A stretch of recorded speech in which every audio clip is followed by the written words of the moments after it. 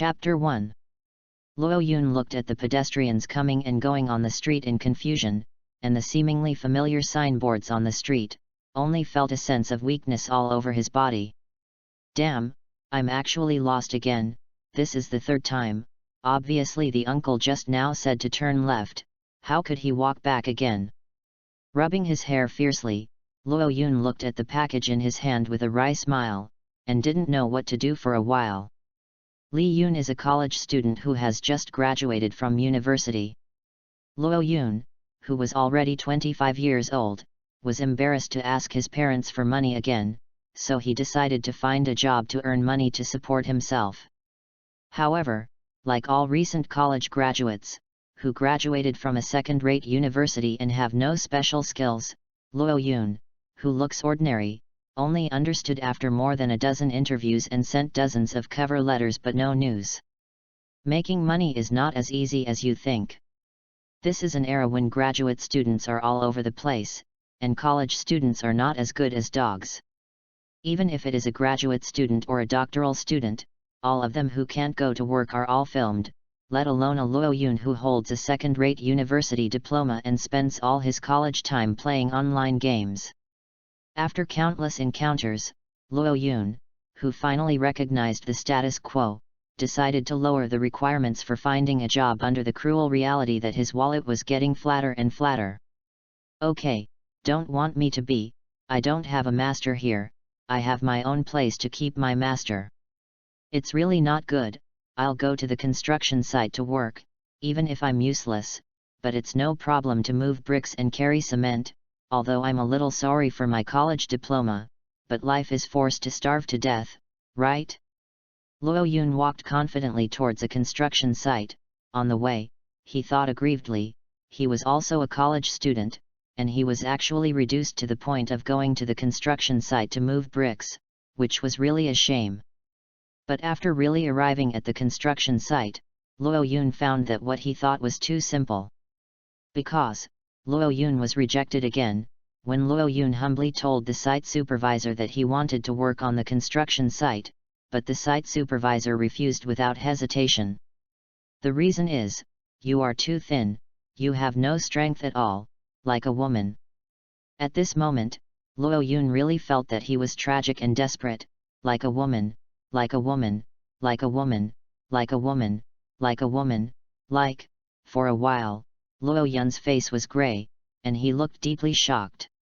In the end, when Luo Yun's wallet was only the last red ticket left, there were only two options for Luo Yun, either call home and ask his parents for money, or go to the only job he found, a courier job.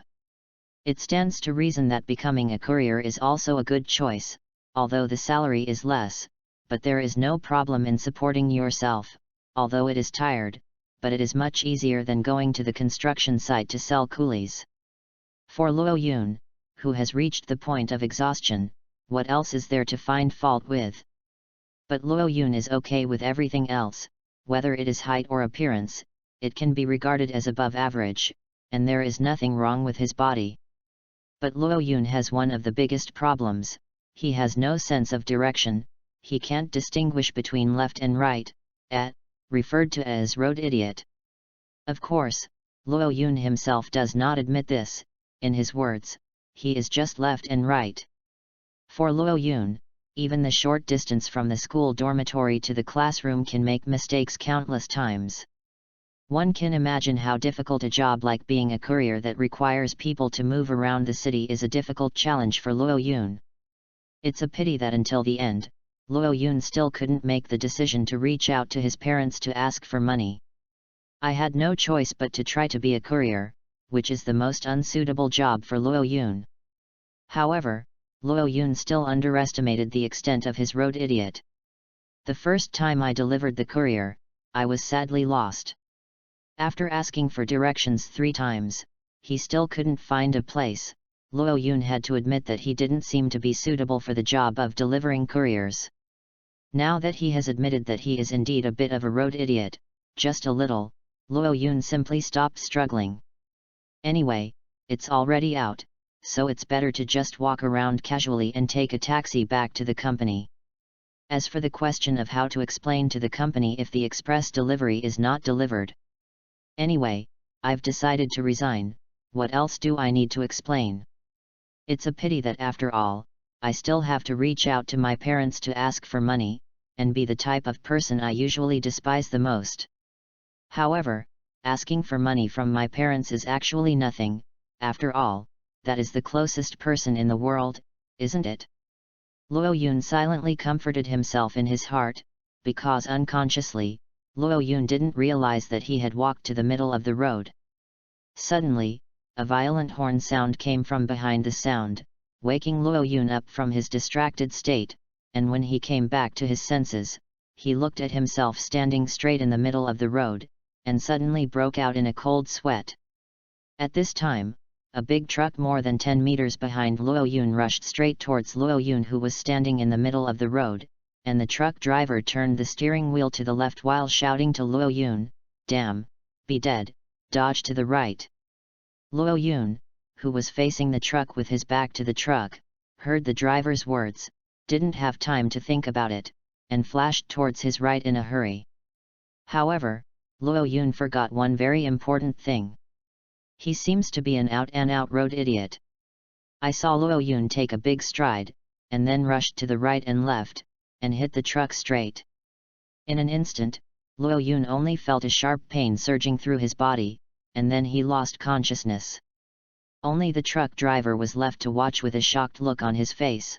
Luo Yun's broken body was hit straight to a height of 4 or 5 meters, and then, like a rag, fell on the road more than 10 meters away. 10 minutes later, the police arrived at the scene of the accident. At this time, Luo Yun's body was already cold, because there were many passers-by who proved that Luo Yun was standing in the middle of the road and took the initiative to hit the truck. So after the truck driver police made a record, he was let go and did not bear the responsibility for the accident, and Luo Yun was regarded as a suicide. The body was taken away and cremated. What people don't know is that after Luo Yun was knocked into the air, a black hole several meters in size suddenly appeared hundreds of meters above Luo Yun, and then, from Luo Yun's body, a pale white mist-like gas emerged, which was sucked into the hole by the black hole, and a few seconds later, the black hole disappeared into the sky. The pale white mist gas is actually Luo Yun's soul, and from a scientific point of view, it is brain waves. No matter what it's called, the fact is that in the real world, Luo Yun is dead, but his soul is sucked away by an inexplicable black hole and starts a new journey. Chapter 2. Black holes are the most terrifying and mysterious things in the universe. Nothing can escape the swallowing of black holes, even if it is an ethereal thing like light, which cannot be seen or touched.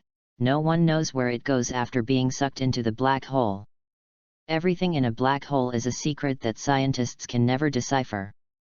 Luo Yun, on the other hand, was fortunate enough to see the scene in the black hole, provided that he could have a sober mind. After Luo Yun's soul was sucked into the black hole again, he came to a pitch-black space. This space didn't know how big it was. From time to time some aurora-like streamers passed around Luo Yun, and under the illumination of the streamer, you could see the looming gaps in the pitch-black space. These gaps were of different sizes, and they were all over the space. In the space, in addition to Luo Yun's soul, there are all kinds of meteorites of different sizes and colors, and even, dozens of miles away from Luo Yun, there is a broken warship with a size of tens of thousands of meters. If Luo Yun could see it, he would definitely be surprised and couldn't close his mouth, because this showed that in the universe, in addition to human beings, there are definitely other intelligent civilizations, and technology has surpassed human beings in several dimensions. Luo Yun's soul wandered aimlessly in this space, and after a while, suddenly a golden fruit with a pineapple shape and a spiral pattern slammed into Luo Yun's soul at a sublight speed, knocking Luo Yun's soul into a gap near him. Laden, a world full of magic. In this world, there is a kingdom of Fiori, a permanent neutral country with a population of 17 million, and it is a magical world. Magic is sold in ordinary people's lives, but there are people who manipulate magic and make a living from it, and people call them magicians. The magus belong to different guilds to receive commissions and complete work, and there are many such guilds in the country. In 778, in a certain forest in the kingdom of Fiori, by a small river, a young man about 12 or 13 years old, with black hair and a delicate face, lay on the ground, his body gradually cold, as if he had been dead for a while. Looking at the young man's face, he should have been starved to death. Suddenly, more than 10 meters away from the young man, a crack suddenly opened in mid-air, and then, a golden yellow, pineapple-shaped, spiral-patterned fruit flew out wrapped in a pale white mist-like gas, and crashed into the boy's body. As soon as the pale white gas wrapped around the fruit came into contact with the young man, it immediately merged into the young man's body and disappeared, leaving only a golden fruit to fall beside the young man. After a while, the young man, who had been dead for a long time, suddenly his eyelids twitched slightly, and he slowly opened his eyes. The boy slowly sat up from the ground, his body shaking unnaturally, as if he was not very comfortable.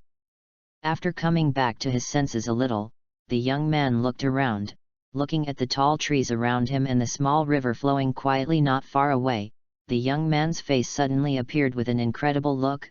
This, what kind of place is this? How can I be here? Shouldn't I be on the street? By the way, I seem to have been hit by a truck. Thinking of this, the young man hurriedly checked his body, and this examination made the young man stunned instantly.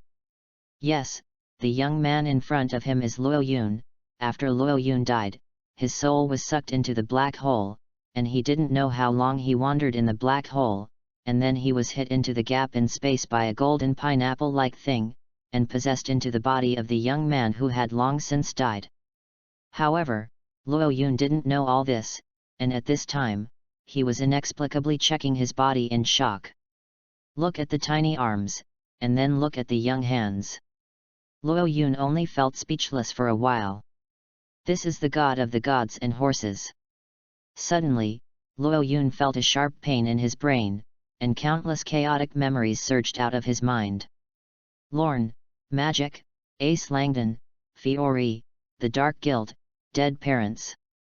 These memories are so jumbled that there is no coherence at all. These memories are actually the memories of the predecessor of Luo Yun's body. Although the boy has long since died and his soul has disappeared, there are still many fragments of memories left in his body. Through these memories and the combing of their own current situation, Luo Yun gradually came to an incredible conclusion. Looks like I'm supposed to have met the legendary time traveler? This is a world called Ace Langdon, and the owner of this body is called Lorne Trist, and he is the same as himself. Because I encountered something called the Dark Guild, my family died, and I fled to the forest, and I died, and then, I possessed it.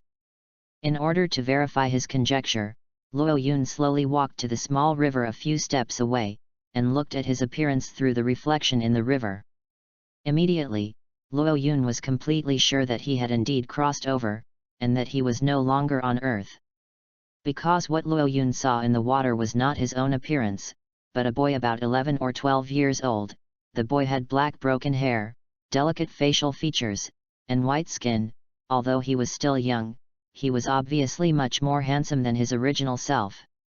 Well, it's frustrating to admit that someone is more handsome than you, but now that this person is you, it's a good thing to be more handsome than you used to be. Reluctantly comforted himself, it was too late to feel upset and frustrated about what happened to him, because what was in front of Luo Yun now was a more serious matter. The weak body and the strong hunger in the abdomen constantly reminded Luo Yun that if he didn't find something to eat, he was afraid that he would follow in the footsteps of the predecessor of this body and starve to death in this forest. The intense hunger forced Luo Yun to keep searching for everything that could be eaten in front of him. Unfortunately, there was nothing nearby except a golden yellow, pineapple-like fruit of unknown origin. Although there are fish in the river, it is obviously unrealistic to try to catch fish with this weak body that seems to be about to faint. That's right, if there was something to eat nearby, the owner of this body wouldn't starve to death here, allowing Luo Yun to occupy the body. Well, now the only option is that pineapple-like thing. Luo Yun walked over and picked up the obviously suspicious fruit on the ground. Well, it's still pretty good, golden, beautiful. But when the question is asked, the spiral pattern on the skin of this thing is something. Although it seems to have an inexplicable sense of familiarity. But it's obvious that it doesn't look like it's edible, and it looks like it's poisonous no matter how you look at it. It's a pity, although I desperately don't want to eat this fruit. But the gradually darkening eyes made Luo Yun have no choice at all. If you eat it, you won't necessarily die. If you don't eat iron, Nima, I always have to face such a choice for Mao. Decisive wood is affectionate. With the determination to die, Luo Yun tore open the skin of the pineapple-like fruit, and then bit it viciously. Well, it doesn't seem to taste like anything, so let's take another bite. It still doesn't taste good. Hungry, Luo Yun ate the pineapple-like fruit in a few gulps. And then, Luo Yun found that he seemed to have been cheated again. Because, as soon as Luo Yun ate the fruit, an indescribable feeling of nausea appeared in his stomach, and a huge feeling of nausea rushed straight from his stomach to his brain, and then, Luo Yun fainted gorgeously. Chapter 3. After Luo Yun fainted, Luo Yun's body gradually emitted golden light, and the golden light slowly diffused from Luo Yun's stomach to his limbs and brain, and a few seconds later, the golden light slowly transferred to Luo Yun's heart under an inexplicable external force, and then disappeared. After a long time, Luo Yun gradually woke up. After waking up, an unfamiliar piece of information appeared in Luo Yun's mind, and he was stunned for a while, and then, as if instinctively, Luo Yun gently raised his right hand, stretched out his index finger and pointed to a big tree about 10 meters high dozens of meters away. I saw a burst of golden light emerge from Luo Yun's index finger, constantly condensing, and after a few seconds, it flew out in an instant, shooting into the big tree. After hearing a bang, the big tree that was more than 10 meters high and hugged by one person broke out of thin air from the place where it was hit by the golden light, and fell to the ground, kicking up bursts of dust. Seeing this scene, Luo Yun was obviously stunned, looking at his hands blankly, with an obviously unbelievable look on his face. This is what I did. It turned out that the golden yellow, pineapple-like fruit with spiral-patterned skin that Luo Yun ate was actually the famous devil fruit in the One Piece world. And it's a sparkling fruit that stands at the top even among devil fruits. As a dead house that has been in college for 4 years, Luo Yun has naturally watched the famous animation of One Piece. And the information that came to Luo Yun's mind just now was to introduce the ability of this fruit. Although I don't understand why the devil fruit of the One Piece world appears in this world called Ezra-dun. But this is obviously not where Luo Yun cares. After a moment of sluggishness, a wave of ecstasy suddenly surged into Luo Yun's heart. Ha ha ha, it's great, I actually have superpowers, this ability, it's amazing. Ha ha. Luo Yun continued to test this newly acquired magical power, only to see lasers shoot out of Luo Yun's hands in all directions, causing bursts of explosions and destroying the surrounding area. After coming over for a while, Luo Yun stopped this behavior that was purely destroying the bad environment. At this time, the trees within 100 meters around Luo Yun had been completely destroyed, and a single intact tree could no longer be found. It's no wonder Luo Yun is so crazy. For Luo Yun, he has always had a fear of this world in his heart, which is the fear of the unknown. Leaving the familiar earth, familiar friends, loved ones. Coming to this strange world is not a pleasant thing for anyone. Luo Yun didn't know anything about this world, and he didn't even know how he was going to survive in this world. After all, Luo Yun only got some of the memories left of this body, and these memories had almost nothing of value other than letting Luo Yun know that the world was called Esla-den and the country he was in was called Fiori. Therefore, Luo Yun would vent so frantically after getting the power of the glittering fruit, which was the joy that he had the capital to survive in this world. After a short period of venting, Luo Yun felt a little tired. After all, this body was still very weak, although the devil fruit still had the basic function of being able to fill his stomach, slightly relieving Luo Yun's need for food. But for Luo Yun, who had been hungry for a long time, just one devil fruit was too little. However, now Luo Yun can be said to be full of confidence, and he is not worried that he will not be able to find food. That's right, after all, what Luo Yun has is the shining fruit ability of the Yellow Ape General in One Piece. Imagine the Yellow Ape killing the supernova in seconds, and single-handedly taking on the white-bearded Ox Fork combat power. You can imagine how strong the shining fruit is. It's no wonder that Luo Yun made a look like the eldest in the sky and the second in the earth. Of course, the current Luo Yun is naturally far inferior to the Yellow Ape, not even 1/1000th of the Yellow Ape. The Yellow Ape has a two-color domineering, superb physical skills, and can single-handedly challenge the powerful swordsmanship of the Hades King Lei Li without falling behind, and the combat experience that has been tempered thousands of times. These things, Luo Yun, the scum who originally had a combat strength of only 5, naturally did not have them. In terms of the development of fruit ability alone, the Yellow Ape is far more than dozens of streets in Luo Yun. Just as the Hades King Riley in One Piece describes the devil fruit, the devil fruit does not give people power, but ability. However, although Luo Yun thought that he was far less powerful than the general Yellow Ape, Luo Yun thought that with the ability of elementalization that he possessed, no one would be able to harm him. After all, there was no such thing as armed color domineering and halo stone in this world. In the future, Luo Yun will know how wrong this idea is. Although this world does not have the armed color domineering, it has a magic that is not inferior to the armed color domineering, and even more magical in function. Of course, for Luo Yun now, the most important thing is how to fill his stomach. Fortunately, after having the ability of the sparkling fruit, obtaining food is already a very simple matter for Luo Yun.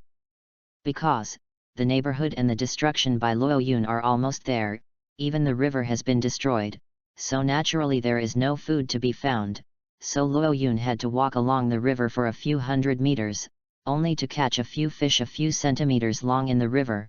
With the ability of the sparkling fruit is to catch the fish is convenient, as long as you use a light finger of your hand, you can penetrate the body of the fish. After catching the fish, Luo Yun picked up some dead branches and some wooden sticks from nearby, lit them with fruit ability, and then inserted the sticks into the fish. Grill the fish. This forest is full of plants, and these things are still easy to come by. 10 minutes later, the fragrant, steaming grilled fish is ready. Luo Yun, who was already hungry, smelled the fragrance, so he naturally couldn't bear it anymore and immediately ate it. Well, it doesn't taste good, but it's much better than a devil fruit. As if thinking of something bad, Luo Yun shuddered fiercely. Devil fruits, I swear, I don't want to eat them a second time. Luo Yun's expression was serious, and he said the same thing as everyone who had eaten the devil fruit. Soon, Luo Yun ate 3 grilled fish in one go, and after patting his stomach with satisfaction, Luo Yun still had 1 grilled fish left to eat. After all, for a teenager, 3 grilled fish was already a lot. As the saying goes, after being full of warm thoughts and lust, Luo Yun did not have any bad thoughts, but he also felt a wave of sleepiness coming. So Luo Yun found a shady tree and fell asleep. In other words, the environment of this world is really good, the air is fresh, the vegetation is lush, the sun is mild, and it is several times better than the earth, so it is really a good place to sleep. Although Luo Yun felt very sleepy, he naturally wouldn't sleep too hard in this unknown forest. God knows, when a monster will come out, let's eat it as a snack. After all, Luo Yun has learned that there is such a thing as magic in this world, and since there is magic, it is not a strange thing that a magical beast or something appears. Although he is now considered to be a good strength, there is nothing wrong with being careful. For this hard-won life, Luo Yun cherishes it very much.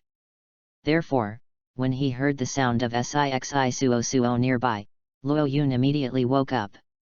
This is Luo Yun, who had just woken up, widened his eyes in disbelief. I saw a yellow kitten, holding Luo Yun's leftover grilled fish and biting it, while looking at Luo Yun in a panic. If that's all there is to it, it's still within Luo Yun's comprehension and so on. Then what happened next was completely beyond Luo Yun's understanding. I saw the kitten screaming, "Oh no, it's been discovered." Then, a pair of wings grew from his back, fluttered into the air, and looked at Luo Yun with frightened eyes. While apologizing weakly, he said, "Yes, yes, I'm sorry, I stole your fish, and because I was hungry." Luo Yun stared blankly at the kitten flying in mid-air, and didn't know what to say for a while. At this moment, Luo Yun only felt that his worldview was completely messy. A cat can talk and fly, so what kind of trouble is this? I don't feel like I love it anymore. Stared at the kitten in mid-air with his eyes dead, only staring at the kitten in horror. It took a while for Luo Yun to accept the unscientific premise that a cat can talk. This cat is no different from an ordinary cat except that it can fly and talk. Well, at least the combat effectiveness is no more than 5 scum, and there is no threat. What are you? Luo Yun instinctively asked because he didn't know what to say. Are you asking my name? I'm sorry, I don't have a name. Private Masson, Private Masson. Looking at the kitten's negative and devastated look, Luo Yun was speechless for a while. Okay, then, who is it? I don't care about you stealing my grilled fish, I can't finish it anyway. You come down and talk first, I'm tired of tilting my head and talking to you. Although I still couldn't accept the matter of talking to cats for a while, I thought that this was not the earth, so I was calm. What's more, the current Luo Yun is a master of art and bold, and a little cat is not in the eyes of our Uncle Luo Yun. The yellow kitten's eyes lit up and he asked hesitantly, Really, really? It's true, I just want to ask you a few questions, as a reward for eating my grilled fish. Oh, the little yellow wild cat looked innocent, easily believed Luo Yun's words, flapped its wings and quickly landed.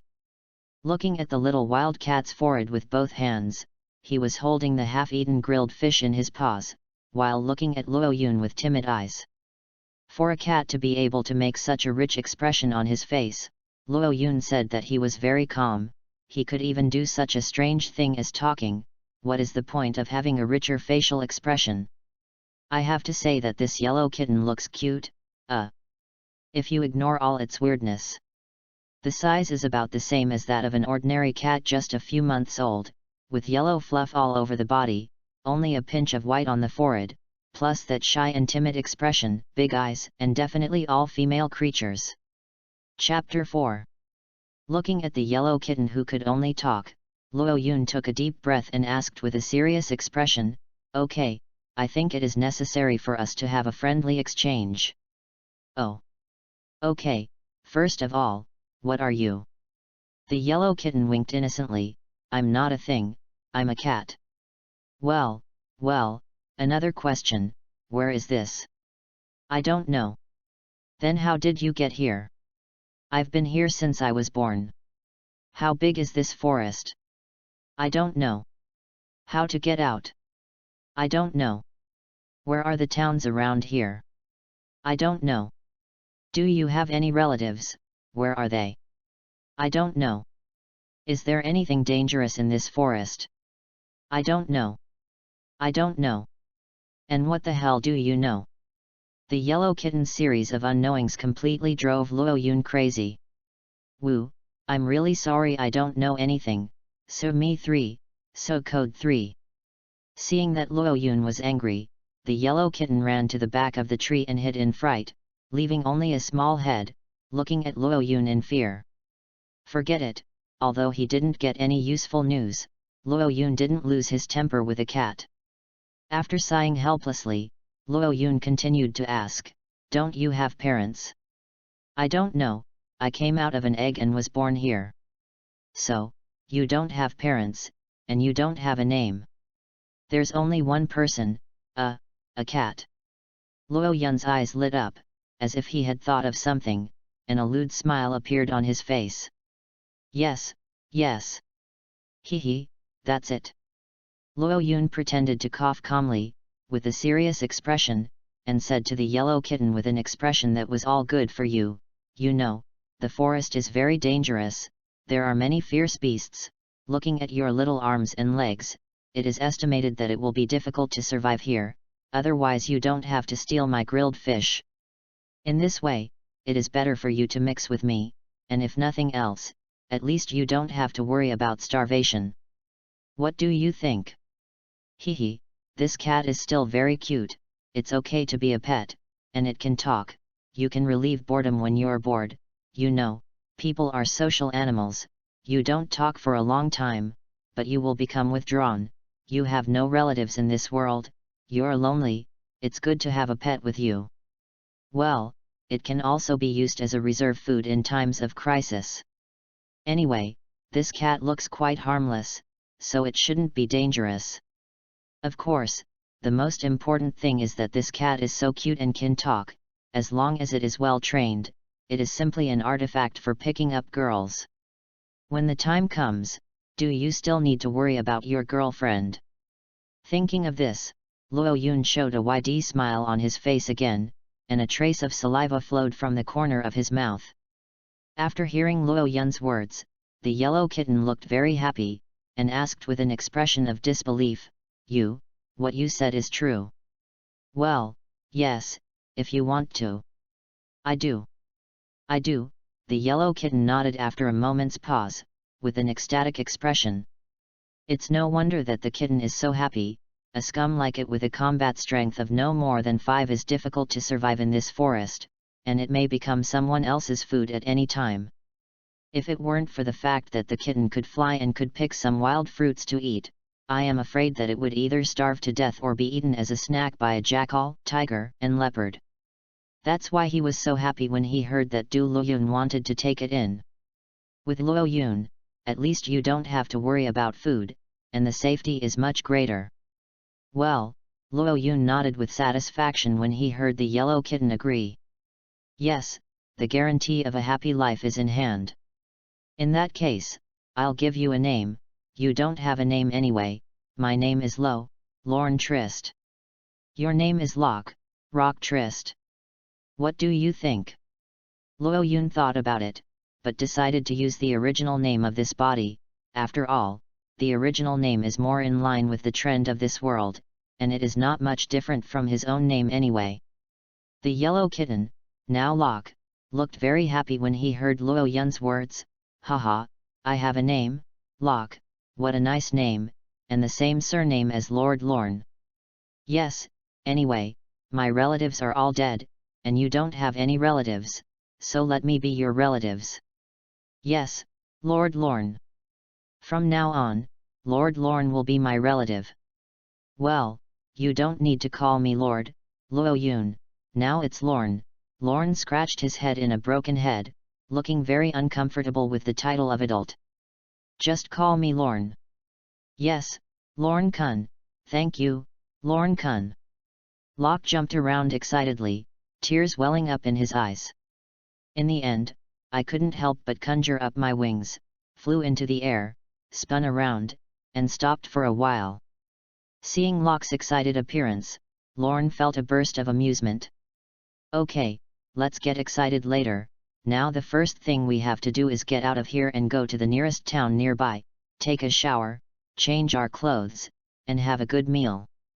Looking at his clothes with a few holes and a lot of stains, Lorne picked up the yellow kitten Locke on the ground and said, Well, as far as I can remember, I should go this way, and in about 2 hours I will be able to walk out of the forest and see the town. Well, it should be this side, after all, the original owner of this body ran in from here. Judging from the footsteps of a child, even an hour should be about the same. 2 days later. Lorne Kun, we seem to be lost again. The yellow kitten, who was sitting on Lorne's shoulder, said for the 7th time. Long-winded. Lorne let out a shy roar and walked on with a dark face. Lorne Kun, we seem to have been here before. We've walked over Lorne Kun's side, or let's go that way this time. Shut up, believe it or not, I won't give you food. Whew. Locke, the yellow kitten, covered his mouth in horror. Damn, how did I forget that I didn't have such an important thing to do left and right? Yes, it's been 2 whole days, and Lorne and the little yellow cat Locke have not only failed to get out of the forest, but have gone deeper and deeper into the forest.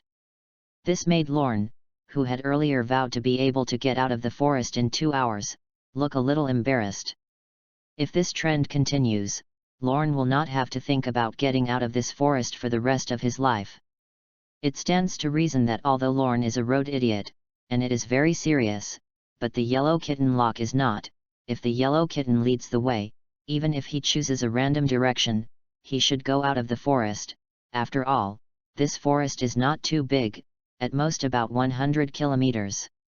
At Lorne's speed at this point, it wouldn't be too difficult to get out of this forest. The point is, until the last minute, Lorne will never let the yellow kitten Locke lead the way. Because in Lorne, this is tantamount to showing Locke that he is a standard road idiot.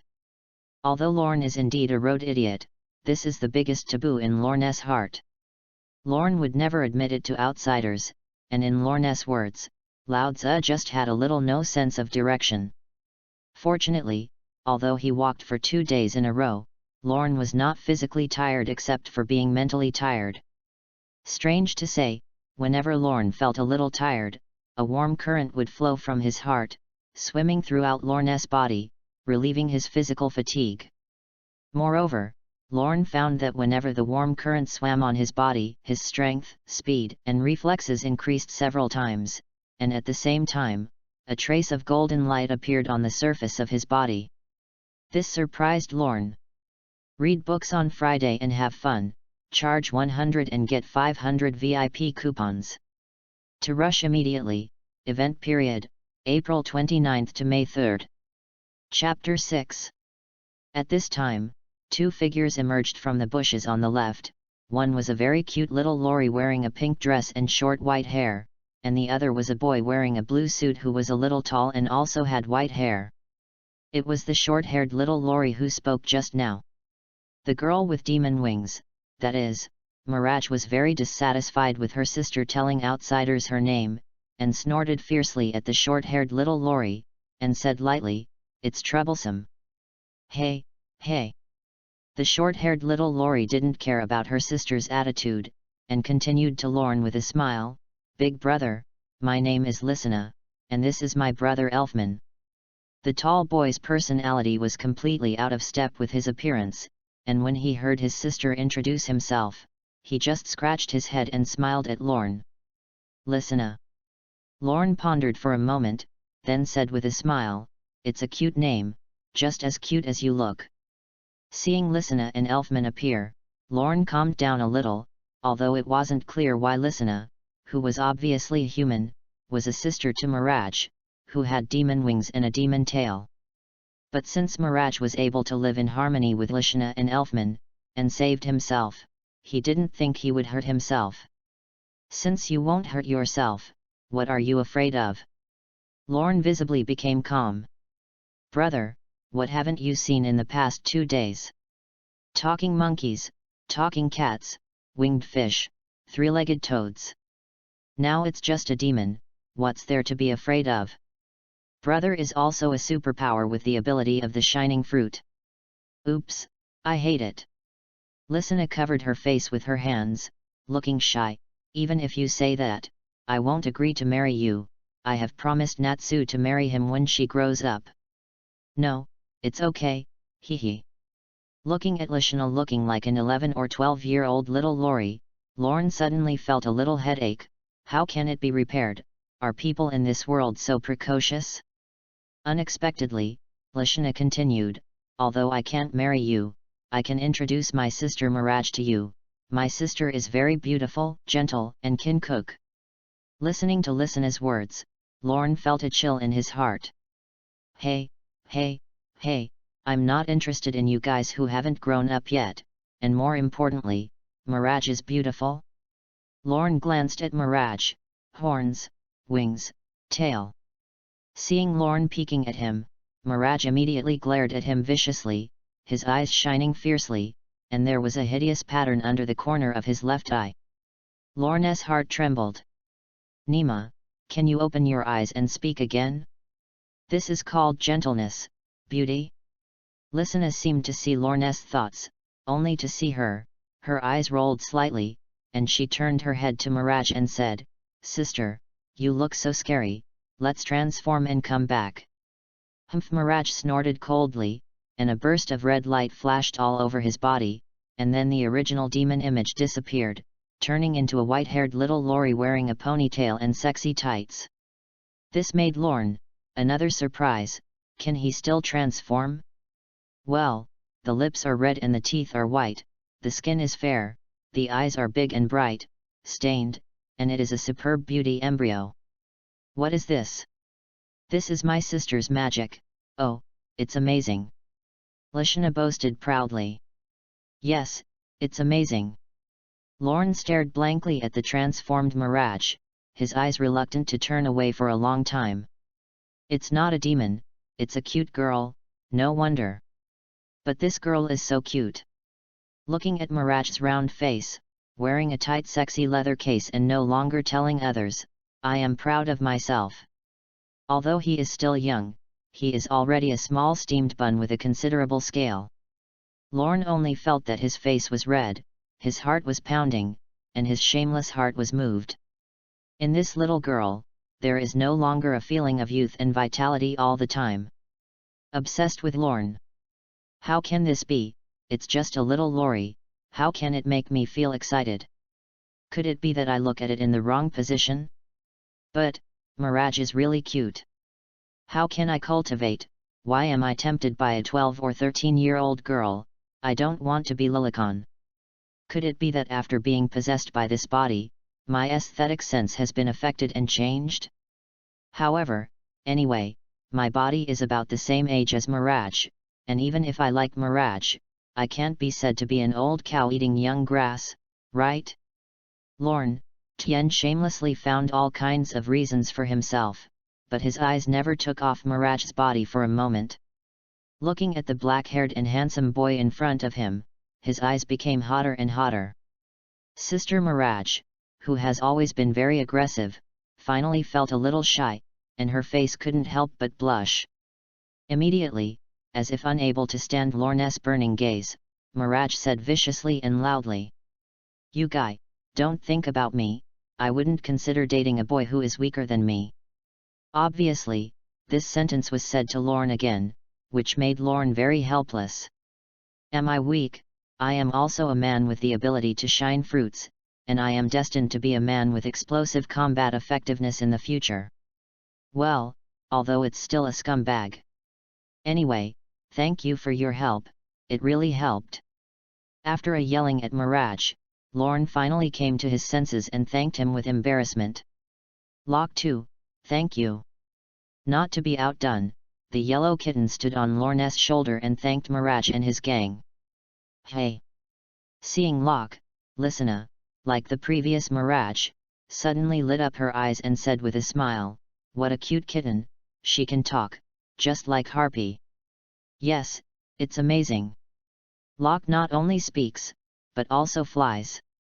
Seeing that Lishna was interested in Locke, in order to please her future sister-in-law, Lorne did not hesitate to grab the yellow kitten Locke lying on his shoulder and handed it to Lishna, completely ignoring Locke's ideas.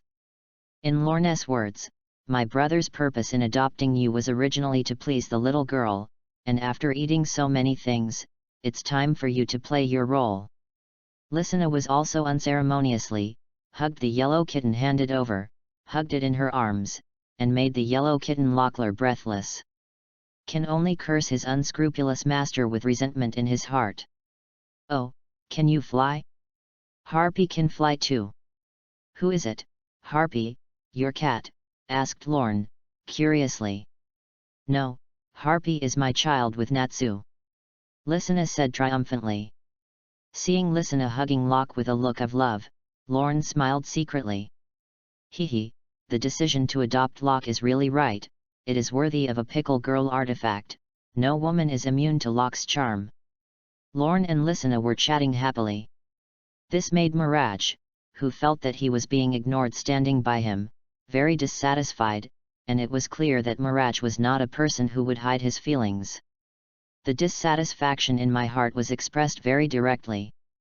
All right, listen, Elfman, we should go. Hey, you guy, stay away from us. Well, I'm not called Hey, I'm called Lorne, Lorne Trist. Lorne said weakly. I don't care what your name is, Mirage said impatiently. Anyway, we're leaving, don't you pester my sister, do you hear? Well, it seems that Mirage has no intention of remembering what he is doing right now. Am I being hated? Lorne felt tragic, but despite Mirage's words, Lorne had no intention of separating from the Mirage siblings. Just kidding, let's not say that I'm still getting lost, and I finally met people, how could I let it go so easily? What's more, if I am separated from you now, will there be a chance to see you again in the future? Do you know that you are the woman I fancy? Obviously, at such a time, even if he was dead, Lorne would not be separated from Mirage and his gang. Well, if you can, please take me with you, I'm a weak boy, in this forest, but it's very dangerous, and if you're not careful, you might become the dinner of some beast. Lorne said with a look of weakness. No way, don't dream, you can die here by yourself. Mirage snorted his little tiger teeth viciously. At this time, Elfman, who had been making a shy expression on the side, said, Sister Mirage, let's take Big Brother Lorne with us, Big Brother Lorne is so weak, it's really dangerous to be alone in this forest. I can't see that Elfman is so sympathetic, such a big man, I really can't see it. Brother-in-law Elfman, well done. Yes, yes, Sister Mirage, you can let Big Brother Lorne join us, Big Brother Lorne is very good. Moreover, Brother Lorne is not an outsider. Holding the yellow kitten lock, Lysina, who kept rubbing her chest, helped. Well said, worthy of Lysina's sister-in-law. Hee, of course I'm not an outsider, I'm an insider. Lorne gave a secret thumbs up. Seeing his younger siblings all helping Lorne speak, Mirage only felt a nameless fire, and even looked at Lorne's delicate face with more and more annoyance. Lysina, Elfman, don't be fooled by this guy, this man has a strong magic in him, how can he be weak? Speaking of this, Mirage was also slightly surprised in his heart.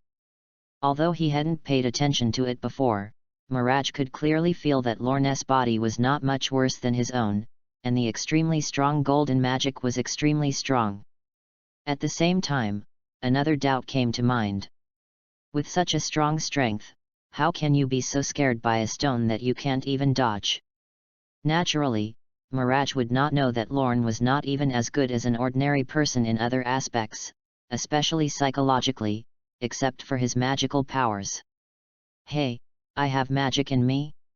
Hearing Mirage's words, Lorne secretly guessed that Mirage should be referring to the heat flow in my body, and I guessed correctly, the thing that can improve my physical fitness is indeed magic. However, now is not the time to think about this, and the immediate priority is how to get Mirage to agree to let him follow them. Humph, it seems that it won't work if you don't make a ruthless move. I don't believe that a college student who has been poisoned by the exam-oriented education of the motherland can't convince you of a teenage kid. Lorne secretly cheered himself up in his heart, and then, trying to pretend to be sad, said to Mirage, Woo, please take me with me, I am an orphan, my parents were killed by the people of the Dark Guild, and they still wanted to kill me, I fled to the forest until I escaped their pursuit. Now I have no relatives and nowhere to go. What you said is true. Sure enough, from the fact that Mirage was able to jump out without hesitation to help Lorne block the stone, it can be seen that although Mirage has a very vicious attitude, she is still a kind girl in essence, and when she heard Lorne say that she was an orphan, Mirage's attitude was obviously relaxed. Sure enough, as Lysina said, Mirage is very gentle. Humph, what does that have to do with us, said Mirage with a stiff mouth, although his attitude had softened. It's a pity that although Mirage looks like he won't let go, how could Lorne, who is a simple boy on the surface but a good man on the inside, not hear that Mirage just can't get rid of face? Seeing that there was a play, Lorne decided to make a ruthless move. I saw Lorne snatch Locke from Listena's hand, hugged him in his arms and cried bitterly, "Woo-woo, I'm sorry, Locke, I can't give you a stable life and let you suffer with me. Dead cat, cooperate a little, whether we can get out of the forest, and it depends on your performance that we have a place to live." Lorne put his mouth to Locke's ear and whispered. "Woo-woo, it's okay, Lorne-kun, you go there, Locke will follow you. Locke will follow you for the rest of his life." Not to be outdone, Locke the yellow kitten burst into tears. "Lorne-kun, you went too far, and you didn't even ask my opinion and left me to the witch Lysina. Ian, Locke, let's wander around for our lives." Okay, I'm not right this time. When I get out of the forest, please eat a big meal to make amends." "Lorne-kun. Really, can you eat anything?" The yellow kitten was overjoyed, and his face was full of excitement. "Locke, take back your stupid look of excitement for me, you dead wild cat, don't show your stuff." "Lorne-kun." "Locke." Lysina and Elfman were already moved to tears by Lorne and Locke's performance by the little wildcat, and their little hands kept tugging Mirage to plead. "Sister Mirage, brother Lorne and Locke are so pitiful, let's take them back to the Union." Mirage couldn't bear to look at Lorne and Locke howling and crying, and after Lysina went down the steps, he also said, "For Lysina's sake, you can follow our guild, but I can't guarantee whether the guild will take you in, it depends on the president's intentions." "Don't worry, the president and grandfather are so good, I will definitely agree," Lysina said without worry. "Haha, that's great, Lorne-kun," Sister Mirage agreed. "Yes. It's great." Hearing that Mirage agreed to take him back to the guild, the frustrated expressions on Lorne and Locke's faces immediately disappeared and turned to a look of elation. It was so fast that Mirage and his gang were stunned. I saw that the yellow kitten Locke stretched out a kitten paw, and patted Lorne's right hand lightly, celebrating each other, looking very tacit. Lisa. Elfman. Mirage. Chapter 7. Anyway, no matter what happened, the result was that Lorne and Locke the yellow kitten followed Mirage and his gang to the guild they joined, Fairy Tale. Along the way, Lorne used various methods to strike up Mirage and was very courteous. Unfortunately, Mirage didn't mean to give Lorne a good look in the slightest. In desperation, Lorne had no choice but to hit Mirage's younger siblings with his ideas. "Well, it's mainly my sister Lysina. Elfman, it's hard to imagine how such a burly big man can have such a quiet personality. No matter what Lorne asks, he will only make a few shy ahs, which makes Lorne very helpless." Luckily, there was also Lysina, a lively little Lori with short hair, who was happy to talk to Lorne along the way. So a conversation about the future brother-in-law and the future sister-in-law began. "Lorne, now, Lysina-chan, tell me about the guild you talked about. I want to find out. After all, I will join the guild in the future, so I want to find out." Lysina: "Yes, our guild is called Fairy Tale. It is a very good and powerful guild. Everyone in the guild is very powerful, and our president is one of the 10 sacred wizards of the continent." Lorne: "Wow, holy 10 magus. Isn't this amazing?" Lysina: "Hey, don't you know? The Holy 10 is a title issued by the council that manages the Wizard Guild, and only the top 10 strongest magicians in the mainland can get it." Lorne: "Wow, that's pretty good." In the beginning, most of the questions Lorne asked were related to the guild. After all, this is where Lorne lived in the future, and he always needed to know more. However, the question of the future. Lorne: That. Lysina-chan, tell me about your sister Mirage." Lysina glanced at Lorne suspiciously, and then, as if she had thought of something, she laughed like a stealing little fox. "Na, brother Lorne, you like sister Mirage, right?" "Hey!" Lorne was shocked, looking incredulous. You, how do you know?" "Hee." Lysina smiled sheepishly, "Because brother Lorne has been secretly looking at sister Mirage all the way, I have seen it all." "Mirage, who was at the front, but heard the conversation between Listener and Lorne because of his super good ears, gradually turned red. "I didn't hear it, I didn't hear anything. Damn, is this a confession? I don't say yes easily, even though this guy looks pretty handsome. Oh, what am I thinking? There's no way I'm going to be in a relationship with such a weak boy. Ian, at least you have to be stronger than me." Obviously, although I was dressed quite neatly and looked like I was bad, the first time I heard someone say that I liked herself, Mirage, like other ordinary girls, looked quite nervous and overwhelmed. Of course, Lorne didn't know this, and after Listener said that she liked Mirage, Lorne thought about it and felt that Listener knew that this would not hinder her, but might be able to become a helper in her pursuit of Mirage, so he simply admitted it. "Yes, I like your sister, very much, from the first time I saw your sister. I just fell in love with her, and..." "That's right." Listener pretended to be a little adult and nodded faintly.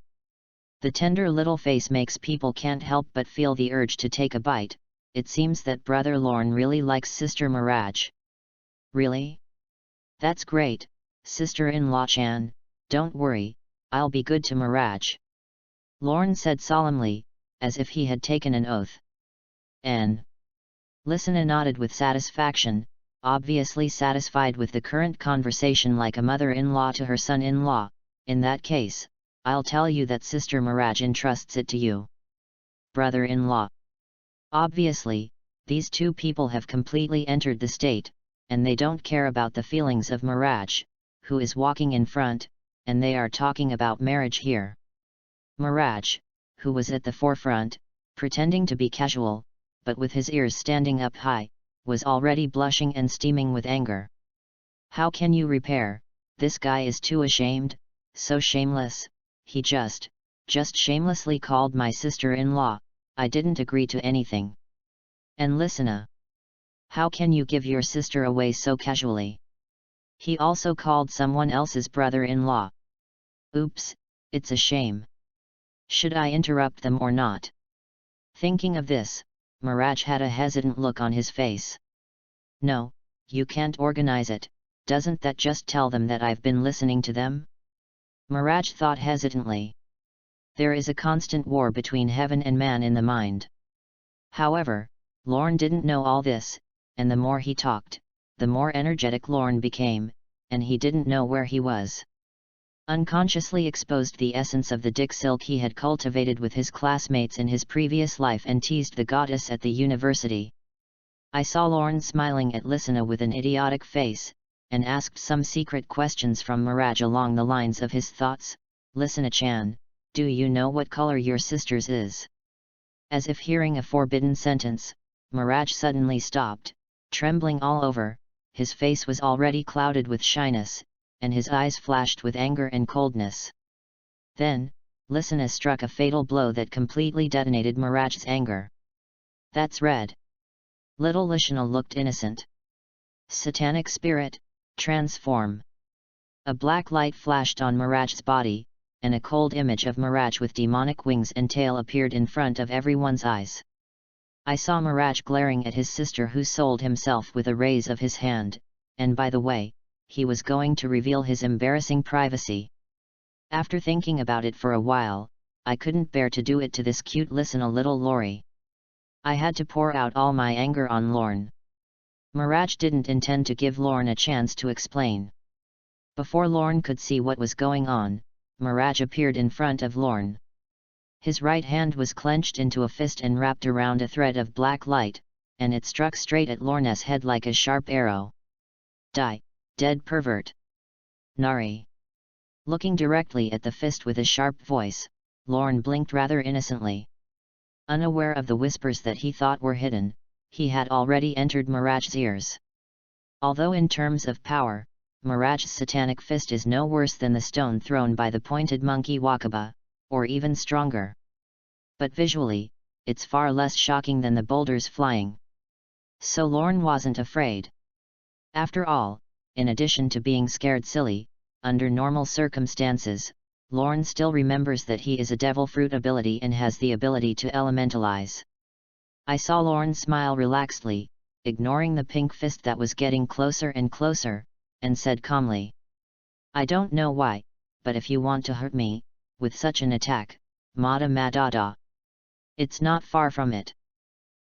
Before Lorne could finish speaking, he was hit hard by Miraj's fist, and he only had time to scream, and then I saw that Lorne's elementalization had no effect at all. The face that was hit rippled like a wave, and then flew up more than 3 meters high, and the whole person turned 3,600 degrees in the air, and then face down, and slid on the ground for more than 10 meters before stopping, and an obvious ravine was created where Lorne slipped on the ground. Fortunately, when he was hit by Miraj, the hot magic on Lorne's body automatically strengthened and protected his face, so as to avoid the tragic end of being sent back to Earth by Miraj with a punch. But even so, under this heavy blow, Lorne's eyes turned white and he fainted completely. There was only one deep resentment in my mind before I fainted. Why doesn't elementalization work? It's not scientific, it's cheating, it's decisive. Oh, Sister Miraj, how can you shoot so hard? Big brother Lorne is about to be killed by you. Lorne kun. Lorne was seen lying on the ground like a dead dog, motionless. Little Lori Lishana screamed in fright, and quickly ran over, squatting beside Lorne, looking at Lorne worriedly.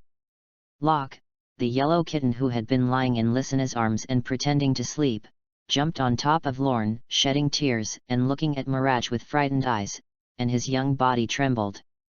From this day on, Miraj left a lingering and indelible shadow in the heart of the yellow kitten Locke. What is there to worry about? Miraj waved his hand indifferently. The magic on this guy is so strong, how could it be so easy to be killed? Really? Lishana looked at Miraj hesitantly, and then, after carefully examining Lorne, she found that Lorne was not injured at all except for a large bag with a high bulge on his face, and even slid to more than 10 meters in a row, and after intimate contact with the ground without the slightest scar on his face, he completely relieved himself. Although it had no effect when he was hit by Miraj, the elementalization did so in the friction with the ground, preventing Lorne from being disfigured. All right, Alfman, take that pervert lying on the ground, and let's get on our way. Miraj lifted his transformation and commanded with a big grin. Oh! Elfman and Lishana nodded obediently. As for Locke, he didn't dare to say more. Chapter 8. In a magical kingdom called Fiori, there are many wizard guilds that specialize in intermediary tasks for magicians, and Fairy Tale is one of them. Fairy Tale, located in the kingdom of Fiori, Magaroria, is the largest and only guild in Magaroria. At this time, although the Fairy Tale had Makarov, a powerful magician with the title of Holy Ten, he was still just a very ordinary guild among the many guilds in Fiori, which was very inconspicuous. But soon, after a new generation of Fairy Tale grows up, Fairy Tale will become the most famous, if not the strongest, guild in Fiori, with countless legends circulating. It took Lorne half a day for Miraj and his party to leave the forest, and after a short rest, it took another 2 days to return to the city where Fairy Tale was located, Margloria.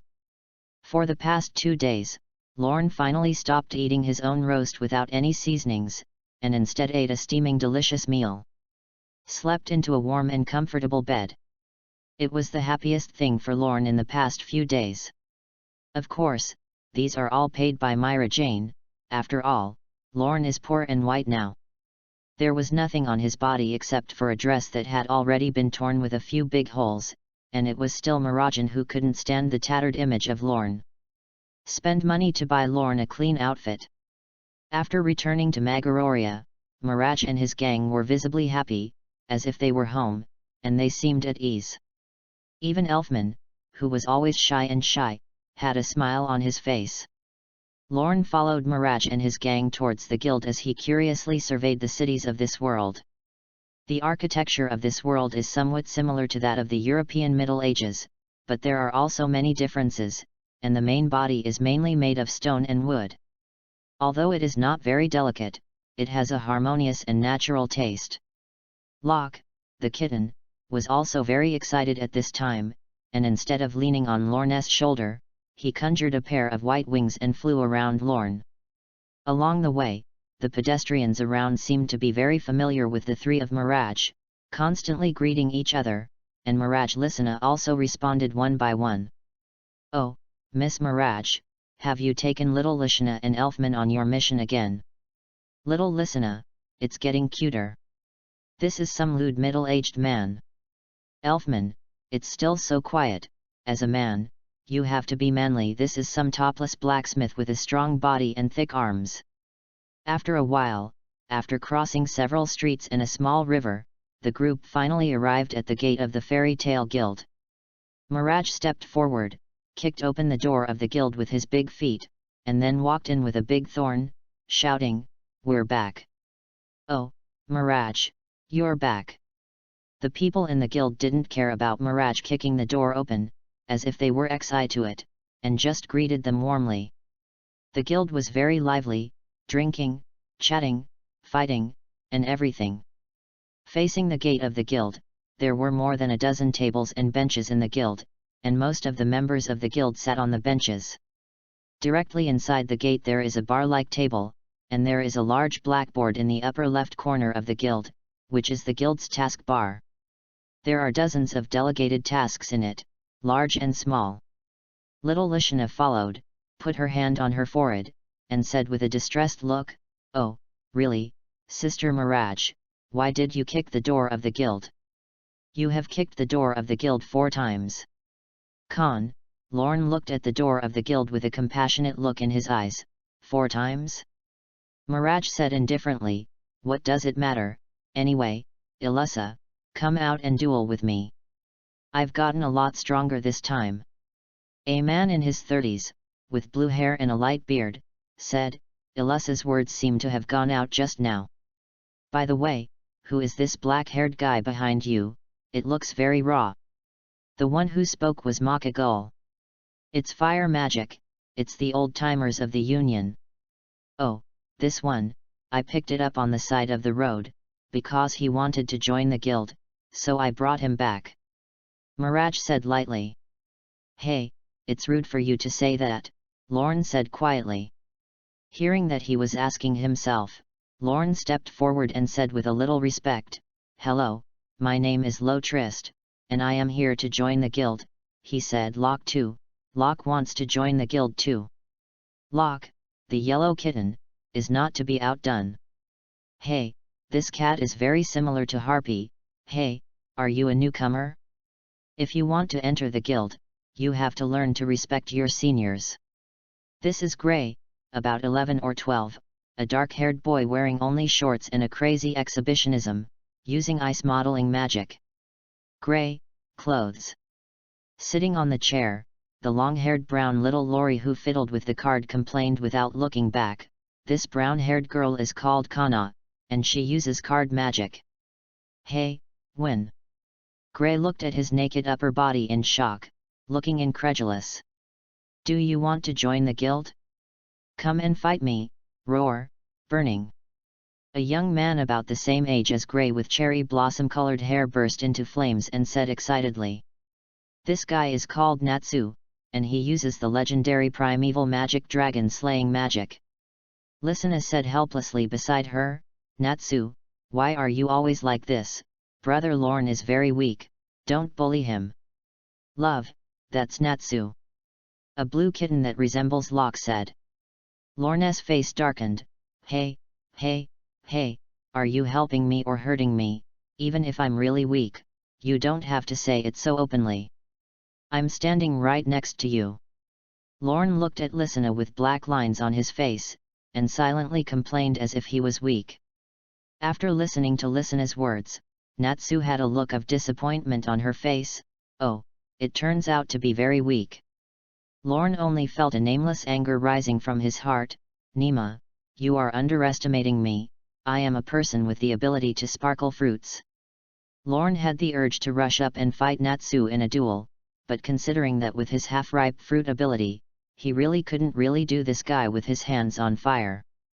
I had to keep comforting myself in my heart, I don't know, like a ghost, I don't know. Like him. Although when he first ate the glittering fruit, Lorne was arrogant that with his elemental ability, no one in the world could hurt him. But in the past 2 days, after being beaten several times by Myra Jane, Lorne has long lost that arrogant thought, and Lorne understands that although this world does not have Halestone and Domineering, the unique magic of this world also has the same effect as Domineering for Lorne. Able to hurt Lorne's body. Therefore, although Lorne is very confident in his fruit ability, he is not sure that he will be able to defeat Natsu. At this moment, a small, balding white-haired old man in ridiculous clothes came out of the crowd and said to Lorne with a smile, "Okay. You guys, don't scare the new companions. Your name is Lorne, isn't it? You have a lot of magic in you. I'm the president of Fairy Tale, Makarov, and welcome to Fairy Tale." "What, you're the president?"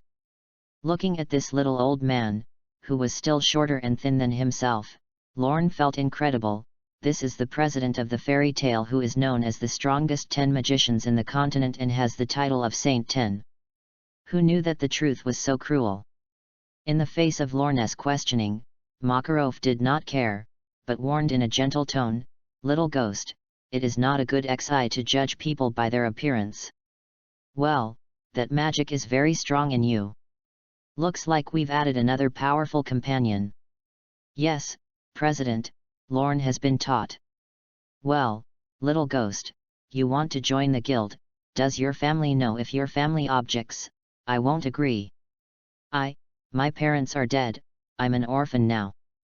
I don't have a home anymore."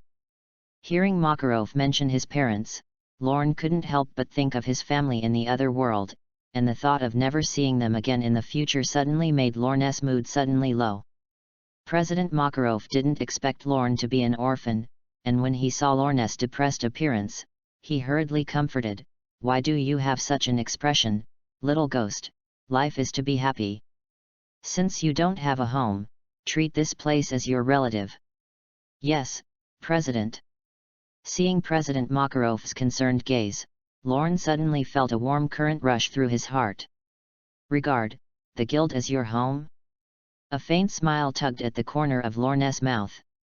Well, anyway, the short, skinny little old man was the president of Fairy Tale, and Lorne was quick to accept that fact. After all, what the president looks like is not Lorne's concern. For Lorne, the more important fact is that Makarov has agreed to let himself join Fairy Tale. The ease with which it was to join a guild made Lorne both puzzled and happy. "Anyway, I finally have a place to live. It's a good start, and we'll talk about the rest later." Soon, Makarov marked Lorne and locked the yellow kitten with the logo of a fairy's tail, a pattern of a fairy. Lorne and Locke are part of Fairy Tale. Lorne printed the pattern on his chest on the right, and the color was golden yellow. Locke, like the blue kitten harpy in the guild, has the pattern printed on his back. The color is silver. Later, President Makarov announced a reception to celebrate Lorne and Locke, who had joined the guild. Suddenly, the guild erupted in excitement and laughter, like a lit powder keg. The members of the guild were excited in an instant, drinking and drinking, fighting and fighting, chatting and farting. The pink-haired Natsu and Grey, who were only wearing shorts, suddenly got into a fight for some reason, and they scolded each other while fighting. "You panty bastard, what are you talking about? It's ridiculous to dare to say that you are better than me, there is a kind of talk about it. You fire-breathing idiot, I'm just better than you. No amount of denial you can change reality.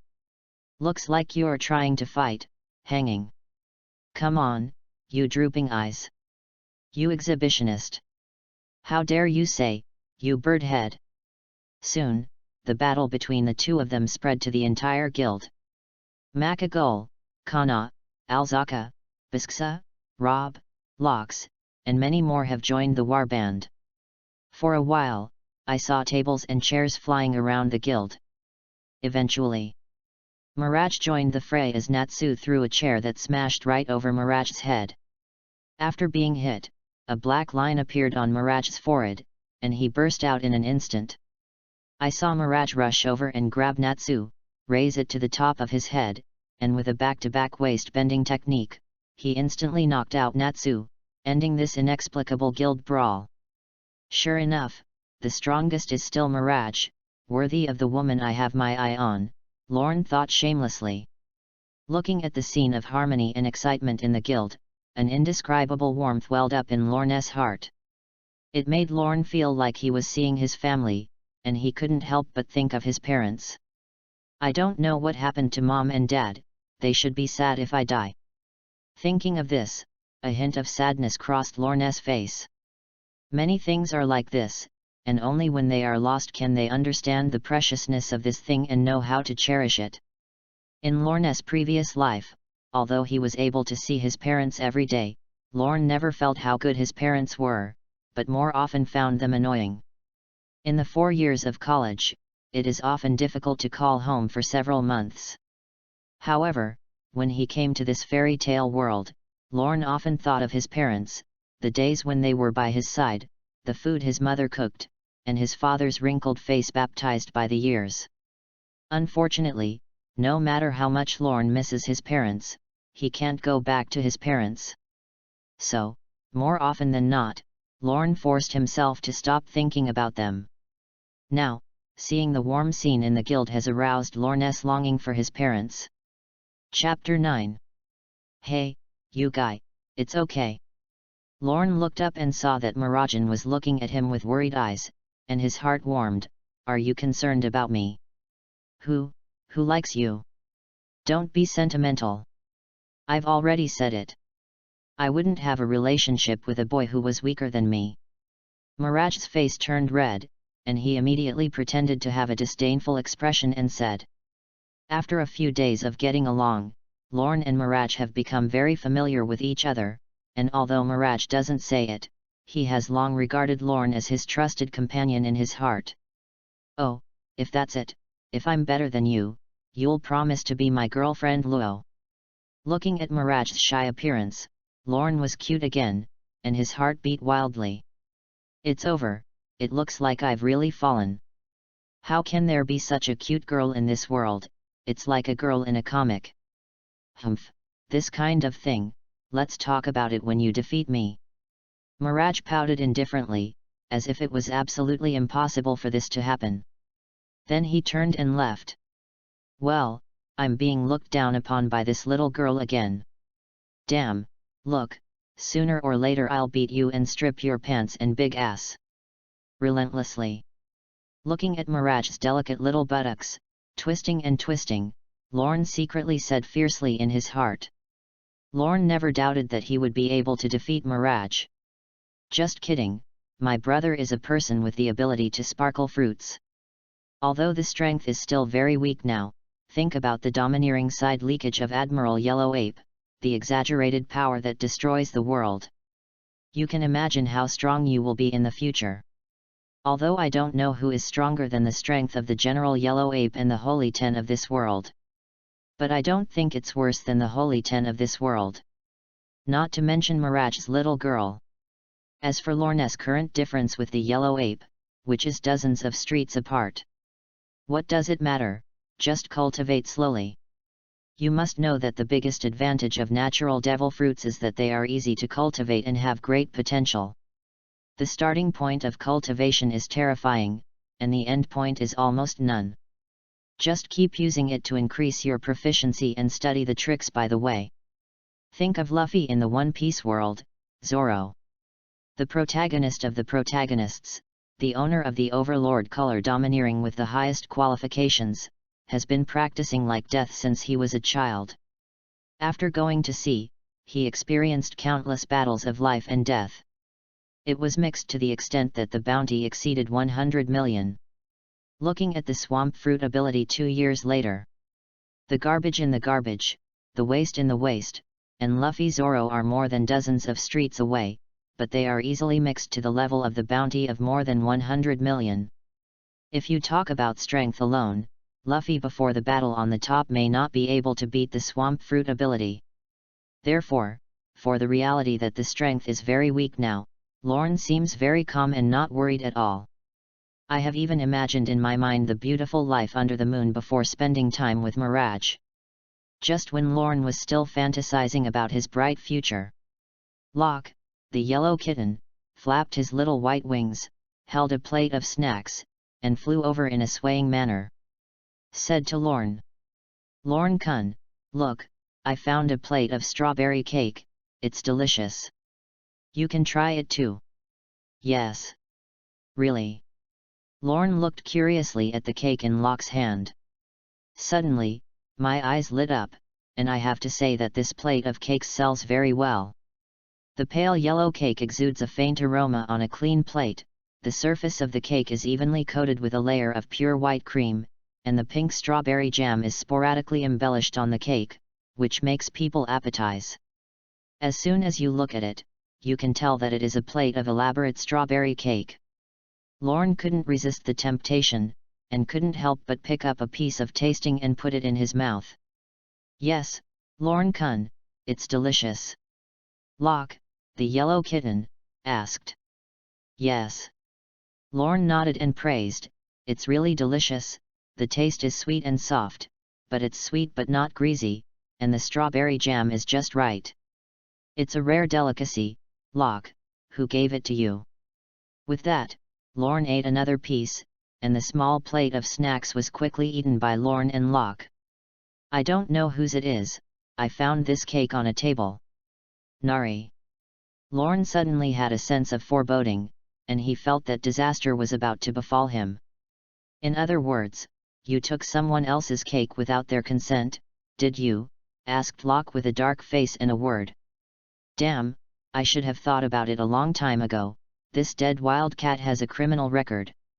Didn't Locke know him because he stole his grilled fish?" This, Locke also thought of at this time, as if he had done something very immoral. Yes, there should be no problem, right?" Locke asked unconfidently. "Lorne." Bang! At this moment, a sudden sound came from the middle of the lobby. I saw a cute girl in armor with beautiful long crimson hair, her face full of anger, kicked and smashed a table, and asked angrily around her, Who took my custom-made strawberry cake?"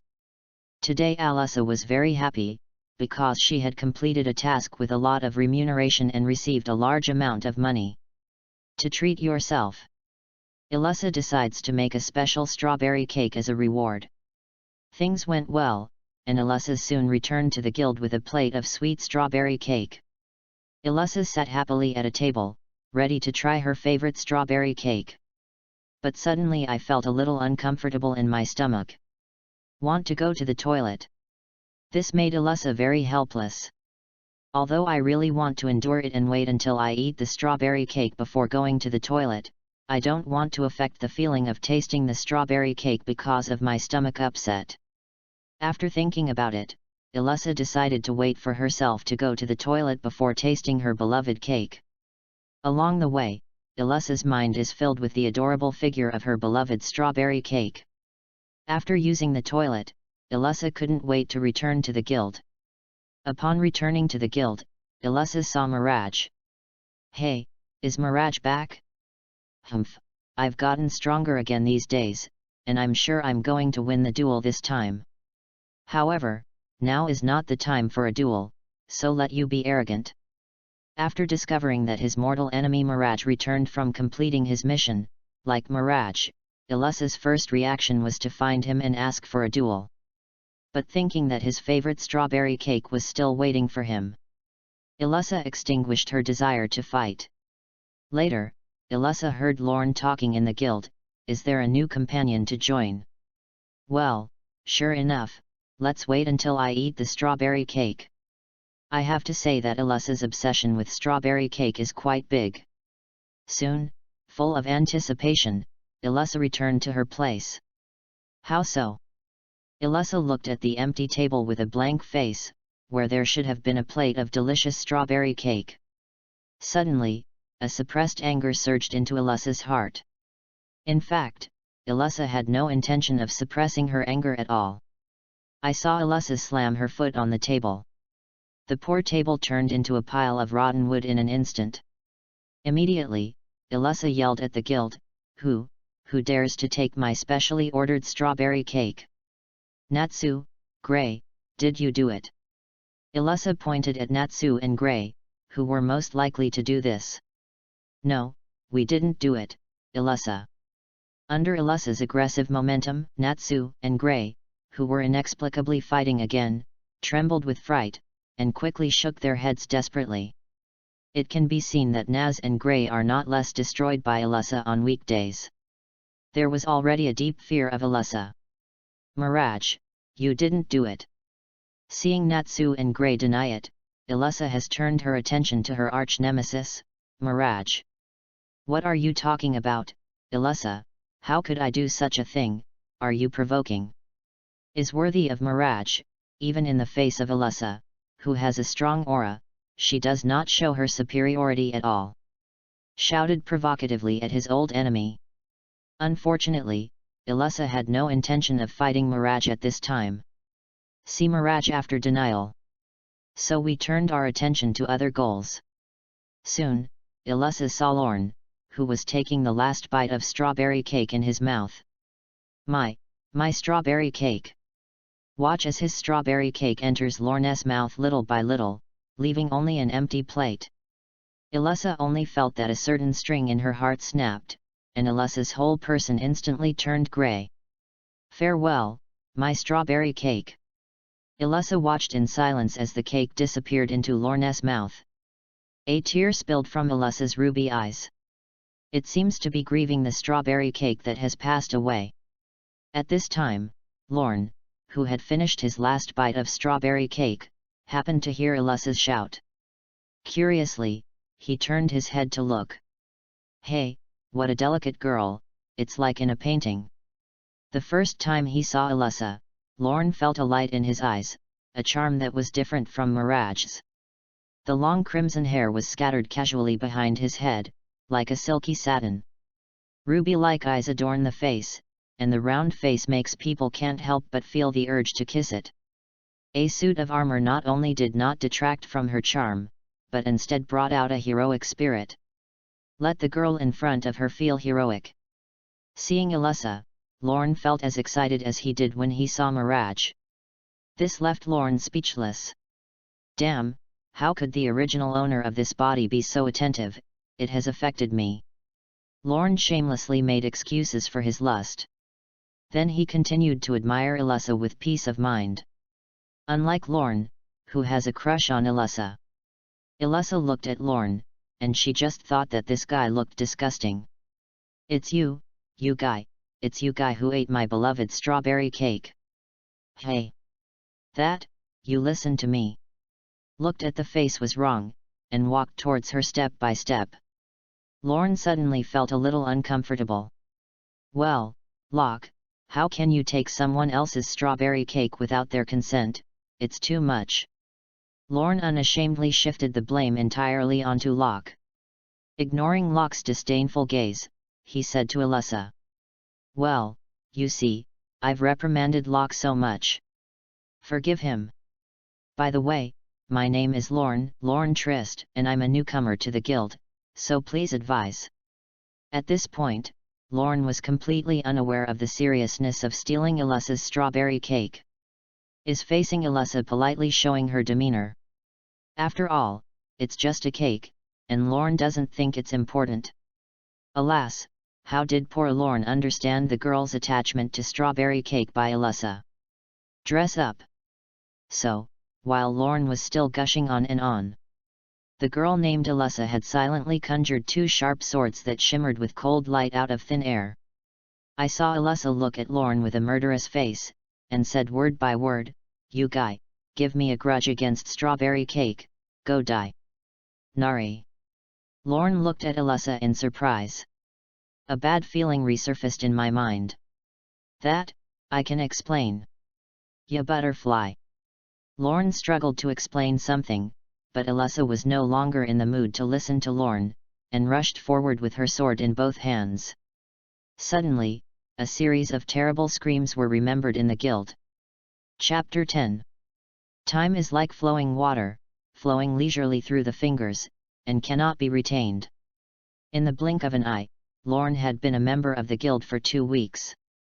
During this time, Lorne and the members of the guild were mostly familiar with each other. I have to say that the people in the guild are very easy to get along with, and Lorne can easily get along with them.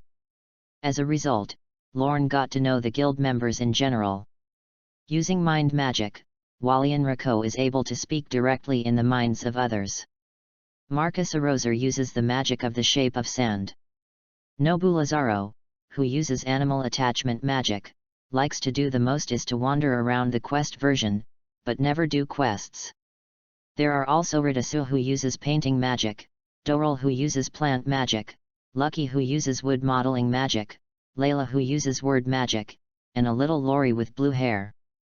Biskar using spear magic, Aruzal. Biska is a girl with long green hair, who likes to wear denim clothes, and so on. Others such as Ilusa, Mirage, Grenades, Kana, and others. Lorne already understood. Of course, there are some people who for some reason Lorne doesn't understand. For example, a certain Gildeth who is known as Fairy Tale's strongest magician because he didn't come back because he went out on a mission. Someone called Laxus who looked down on Lorne with a look of contempt and disdain. A teenager with blonde hair, headphones, and a lightning scar in the corner of his eye. In these 2 weeks. Because Lorne and Locke have no place to live for one person and one cat, President Makarov made an exception to let Lorne Locke live in the guild temporarily, and as for the problem of food, it was also solved in the guild. Although the guild is large, it is really inconvenient to use it as a place to live. After all, the main function of a guild is not accommodation. So, Lorne's main task at the moment is to have a house to live in. And if you want to own a house, you must have money, and if you want money, you must take on tasks entrusted by the guild. If you want to be able to complete the task, you must have a certain strength. After going around so much, I actually want to say that the most important thing for Lorne at the moment is to cultivate and improve his strength. Not only to complete more tasks and get more money, but also to defeat a certain girl named Mirage and achieve her ulterior goals. Although he said that, Lorne was troubled by the question of how to cultivate. After all, Lorne used to be just an ordinary college student, and he didn't know anything about the training methods of those athletes and soldiers in his previous life. What's more, the sparkling fruit is not able to be improved through these methods.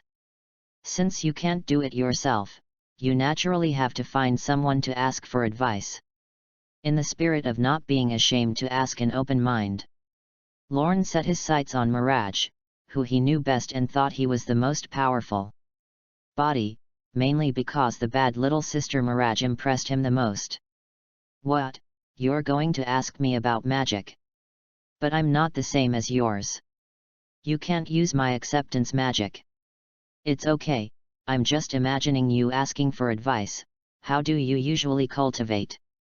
Oh, that's right. Mirage smiled weirdly, his eyes showing excitement at the sight of the sandbag delivered to the door. When it comes to cultivation, the best way to cultivate is naturally actual combat. Mirage pinched his fingers and approached Lorne with bad intentions.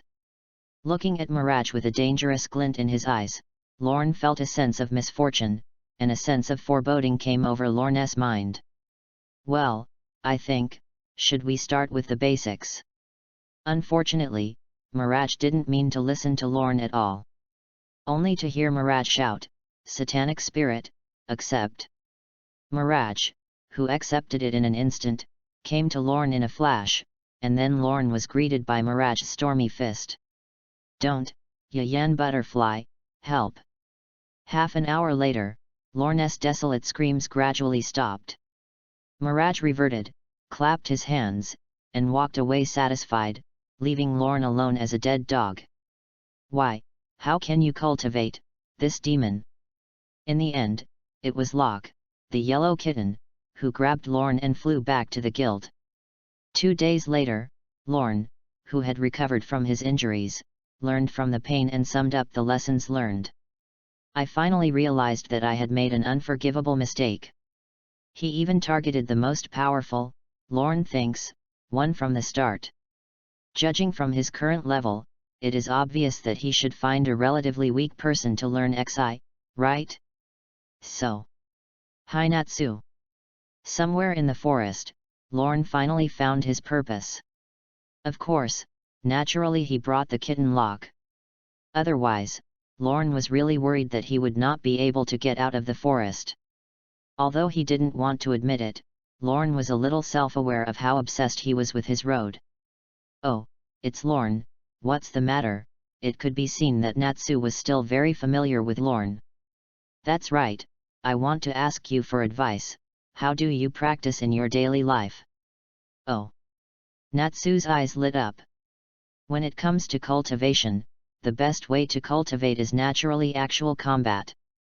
Hey, that's a familiar sentence, Lorne thought to himself. So. Natsu looked excited, her hands popping into flames. Let's have a hearty fight, it's burning, I'm going to go. With that, Natsu rushed towards Lorne. Wait, wait! Lorne hurried to stop it. Unfortunately, like Mirage, the excited Natsu didn't pay any attention to Lorne's wishes. Wait a minute, I said wait a minute, don't, ya butterfly, ah. Damn, you've me off.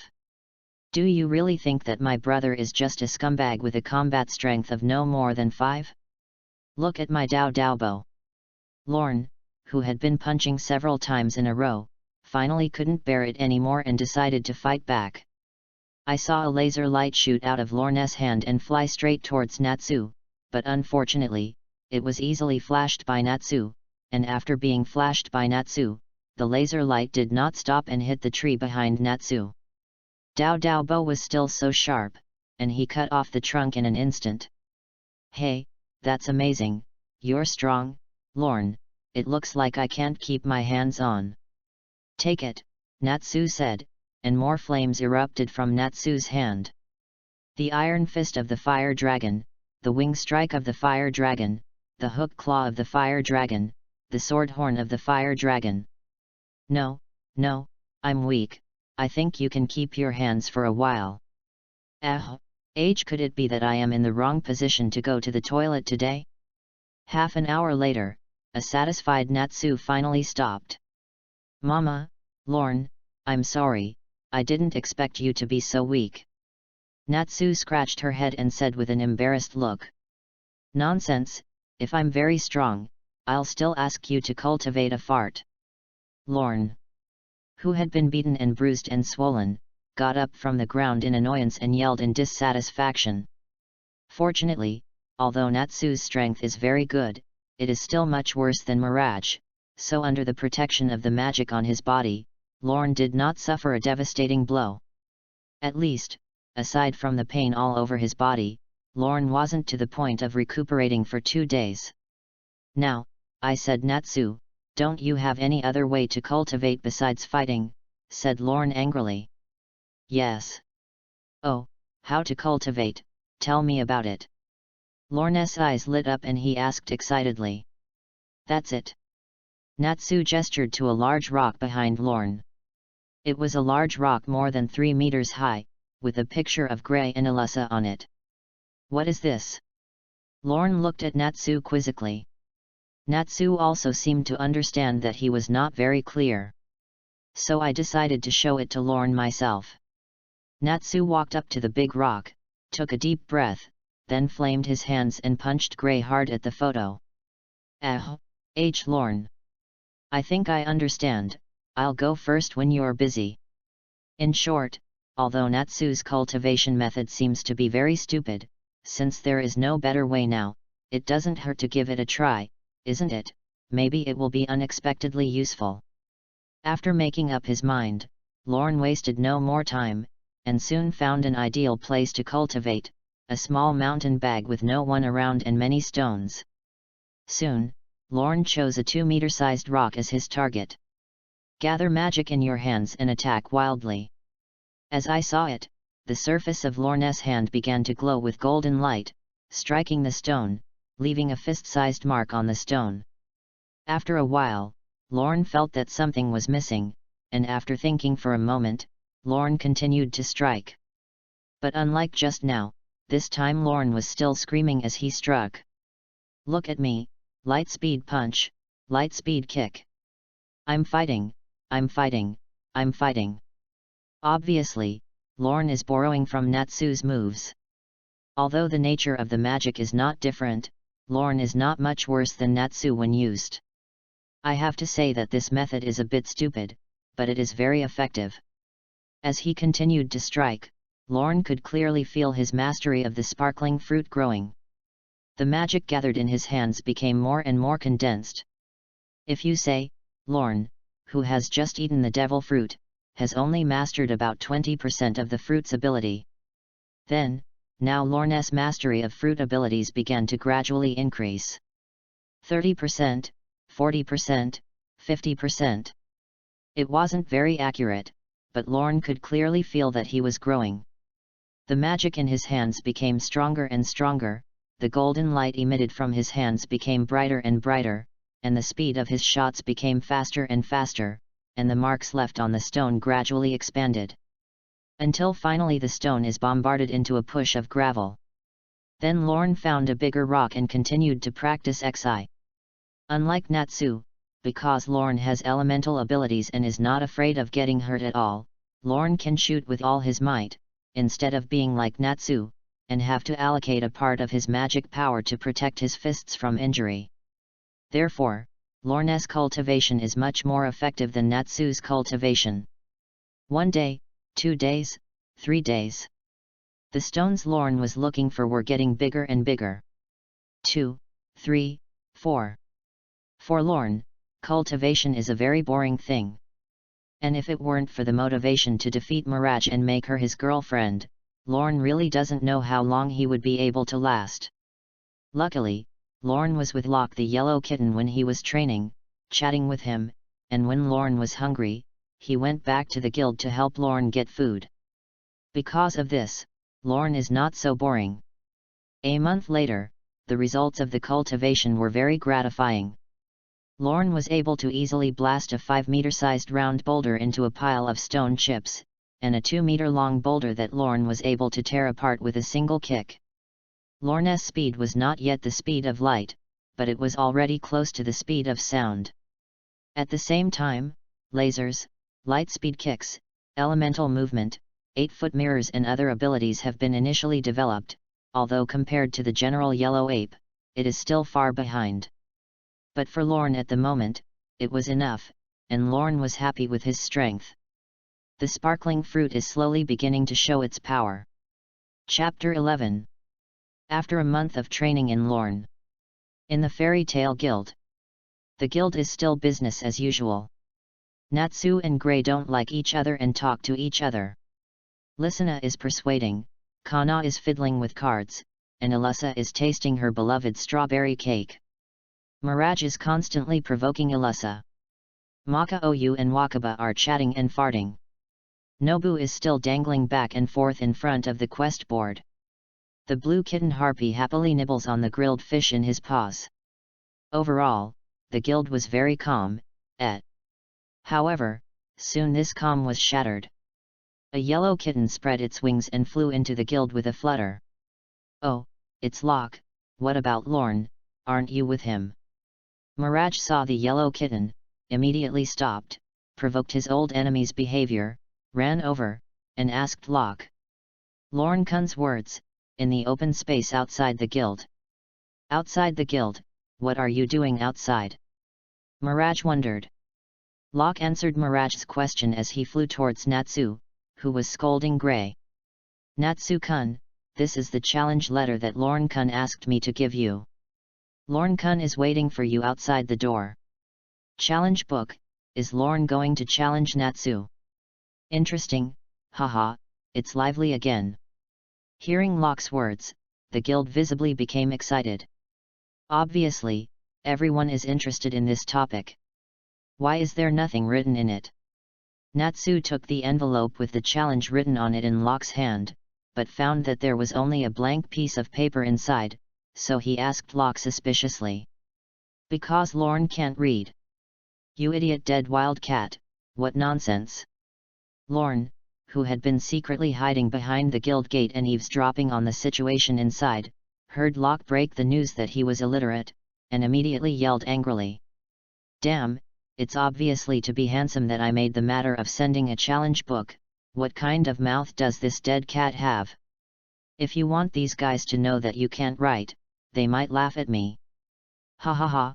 Sure enough, when he heard Locke the yellow kitten say that Lorne was illiterate, and saw that Lorne was hiding behind the door, a burst of laughter broke out in the guild.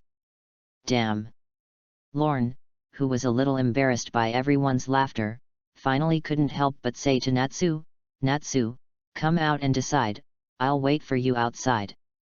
After listening to Lorne's words, Natsu had an excited expression on his face, and flames began to appear in his hands. "I don't know why, but if it's Lorne's, then come on. Haha, it feels like it's burning." With that, Natsu walked out. Sure enough, as soon as he walked out of the guild, he saw Lorne standing in the open space outside the guild gate waiting for him, so he walked over excitedly. These people in the guild also followed in the spirit of watching the excitement. "Do you think Lorne has a chance of winning against Natsu?" Looked at Lorne and Natsu facing each other, and Maka-Ou asked curiously. "It should be Natsu, although Lorne has a strong magical power, but in terms of strength, it should be Natsu who is much stronger." As the first person to come into contact with Lorne, Mirage is well aware of Lorne's strength. Although he has a strong magical power, he does not have the mentality and strength to match the magic power completely. But having said that, looking at Lorne's confident and indifferent look in the distance, Mirage looked a little uncertain. Mirage looked at Lorne with a slightly solemn face. Feeling the powerful magic on Lorne's body that shone like light, and there was a hint of surprise in his eyes. Mirage remembers very well that when he first saw this handsome boy with black hair and black eyes in the forest, although he could feel that Lorne had a strong magical power, there was still some distance compared to himself. In addition, Lorne's strength is indeed weak, so Mirage did not take Lorne seriously. But in just a month or so, Lorne's magic has grown to the point where it is no worse than his own, and even more than a little. This made Mirage feel very surprised, and at the same time, there was a faint unwillingness in his heart. You know, Mirage has always been called a genius by others. Even in the guild, only Alyssa can match herself. Although Laxus is superior to himself, he is also much older than him, and in terms of talent, Mirage thinks that he is no worse than him. Others, even geniuses like Natsu and Grey, are still much weaker than Mirage. It's not that Mirage is arrogant, but that it is. Friends who like to watch fairy tale should know that Natsu, Grey, and Alyssa, and Mirage are actually only 1 year apart. However, Natsu and Grey were not able to become S-class magicians until the time when the great demon director was martial arts. However, Alyssa and Mirage became S-class magicians at the age of 15 and 16, respectively. Although Mirage became a magician a year later than Alyssa. However, judging from the strength of Alyssa and Mirage, Mirage should have the strength of an S-class magician at the age of 15. And with Makarov's character, there is no possibility of releasing water like a ghost, so that people whose strength has not reached the level of S-class magician can get this title. From the point of view of strength, before the great demon director martial arts, the strength of Natsu and Grey should be almost the same in the early stage, both around A level, and in the later stage, because of the advantage of dragon-destroying magic, Natsu's strength is stronger than Grey, reaching the S level, and Grey only has quasi-S level water products at most. Although in the plot, Natsu's record is much higher than that of Alyssa, but it is because of the plugins that are opened for various reasons, and the illness cannot be regarded as Natsu's own strength. For example, the Tower of Paradise sucks the magic of the Tower of Paradise, and the 6 demon generals eat Gerald's flame of punishment. When the Heavenly Demon Island was on the Heavenly Demon Island, he even opened and ate the thunder and lightning of Laxus, completely ignoring the setting that the Dragon Slayer wizard could only eat the magic of his own attributes. Therefore, in his heart, Mirage is actually very proud. It is precisely because of this pride that Mirage usually confronts Ilusa, just to be able to overpower Ilusa. Now, I see that there is another talent that is not inferior to me in the slightest, and even stronger than myself. Mirage's heart suddenly became unbalanced. Damn, this guy, how could his magic become so strong? Could it be that this guy has been hiding his strength before? Mirage really didn't want to admit that Lorne was able to catch up with him in just 1 month, so he had to make excuses like this. Well, yes, although Lorne has a lot of magic, he is completely like an ordinary person in other aspects, and he shouldn't be able to beat Natsu. Ilusa held her beloved strawberry cake and commented in a professional tone. Yes, I heard that Lorne was beaten badly by Natsu a month ago. Apparently most of the guild didn't think very highly of Lorne. After all, Lorne has always been in their impression of being just a weak teenager. It didn't show any extraordinary strength. On the contrary, although Natsu is very young, his strength should not be underestimated. Guild leader Makarov saw that Lorne and Natsu were going to duel, and quickly ran out to be the referee. Generally, if there is a formal duel between the people in the guild, it is up to the president Makarov to judge. First, it is to make the duel appear more fair and reasonable. The second is also to terminate the duel in time after the winner is decided. After all, although the guild leader believes in the members of his guild very much, there are still some people who are afraid of dueling and have a situation where they can't hold back. Well, now I declare that the duel is officially. Wait, President. Chapter 12. Wait, President. What's wrong? Before Makarov could finish his sentence, he was interrupted by Lorne. Lorne ignored Makarov's question, just walked straight towards Kana, and said to Kana's little lorry with shiny eyes, I will press myself 100,000 J. It turns out that Kana Lorry is in the crowd setting up a bet for the duel between Lorne and Natsu. It's a pity that most of the people have invested their money in Natsu, which has reached 500,000 J, but very few have voted for Lorne, only Lisana and a few others have symbolically invested a few hundred J. Even if Kana raised Lorne's odds to 1 to 10, it still didn't change the situation. This made Kana little Lorry a little anxious, and at this time, she was very excited to hear that someone was going to vote for Lorne 10,000 J. However, when he saw that it was Lorne himself, he immediately lacked interest. Lorne, you're going to vote for yourself, do you have any money? Lorne, Kana's little lorry viper complained very sharply. Immediately hit Lorne's soft underbelly.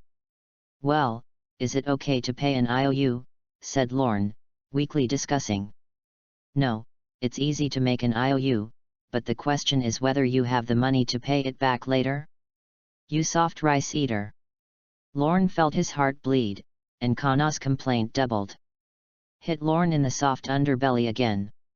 That. Lorne thought for a moment, picked up Locke, pointed at Locke and said, well, you estimate, how much is this guy worth? Woo, Lorne-kun, you're too much. Even Locke, who has always been obedient, felt a rare anger.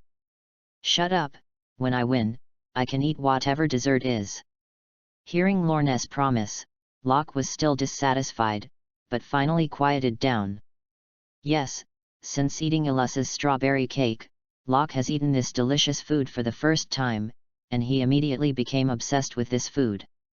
It's a pity that Lorne, who is penniless, can only eat and drink in the guild himself, let alone help Locke buy desserts.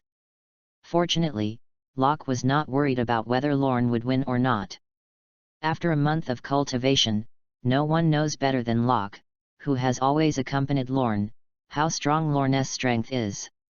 Hearing that Lorne was going to take the yellow kitten Locke as collateral, Kana's eyes lit up, for this well-behaved and obedient cute kitten, Kana has been fond of it for a long time. Not only Kana, but many female members of the guild liked Locke very much, and some even took out all kinds of delicious food and tried to turn the kitten right.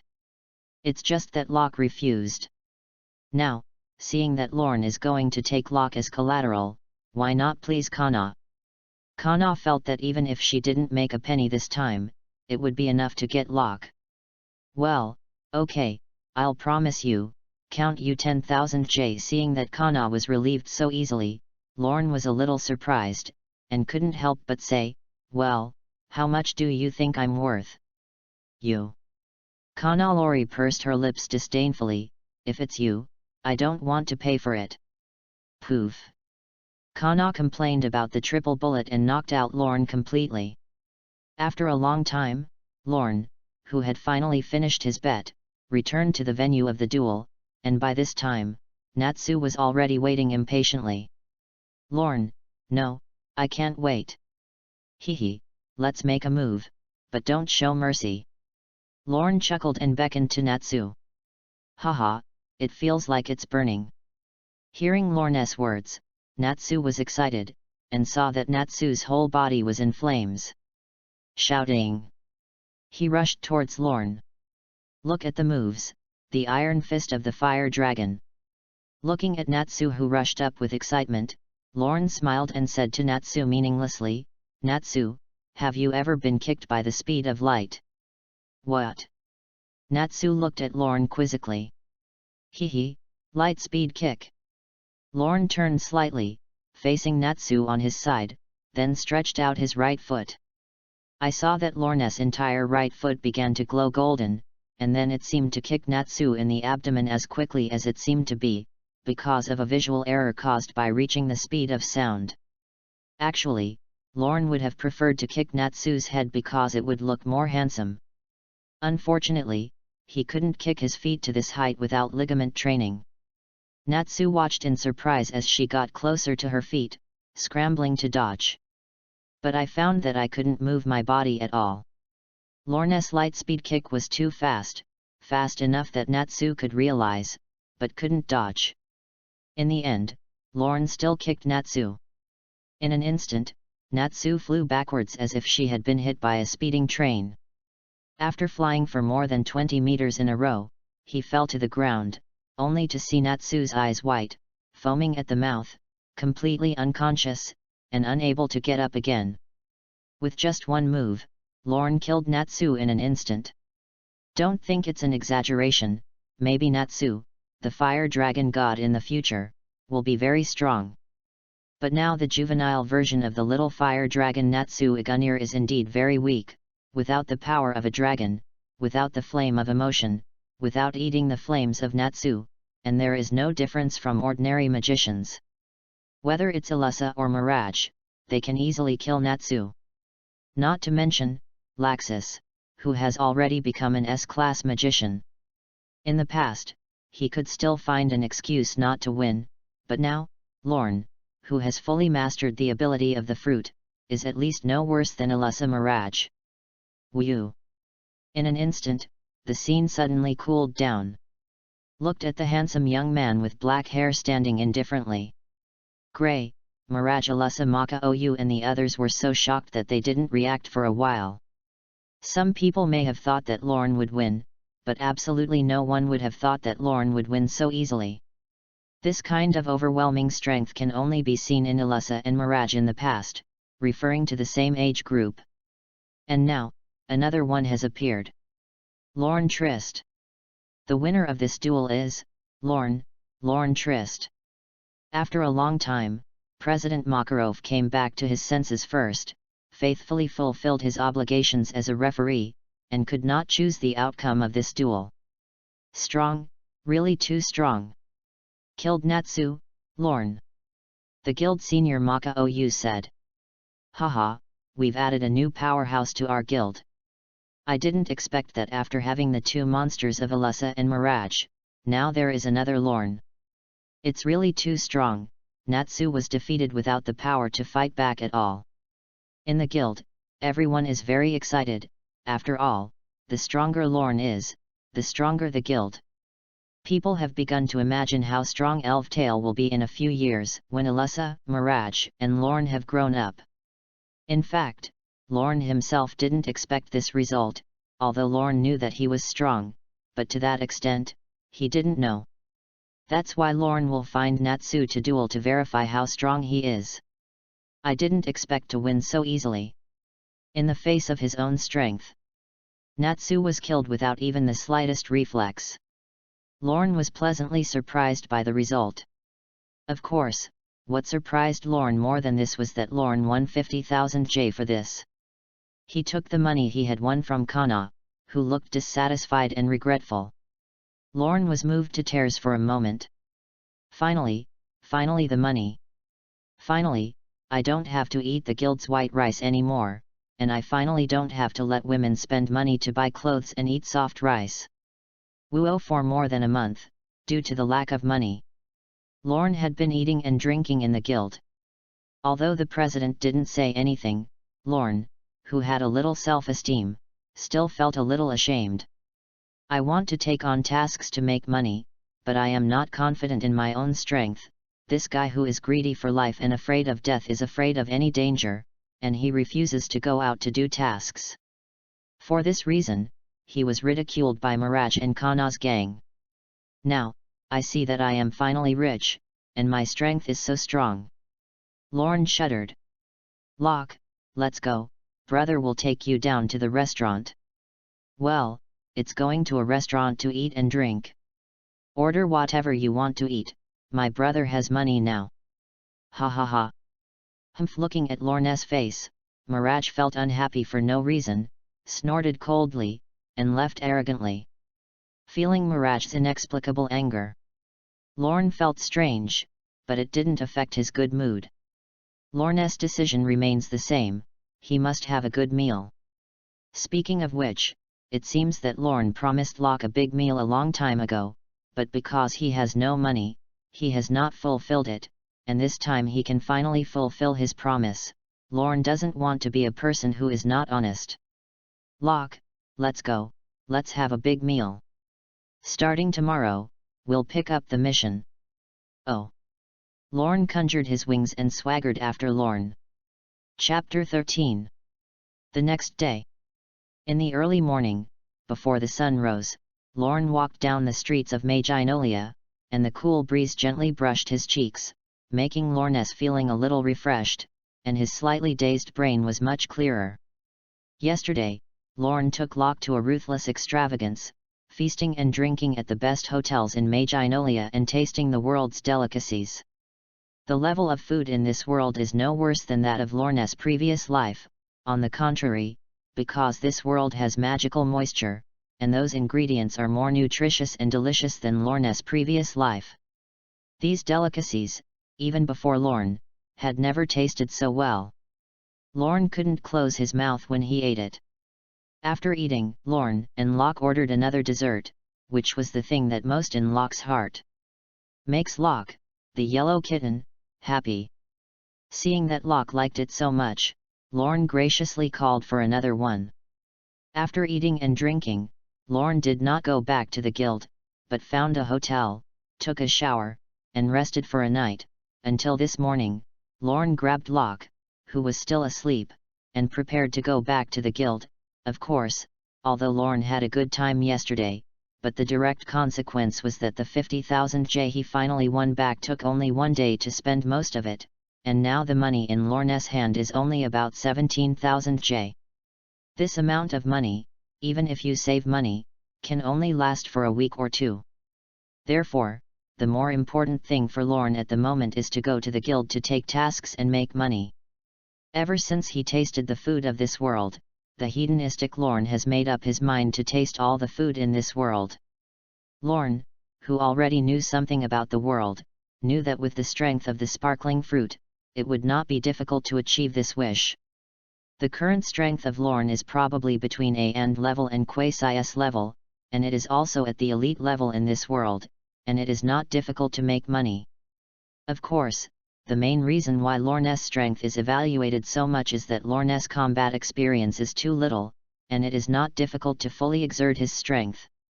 It leads to instability in strength and great ups and downs. I believe that after a period of experience, Lorne will be able to steadily step into the quasi-S rank. This strength is almost in the top 5 in the guild. On Lorne's shoulder, the yellow kitten, Locke, was still lying there. Ever since he got acquainted with Locke, the lazy kitten has always liked to stay on Lorne's shoulders. Usually you can be lazy and don't have to walk by yourself, and when you are sleepy, you can lie on your shoulder and pretend to sleep. It's just that because the kitten Locke is very light, it doesn't cause a burden to Lorne, whose strength has increased several times after having magic power. What's more, because the kitten Locke is small in stature, the fluff on his body is soft and smooth. Lying on Lorne's shoulder, Lorne not only does not feel uncomfortable, but feels a little comfortable. So, Lorne acquiesced to the fact that Locke the kitten was on his shoulder. Soon, Lorne took Locke to the guild. At this time, because it was still early, most people had not yet arrived. So the guild seems a little deserted. However, Lorne didn't care, and after entering the guild, Lorne ignored the others and walked straight to the taskbar in the middle of the guild. Well, there are so many tasks. Which one should you choose? Looking at the dozens of task mandates densely pasted on the guild bar, Lorne hesitated. Although there are many tasks in the taskbar, it is difficult to find those that match Lorne's requirements. Speaking of which, Lorne's requirements are very simple: to be able to do it himself, to be relatively well paid, to be relatively simple, and to be free of danger. The first few of these requirements are more reasonable, but the problem lies in the last one. Asking for no danger is something for others, such as Natsu, Ilusa, Mirage, and the like. Generally speaking, as long as it is not dangerous to life, it is considered safe, and other small injuries and pains are not taken to heart at all. Or a person like Natsu, whose head is full of muscles, probably dares to bury his head and rush forward even if it is a life-threatening task. It's just that Makarov, the president in charge of issuing missions, usually stops him. And for people like Lorne, who have always taken life as the most precious thing in the world, that is, people who are familiar with greed for life and fear of death. As long as there is a 1 in 10,000 chance of injury, in Lorne's eyes, it is considered a dangerous mission. Therefore, it is not surprising that Lorne shouts that the tasks are hard to find, even though there are dozens of tasks in front of him. Lorne, who had been searching for a long time and had not found a satisfactory task, finally became impatient. At this time, the number of people in the guild gradually increased, and the three of Mirage, Ilusa, Kana, Makeu, and others had already arrived at the guild.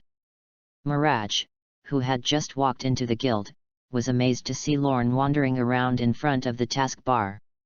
As long as it's because Lorne hasn't taken a mission since he joined the guild for more than a month, and today he is uncharacteristically wandering around the taskbar to pick up the task, which naturally makes Mirage curious. Lorne, you guy, are you finally willing to go to work? Yes, after all, I can't keep working to make money, I still have a big family to raise. Lorne replied casually when he saw Mirage asking, while Lorne kept his eyes on the taskbar, looking for the task he wanted. Locke, don't sleep, come and help find out what is suitable for our job. Oh. Locke rubbed his eyes and obediently helped find it. Lorne-kun, I want to find a person who can divinate his love with horoscopes, and the remuneration is 50,000J, what do you think? The remuneration is very good. Locke suggested. The pay is good, but I don't know divination. If the task is not completed, people have the right to refuse to pay. So, no. Oh, what about this? Drive away the monsters that often destroy the farmland of the village, and pay 300,000 J. That's enough money for many big dinners. Locke then suggested.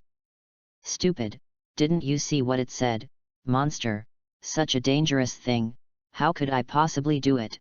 Find me a safe job, you stupid cat.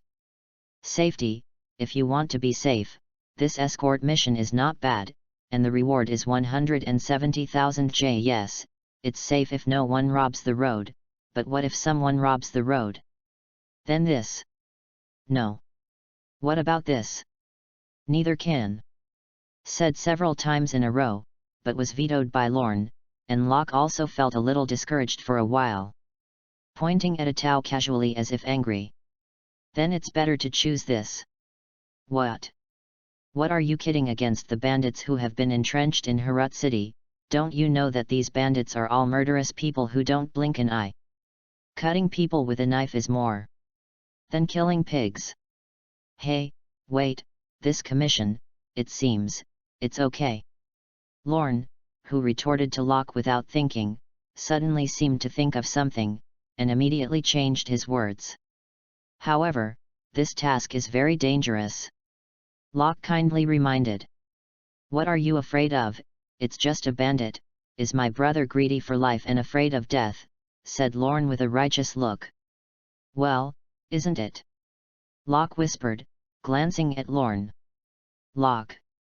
No matter what, just choose this task, President, I will take this task.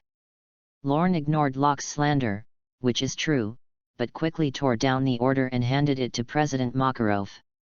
That's the task, he said. Makarov looked at the order and said to Lorne, defeat the bandits? This task is not so easy. The first time you take the task, choose this, is it okay? Cute big, leave it to me. Lorne said confidently. Looking at the joke, maybe other tasks, Lorne is still a little hesitant, but this task, Lorne is quite confident. As early as a month ago, Lorne knew that in this world, magicians with magical powers were able to break their own elementalization and harm their own bodies. This had always frustrated Lorne, who thought he was invincible in the world, for a long time. However, although the magician can damage Lorne's elementalized body, in other words, as long as he is not a magician, then Lorne is still invincible. According to Lorne's understanding, although this world is full of magic, in fact, there are only a very small number of people who have magic and can use magic. Therefore, the magician is still very popular in this world. This can be seen from the fact that the magicians of those guilds rarely worry about money. Usually these magicians either join the regular guild and earn money by accepting commissions, or join the dark guild and rely on their power to do something illegal and disruptive the peace of the world. Even if there are a very small number of lone people who do not join the formal guild or the dark guild, they will not choose to work as a bandit with no future and no dignity. Therefore, in this world, the bandits are usually ordinary people who don't understand magic, and even if there are a few who can do magic, they are all more ornamental than actual magic, and they are not a threat to Lorne at all. Because he is afraid of death, pain, and injury, when Lorne chooses a commission, he adheres to the principle of not choosing if he can. But for this one that is almost never commissioned by a magician, well, in that case, you'll be on this mission. Seeing Lorne's insistence, Makarov didn't say anything, and Makarov was still very confident in Lorne's strength. It was only because it was Lorne's first assignment that Makarov kindly inquired. Locke, let's go to work. Seeing that Makarov agreed, Lorne took the order, beckoned Locke, and prepared to complete the task. Is Lorne going to work too? But be careful, don't get hurt. The guild veteran Makeu asked with concern. Well, it's more difficult to defeat the bandits, but if it's Lorne, it's no problem. Ilusa, who was still wearing armor, said with a deep and trusting face. Anyway, Ilusa-chan, is it really good to make this look that you are very familiar with and trust Lorne? You are not familiar with it at all, okay? Brother Lorne, come on. Listen as little Lori smiled and encouraged, and that innocent smile instantly made Lorne cute again. Myra-chan, I'm going to work, won't you tell me something? Lorne, who was about to go out, suddenly turned shy again, and leaned over to Mirage and asked. Get out.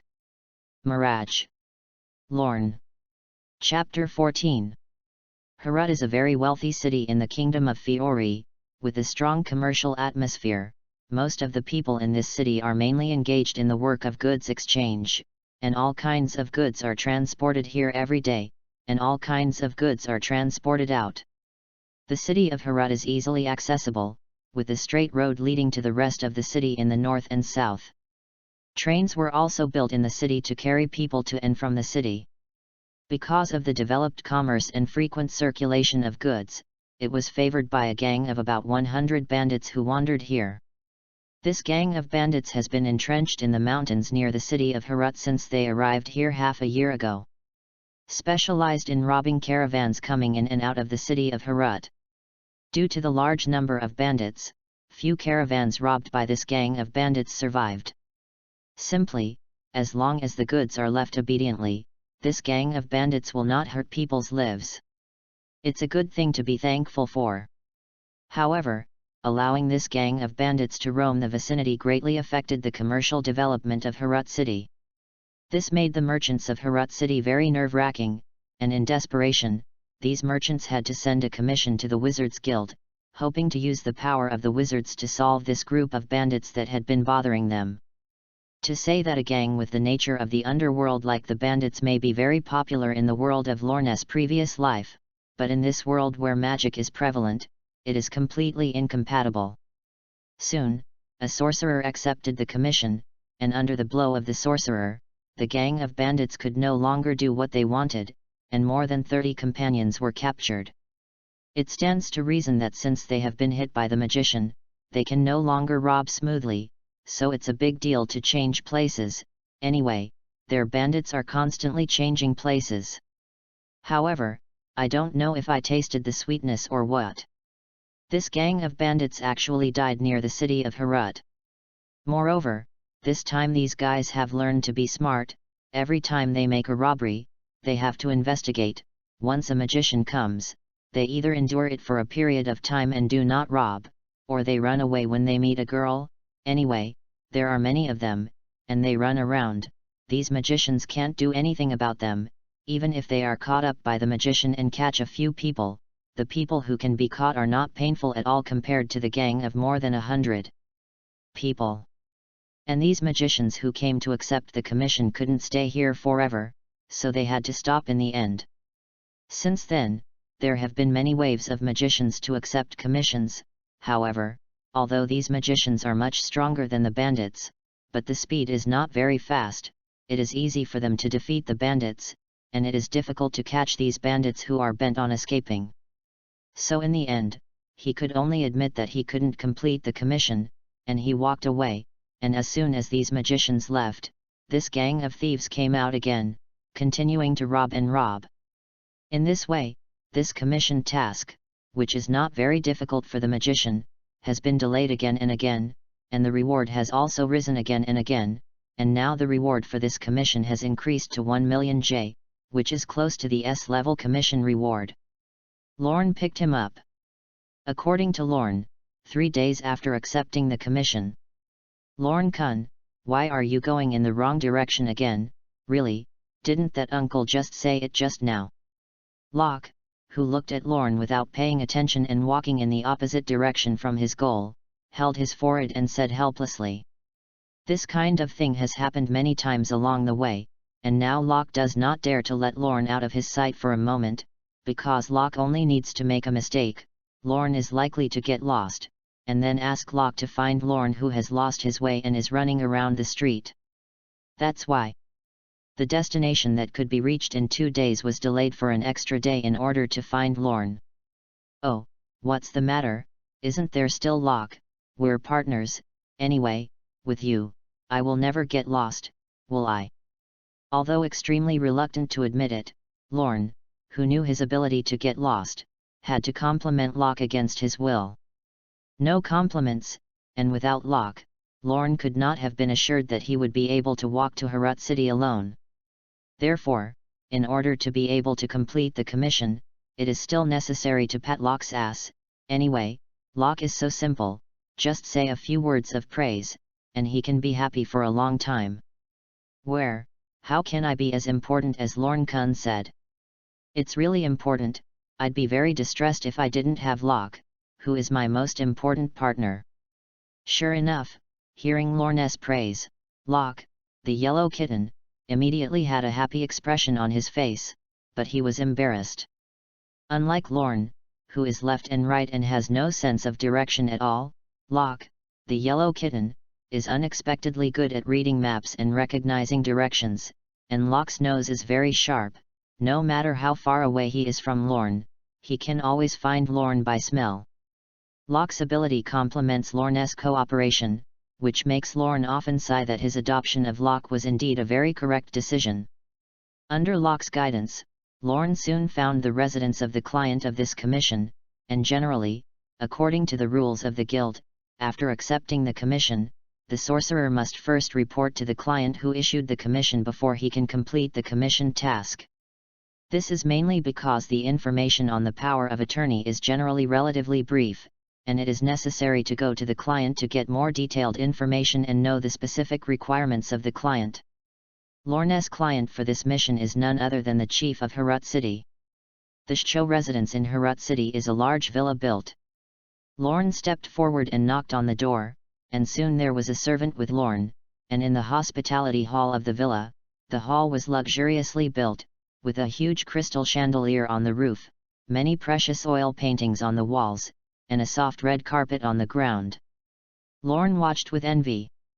Soon, without making Lorne wait long, Shi Chong came. Shi Chong is a middle-aged man who is well-dressed and very well-dressed. Seeing Shi Chong appear, Lorne took the initiative to greet him. "Hello, I'm the magician of Fairy Tale, and this is my partner Locke. The purpose of our visit this time is to complete the task of crusading against the bandits entrusted by you, and this is the power of attorney for this commission, please take a look." With that, Lorne showed the guild logo on his chest. Then took out the power of attorney and handed him to the chief. After listening to Lorne's words, Shisho's expression was very exciting. Actually, hearing that another magician is coming, Shi Chong is still very happy. The problem of the bandit has been suppressed in Shi Chang's mind for a long time.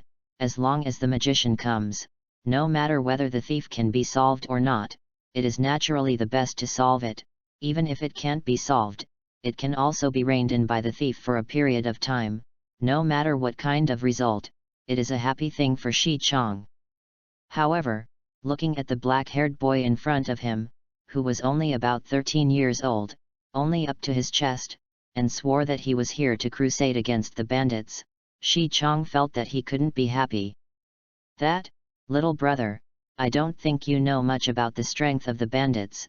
This gang of bandits is not so easy to deal with. I don't think you can deal with these bandits. I think it's better for you to go back to your guild and call some of the more powerful mages to come along. I'm still pretty confident in the strength of your fairy tales." In the face of the young little magician, Shi Chong didn't feel that he needed to be tactful. In the face of this kind of young man, who didn't care about things, Shi Chong felt that this was the best choice, and only such a straightforward statement could dispel Lorne's idea of wanting to crusade against the bandits. Shi Chong didn't think that this young boy could solve those bandits who even adult magicians could hardly deal with. It's no wonder that Chief Shi has such an idea. After all, Lorne's age does seem to be very small. Usually at this age, no matter how talented he is, his strength is at most between C level and B level. Just like Natsu and Gray, although they are all geniuses, they are too young after all, and their strength is not strong at all. Even the kind of pointed monkey whose strength is only B level can't cope with it. Generally speaking, to deal with this number of bandits, at least a backbone member of the guild like an A-level mage is needed to be sure. Others, even if they are B-level magicians, although they can also deal with bandits, they are prone to accidents, and if they are not careful, they will not succeed in crusading against bandits, but they will be killed by bandits. In this world, not everyone can be like Mirage and Alyssa, who can have the strength of an S-level mage at the age of 15, and for ordinary mages, it is only a few to be able to reach the level of A-level in a lifetime. As for S-level mages, even if they are powerful guilds, there are only a few, just like the tale of the goblins in the future. The tale of the goblin with the title of the strongest guild in Fiori is only 5 smidges with the title of S-level title, which still counts the older generation of members of guilds. Some slightly weaker magic guilds, even if they are presidents, may not have S-level strength. A genius among geniuses like Mirage and Alyssa is a genius who can hardly come out of more than 10 years, and a person like Gerald, who crossed the barrier of S-class and Super S-class at the age of 19 and became a Saint 10, is even more known as a monster who only comes out in 100 years. Therefore, it is easy to understand Shi Chang's contempt for Lorne. Lorne understands Shi Chang's thoughts very well, let alone Shi Chang, even if he is himself. If he sees a 12 or 13-year-old kid standing in front of him and shouting unashamedly to settle hundreds of bandits, he will probably kick it up a long time ago. In contrast, Shi Chang is already considered to be cultivated. However, this kind of thing, understanding is understanding, but when the person concerned is replaced by himself, Lorne will inevitably feel a little depressed, and for men, no matter who is considered inadequate, it is an intolerable thing, embarrassment. What's more, Lorne didn't intend to give up this low-risk, high-paying mission so easily. After completing this task, the money he got was enough for Lorne to wear and rent a house for half a year. This was an irresistible temptation for Lorne, who was desperately short of money. But the question now is that whether or not he can accept this task is not up to Lorne, and without the consent of the chief, even if Lorne runs to complete the task, he will not get the payment he deserves. Now Shi Chang is making it clear that he doesn't believe in himself. In order to get Shi now to agree to take on the task himself, Lorne decided to show off his strength a little. Shi Chang only saw a dazzling light coming from Lorne's body, and in an instant, Lorne had disappeared in front of Shi Chang's eyes with an elemental movement. Then, Lorne's voice came from behind Shisho, "Mr. Shisho, I think you won't mind if I accidentally break your door." "What?" Shi Chang, who was surprised by Lorne's sudden disappearance, was puzzled when he heard Lorne's words. But then, Shi Chang knew what Lorne meant. Because by this time Lorne had already stretched out his right hand, and his index finger was pointing at the door. "Lasers." I saw a golden light emerge from Lorne's finger in an instant, and flew towards the gate not far away. After hearing the sound of a bang, Shi Chang saw that his house's more than 2-meter high, beautifully carved Nanmyo gate had already disappeared at this time, and only a large hole of nearly 3 meters and wood fragments were all over the ground. After more than a month of practice, Lorne's laser light has long been completely different from the power before. Now, if Lorne meets the sharp-headed monkey Wakaba, a laser light can easily shoot it into a dead monkey. Seeing Shi Chang staring blankly at the door of his house, the corners of Lorne's mouth rose slightly mockingly. "I think, Lord Shi, now we can talk about the bandits." "No, no problem." Shi Chang was dumbfounded, and Nana said. Chapter 15. After seeing Lorne's strength, Shi Chang's attitude towards Lorne immediately changed significantly. No matter in that world, only if you have strength, you will always be respected. Perhaps, at first, Shi Chang would despise and dislike Lorne due to age and other reasons, but after seeing Lorne's strength, these dissatisfaction turned into respect and joy. To put it bluntly, Shi Chang didn't care if Lorne was dead or alive. He cares if anyone can get rid of those damn bandits. Now, Shi Chang naturally won't doubt Lorne's strength, although he still feels incredible that Lorne is so young but has such a strong strength. But what does it matter? Shi Chang has seen many magicians, many of which are powerful. For example, some magicians who took over the task of defeating bandits, although they were not successful, but they hit the bandits hard. Shi Chang was sure that the black-haired boy in front of him was not in any way inferior to the powerful magicians he had seen before. Of course, none of the sorcerers Shi Chang had ever seen were so strong that they were under 20 years old. "The little brother hasn't eaten yet. Come, let's talk while eating. I don't know what the little brother is called." "My name is Lorne, Lorne Trist." Seeing Lorne's strength, Shi Chang became extremely enthusiastic, leading Lorne and Locke towards the dining room while instructing the servants to prepare food. Lorne and Shi Chang came to the restaurant and sat down, and soon, plates of exquisitely made and delicious dishes were served.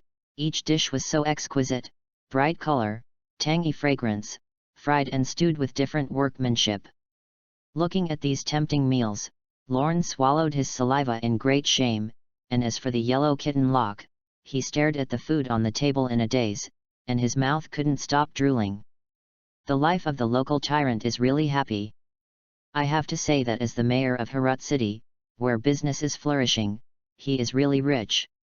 Look at the dishes on the table that are worth a lot of money at a glance, and look at all kinds of expensive oil paintings, antiques and other decorations in the room.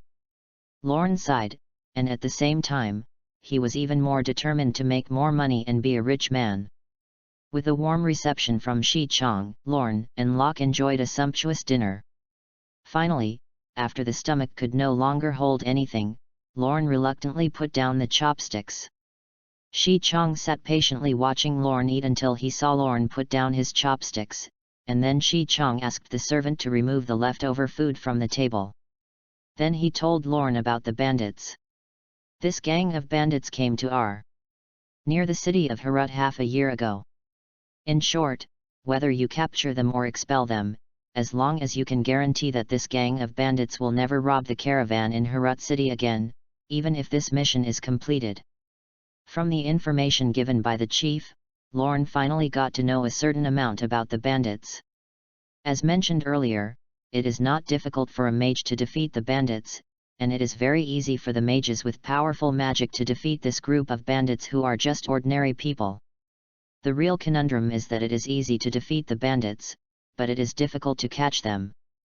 Most magicians, although they have powerful magic, but when it comes to speed, they are actually not much stronger than ordinary people. If there are only a few or a dozen bandits, it is not difficult to catch them, but in the face of hundreds of bandits who are scattered and want to run, it is difficult to catch them. Of course, there are also a small number of magicians who are very fast, but most of these people are not very strong, such as Tello in Fairy Tale. The magic used is the magic of Godfoot that can increase speed, and the speed can be said to be the strongest in Fairy Tale. Even the President Marklov can't compare, but when it comes to strength, he can't compare to the blue-haired little Lori Reby who uses word magic. Of course, this may be a problem for other magicians, but for Lorne, who has the power of the sparkling fruit, it is very simple. The strength of the sparkling fruit is its powerful destructive power and unmatched speed. Whether it is elementalization close to the speed of sound, or an 8-foot mirror with close to the speed of light, this problem can be easily solved. In fact, when Lorne was able to fully grasp the power of the sparkling fruit, the title of Fairy Tale's fastest speed had already passed to Lorne. So, after learning more about the commission, Lorne quickly confidently made a detailed plan. Okay, the general situation, I already know the general situation, and this gang of bandits can rest assured that I will leave it to me. Lorne said confidently to Shi Chong. Oh, so to speak. Are you sure you're going to get rid of them? Of course, you can rest assured. Lorne continued to be confident. Since you've said so, Brother Lorne, I'm sorry for you. I don't know what you're going to do to those damn bandits. That's a stratagem, of course.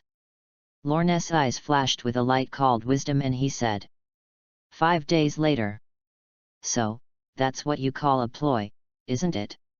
In the caravan a few kilometers from the city of Herat, a beige kitten with small white wings said to the black-haired boy leaning on the carriage. Long-winded. Lorne said with a blush on his face and a look of impatience. Damn, how did I know that my luck would be so bad? This is already the 3rd wave of caravans, and I still haven't encountered bandits to rob me. The current bandit has no professionalism at all, and as a bandit, he has to rob me well. Damn, it's been a waste of so much of my time, and if I catch these bandits, I'm sure they'll look good. That's right, Lorne's so-called stratagem is actually a scheme that even elementary school students can do in modern times, without any technical content, and wait for the rabbit. That is, he followed the caravan until he encountered the robbers. Of course, Lorne's luck was very bad, and he changed the caravan 3 times in 5 consecutive days, and still did not meet the bandits. Actually, with Lorne's IQ, it's good to be able to come up with a bunny. In his previous life, he was a deadhouse and a dick. The 36 plan is very familiar, but if he really wants to use it, he will make a plan and go to the top plan. Therefore, Lorne was able to come up with a wait-and-see rabbit, which was already considered a super-level performance. But how long will we have to wait? Locke, the yellow kitten, said boredly, lying on the roof of the carriage. How do I know, anyway, until the bandits show up? A few hundred meters from the Lorne caravan, on a hill, a middle-aged man with a black blindfold and a goatee on his chin looked very obscene, lying in the grass, holding a telescope to secretly observe the caravan where Lorne was staying.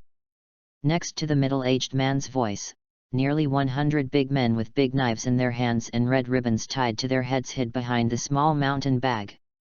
Among them, a bald man dressed slightly better and holding a mace asked the middle-aged man with a telescope, "Boss, how's the situation?" The obscene middle-aged man with a black eye patch touched his goatee and said, "This caravan is not small, there are more than 20 wagons and more than 30 people. 23 of them were coachmen in charge of pulling horses, and 12 were escorts. A person in charge, and a black-haired, 13 or 14-year-old boy. No suspicious magicians were found." Oh! When the man with the mace heard this, his face suddenly appeared happy. "So, we can eat this caravan. Of course, with our strength, it will not be easy to solve this caravan. Haha, looking at the goods they escorted, it was enough for us to eat for half a year. Then what are you waiting for, boss? Let's go." "Well, yes, brothers, get ready. Remember, if you find a magician, retreat immediately. Those powerful magicians are not something we can deal with, you know." "Yes." On the other side, in the caravan, I said, "When will those bandits show up? We've been waiting for 5 days." The yellow kitten asked Lorne boredly. "Who knows?" Lorne leaned lazily back on the carriage and said indifferently, maybe they'll show up soon, maybe."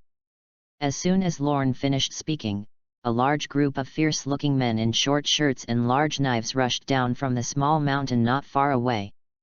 "Bandits, it's bandits, bandits are coming." Seeing this group of fierce men, the caravan suddenly began to be chaotic. The head of the caravan, a fat man dressed in a gorgeous costume, saw the bandits, and was so frightened that he hurriedly hid under a carriage, trembling incessantly, and had no intention of stopping the chaos of the caravan. This gang of bandits is very fast, a few hundred meters away, and they can run in a few minutes. Nearly 100 bandits soon surrounded the caravan. After seeing that his subordinates would control the situation, the obscene middle-aged man with a black blindfold stepped forward unhurriedly, pointed to the chaotic caravan and asked, "That's the person in charge, stand up." Of course, the fat man who had already been scared to hide under the car naturally did not dare to stand up. Seeing that no one stood up, the man in the obscenity felt a little faceless, and his face looked ugly. Just as he was about to say a few cruel words, he suddenly found a very handsome black-haired boy in a white shirt, holding a few portraits in his hand and walking towards him. Ever since the bandits appeared, Lorne had taken out several portraits from his arms, comparing them with the portraits in his hand while showing up a large number of them. Well, black blindfold, goatee, and a lewd face, this guy should be the leader of this gang of bandits. The one with the big bald head and the mace is the second leader of the bandits. After determining that this group of bandits was his target, Lorne's face was full of joy, and he walked towards the bandit leader with a smile on his face. "Hey, who is you little devil and what are you doing here?" The bandit leader, that is, the lewd middle-aged man, saw that Lorne was not afraid of himself at all, but walked towards him with a smile on his face, and asked very dissatisfied, "Introduce myself, I'm the sorcerer of Fairy Tale." Lorne smiled politely. "Fairy Tale, are you a magician?" The lewd middle-aged man looked at the black-haired boy in front of him, who was only 13 or 14 years old, and his face looked a little incredulous. "Yes, I've accepted the commission to crusade against you. Speaking of which, you've been looking me for a long time." At that, the smile on Lorne's face looked a little weird. "Ha ha ha." Hearing Lorne's words, the lewd middle-aged man didn't say anything, and the bald second master standing next to him, holding a mace, laughed out loud. "Just because you little devil wants to crusade against us? Haha, let me beat you to death first." As he spoke, the bald second master raised the mace weighing dozens of pounds in his hand and threw it towards Lorne. Seeing the behavior of the bald second master, the obscene middle-aged man did not stop it. The lewd middle-aged man ignored the bald middle-aged man's behavior, and instead watched lightly, wanting to see how Lorne would react. To be honest, I've always been afraid of magicians. However, looking at the black-haired boy who was short in stature, full of immaturity, and swore that he was a magician, how did the obscene middle-aged man feel that there was nothing to be afraid of? But then, the obscene middle-aged man was completely shocked. I saw that in the face of the bald man rushing over, Lorne just slowly raised his right leg and kicked at the bald man as if he was fast and slow, and then, I saw a flash of golden light on Lorne's feet, and the bald man was instantly kicked in the abdomen by Lorne, flew upside down, and flew out more than 20 meters, and by the way, he hit two thieves who were about to catch him, and then stopped. At this time, the bald man had already turned white and fainted. Looking at this scene, it was not only the bandit leader who was stunned, but even the other bandits, and even the people in the caravan. On the contrary, Lorne, after kicking the bald man, didn't care, just flicked the dust on his trouser legs, and said flatly, "That's why I said. You're in trouble." Chapter 16. After a long time, the bandit leader who came to his senses immediately realized that his situation seemed to be very bad. The black-haired boy in front of him is definitely not something that his own people can deal with. Now the bandit leader doesn't dare to doubt Lorne's strength. The bandit leader was very decisive and immediately shouted, "Brothers, withdraw." Then she spread the girl and ran first. The other bandits were not slow to react, and after hearing the order of their own leader, they also ran away with the girl. Anyway, they haven't done this kind of thing once or twice. It's not like I haven't met an opponent who can't win before, but so what, can't I run away if I can't beat it? Hundreds of people run away, how many people can you catch up? While running away, the bandits were still thinking calmly. Unfortunately, soon, the bandits realized that they had miscalculated. Lorne was not surprised to see the bandits fleeing, as this was something that had been expected for a long time.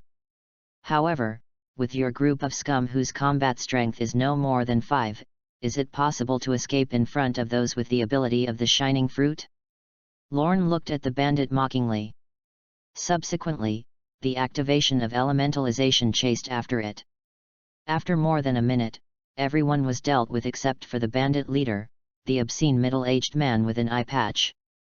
The thieves saw a flash of golden light flash in front of their eyes, and then they were knocked unconscious by Lorne. Of course, because of the large number of people, even if Lorne was fast, it took more than a minute to get rid of them. It wasn't that no one thought of resisting, but when they slashed the knife in their hands at Lorne, they were horrified to find that the knife had passed through Lorne's body without causing the slightest damage to Lorne. This result made the bandits even more frightened and fled more quickly. At this time, the only remaining bandit leader had already run a few hundred meters away. But Lorne wasn't worried. I saw Lorne clasp his hands in front of his chest, and bits of golden light gathered in Lorne's hands, forming a light cluster in the shape of a mirror. Lorne pointed the light in his chest at the bandit leader. 8-foot mirror. With Lorne's voice, a pillar of golden light shot straight at the bandit leader. The bandit leader who was running wildly only felt a golden light flash in front of him. Then, a foot emerged from the golden light and slowly kicked towards him. Looking at the oncoming feet, I wanted to dodge, but I was horrified to find that my body didn't have time to react. Was kicked, and finally, the bandit leader completely lost consciousness after hearing a gentle and mocking voice. Have you ever been kicked by the speed of light? The entrusted task was completed smoothly. 107 bandits, including the bandit leader, all fainted to death.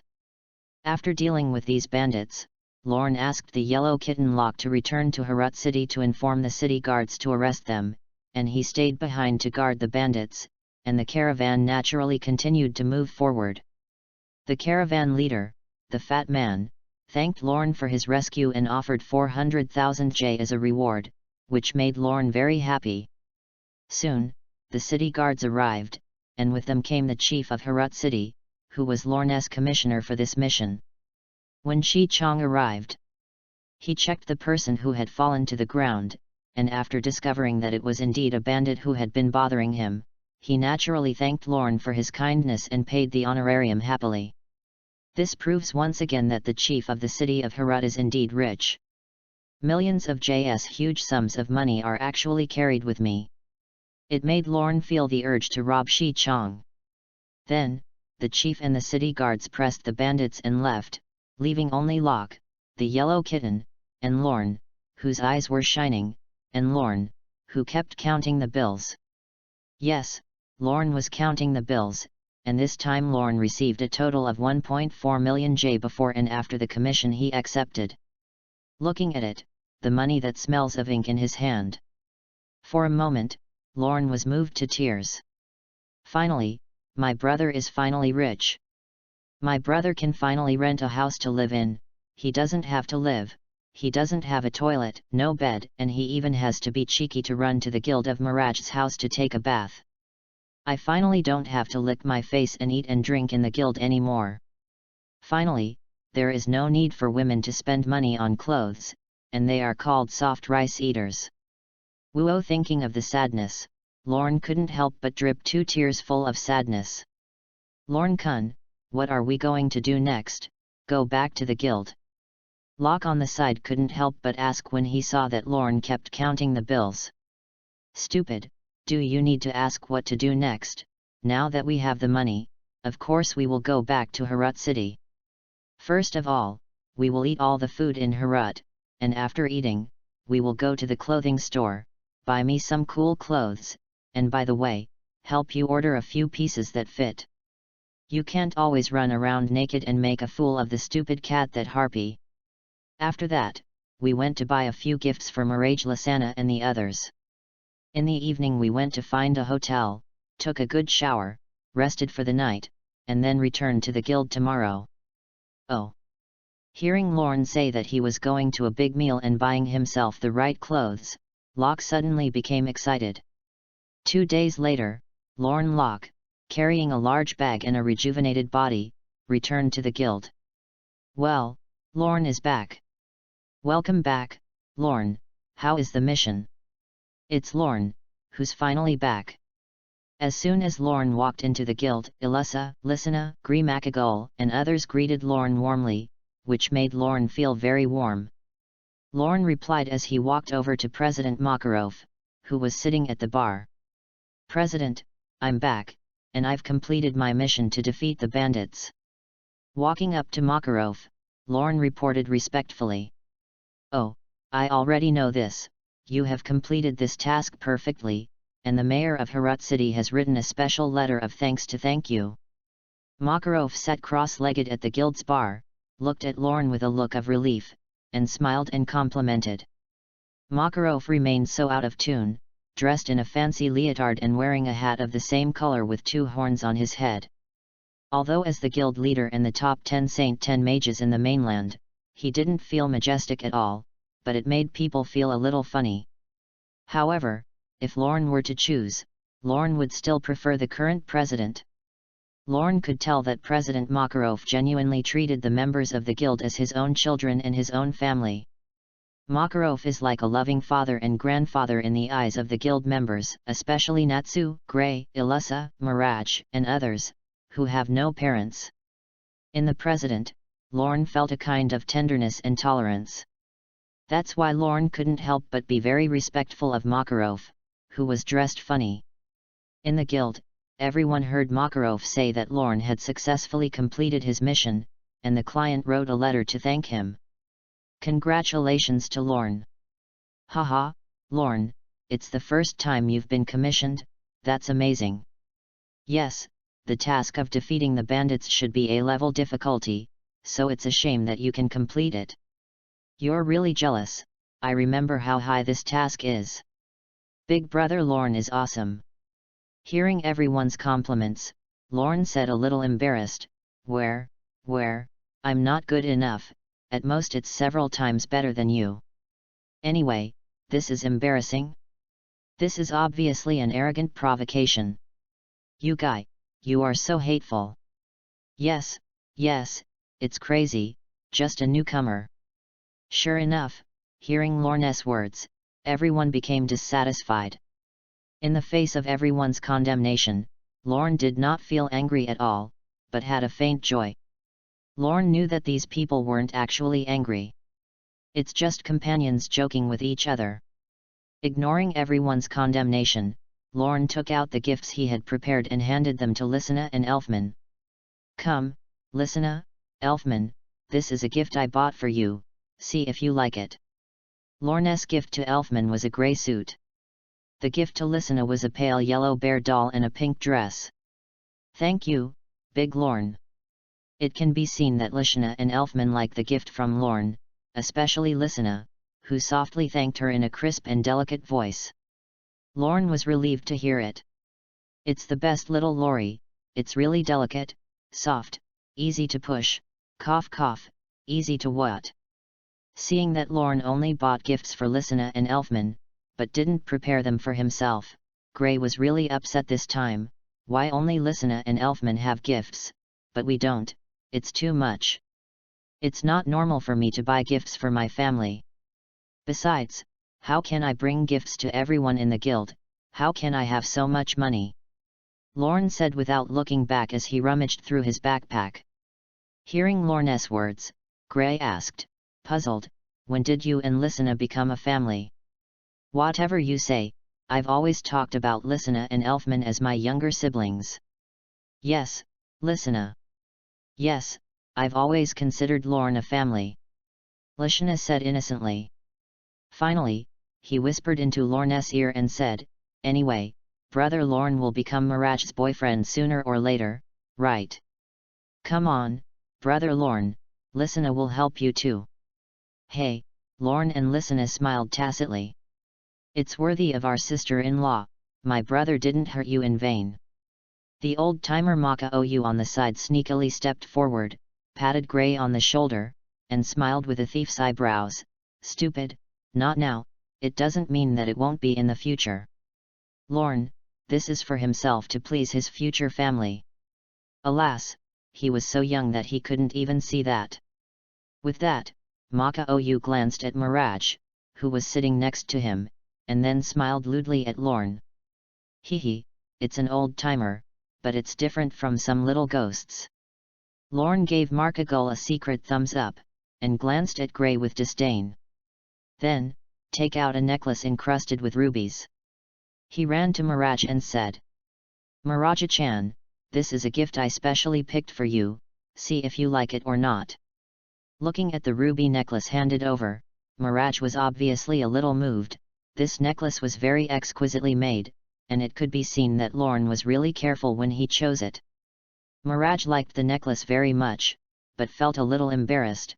After all, it was a gift from a boy.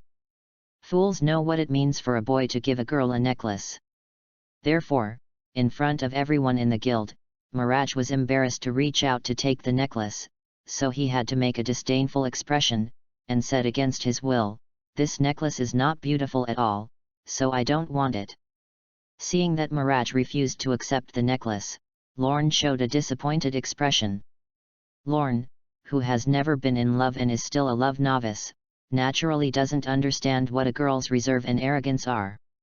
Lorne, who had no choice but to turn his attention for help to his future sister-in-law Lysina, as for why it wasn't Elfman, of course, Lorne didn't think that the wooden-brained Elfman could comprehend his eyes.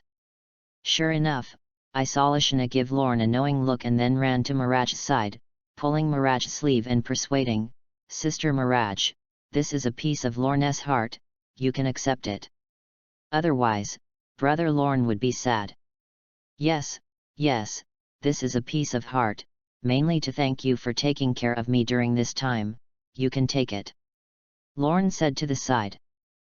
Seeing that there was a staircase, Mirage really liked the necklace and took it from Lorne. His face was a little embarrassed and said, "That, for your sake, although this necklace is really not good, I will reluctantly accept it," Mirage said against his will, and the necklace was not good.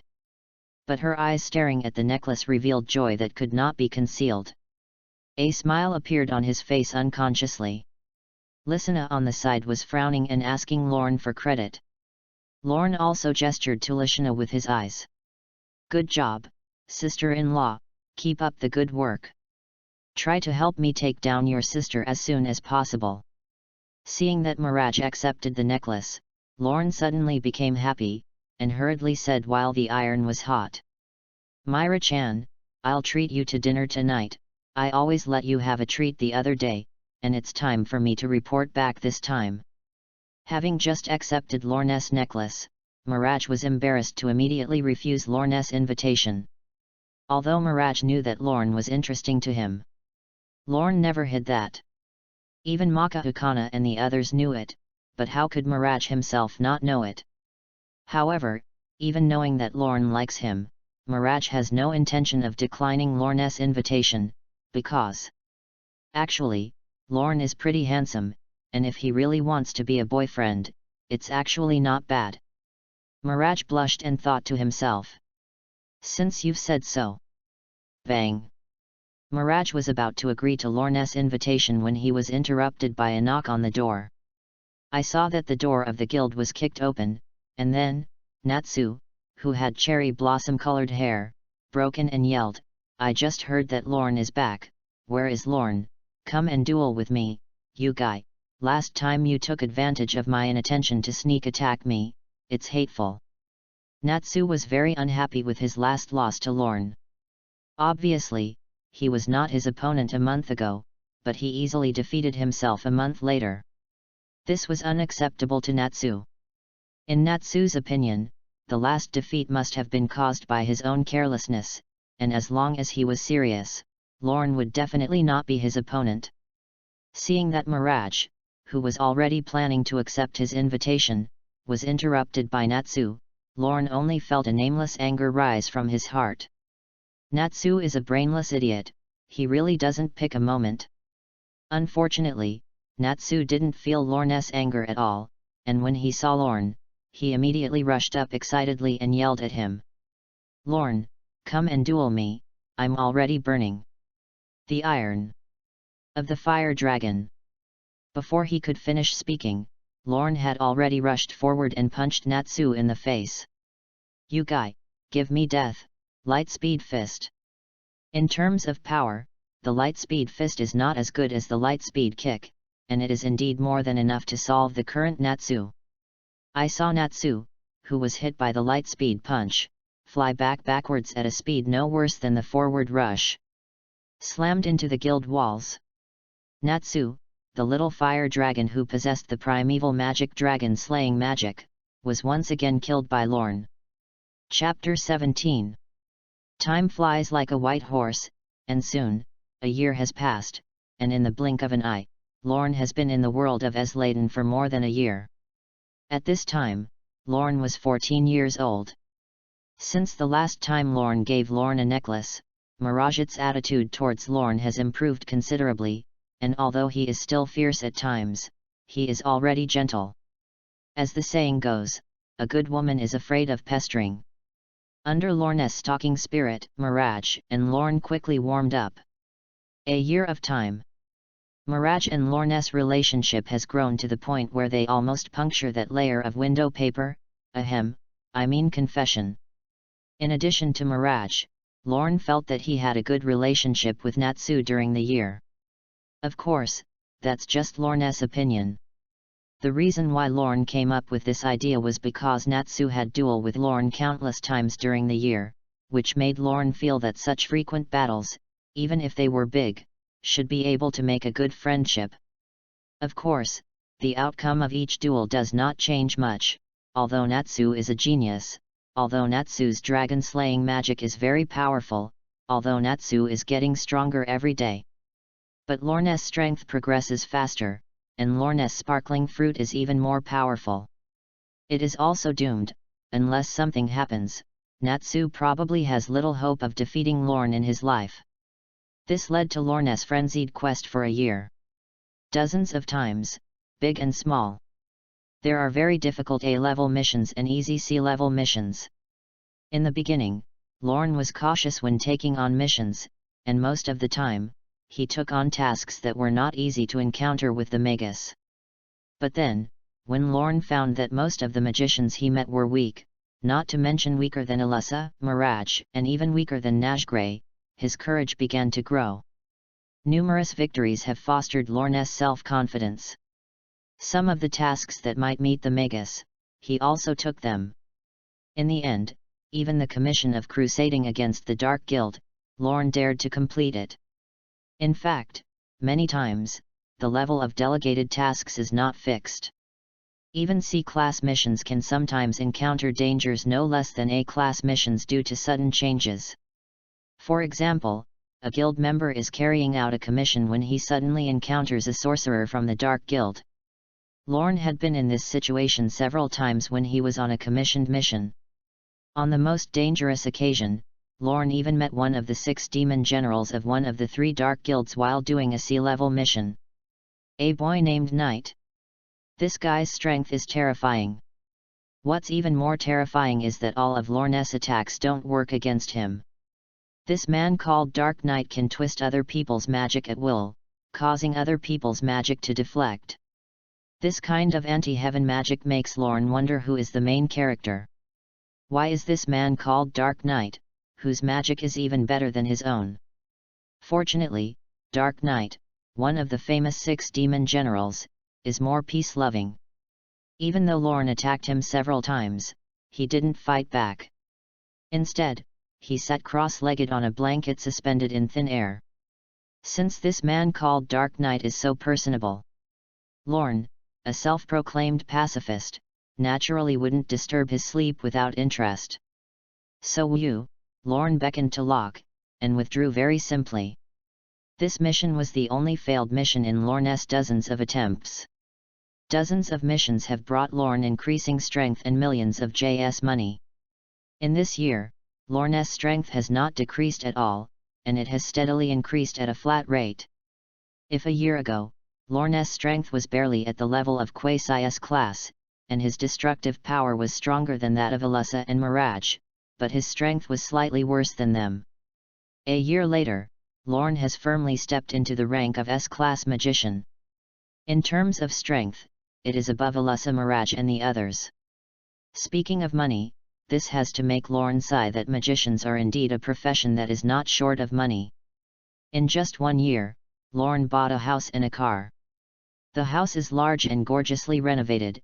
It is a small 2-story bungalow of about 300 square meters. Inside there is a bathroom, kitchen, living room, and study. There is also a plunge pool. Except for the fact that the house is a little off, which is a bit of a fly in the ointment on the edge of the city, the rest of Lorne is very satisfied. The house cost Lorne 3 million J, which was more than 2/3 of what Lorne had earned in the year.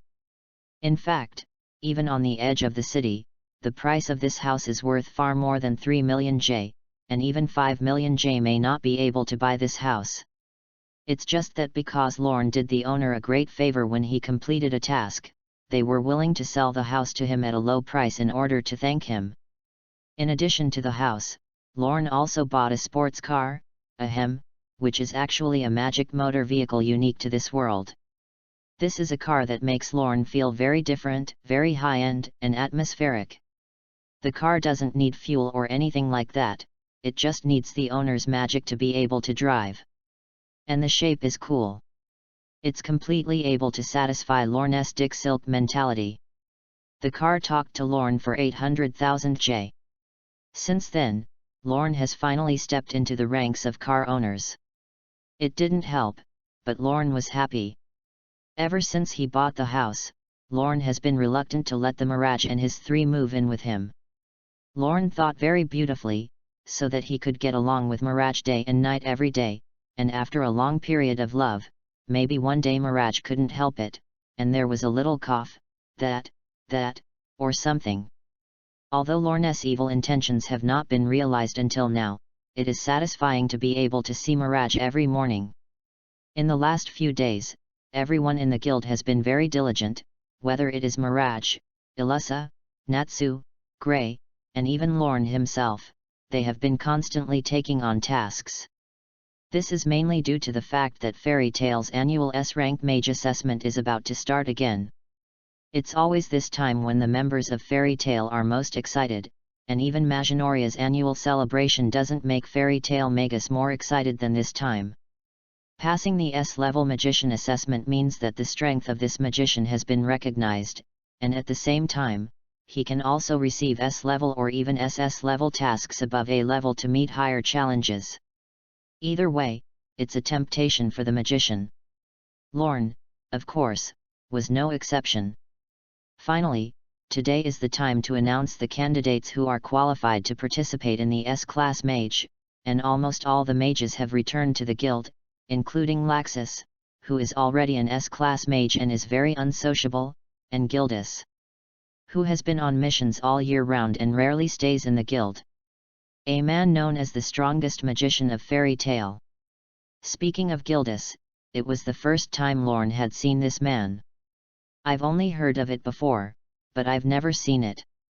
Can be called the strongest magician of Fairy Tail, and his strength is naturally very strong, even compared to the chairman Makarov, it is not the same. After all, Makarov is already old and his strength has somewhat regressed, while Gildus is indeed in the prime of life. Gildus is a middle-aged uncle with red hair and a stubble face. Unlike President Makarov, LORNE, who has long been no longer Wuxia Amen, can clearly feel the magic and powerful pressure like an abyss on Gildus, and from the first sight of Gildus, LORNE knows that he will definitely not be Gildus's opponent.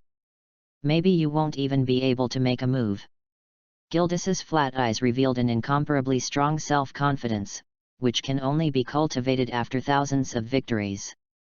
Gildus has reached the pinnacle of magic power, combat experience, physical condition, and mentality.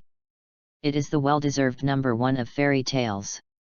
In addition, the magic used by Gildus is a crushing magic full of destructive power, and this magical destructive power does not force LORNE's sparkling fruit ability to be inferior in any way. It was the only magic LORNE had ever seen that could match the destructive power of his sparkling fruit. All the members of Fairy Tail stayed quietly in their places, waiting for the growth to come out and announce the candidates for this assessment. Soon, President Makarov came out. Everyone was thrilled to see it grow. LORNE saw Mirage beside him constantly turning around in his position, and kept muttering to himself, "You must surpass Ilusa, LORNE. You must become an S-class magician before Ilusa." The president understands everyone's urgency very well, and he has no intention of selling off. Very happily, the list of participants in this S-class magician assessment was announced. This time, the place to participate in the S-level assessment upgrade exam is in the holy land of our guild, Sirius Island. In this year, I have learned everyone's strength, heart, and soul. There were 4 participants. Ilusa shook Alette. "You have to give your all in this exam." Ilusa clenched her hands into fists and said energetically. "Mirage. Humph, I'm going to pass this time." "Not to be outdone," Mirage said. "LORNE Trist." "Great, LORNE Kun. You've been selected," said Locke, the yellow kitten, happily on the sidelines. "Of course it's me, I'm LORNE." LORNE replied with a deep confidence on his face, very narcissistically. "Kana Alberola." "Hey, is it me?" said Kana, looking incredulous. Indeed, although Kana's strength is very good, she is not very strong in the guild. After all, her card magic isn't powerful magic in itself. On the side, Natsu, Grey Alzuk, and others, heard this exam without themselves. They were disappointed.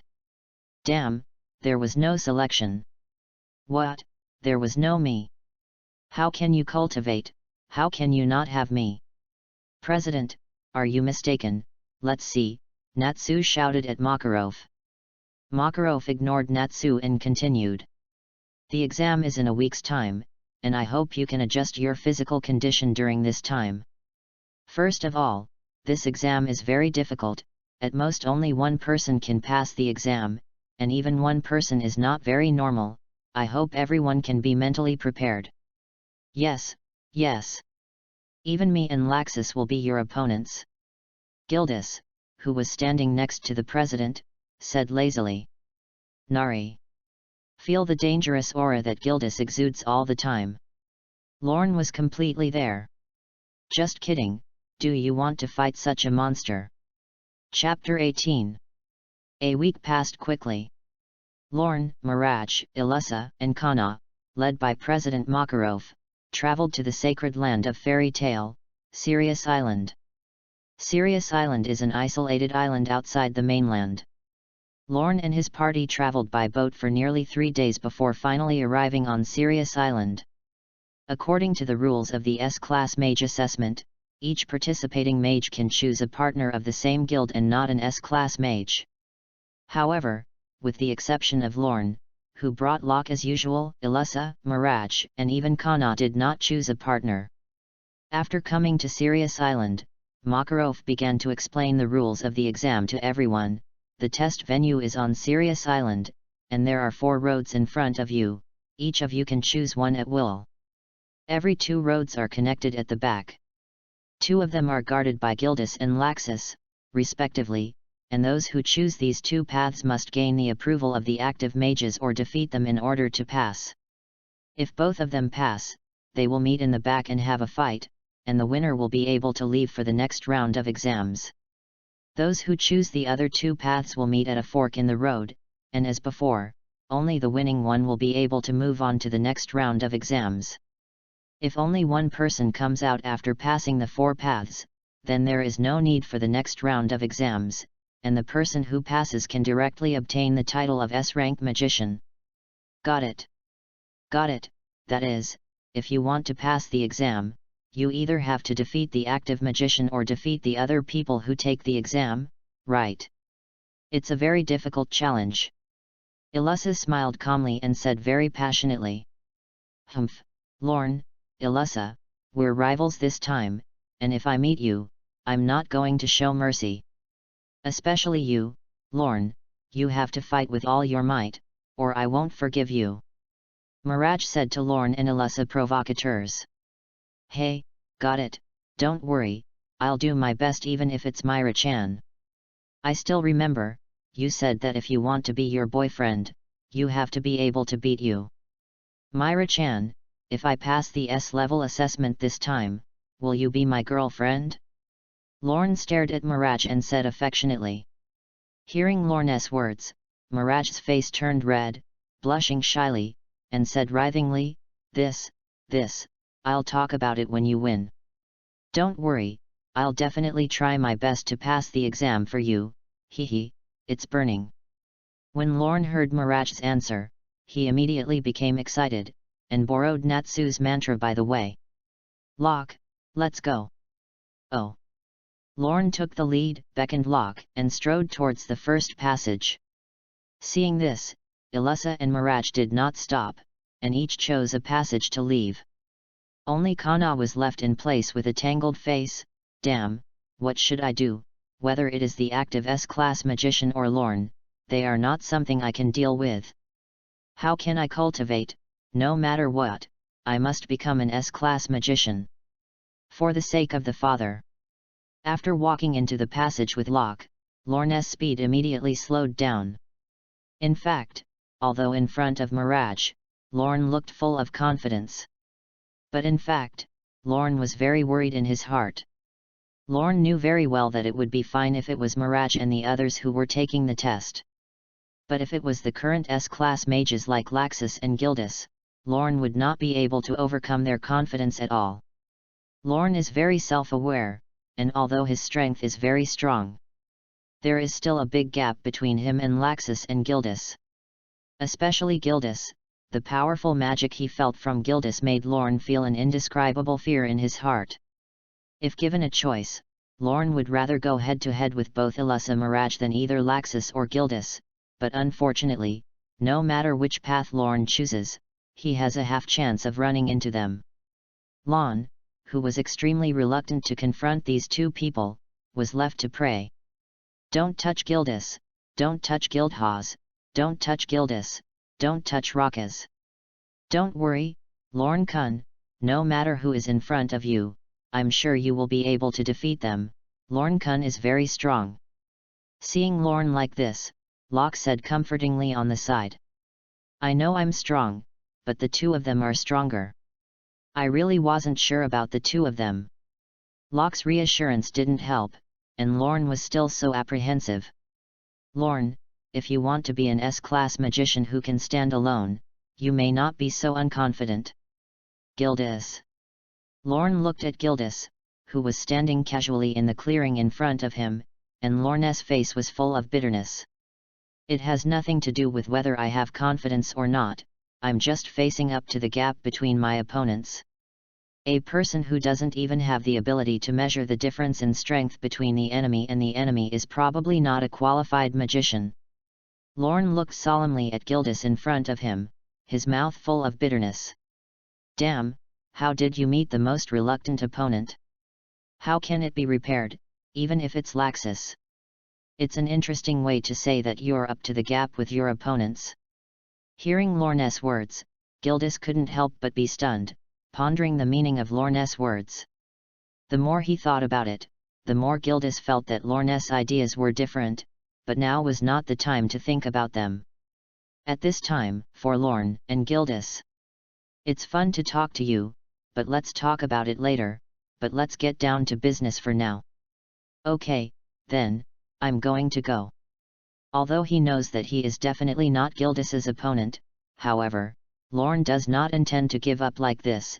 Anyway, Gildas and LORNE are both companions of the same guild, even if he loses, Gildas should not shoot too hard, LORNE thought secretly. In other words, it's really unfortunate to meet the strongest magician in the guild, but it's a blessing in misfortune to have the opportunity to fight with the strongest magician in the guild. LORNE stepped forward, faced Gildas, and moved his hands and feet. Hehe, don't say that, the current juniors are really not simple, I can clearly feel the surging magic in your body, I heard that it has only been a year since you awakened the magic. What a frightening talent. Gildas scratched his head, looking very nerve-wracking and scared. Is it strange, can a monster like you be afraid? The magic in your body is as powerful as the abyss, and it really makes me tremble. LORNE looked at Gildas calmly, his eyes becoming more and more deep. Gildas is definitely the strongest opponent LORNE has ever faced since he came to this world. Oh, you found out? I thought I was hiding it well. Gildas looked incredulous. It's strange if I didn't find out, I'm not Natsu's stupid person. Hehe, too, Natsu guy. At the mention of Natsu, a smile appeared on Gildas's face. LORNE knew that Gildas and Natsu had a good relationship, well, very good. Every time Gildas returns from a mission, Natsu wants him to challenge him. Although the result of every duel is that Natsu is beaten by Gildas.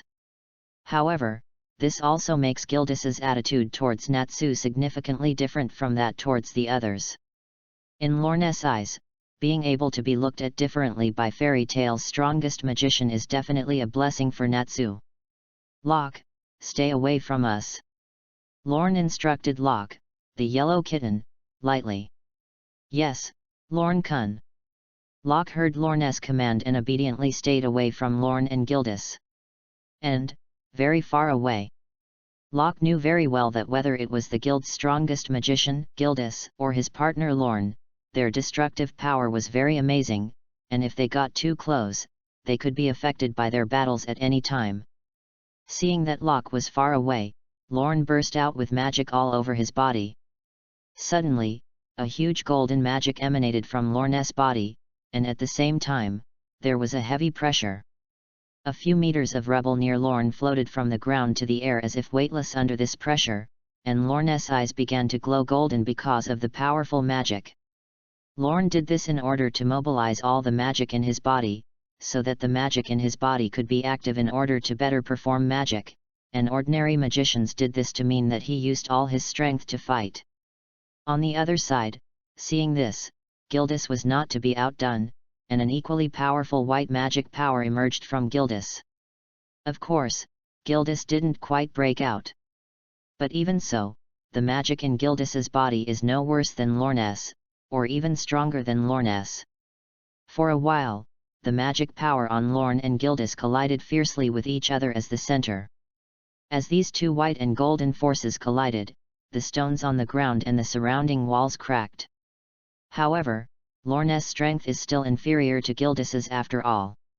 In the collision of magic power, Gildas gradually began to gain the upper hand. At first it was still too evenly matched magic power.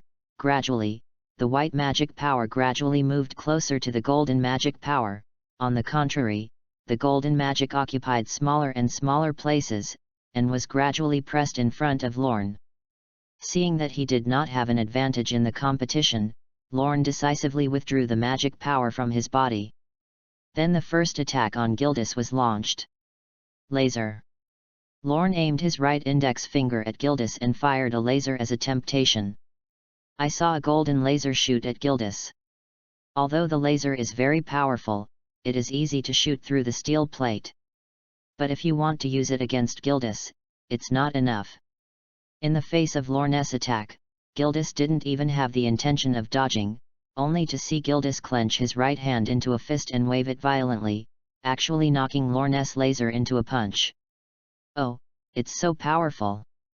After a punch that broke up the laser, Gildas said lazily to LORNE. Cut, don't lie here. LORNE snorted coldly. Although he had long known that Gildas was very strong, he could see that the other party had cracked his own move so easily. LORNE was still a little surprised. However, LORNE did not stop attacking. Seeing that the blow missed, LORNE directly came to Gildas in an elemental instant, and smashed his fist into Gildas's face. Light-speed punch. So fast, Gildas sighed faintly when he saw LORNE coming to his side in an instant, and then slammed into it with the same punch. I saw two fists full of magic power collide together, and a strong wave of chi spread out from between the two, and the strong wave of chi rolled up a large amount of dust on the ground, and the two of them were forced back a few steps by the powerful force at the same time. Light-speed kick. After taking a few steps backwards, LORNE quickly stood on his feet, then gathered a large number of photons with his right foot and kicked towards Gildas. Gildas quickly put his hands in front of him and blocked LORNE's right foot. Even so, under the gravity of the light-speed kick, Gildas involuntarily slid backwards. The ground was also slid out of two ravines of nearly a meter by Gildas. After blocking the attack, before LORNE could strike again, Gildas lunged at LORNE and punched LORNE in the stomach. Gildas's speed was too fast, LORNE couldn't react at all, and his body was about to be elementalized, so he was beaten by Gildas and flew more than 10 meters away, falling heavily to the ground. LORNE, who got up from the ground, was suddenly drowning in a cold sweat from the sharp pain in his stomach. Feeling the damage in his stomach, LORNE was secretly surprised and hesitated for a moment. This monster, not only magic, but also the experience of the enemy, fighting ability, physical fitness, I am too far from him, damn it, if I hadn't reduced most of the damage by elementalization in advance, I'm afraid just this punch would have made me lose my combat effectiveness. Seeing that LORNE was slow to attack, Gildas, who was standing on the side, launched a taunt skill. What's the matter, you're going to give up so soon? Humph! How is it possible, I haven't used my full strength yet, LORNE said in the spirit of losing people and not losing battles. After saying that, without waiting for Gildas to reply, LORNE immediately began to attack. I saw LORNE clasp his hands together in front of his chest, and then concentrated a large amount of magic power on his body in front of his chest, only to see that countless photons gathered in LORNE's chest, slowly converging into a ball of light that emitted dazzling light. Under LORNE's full strength, the ball of light grew bigger and bigger, until finally, it became the size of a basketball. Looking at the ball of light on his chest that exuded a dangerous aura, LORNE smiled with satisfaction, and then shot the ball of light at Gildas. This ball of light condensed most of LORNE's magical power, and after this attack, even Lorne, who was a magical engine, felt tired. However, although this ball of light cost Lorne a lot of mana, the effect is also amazing. If this ball of light explodes, it can at least blow up a crater tens of meters deep, which is more powerful than a missile. Hey, is it necessary to make it that big? But it's going to kill people. Feeling the huge magic in the ball of light, Gildas's expression became obviously solemn. This ball of light can almost be regarded as Lorne's strongest move at the moment. Even Gildas has to be treated carefully. I saw Gildas aim his right hand at the ball of light and yell, "Smash!" Suddenly, a powerful magical force was released from Gildas's hand, preventing the ball of light from approaching. Under the influence of this magical force, the ball of light stopped in front of Gildas, and after a few seconds of stalemate, some white light began to appear on the surface of the basketball-sized ball of light, and then, as if it had been cut, the ball of light was split into countless speeds and dissipated into the air. Seeing that his strongest move was so easily defused, Lorne couldn't help but swallow his saliva. He asked Gildas in a sneering manner, "I don't know, is it too late to admit defeat?" Gildas. Chapter 19. On the other side, Mirage and Alyssa did not encounter obstacles, but ran into each other. As soon as two rivals with different numerologies met, they collided violently like Mars hitting the Earth. "Haha, it's good luck that you're going to meet you, Alyssa." Mirage directly transformed into the spirit of Satan, attacking Alyssa while launching a mouth escape, trying to fight Alyssa with all his might. "Yes, it was you, Mirage. It seems that I won this exam." Not to be outdone, Alyssa directly changed into the strongest purgatory armor at the moment and fought back, while saluting back. "What do you mean, you hard woman?" Mirage was furious, and a black ball of magic power condensed in his right hand, and threw it at Alyssa.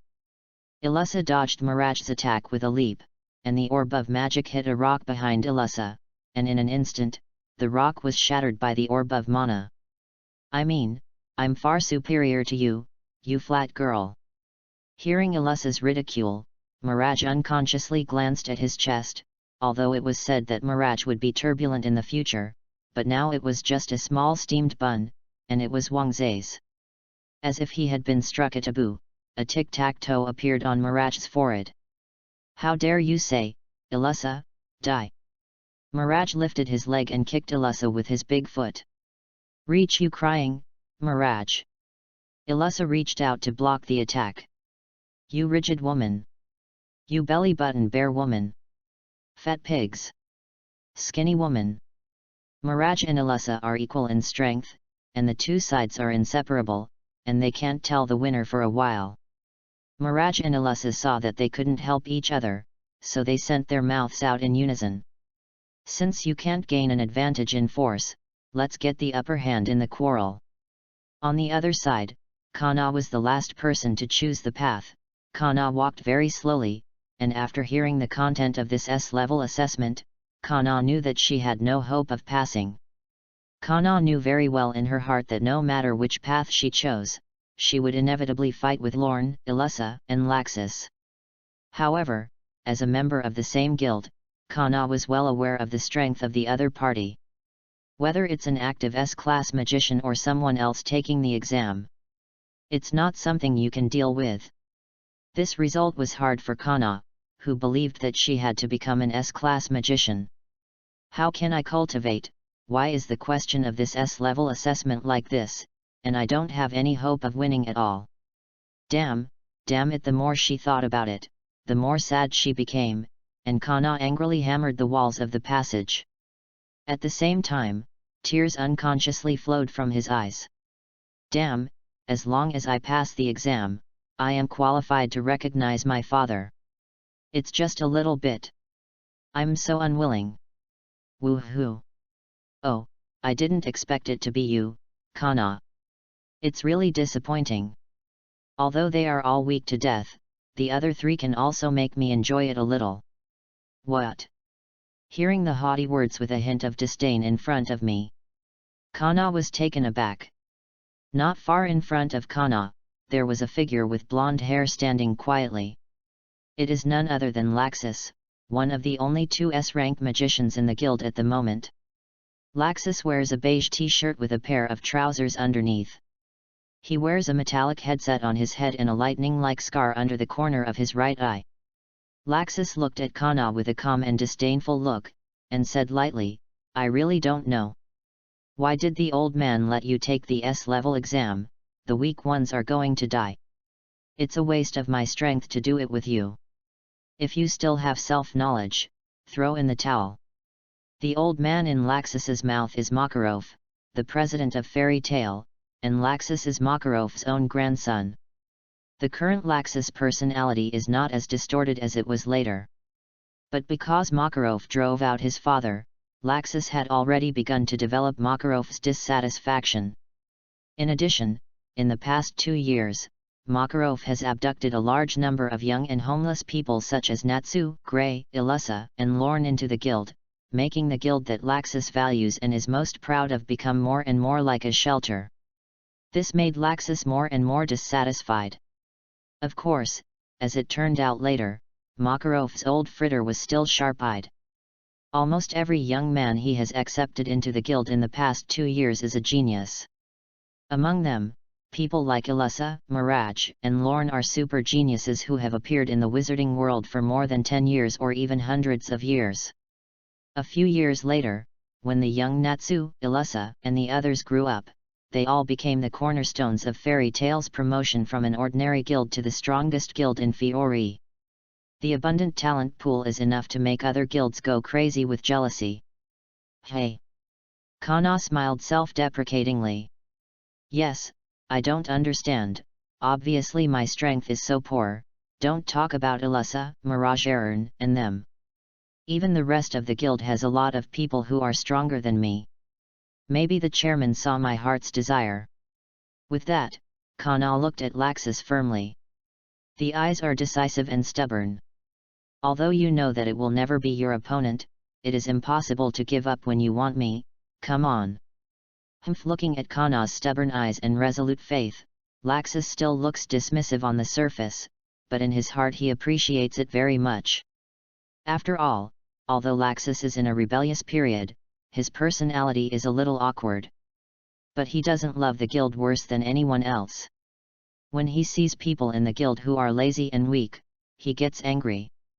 But when he saw that the people in the guild were brave and strong, and you will be happy about it. Although he admires Kana's character of daring to face it despite being defeated, Laxus does not intend to release water on Kana because of this. At most, when you shoot for a while, it's a little lighter, even if it's your own mercy. I don't understand what is supporting you to insist even though you know you are invincible. Even if you can't become an S-class magician this time, it shouldn't have any effect on you. In the final analysis, the so-called S-class magician is just a recognition of a powerful person. People who don't have the strength, even if they are lucky enough to become S-class magicians, will only face more dangers. You won't understand, I have a reason why I have to become an S-class magician. To be qualified to stand in front of him, Kana said loudly to Laxus, and at the same time, whispering, obviously that man is so powerful, so trusted by everyone. I'm not even an S-class magician, how can I be qualified to recognize you, Dad, Gildas? Let's do it. The arrogant Lacases naturally wouldn't strike first against an opponent who was weaker than himself, so he lightly ordered Kana. Kana also knew that Laxus would never be the first to strike. So the attack was launched first. Card magic, fire. Kana took out 3 cards and waved them at Laxus, and suddenly, a stream of flames appeared out of thin air and flew towards Laxus. Laxus put his hands in his trouser pockets, not the slightest hint of dodging. Just as the flames were about to burn to Laxus, a bolt of lightning suddenly appeared from Laxus, scattering the flames, and the difference in magic between Kana and Laxus was too great. Even if Laxus didn't care about it and let the flames hit, Laxus wouldn't be harmed. After dispersing the flames, Laxus reached out his right hand from his pants pocket and attacked Kana. Lightning strikes. What's the matter, Lorne? Isn't it okay with such a small injury? Dressed in shabby robes, the raunchy Gildas smiled at Lorne, who was prostrate on the ground. At this time, Lorne was very embarrassed, lying on the ground without speaking, and was covered in scars, with a trace of blood at the corner of his mouth. Fortunately, after a year of training, Lorne's resistance to pain has greatly increased. If it were the same Dick Lorne from a year ago, I'm afraid that I have long been conquered by Gildas's kneeling and begging for mercy. However, now Lorne just wiped the blood from the corners of his mouth, and then struggled to stand up again, and said dissatisfiedly to Gildas, "A little injury? It's so easy to say, you can try it." On the side, Locke, the yellow kitten, saw Lorne's current appearance and couldn't help but ask worriedly, "Lorne-kun, are you okay?" "Don't worry, I'm fine," Lorne comforted Locke. At the same time, he glared at Gildas with a vicious look. For nearly 10 minutes, Lorne was beaten by Gildas without fighting back. The real fire has already been moved. Anger is anger, though. Lorne wasn't going to rush on that rashly. Earlier, Lorne had already proved with the lesson of blood that with his current strength, it was completely an act of death to want to fight Gildas in close combat.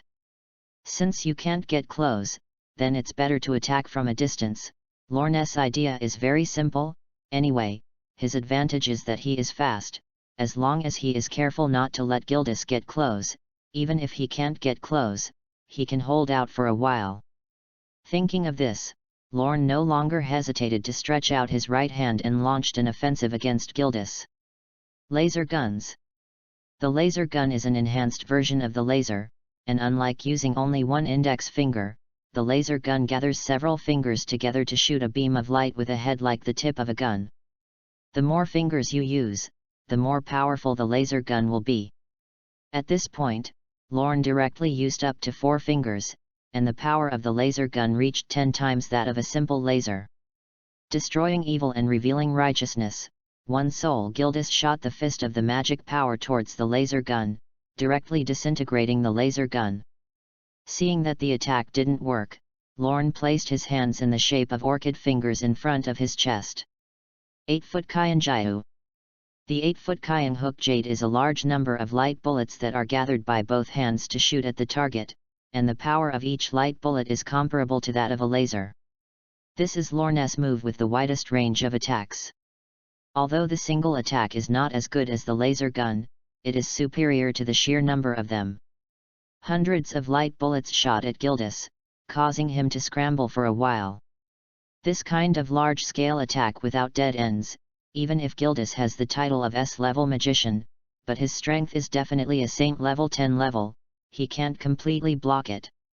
I saw Gildas grasping the robe with both hands and waving it in front of him, but there were still some light bullets that passed through the protection and hit Gildas. Because Gildas had strong magic protection, so these light bullets did not cause him much damage, but it still made Gildas feel that the place where he was shot was very painful. After all, it's comparable to the power of a laser. After a while, Gildas, annoyed by the light bullet attacks, unleashed a shattering spell at Lorne. Bang! Lorne, who was hit, turned into tiny particles scattered on the ground. Lorne-kun. Seeing Lorne's appearance, Locke, who had been watching the battle from the sidelines, suddenly cried in disbelief. Locke ran to Lorne's side and looked at him blankly, his eyes filled with tears. "Oops, I was careless, the shot was too heavy." Looking at Lorne, who was scattered all over the place, Gildas scratched his head and said embarrassedly, "How, anyway, it's gone too far." Suddenly, the particles scattered on the ground on Lorne's body suddenly turned into a ball of photons, and then, the photons began to slowly gather into a ball, and finally, Lorne, who was covered in golden light, appeared intact in front of Locke. "Lorne-kun!" Locke cried out excitedly with tears in his eyes. "Don't worry, I'm fine." Looking at Locke, whose face was full of tears, and feeling Locke's relationship with him, Lorne's heart suddenly warmed. Perhaps, the race of Yellow Kitten Locke is born with a loyalty factor. Ever since Lorne took Locke, Locke has been by Lorne's side, doing his best to care for Lorne and help Lorne. Although Locke is very weak, in order to be able to help Lorne, knowing that Lorne is not familiar with the writing of this world, Locke went to learn XI words desperately, and learned most of Fiori's words in just 2 months. Knowing that Lorne had no sense of direction and was a road idiot, Locke retrieved all the maps of the Fiori kingdom from the guild and forcibly wrote them down. Whenever something happened to Lorne, Locke was always watching worriedly. When he was cultivating hard, it was also Locke who accompanied him on his side. Lorne saw all these bits and pieces in his eyes and remembered them in his heart. Lorne remembers that when he first joined the guild, Makarov told him to make the guild her own home and the members of the guild her family. Lorne wasn't sure if he considered the guild members his relatives again, or even if he considered Mirage Arasana and the others his relatives. But Lorne was sure that he had already regarded the Yellow Kitten Locke as his brother, friend, and relative. It's not just Locke who cares about Lorne, but why doesn't Lorne care about Locke? Whoever dares to hurt Locke will bear Lorne's wrath. Perhaps, when he first met Locke, Lorne just thought of him as a pet, a place to attract the attention of girls, and even to serve as a reserve of food in times of crisis. However, I don't know when Lorne has stopped treating Locke as a pet.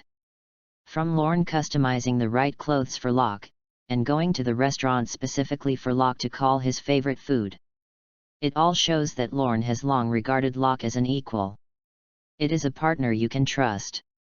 So, when he saw Locke's face full of tears and looking at him worriedly, Lorne was moved by a warm feeling in his heart, and he couldn't help but lower his head and gently stroke the head of the Yellow Kitten Locke. Comfort Locke in a low voice. Okay, don't cry, I'm your partner Lorne, how could I have been killed so simply? But it's nothing, don't worry, my battle is not over, go and stay side, be careful of hurting you. After calming Locke, Lorne confronted Gildas again. Oops, what a powerful and beautiful magic. I thought I had killed you by accident, and it scared me to death. Looking at the recovered Lorne, Gildas stroked his forehead and said with a look of palpitation. Cut, uncle, it's not right to lie. Even if I don't know how to elementalize, I guess it'll be fine. I don't know the exact power of your magic, but I don't feel a life-threatening feeling from your magic. Lorne pursed his lips disdainfully, not used to seeing Gildas's pretentious appearance. What uncle, you should call me big brother, I'm still very young. Hearing Lorne call himself uncle, Gildas immediately retorted. Speaking of which, your instincts are really sharp, Lorne, you're right, my trick of disintegration, if used on a creature will split it into many clones, and it won't die. However, if it were someone else, you wouldn't have changed back to your original appearance without my help, but you were able to change back by yourself, and this alone is already commendable. Gildas said appreciatively to Lorne.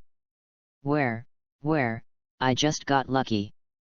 Hearing Gildas's compliment, Lorne immediately said modestly with a smile on his face. If it were someone else, maybe Lorne wouldn't have reacted so much, but now it was the guild's strongest magician Gildarth who praised him, which made Lorne feel a sense of accomplishment. Still, before Lorne could finish his happiness, Gildas's face suddenly became gloomy, and he said very seriously. Now, I'm going to get serious. Be careful, don't blame me for dying. Chapter 20. So, Nari. Looking at Gildas's serious expression, Lorne suddenly became calm. Engage in yarn, just now you can beat me up and break it down. You're going to use all your strength? You're going to destroy my rhythm. Although he thought so in his heart, Lorne couldn't say the words of admitting defeat, as if something was blocking his chest. An inexplicable insistence surged in Lorne's heart, and for a while, the two thoughts of admitting defeat and not admitting defeat kept spinning in Lorne's heart. Damn, it's just an S-level exam, why are you so hot-blooded? I'm not Natsu, Mirage, and them, this is completely inconsistent with my character. However, if you admit defeat like this, you are really unwilling. It was not easy for me to become stronger, but I had already come to this place, so I gave up like this. But, if you can't beat it, what can you do? This pervert named Gildas in front of you is so strong, how can you fight? Have you forgotten the fear of being possessed by the revenant soul that you were scared when you decomposed just now? What if I can't beat it? At least I don't regret it, do I? Gildas also seemed to see Lorne's hesitation. Gildas didn't know what to think, and said sarcastically, "Why, are you going to give up? This is a wise choice, because what you will face next may be death. After all, I'm not very good at releasing water." With that, Gildas began to unleash all the magic power on his body. Suddenly, a momentum that was several times more terrifying than just now was released from Gildas. The milky white magic, accompanied by violent pressure, frantically oppressed everything around it. How is that possible? This magic is several times more powerful than it was just now. Lorne looked at Gildas in horror. At this moment, Gildas, shrouded in the middle of the huge milky white magic like an abyss, was as hideous as a demon in Lorne's eyes. Under this momentum, Lorne felt as if he was about to suffocate, his body could not move, his heart was beating wildly, and sweat kept pouring out of his body. Give up, in the face of an opponent who can't be solved no matter how hard you try. Learning to give up is a wise choice, I think, you should understand. Gildas walked towards Lorne, his deep voice echoing through the empty cavern and in Lorne's ears at the same time. As Gildas approached, the pressure on Lorne's body increased, and when Gildas walked one step away from Lorne, Lorne was already uncontrollably pressed by the pressure on Gildas's body. Am I going to die? Lorne felt an indescribable fear permeate Nerdas's magic. The head that had been held high since the beginning of the battle slowly drooped. Lorne-kun. In the distance, Lorne was seen kneeling humiliated by the magic of Gildas, his face full of fear and despair, and Locke's eyes filled with tears. Lorne's current appearance, Locke has never seen it, and in Locke's memory, Lorne is full of confidence and smiles whenever he is. Don't worry, Locke, I'm fine. Lorne turned his head and reluctantly smiled at Locke, but the smile seemed so far-fetched in the face of extreme fear and despair. What an embarrassment, it worries Locke, a dead wildcat. Lorne smiled bitterly and looked down to laugh at himself. Did you really just give up? At this point, Lorne's thoughts were clearer than ever. Thoughts crossed Lorne's mind. Lorne thought a lot for a while, thinking of Natsu, Mirage, Ilusa, Locke. I thought of the only time I failed in my mission. Lorne has always felt that Natsu is a fool, knowing that he can't beat him, but he will challenge himself every time he sees him, and he can't beat Ilusa, but he has always aimed to defeat Ilusa. Obviously weak as an ant in front of Gildas, he dared to say loudly to Gildas that he would replace him as the strongest magician of the Union. These, in Lorne's opinion, were so stupid and unself-aware. However, only Lorne himself knows that every time he sees Natsu doing these stupid things, he is actually very jealous in his heart, jealous of Natsu's courage. Every time Lorne defeated Natsu, he would laugh at him, and in the eyes of the guild people, Lorne was joking with Natsu to make everyone happy. Only Lorne knew that he was actually covering up his cowardice in this way. In this world, no one wants to be a weak person, but when faced with danger, weak people are always unable to restrain the fear in their hearts.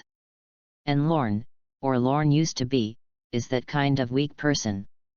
You're trying to tell me to learn to give up, aren't you? Lorne buried his head and said in a low voice. Helas was silent. In fact, Makarov, the leader of the S-class assessment this time, did not intend to let anyone pass at all, and the reason why he let Lorne and them participate in this exam was just to give them an additional chance to practice. A week ago, by a small river outside the city of Margralaya, Makarov and Gildas sat on the embankment and fished with a fishing rod. However, neither Makarov nor Gildas had their minds on fishing. I don't plan to let anyone pass the S-class mage assessment this time. Makarov said to Gildas with a calm face. Oh, yes, that's right, although these little ghosts are very talented, they are still too young after all, and their strength is still lacking. Gildas nodded, indifferent. It's not just a matter of strength, whether it's Ilusa, Miraja, or Lorne, they are all rare geniuses, and they have strength at a young age that is difficult for ordinary people to achieve in their lifetime. Lorne, in particular, was even better than Miraja Ilusa. This is the first time I've seen this kind of talent in so many years. The incomparably powerful magic of light, the magic that is increasing every day, makes Lorne have a strength comparable to that of an S-class magician in just 1 year. Speaking of this, a hint of amazement appeared on Makarov's face. Ilusa, Miraj, and Lorne are indeed enviable, and I am not as strong as them at their age. It is because of this that the strength they possessed too early made them full of self-confidence and began to lack reverence for danger. Speaking of this, Makarov's face became more and more serious. You mean? You should know that the so-called S-class mission is the kind of mission that can lead to death if you make a mistake in judgment. Even S-class magicians are highly likely to encounter dangers that they cannot handle. With the talents of Ilusa, Lorne, and Miraj, I believe that they will soon be able to truly reach the level of an S-class magician. Until then, I hope you can teach them a lesson and teach them how to give up. This is also the real purpose of letting the 3 of them participate in this assessment. You're so kind to them. They are the future of the Union. Perhaps, for me now, giving up is the wise choice, but if you just give up, you will be disappointed. Lorne slowly looked up, revealing his eyes that were mixed with fear and determination that were covered by the hair on his forehead. Gildas. Lorne's words left Gildas speechless. Although Gildas's goal is to make Lorne recognize the reality and learn to give up, it does not mean that Gildas agrees with this approach. Just as Gildas admired Natsu's repeated attempts to challenge him. In Gildas's heart, he agrees with the courage to challenge all difficulties. Lorne stood up with difficulty, frantically venting his magic, and the huge golden magic surrounded Lorne, relieving Gildas of Lorne's oppression. Then, Lorne struggled to gather the photons in his hand and slammed them into Gildas's face. I've been laughing at Natsu's stupidity, but I didn't expect me to be as stupid as him, it's ironic. Lorne grinned reluctantly. Although he was still shrouded in the magic of Gildas, Lorne at this time had no fear in his eyes, and there was only a determination and courage to face everything. Come, bet on my humble and cowardly heart, and fight to the death. Am I alive or dead? Looking at Lorne, who couldn't even stand up under his own magic, but still chose to attack him, Gildas smiled unconsciously. Perhaps, Lorne's choice was different from what he thought, but Gildas agreed with Lorne more. The resolute and determined gaze in Lorne's eyes had pierced into Gildas's heart and resonated with Gildas's heart. With this recognition, Gildas punched Lorne in the stomach, and Lorne felt a sharp pain in his stomach, and then fainted. Chapter 21. On the other side, the duel between Ilusa and Miraj, the change of magic versus the acceptance of magic, still did not distinguish the winner or loser. The 2 of them were comparable in experience and magic, and as a result, the 2 of them fainted to the ground at the same time because of the exhaustion of magic power, and lost the qualification for the exam. On Kana's side, although Kana has never given up, the gap between Kana and Laxus is too big, and Laxus at this time has already surpassed ordinary S-level magicians in terms of strength, reaching the level of Super S-level. It's not something Kana can deal with at all. So, Kana was easily stunned by Laxus. In the cave where Lorne and Gildas duel off. By this time, Gildas had already left, and in the cave, there were only Locke and Lorne who had fainted. Lorne-kun, wake up! Lorne the kitten was lying on top of Lorne, calling Lorne's name incessantly, with a worried look on his face. With Locke's unremitting efforts, Lorne slowly woke up. It hurts. When Lorne woke up, he immediately felt a pain in his stomach, and although it was moisturized by magic, the injury had not fully recovered from the place where he had been hit by Gildas earlier. It took a while for Lorne to feel the pain in his stomach lessen slightly. "Locke, why are you the only one here, Gildas?" After waking up, Lorne saw that Locke was the only one around, and the empty cave seemed extremely deserted, so he couldn't help but ask Locke. "Uncle Gildas has left, and he asked me to tell you that you have passed his test." "What?" Lorne was overjoyed to hear Locke's words. "This beating was really not in vain. Although I was covered in injuries, I finally passed the first round of assessment." Lorne, with Locke's help, was able to get to his feet from the ground. At this time, Lorne looked very embarrassed. His body was covered with bruises, and the delicate white robe was now tattered, and he wore it on Lorne as if he was wearing a rag. Looking at his embarrassed body, feeling the pain in his body every time, Lorne smiled bitterly. "Damn, I really got into the water in my brain to go to fight Gildas, and now I deserve to be beaten into this virtue. Why, Lorne Kun was very brave just now." Hearing Lorne's self-deprecation, Locke persuaded from the side. "Brave has a hairy use, can you eat it? Really, you must stay away from that stupid Natsu in the future. I've got his stupid. Now. Hey, hey." Seeing Lorne alone complaining to himself, Locke felt amused. "All right, Locke, let's go, we can't let this fight go in vain." "Oh." After venting for a while, Lorne beckoned Locke out of the cave. Having finally passed the test, Lorne didn't plan to waste all his time in this cave. "You mean, I passed the exam directly, and now I'm an S-class magician?" Lorne looked at President Makarov blankly and asked in disbelief. "Yes, because Ilusa, Mirage, and Kana didn't pass the first round of assessments, and you are the only one who passed the first round of assessments, so you don't need to take the next exams, you directly passed this S-level mage assessment, becoming the third S-level mage in our guild at present." Makarov confirmed Lorne's conjecture. Explained lightly to Lorne. "Haha, that's great, Locke. Do you hear me, I'm an S-class magician. Haha." Lorne was overjoyed to hear that he had passed the test. Yes, Lorne Kun is amazing." Locke chimed in. Yes, congratulations Lorne, you look like you're only 14 years old, aren't you?" Gildas, who was standing next to Makarov, smiled and congratulated Lorne. Seeing the smiling face of Gildas beside Makarov, Lorne gritted his teeth. "You damn bastard, you hit it so hard. I still feel a dull pain in my stomach. Hehe, I'm sorry, if I can't control it, I use a little more force." Gildas waved his hand again and again, and said apologetically, but looking at the smile on his face, there was no sense of apology. Lorne, who looked at him with a cheap smile on his face, had another itchy tooth. Although he was very unhappy with Gildas and wanted to beat him up, but after thinking that if he really made a move, he was afraid that he should be beaten violently. No, it was definitely himself, so Lorne gave up this idea. "By the way, Mirage."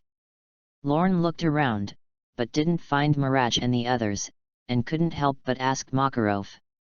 "Because they didn't pass the test, they have already returned to the ship first, and Gildas and I are responsible for waiting for you here. You should go back to the ship first. Gildas and I are going to pay homage to the first president, and we will come back later." "Oh, well, let's go first." Hearing Makarov's words, Lorne beckoned Locke to turn and leave. Lorne knew that the graveyard of the first president was on the fairy tale Mecha Sirius Island, so she was not surprised that Makarov was going to pay her respects. "Hey, is it really okay to make Lorne an S-class magician like this? You should know what a difficult task the S-class magician will face, Gildas." Makarov asked Gildas in a deep voice as he saw Lorne walking away. "Don't worry, I'm sure that no matter what kind of difficulties he will face in the future, he has already had the consciousness to face them calmly." Gildas's tone was full of affirmation. If someone else said so, maybe Makarov wouldn't believe it. After all, Makarov, who was a member of the guild and treated him like a family member, knew Lorne very well. Makarov knew that while Lorne was strong, he was more timid or cowardly than the rest of the guild. In Makarov's opinion, such a mentality is not suitable for becoming an S-class magician. Makarov's requirements for his guild's S-class magicians are much higher than those of other guilds, and in other guilds, perhaps, he only needs to reach S-level or even quasi-S-level strength to be able to give the title of S-class magician. My setting for S-level is that he can completely defeat A-level, but he is not an S-class opponent at all. The requirement of the S-level is to be able to kill the A-level in seconds and beat the quasi-S-level completely.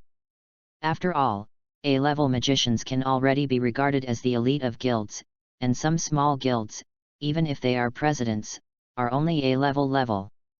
A quasi-S-level magician is already able to crusade against some weaker dark guilds on his own. But in Fairy Tale, if you want to become an S-class magician, you not only need to fully reach the strength of the S rank, but also have the rational mentality to be able to make accurate judgments in the face of danger, and even retreat. However, it was Gildas who spoke this now, the guild's strongest magician and his most trusted magician. His evaluation of Lorne. Whether Makarov agrees with it or not, he will choose to believe it unconditionally. Since you think Lorne is qualified to be an S-class magician, then, I believe you. No, it's Lorne that you should believe. I think maybe he'll be your best successor in the future. Gildas smiled calmly, his eyes revealing certainty. You mean, take over as president?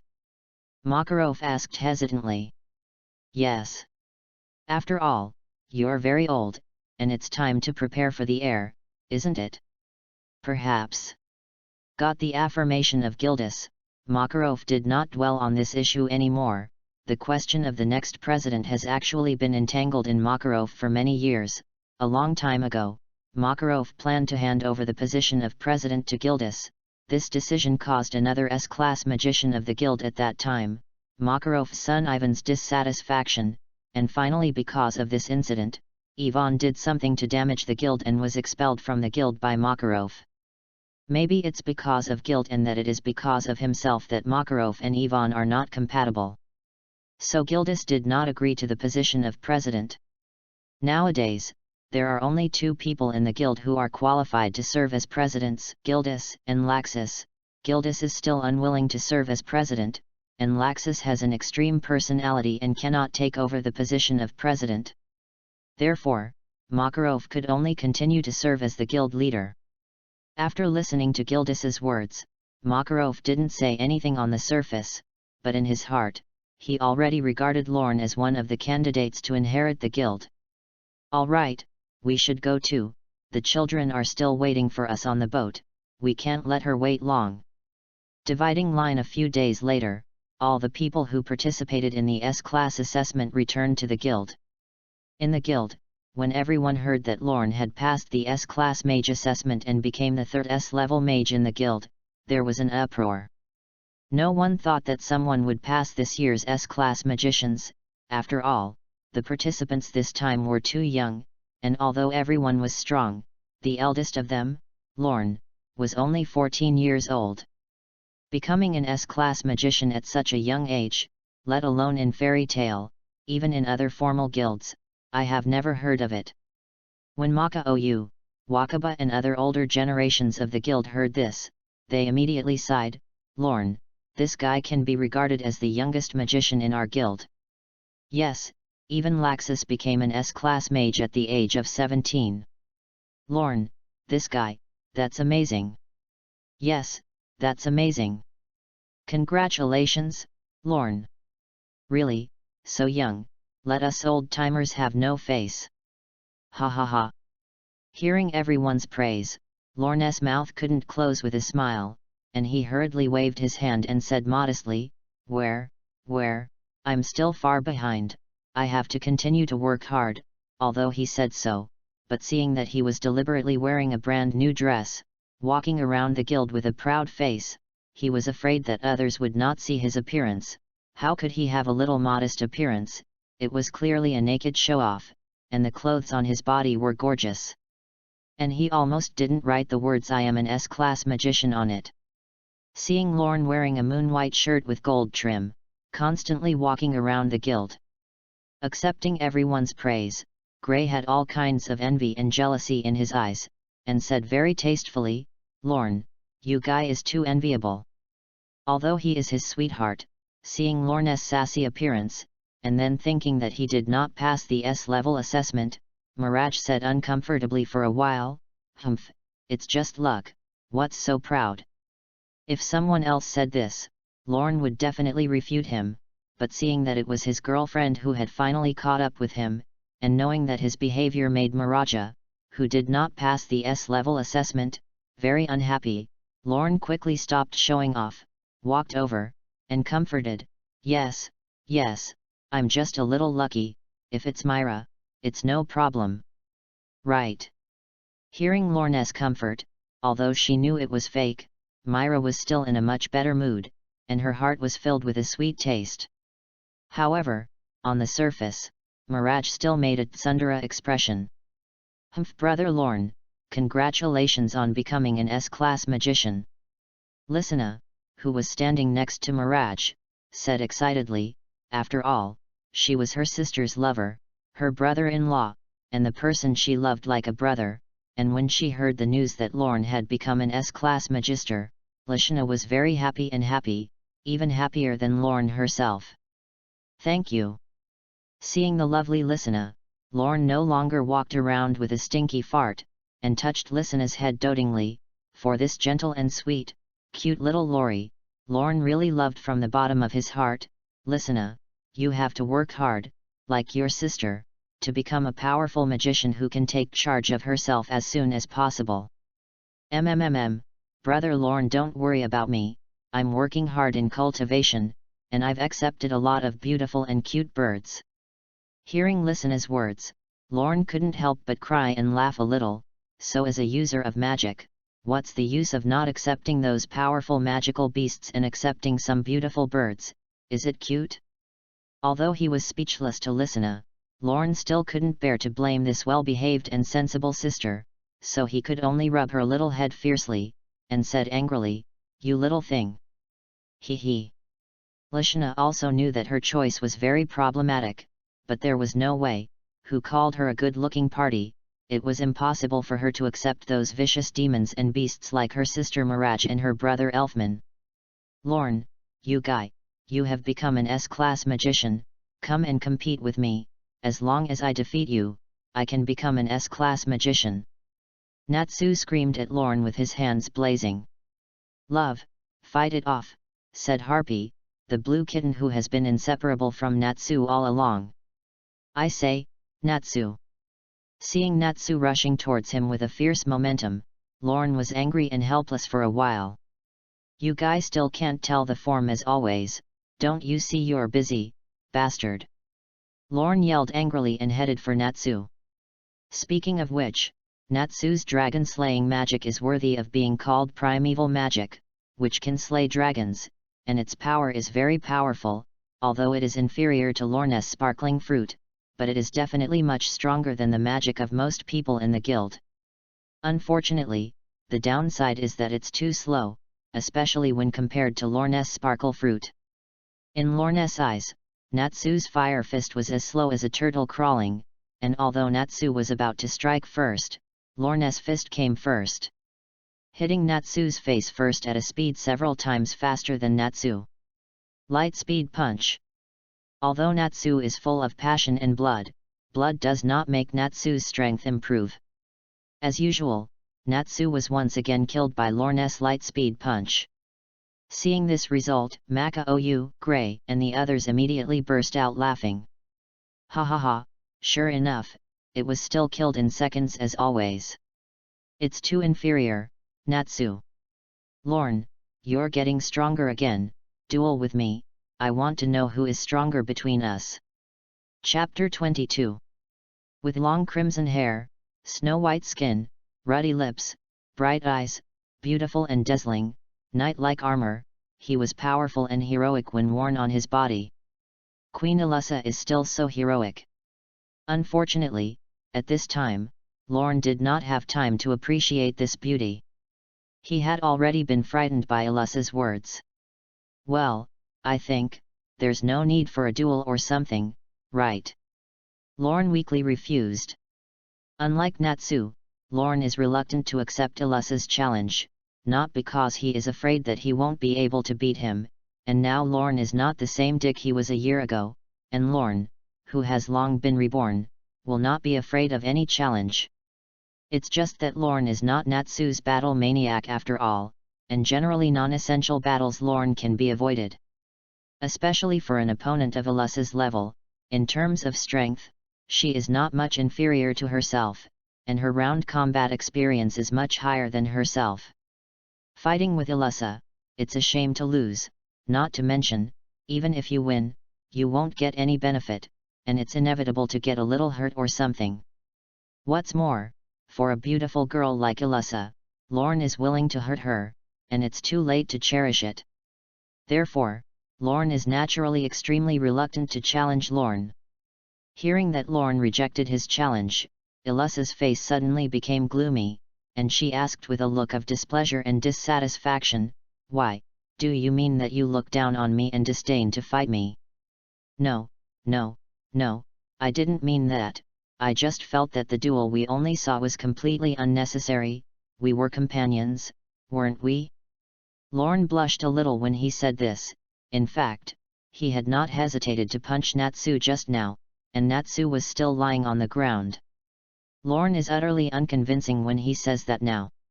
It doesn't matter, just because they are companions, they need to know more about each other's strength. Like Mirage, Ilussa is a very competitive girl with extraordinary talent and strength, and her personality is as strong as her long crimson hair, stark and stubborn. It was difficult for Ilussa to accept that she had not passed the S-class mage exam, while Lorne, who was about her age, had passed the exam. Ilussa's life credo is to do your best in whatever you do. Therefore, although Ilussa is not a belligerent person, in order to prove that she is no worse than Lorne and no worse than anyone else, Ilussa decides to challenge Lorne.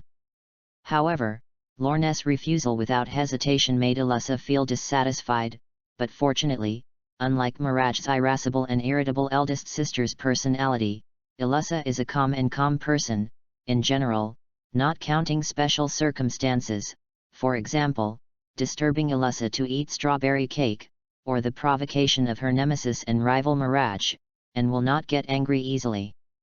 But it is also impossible to make Ilussa give up the idea of challenging Lorne so easily, and those who are familiar with Ilussa's character know that as long as Ilussa makes a decision, she will never change it easily, just like President Makarov fears. Ilussa, who has a resolute personality, does not know what it means to give up. The proud Scarlet Flower was not willing to lose to Lorne like this. Obviously, Lorne, who has had a crush on Ilussa since he first met her, knows Ilussa's personality very well. Looking at Ilussa's determined eyes, Lorne knew that this competition could not be avoided. "Well, I promised, if you insist. If you don't agree..." "You can't do it, with Ilussa's character. If you don't agree to her request, Ilussa will definitely pester Lorne until Lorne agrees." What's even more terrifying is that Ilussa looks very calm on the surface, but in fact, she has no endurance. Lorne can't imagine, God knows what Ilussa will do after losing her patience.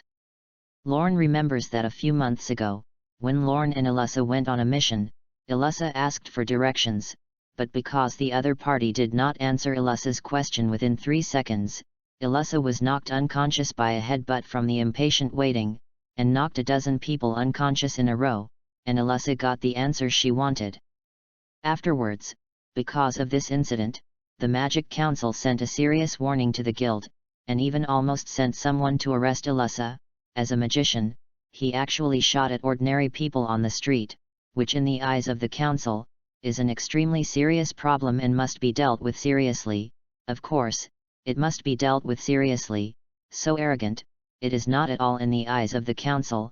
Even if you want to fight, you have to fight when no one is around. We pretend not to know. Forget it, like this, in public, what is the matter, how much you have to pay attention to the impact. Prevent future recidivism. As a result, it was President Makarov who came out of the horse, with a thick old face, and pleaded bitterly in the council, and then wrote a 100,000-word letter of repentance to settle the matter. Thinking of this, Lorne suddenly broke out in a cold sweat, and nodded busily to agree to Ilussa's challenge. In this regard, Lorne can only admit that he is unlucky. Damn it, who called himself so good that he would not die. He actually became an S-class magician before Ilussa, and was targeted by Ilussa. Lorne sighed secretly. Actually, Lorne should be thankful that he was targeted by Ilussa, not Miraja. If Lorne hadn't chased Miraj into his hands early, with the character of Miraj's eldest sister, I'm afraid he would have turned into Satan a long time ago, and a demon extinction would have been thrown over. Ilussa and Lorne were not procrastinators, and since they had decided to duel, they simply walked out of the guild and came to the open space outside the guild. In the guild, everyone was very interested when they heard that Ilussa and Lorne were going to duel. After all, whether it was Ilussa or Lorne, their strength had already been recognized by everyone. However, in fact, everyone wants to know which of these two people is stronger. Therefore, now that they saw the duel between Ilussa and Lorne, everyone was very interested in running over to watch and watching the excitement. Lorne, come on, give me a beating up on Ilussa. If you lose, I won't let you go. Miraj stood at the front of the crowd and said viciously to Lorne. Regarding the fact that Lorne passed this assessment and became an S-class magician, Miraj actually had mixed feelings. On the one hand, Miraj is really happy for his sweetheart. On the other hand, the proud Miraj's eldest sister can't accept the fact that Lorne actually became an S-class magician before herself. The competitive Miraj is reluctant to admit that she is weaker than anyone else, even if this person is her lover. For the fact that he didn't pass the S-class assessment this time, but Lorne did, Miraj has actually been haunted by it. In fact, if Lorne wasn't her boyfriend, Miraj would have challenged Lorne long ago. And now, seeing Ilussa challenging Lorne, Miraj used all the new and old hatreds in his heart for a while. Ilussa, this bastard armor girl, if it weren't for her, I would definitely pass this assessment. Miraj thought with hatred. So, Lorne, you must give her a hard lesson and make me angry, or I will not forgive you. Lorne naturally couldn't hear Miraj's heart, and at this time she was standing in front of Ilussa and said solemnly, Ilussa, before fighting, I will state that it is best to stop at the point, otherwise it will not be good to hurt anyone, and you don't want to really hurt your fellow guild mates. Of course. Ilussa nodded as a matter of course, and said in agreement, after all, we are companions, and we will definitely restrain our shots, and try not to hurt both sides. Although Ilussa said this, looking at her serious expression, Lorne couldn't believe that Ilussa knew what it meant to be merciful. Change your clothes, armor of the celestial wheel. Seeing that Lorne was ready, Ilussa instantly completed the change of armor of the heavenly wheel, only to see dozens of extremely sharp and flashing long swords surrounding Ilussa, and then under Ilussa's control, the speed flew towards Lorne. Family, the sword of chaos.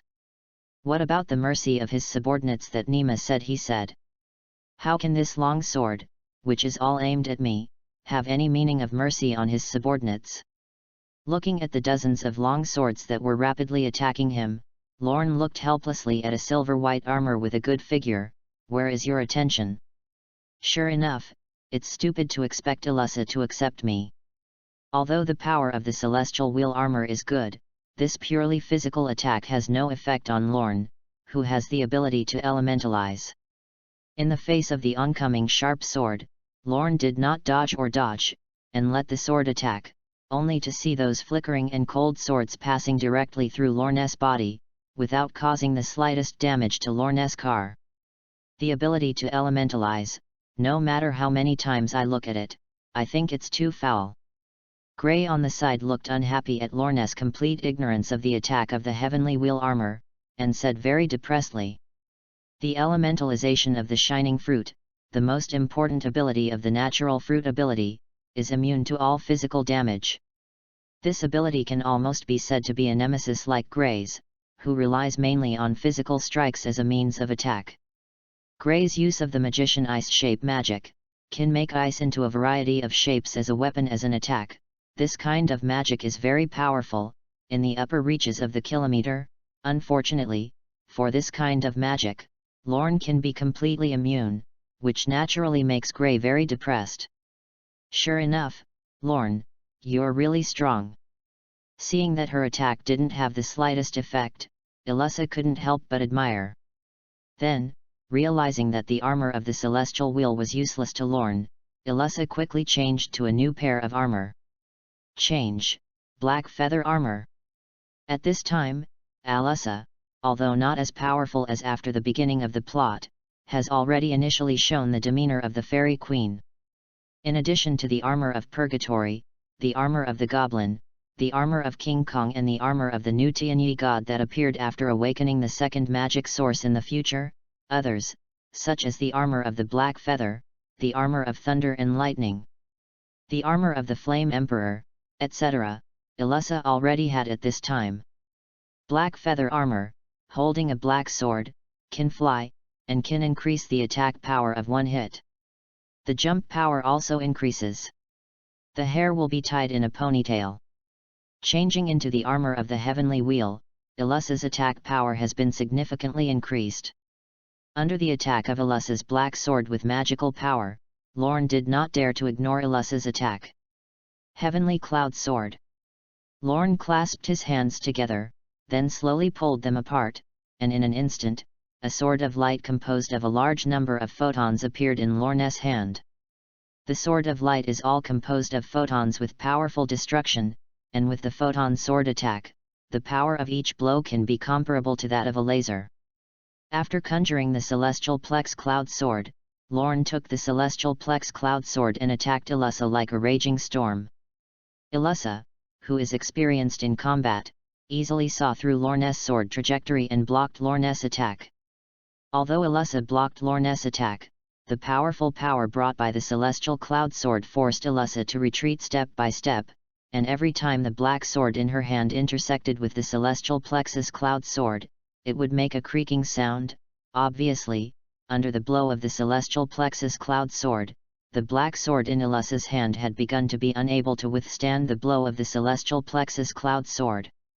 In the eyes of everyone outside, Elissa was obviously at a disadvantage at this time, and was beaten back step by step by Lorne in the roar of the long sword handover. Seeing that Elissa was at a disadvantage, Gray, Natsu, and other people who had a good relationship with Elissa, they were fortunate enough to be beaten by Elissa often, and the relationship was naturally very good, suddenly became anxious. Even Miraj's face began to look ugly. Although he wanted Lorne to teach Elissa a hard lesson, he saw that Lorne really pushed Elissa to the bottom so easily. Miraj began to resentment of Elissa. Originally, the strength of Miraj and Elissa was comparable, and Miraj, who had always regarded Elissa as an old enemy, knew this very well. Now seeing Lorne deal with Elissa so easily, this makes Miraja, who has always been aiming to defeat Elissa and become the strongest female mage in the guild, feel embarrassed. Elissa, what are you doing with this idiot armored girl? Fight back! Miraj shouted at Elissa. Humph! It's so unpleasant to worry about Miraj, you nasty bad little sister. Hearing Miraj's words, Elissa snorted unhappily and said unhappily. Then, taking advantage of the gap in Lorne's attack, Elissa dodged and jumped backwards. Change your clothes, flying armor. The armor of flight holds dual swords, and the armor that can greatly increase the speed of the user. After wearing the armor of flight, although Elissa's attack power decreases, her speed increases several times. Lorne only felt a flower in front of him, and Elissa had appeared in front of Lorne, taking the sight and slashing at Lorne. Nari! Lorne, who saw Elissa's strength for the first time, was taken by Elissa's speed. Elissa's speed was too fast, and the Tian Kong Cloud Sword in Lorne's hand had no time to block. In desperation, Lorne could only give up the Sky Cloud Sword, an elementalization, and instantly dodged Elissa's attack. Damn, I was scared to death, I was almost cut. Lorne, who dodged Ilussa's attack, patted his chest and looked at Ilussa with trepidation. If Lorne's reaction was a little slower, he would be slashed by Ilussa. In this regard, Lorne can only be glad, fortunately the sparkling fruit that his brother ate, not the smoke fruit or the ice fruit or something, otherwise, how could he be so quick to dodge Ilussa's attack? Ilussa, are we going to get to the end of what we said? If your attack just now hits me, it won't be as simple as injury.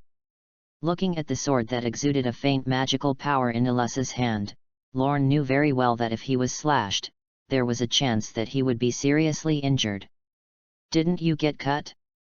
Ilussa was noncommittal to Lorne's words, and then, with a dive, continued to attack Lorne. Seeing Ilussa rushing up regardless of it, Lorne had no choice but to quickly dodge the elementalization, and then launched the laser guy light speed kick and other long-range means to hit Ilussa, and now Lorne didn't dare to let Ilussa get closer.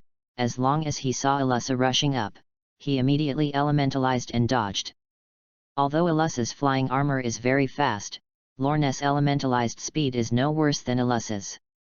In this way, the scene is at a stalemate for a while, and Ilussa keeps trying to get close to Lorne, but Lorne keeps pulling away, and then attacks from a distance. After a while, Ilussa found that she couldn't get close to Lorne anyway, so she could only change into the Thunder Emperor's armor and fight Lorne from a distance. Thunder Emperor, Flash Spear. Laser Guns. Thunder Emperor, Spear of the Pillar. A Blaster of Light. Ilussa and Lorne's side is very lively, you come and go, all kinds of lightning and light bombs are constantly flying, however, the surrounding environment is suffering. The power of Lorne's sparkling fruit is almost the most powerful magic in the kingdom of Fiori. Even a random laser can easily shatter walls and collapse buildings.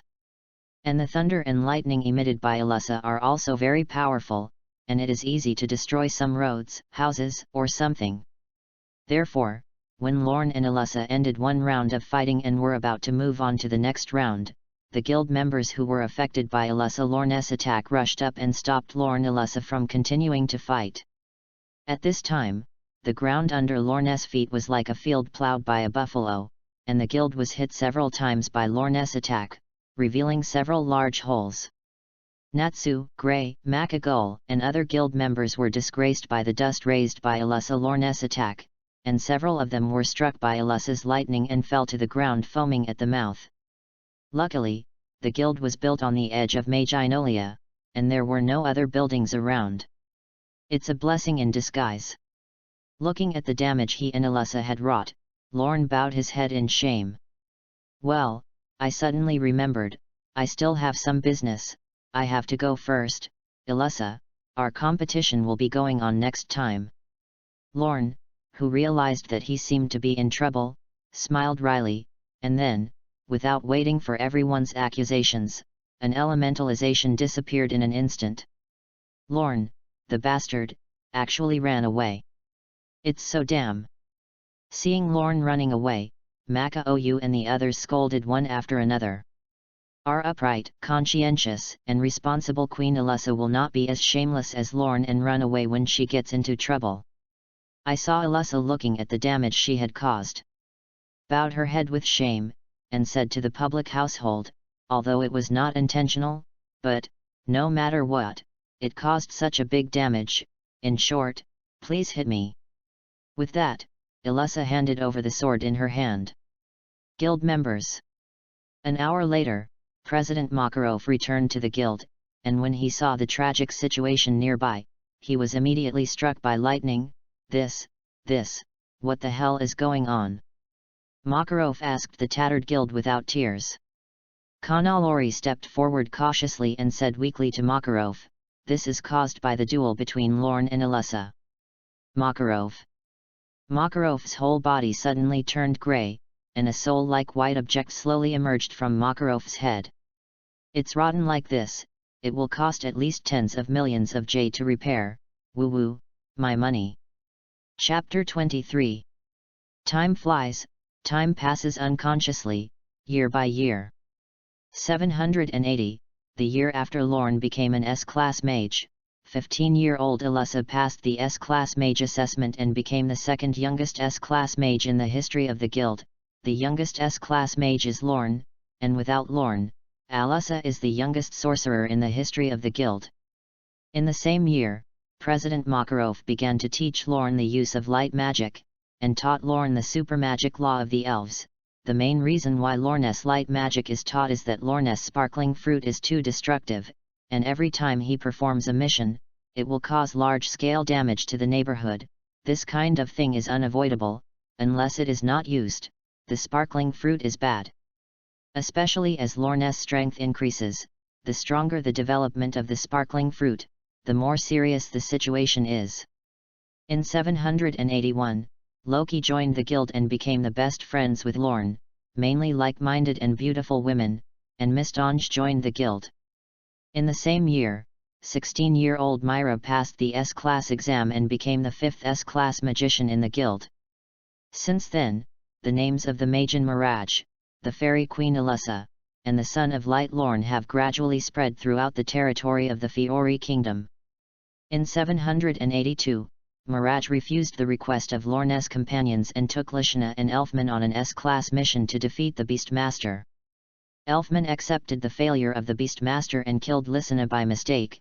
In fact, she was sucked into another world by the supermagical soul of another world, and since then Elfman's temperament has changed greatly, and Mirage has been greatly affected and his magic power has been lost. The Magen Mirage has since vanished. In the same year, Mistonge passed the S-Class exam and became an S-Class magician. A week after Lishna's death, Lorne went to Laxus for a duel. Both were defeated. Laxus recuperated for a week, mainly because the dragon-slaying magician's recovery power was too perverted, and Lorne recuperated for a month. After that, Lorne began to take on difficult tasks like crazy. Time quickly transitioned to 784. In 784, due to the activity of Alyssa, Lorne, Laxus, Najgray, and others, Fairy Tale became more and more famous, and gradually became one of the two most famous guilds in the Kingdom of Fiori, from a small guild, and the ruler of the ghost with nearly 100 branches, and was sought after and loved by the people. The reputation of the dragon Natsu also began to spread. It is difficult not to be remembered for destroying other people's buildings twice in 3 days. Of course, the most famous are the Thor Laxus and the Child of Light Lorne, who roam all over the continent with an invincible and almost invincible attitude. The fame of these two men is very popular in the wizarding world and among the people, especially in the dark wizarding world, and the average dark wizard is terrified when he hears their name. Followed by the Fairy Queen Alyssa and the Mistonge, who is known as the God of Sleep, because I really can't find the name of Mistonge. I made one up myself. I originally wanted to call it the Grim Reaper, but it turned out that there was already one, although the strength is completely sorry for such a high-end atmosphere and grade, domineering and powerful title. Among them, although Mistonge has the strength to match Laxus and Lorne, but because he is too low-key in life. His reputation among the people is very small, however, his fame in the wizarding world is very large. Mistonge once picked 9 dark guilds in a row within 3 days for some reason, and captured nearly 1,000 dark magisters, and afterwards, no one of the dark mages has ever seen Mistonge, and everyone was fainted by his hypnotic magic before they saw Mistonge's figure. Since then, the Magic Council, after picking the Dark Guild, Mistonger notified the council and asked the council to arrest people, and all the magic guilds have remembered Mistonger. Speaking of which, Mistonger's hypnotic magic is really awesome, and it can instantly hypnotize the tale of the fairy tale everyone except the president and Laxus. You know, there are Natsu, Grey, Elfman, and even Alyssa, an existence whose strength has reached the S level or even Super S level. That's a. If you think about it, even with the strength of Laxus, it took some time to fight Natsu, who broke out in anger. Speaking of Lorne, it had been 5 years since Lorne had become an S-class mage at this time, and Lorne was already 19 years old. In the past 5 years, Lorne's strength has not weakened at all. In just 5 years, LORNE has jumped over the S-level or even Super S-level barriers, reaching the level of the Holy 10. These insurmountable barriers in the eyes of the vast majority of people are like a mote on LORNE's body, gently brushed away. With the continuous enhancement of LORNE's strength, it is easier and easier to carry out tasks, whether it is an S-level mission or a more difficult SS-level mission, whether it is a crusade against monsters or a crusade against the Dark Guild, there is no difficulty for LORNE. In the past 5 years, except for the duel with Laxus, LORNE has not even been injured once. Every mission is an overwhelming victory, and it has also made LORNE's fame more and more famous, if it weren't for the fact that the quota of the Holy 10 is full, the so-called Holy 10, that is, there are only 10 people. If there is 11, it will be called the Holy 11. I am afraid that LORNE has already become the new Holy 10. Over the years, LORNE has combined the abilities of the sparkling fruit with the magic of the shape of light to develop many more practical moves, and since then, LORNE has a richer fighting style and stronger combat ability. Of course, LORNE's ability to combine the ability of the sparkling fruit with the magic of the shape of light is not because LORNE is gifted. After all, LORNE is not Gerald's pervert, and can watch others perform a super difficult purgatory shatter with the same power.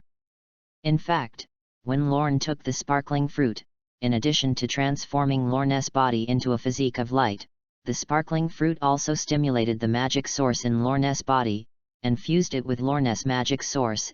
It can be said that since then, LORNE's shining fruit ability is no longer a simple fruit ability, but has become the light magic of this world, which can be seen from the magic power that can enhance LORNE's physical fitness.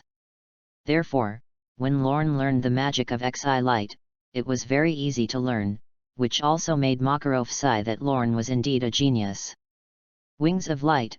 LORNE combines the ability of the sparkling fruit with the magic of the shape of light, using a large number of photons to form a pair of wings behind him, which can be used to stay or fly in the air at a speed that is not inferior to elementalized movement. Light Bullet. Laser improved. Condense an energy ball in the hand. By throwing it out to attack the target to produce explosion to damage, the impact is stronger than the laser, but the penetration is extremely weakened. Easy to operate, simple to use, is the best means to deal with creeps. Below the quasi-S level, in LORNE's eyes are all creeps. The laser gun of light, which combines the ability of the shining fruit and the magic of the shape of light, gathers a large number of photons to form a spear about 3 meters long, and attacks by throwing the spear, and after the spear is thrown, it will penetrate the target and explode. Powerful enough to blow an entire guild into ruins. Rain of Light Arrow. LORNE used modeling magic to improve the move of the 8-foot Kyung Hook Jade, so that a large number of photons were gathered in his hands, and then the photons were shaped into countless small light arrows and flew towards the enemy. Compared with the 8-foot Kyung Hook Jade, the number and power were reduced, but the speed and penetration were greatly increased. A very practical trick. The Roar of Light. After the battle with Laxus, borrows from Rachelsis and Natsu. By concentrating photons in your mouth and then ejecting them, the power is comparable to that of a laser cannon, and the more photons you gather, the longer the time, the more powerful the roar of light becomes. The advantage is that it is powerful and can be sent out of the mouth, which increases the means of attack, and the disadvantage is that the attack trajectory is single, which is easy to dodge, and is generally used to attack enemies or objects that cannot be moved for a short time.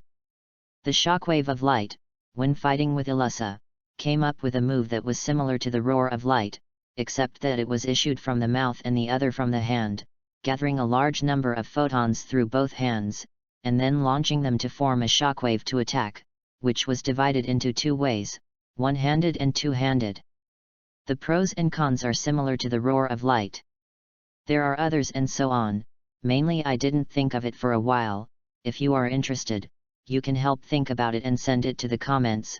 My younger brother will read the comments every day, which is the biggest motivation for my writing. The Port City, Harujun. Harujun is a city close to the coast, and the fishing industry is more prosperous than magic, and only 10% of people can use magic in Harujun, so there is only one magic shop responsible for selling magic supplies.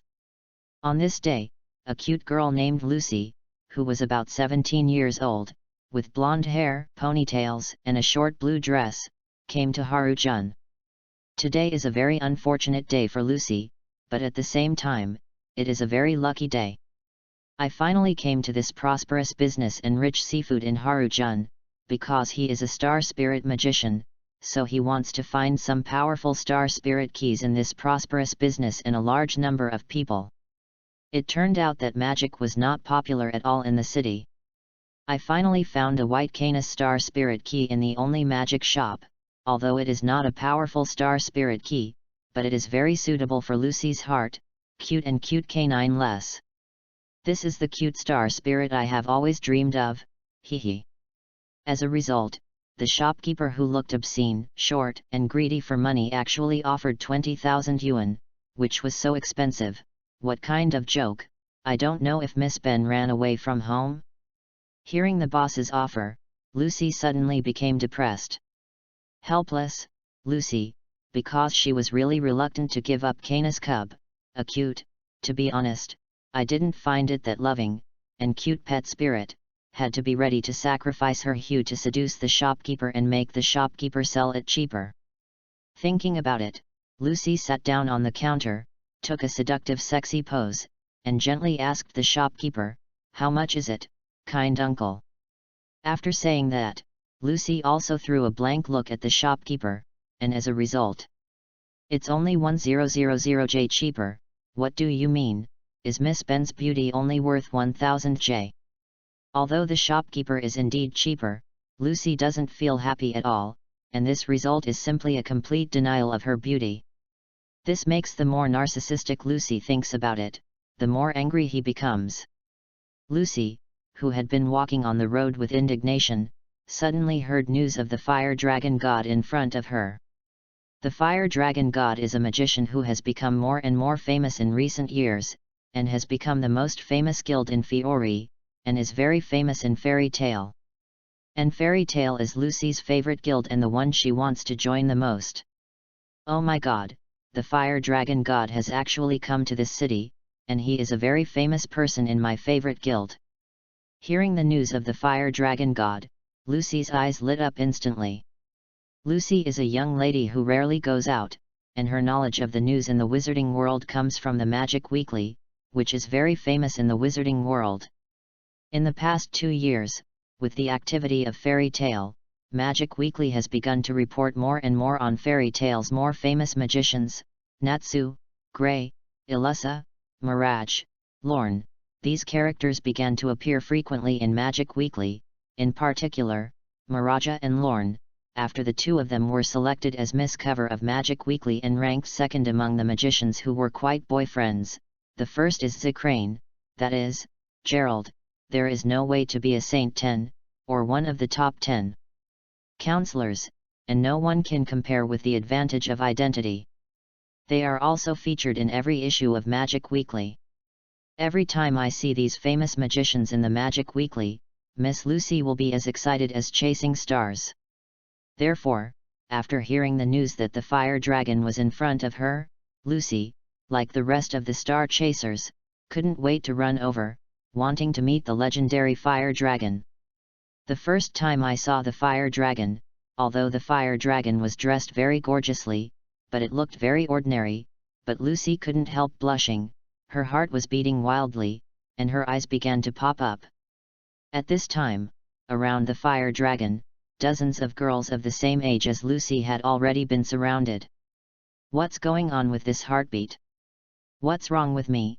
Is it because of a famous magician? Found her strangeness, but Lucy couldn't control it, and couldn't help staring at the fire dragon. The more she looked at it, the more her heart pounded. Just when Lucy became more and more impatient, she moved towards the fire dragon step by step. A young man with cherry blossom-like hair, a red coat, and a white scarf around his neck recklessly barged in and shouted excitedly, followed by a flying blue kitten. Ignore. After rushing into the crowd, the young man with cherry blossom hair looked at the fire dragon blankly, and then looked very disappointed. Who are you? In an instant, the fire dragon was devastated, and the whole person turned grey. as a reckless rush into the crowd, disturbing the girls chasing stars, and finally saying the words that he didn't know the fire dragon. The boy was naturally beaten up by the angry girls. Although the boy was beaten violently, but Lucy did not have a relationship, under the interference of the teenager. At this time Lucy had already woken up from the infatuation with the fire dragon, and after waking up, Lucy frowned and stared at the gem ring on the fire dragon's hand, and her face was very unhappy. It's terrible to use charm magic to confuse others, Lucy thought bitterly, her face showing a look of frustration after the idol was shattered. Charismatic magic, a magic that is forbidden by the Magic Council, can make people lose their minds, lose themselves, and fall into the obsession with performing it, and it is a very bad magic, and the disadvantage is that once discovered, it will be invalid. Fortunately, although Lucy chases stars, she is not some completely unprincipled brainless fan, and in Lucy's heart, she has a yardstick to measure right and wrong. Even if he was the famous fire dragon, I wouldn't forgive him. Although she said that, Lucy still had some regrets in her heart. After all, the rupture of an idol was not a happy thing for anyone. Lucy patted her cheek. The fire dragon didn't think about it beforehand. The focus now is on this reckless boy in a red coat. Thanks to him just now, he was able to get rid of that magic, and he really needs to be grateful. Looking at the young man with cherry blossom hair who was standing aside and touching his beaten face, Lucy thought to herself. As a token of her appreciation, Lucy plans to treat him to a meal as a token of appreciation. Soon, Lucy began to regret this decision. A boy of her own age and the blue kitten were too good to eat. The 1000J that I finally exchanged for sex appeal was immediately eaten by them.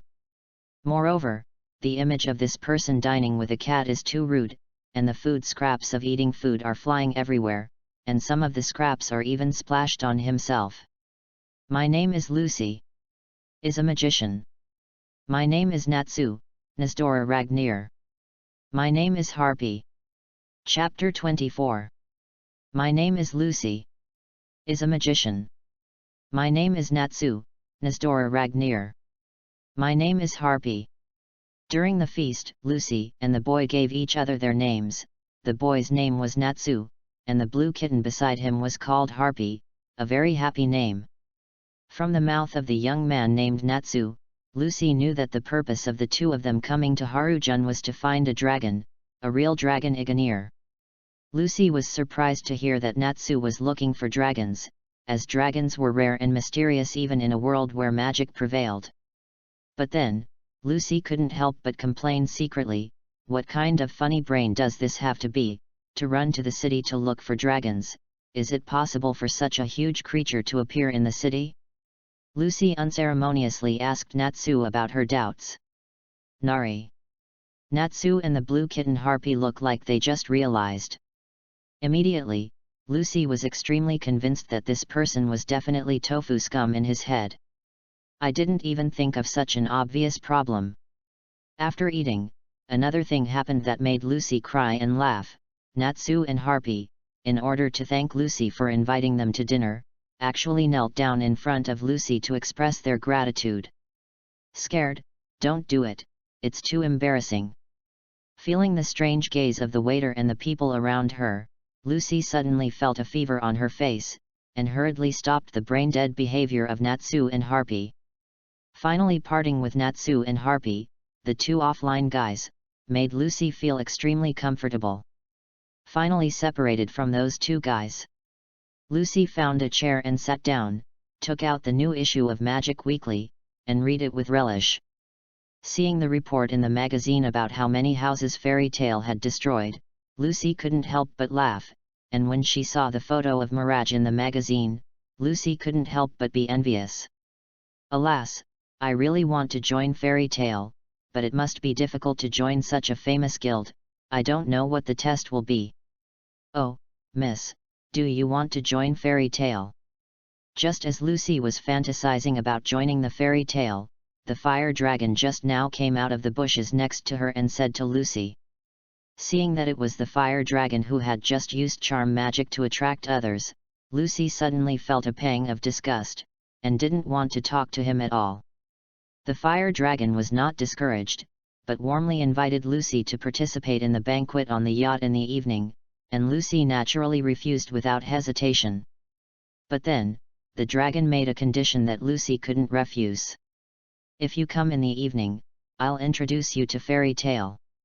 After speaking, the fire dragon summoned the flying magic carpet and left very chicly. In the evening, Lucy is invited to the yacht, only to discover that the fire dragon is a fake, and they stun all the girls who come to the banquet and intend to sell them. Upon discovering this fact, Lucy was furious and tried to resist, but the fake fire dragon took the opportunity to snatch the star spirit key and threw it into the sea.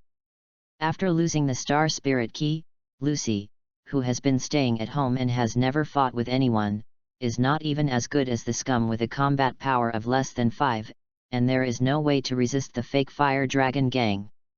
It was at this time that Natsu and the blue kitten Harpy descended from the sky and rescued Lucy. Natsu and the fake fire dragon then engage in a fierce battle. Natsu uses dragon-slaying magic to show Lucy that the young man with cherry blossom hair she met in the morning is the real dragon.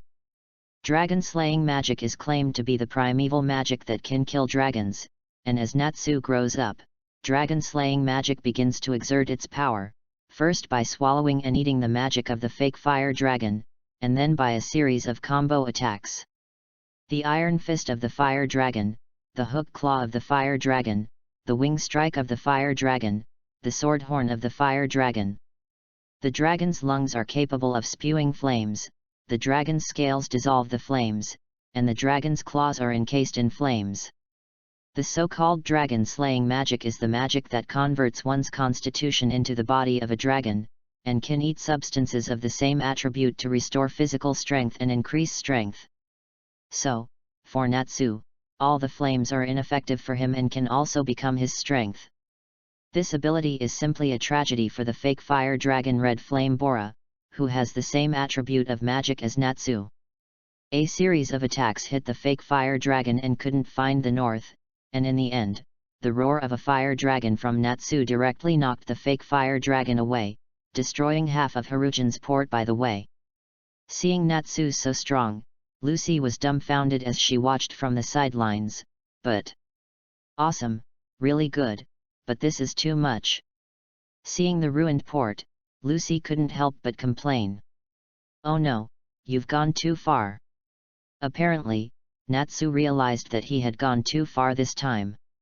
Not far away, Harujan's royal city guards were rushing here, and seeing this, Natsu grabbed Lucy's hand and pulled Lucy and Harpy to flee as quickly as possible. "Run, the city guards are coming." "Why did I have to run away?"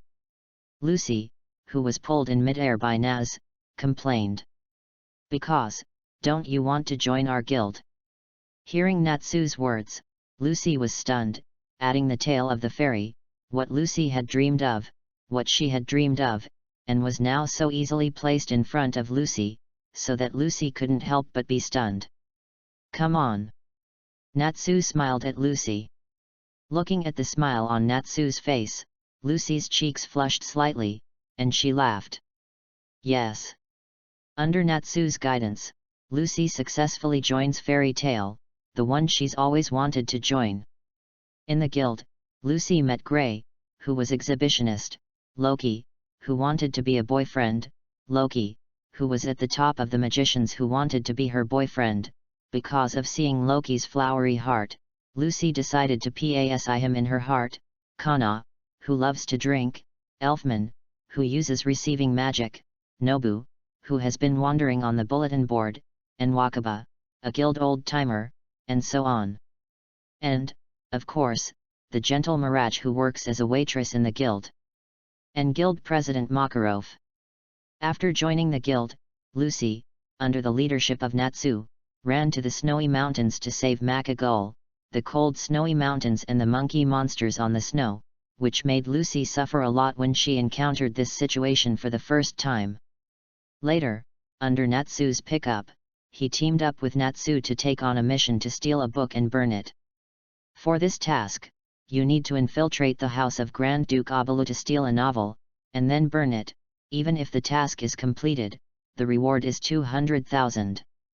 It is worth mentioning that Archduke Abalu is a lascivious pervert who has a hobby, which is to like blonde maids.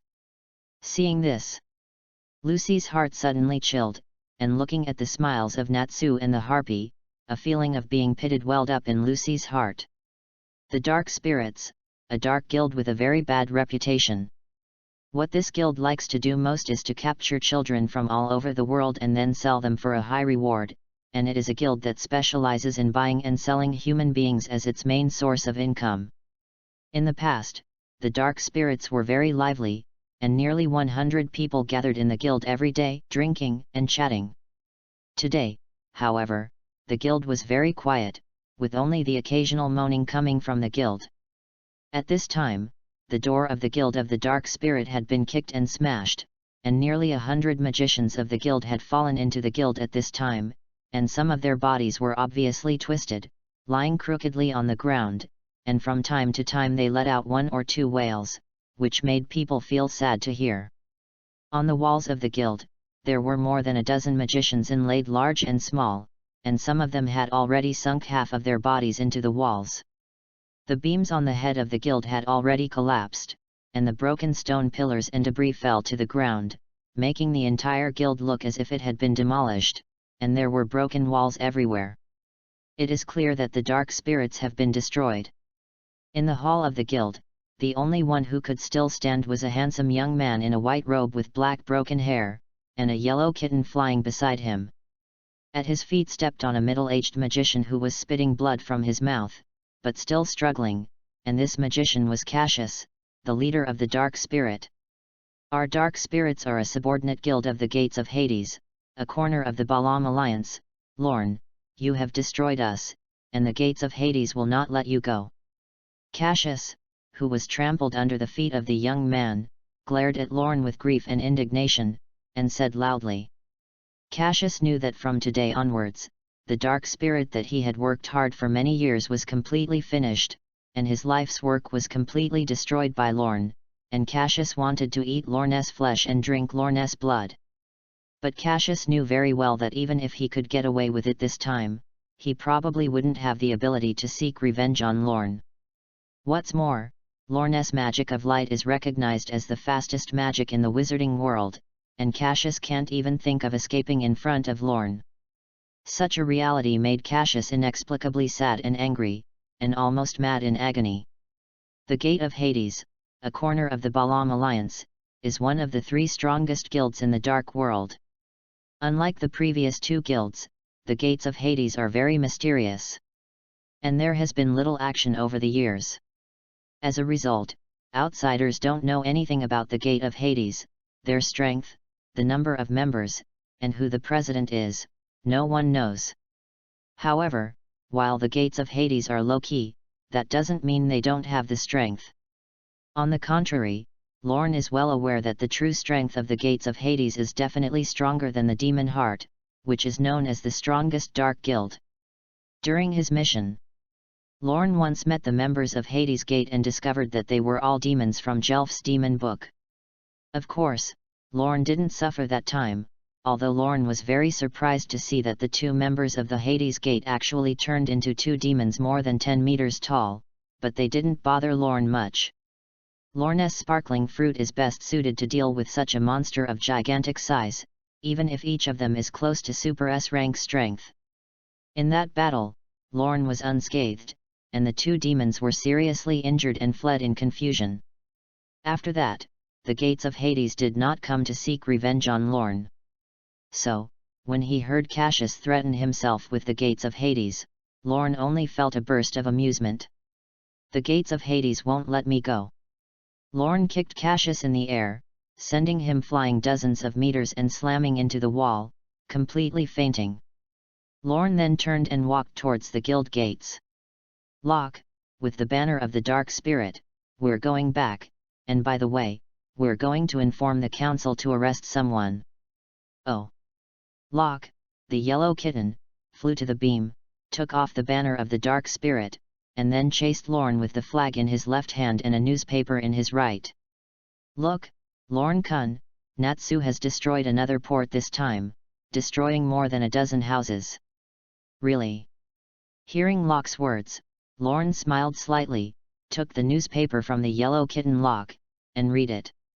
I saw a few big words written on the front headline of the newspaper.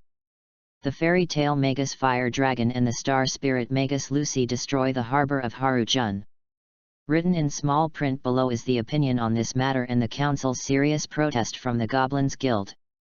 Hehe, Natsu's stupid fool has gone too far, and this time I don't know how many words the old man will write to the council. Lorne-kun has done a lot more than Natsu in this kind of thing. Hearing Lorne's words, Locke the yellow kitten complained beside him. Why, don't talk nonsense about you dead wild cat, I'm much more measured than Natsu. At most I can destroy a few mountains and destroy a few forests. Lorne was adamant about admitting that he was on the same level as Natsu's stupid. After speaking, Lorne quickly changed the topic as if covering up. Okay, it's almost time for us to go back to the guild. This mission took half a month, and the group of rats of the dark spirits are really good at hiding, and it took us so much time. Oh. Chapter 25. Sure enough, Lucy's hunch was not wrong.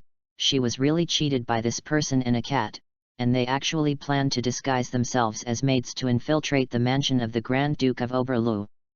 Although it turned out later that they were joking, though. I finally met a time when I could show Miss Ben's charm. How could I just give up? With this in mind, Lucy resolutely dressed up as a maid to apply, and as a result. Damn, what's going on with the aesthetics of the Archduke Oberlu, who actually said that Miss Ben is too ugly, too ugly, too ugly, ugly. Lucy only felt that she was shot through by countless sharp arrows in an instant, and her self-confidence completely dissipated. If that's all he wants, he actually taught 4 deformed women, saying that they were all prettier than himself. How can this be reasonable, let alone a beautiful girl like me? Even a sow is much better looking than them. There is definitely something wrong with the Archduke's aesthetics. Lucy made such an assessment again. Although the plan to infiltrate disguised as a maid fails, the mission continues. Lucy plans to sneak into the Grand Duke's villa with Natsu and steal the book. However, sure enough, he was still too naive. How could this man named Natsu know what it means to be low-key?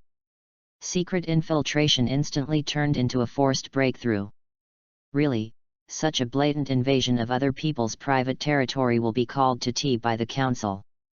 Looking at Natsu, who was fighting with a pair of mercenary brothers there, Lucy didn't even have the strength to complain at this time. Fortunately, Lucy and Natsu then succeeded in getting the book called Sunrise entrusted by the mission. From this, Lucy discovers that the book is an autobiography written for him by the Archduke Oberlo, who forcibly imprisoned others and forced others to write for him. After that, with the strength of Natsu and Lucy, the task was completed without danger, and then, Natsu did not receive the commission because he found out that the client and his wife were not rich, but poor. It's a bit of a pity, but Lucy agrees with Natsu's approach. On the way back to the guild, Natsu and his party meet Gray, and from Gray's mouth, Natsu learns that Alyssa is coming back. Suddenly, Natsu and Gray looked ugly at the same time. Lucy was quite happy. Alyssa was recognized by the guild as the strongest female sorcerer. Since there is no picture of Alyssa in Magic Weekly, Lucy is eager to see Alyssa herself. However, because of Gray and Natsu's evaluation of Alyssa, in Lucy's heart, Alyssa has become a monster with horns on her head that can blow away 2 mountains in one breath. Soon after returning to the guild, Alyssa returned. Long crimson hair, beautiful face, close-fitting armor, and a bumpy figure. Although it looks a little awkward to carry a huge horn, but good, so pretty. Looking at Alyssa, who was wearing a silver armor and carrying a huge horn in one hand, walking into the guild step by step, Lucy couldn't help but admire. Alyssa walked into the guild and greeted the guild members lightly. "I'm back, is the president there?" "Welcome back, Alyssa." The president went to the regular meeting. Mirage smiled and stepped forward, and said softly to Alyssa. At this time, the relationship between Miraja and Alyssa has changed drastically compared to when they were children. If it was before, Lorne would definitely be shocked to see Alyssa and Miraja talking so peacefully. That's right. Alyssa nodded, indicating that she understood. Miss Alyssa, what's that amazingly big thing? Marcus on the side asked with interest in the giant horn that Alyssa had brought back. The horn of the monster that was slain, and the locals gave it to me as a souvenir, as an ornament. Alyssa's eyes returned flatly, and then, perhaps realizing that this thing might be in the way of others, she asked, is it in the way? Very much in the way. Seeing that huge horn was placed in the center of the guild like this, Marcus wanted to say this, but unfortunately, under Alyssa's expressionless gaze, Marcus certainly didn't dare to say so. Therefore, Marcus could only shake his hands and say with a clear conscience, nothing. Yes, that's good, I'm afraid I'm going to cause you trouble. Clearly, the upright Alyssa is afraid of causing trouble to others. It's just that, except for when fighting, Alyssa seems unexpectedly sluggish. Alyssa didn't hear the far-fetched Marcus at all, but nodded, satisfied that she hadn't caused trouble to others. After dealing with the giant horn, dealt with, Alyssa turned her head and said sternly to the crowd, you guys. During my trip, I heard rumors that Fairy Tale had caused a lot of trouble. Even if the president doesn't pursue it, I won't forgive you. After speaking, Alyssa crossed her hands on her hips and first challenged Kana, who was holding a huge wine barrel and drinking. Kana, what kind of drinking posture are yours? Shocked, Kana was directly choked on the wine, and when she put down the wine barrel, Kana's expression was extremely unnatural. Subsequently, Jibra, Wakaba, Nabu and others in the guild all reprimanded. When the Makagul was ordered, Alyssa sighed and said nothing. This made Makeu, who had been waiting for Alyssa to reprimand, depressed for a while. What are you talking about? After almost reprimanding everyone in the guild one by one, Alyssa covered her forehead and said helplessly, it's really worrying, I won't say anything today.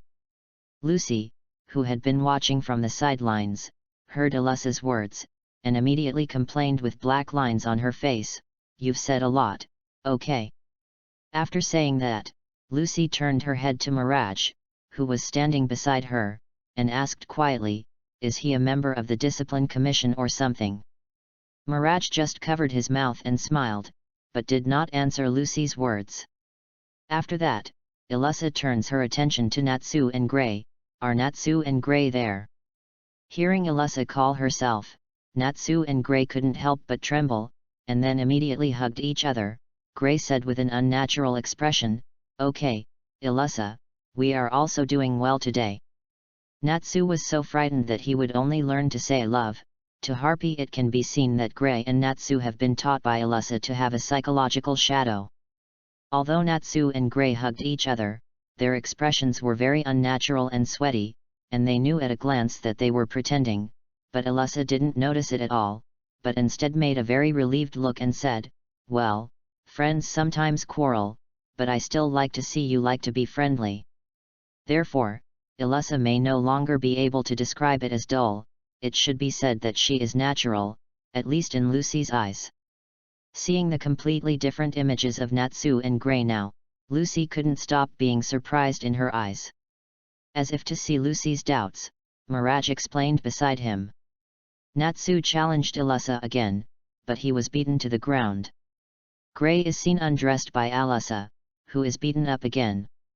Nari, Natsu, hearing that Natsu was beaten by Alyssa, Lucy suddenly shouted in surprise. In Lucy's impression, Natsu has always been a powerful image, and now, hearing such that Natsu was beaten by Alyssa, then Alyssa will be strong? This conjecture made Lucy's eyes suddenly become frightened. On the other side, Alyssa ignored Lucy's thoughts, but asked Natsu and Gray with a serious expression, Natsu, Gray, are you free?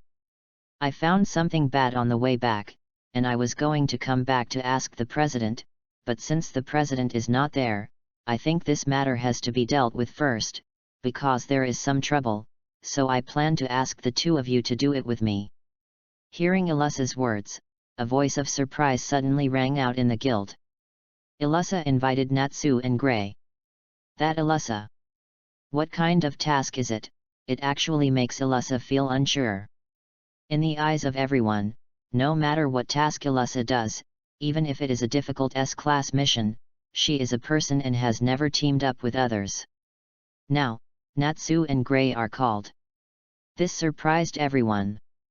Natsu and Gray readily agreed to Alyssa's invitation. Natsu and Gray knew Alyssa's character very well, and if it wasn't necessary, with Alyssa's character, they would never trouble others.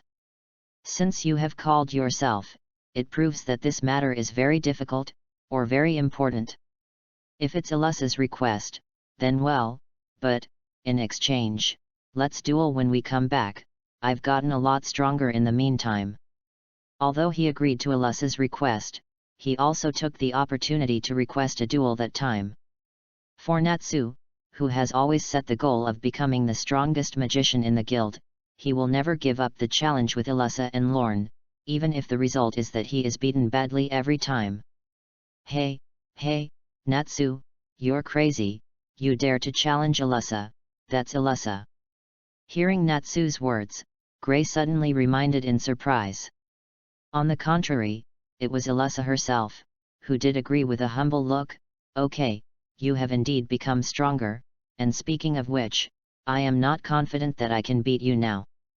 Well, although Alyssa has a very modest look in her mouth, looking at her confident eyes, there is no trace of unconfidence. Just as Natsu challenged Alyssa, suddenly, a slender figure appeared at the gate of the guild, and at the same time, there was a yellow kitten. I'm curious, what kind of mission it is, even Alyssa you are not sure. Chapter 26. The man who came in from outside the gate of the guild had short black hair, deep eyes, a delicate face, a moon-white robe, and a silver cross hanging from his chest. Beside him was a kitten with yellow fluff all over its body. These people are none other than Lorne, who has returned from the crusade against the dark spirits, and Locke, the yellow kitten who is inseparable from him. Lorne and Locke walked into the guild step by step, and when they saw Lorne return, the guild greeted them warmly. Oh, it's Lorne. Lorne is back. I heard that he went on an S-class mission. It seems that it has been half a month. He's taken on the task of defeating the dark spirits, and now it seems that it should have been successfully completed. Of course, the dark spirit is strong, but that's Lorne. Seeing Lorne, Natsu immediately became excited. Leaving Alyssa on the side, Natsu rushed towards Lorne with his fist. Lorne, you guy is finally back, come and duel me, Iron of the Fire Dragon. Before he could finish speaking, Lorne kicked Natsu in the stomach, sending Natsu flying more than a dozen meters away and hitting a table. After kicking Natsu away, Lorne scratched his head and said in distress, Natsu, don't be so excited every time you see me, I'm just coming back from work, I'm tired. Besides, although your fist is very powerful, the speed is too slow, and it is impossible for this kind of slow fist to touch me. Natsu didn't refute Lorne's words, as Natsu had already fainted completely. Scared, Lucy watched in horror at the scene in front of her. Natsu, who has always been very powerful in Lucy's impression, was easily kicked away by Lorne like this, and he didn't even have the ability to resist. Looking at Lorne's white robe and delicate face, Lucy was speechless for a while. Is this the strength of Lorne, who is the second most wanted to be a boyfriend, known as the Child of Light? Hey, what a pretty girl, is it a new companion? Lorne had apparently noticed the blonde girl staring blankly at him. The first time he saw Lucy, Lorne immediately felt his eyes light up. Dazzling long blonde hair tied into a ponytail, lovely face, towering breasts, delicate little buttocks, wearing brown ultra-short jeans, revealing a pair of snow-white and energetic thighs. Tell Lorne that this is a beautiful girl. Moreover, blonde hair, big. This is a scarce resource in a guild. Lorne rushed to Lucy with an arrow, put his hand on her shoulder, put on what he thought was the most handsome smile, stared at Lucy affectionately, and said, "What a dazzling young lady, your beauty makes the starry sky lose its color, and it is a gift from God to be able to meet such a beautiful you in the vast sea of people. Please accept my sincerest feelings. Lucy was clearly not comfortable with Lorne's rapid transformation, and was a little overwhelmed by Lorne's sudden enthusiasm. Well, that's my name is Lucy, and I'm a newcomer to the guild not long ago. Oh, Lucy. Hearing that the girl in front of him said that she was Lucy, Lorne was even more surprised, and unconsciously took Lucy's tender little hand. So you are Lucy?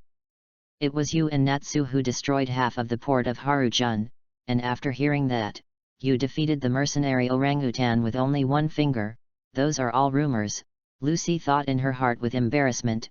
You are really a girl who combines beauty and strength. It's so dazzling that I can't bear to look at it.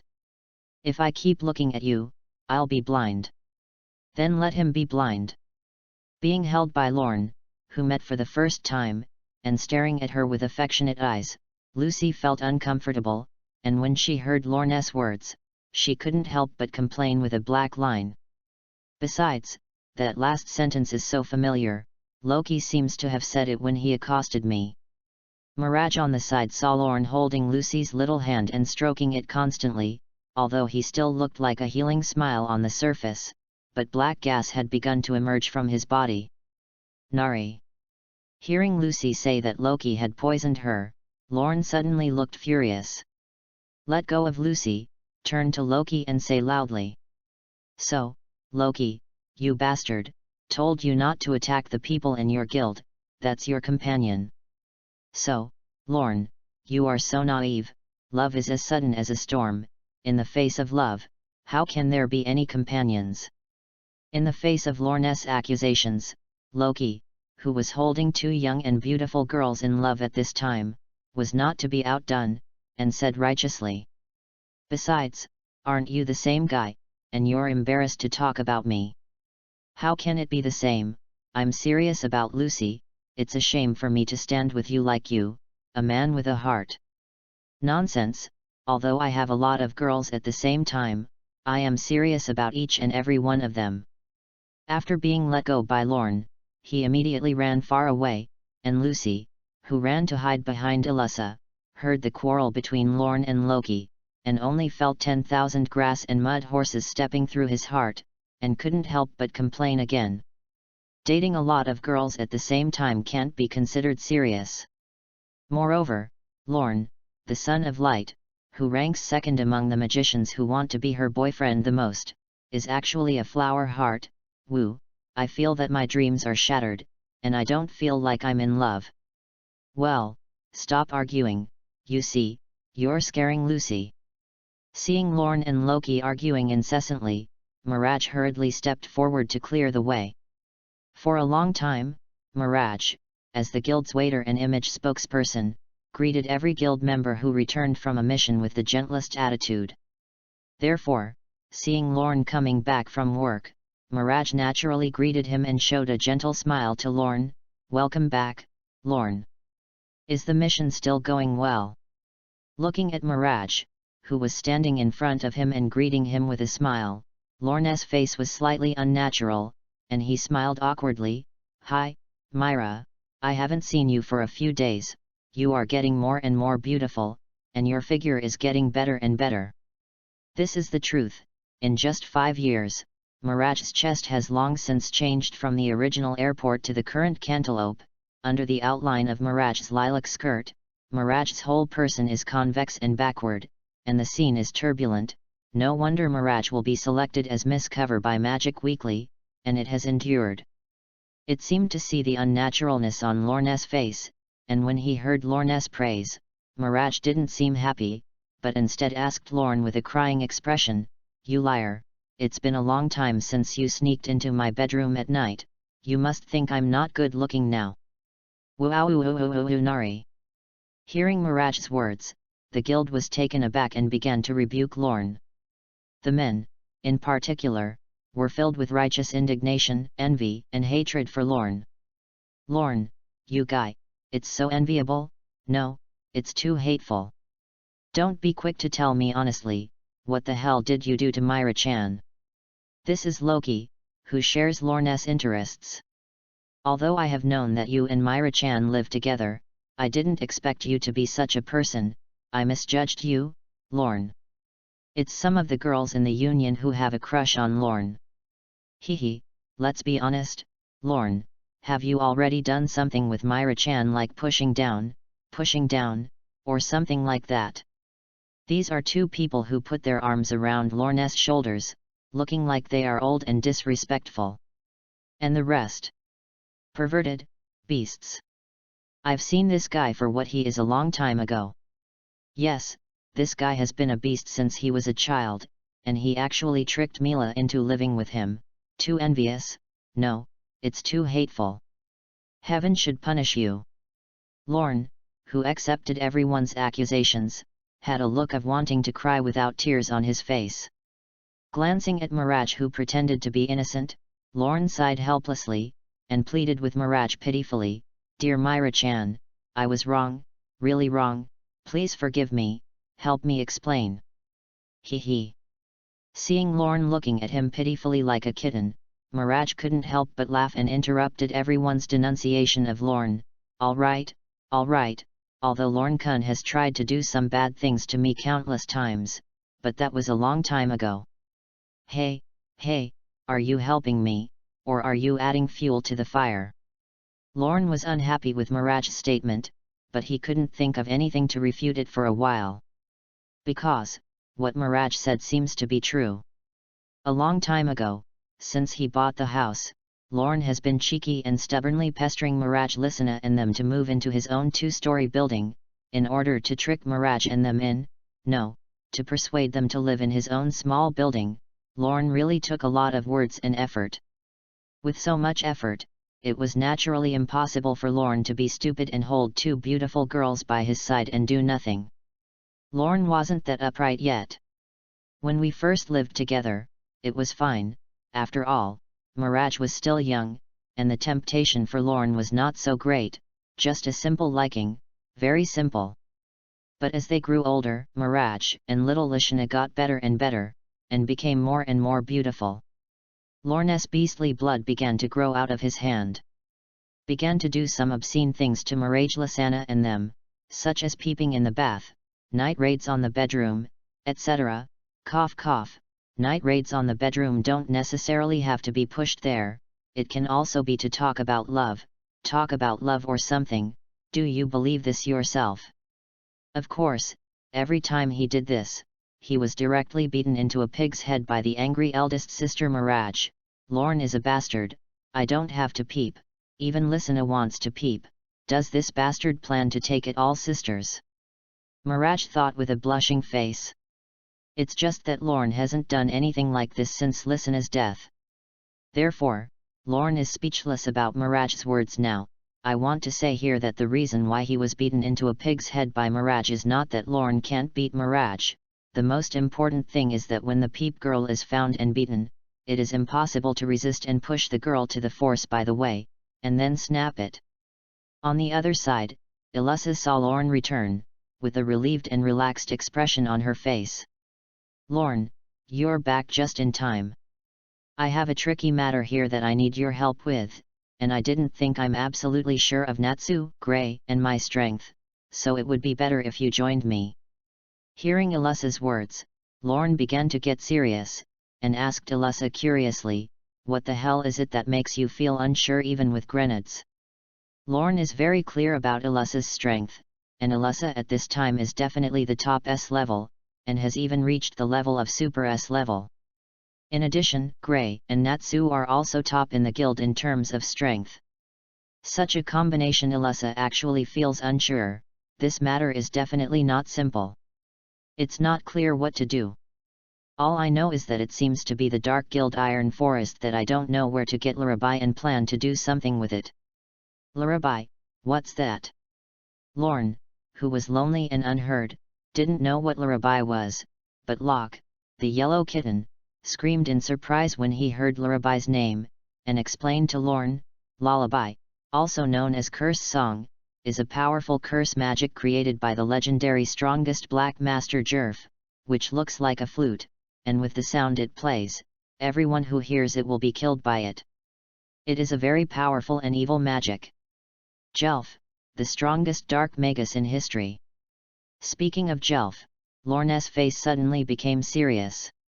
Lorne may not be very clear about the person of Jelf, but when it comes to the demons he created, Lorne knows very well that the demons derived from Jelf's book are the weakest ones with strength comparable to that of Super S-level magicians. Not to mention those stronger demons. Well, I agreed. When to go? Right now. Mirage, who was on the side, saw that Lorne agreed to team up with Ilusa, and immediately said in surprise, Ilusa, Lorne, Gray, and Natsu teamed up, which has never been encountered before. If it were them, it would be Fairy Tale's strongest squad. Hey, is it the strongest? Lucy said in surprise when she heard this. Because a certain comrade strongly minded me to set up a group, in response to his call, Xiao Feng shamelessly set up a QQ group. If you are interested, you can add it and give some valuable advice. QQ Group. Chapter 27. Meganoria Station. Why is Miss Lucy here? Is it because you are reluctant to part with me? Lorne, who was resting on a chair at the station, was waiting for Ilusa while watching Nash Gray's quarrel with relish, and asked Lucy, who was sitting next to him, curiously. Hearing Lorne's question, Lucy said speechlessly with black lines on her forehead. No, that's because Miss Myra said that Natsu and Gray would definitely quarrel while Ilusa wasn't there, so let me help stop it. Nari. Lorne looked a little disappointed and said, really, it turns out that it is just for such a trivial matter, and Myra is really, if Natsu and Gray quarrel, don't you have me to persuade you, where do you need to bother Lucy to come forward? Yes. Hee. Lucy responded on the surface, but secretly complained in her heart. It's strange, Miss Myra said, if it were you, you would definitely just watch the excitement and the fire on the sidelines, instead of going up to dissuade them. Natsu, that stupid guy of Gray dares to scold you for hanging your eyes, it's too much, I can't stand it. If I were you, I would definitely make Gray often your dragon iron fist powerful. Gray, that Natsu guy actually called you exhibitionist, it's an insult, it's an attack on your life, beat him up for me, freeze him into ice cubes, and let that fire-breathing fool see how good you. Oh, let her taste it. Looking at Lorne, who was full of excitement next to Nash Gray, jumping up and down to pounce on the two of them to fight, and Locke, the yellow kitten who followed Lorne's side to help. Lucy smiled weakly. Sure enough, Miss Myra knows Lorne well. However, although Mirage asked Lucy to help dissuade the quarrel between Natsu and Gray, Lucy had no intention of persuading him at this time. Just kidding, if they want to quarrel, let them quarrel, even if it fights, it doesn't matter to me, I have to go up to dissuade me, what if I hurt me? Miss Ben is very delicate. Lucy sat firmly in her chair, thinking very unscrupulously in her heart. Sorry for the long wait. Just as Natsu and Gray were getting angry and ready to fight under Lorne's instigation, Ilusa arrived. Miss Ilusa. Hearing Ilusa's voice, Lucy was very excited. Phew, finally someone can take care of stopping Natsu and Gray, with Ilusa here, they shouldn't fight. Thinking so, Lucy turned her head and looked at Ilusa. Rub. Seeing Ilusa, Lucy opened her mouth in surprise, and the whole person instantly turned pale. At this time, Ilusa was still wearing the usual set of armor, and she was holding a cart full of large bags and small bags of luggage, and there were more than 20 large duffel bags on the cart, stacked nearly 2 meters high. Seeing the luggage on the cart behind Ilusa, Lucy suddenly sweated profusely and complained, there is a lot of luggage. In fact, this is not a problem anymore, even if it is moving, it is estimated that there is not so much luggage. Hee, Ilusa, you're still so prepared. Looking at the whole cart of luggage behind Ilusa, even if it was not the first time I had seen Lorne, I still felt a little unacceptable. Just kidding, it's just going to perform a mission, and it's not moving, what to do with such a family, and throwing weapons out at a critical moment? Love, this is Elissa. The blue kitten harpy is always looking for an opportunity to complain. At this time, Najgra, who saw Elissa coming, was already hugging each other, making a good appearance of two brothers. Elissa, we're doing well today, too. Love. Well, Natsu has a harpy. Seeing that Natsu and Gray have such a good relationship, Elissa smiled with relief and said, the relationship is more important than anything else. Oh, you're Lucy, aren't you? Why are you here? Seeing Lucy on the side, Elissa showed a puzzled expression. Although she had seen this person in the morning, Elissa remembered that she had not invited her. Well, Miss Myra commissioned me. How dare Lucy tell Elissa that she was commissioned by Myra to see Najgray? In front of Elissa, Natsu and Gray have always pretended to be friendly, although they have always looked at each other unpleasantly. Oh, that's right, rumor has it that you defeated the mercenary orangutan with one finger. What a powerful magician, it's great to have your help, please take care of me. Listening to Elissa's praise, Lucy suddenly became embarrassed, and didn't know what to say for a while. It sounds comfortable, but it's too far from the truth. Lucy muttered to herself. Okay, let's talk later, the train is about to leave, let's get on the train first. Lorne reminded him.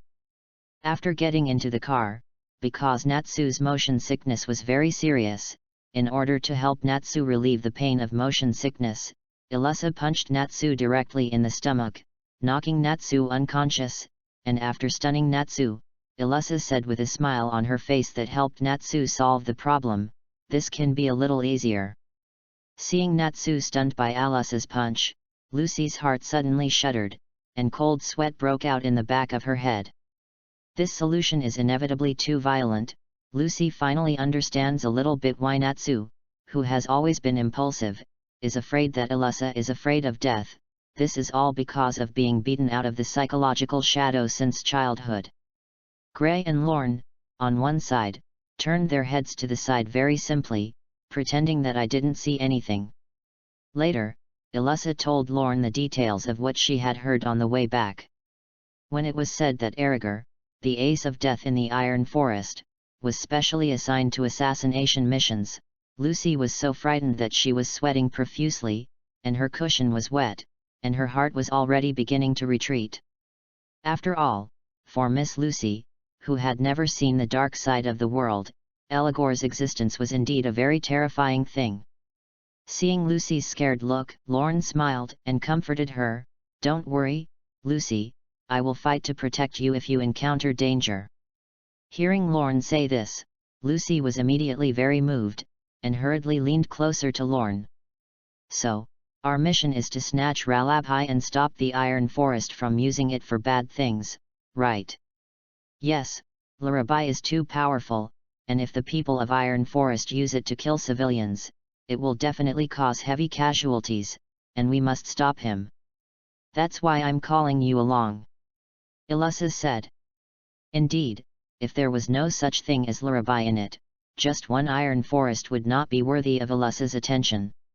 Unlike the Dark Spirit, whose strength is at the top even in the Dark Guild and second only to the Balam Alliance, it is only a small guild in the Iron Forest, and among them, even the strongest ace Elagor is quasi-S level strength if he dies, whether it is Lorne or Elissa.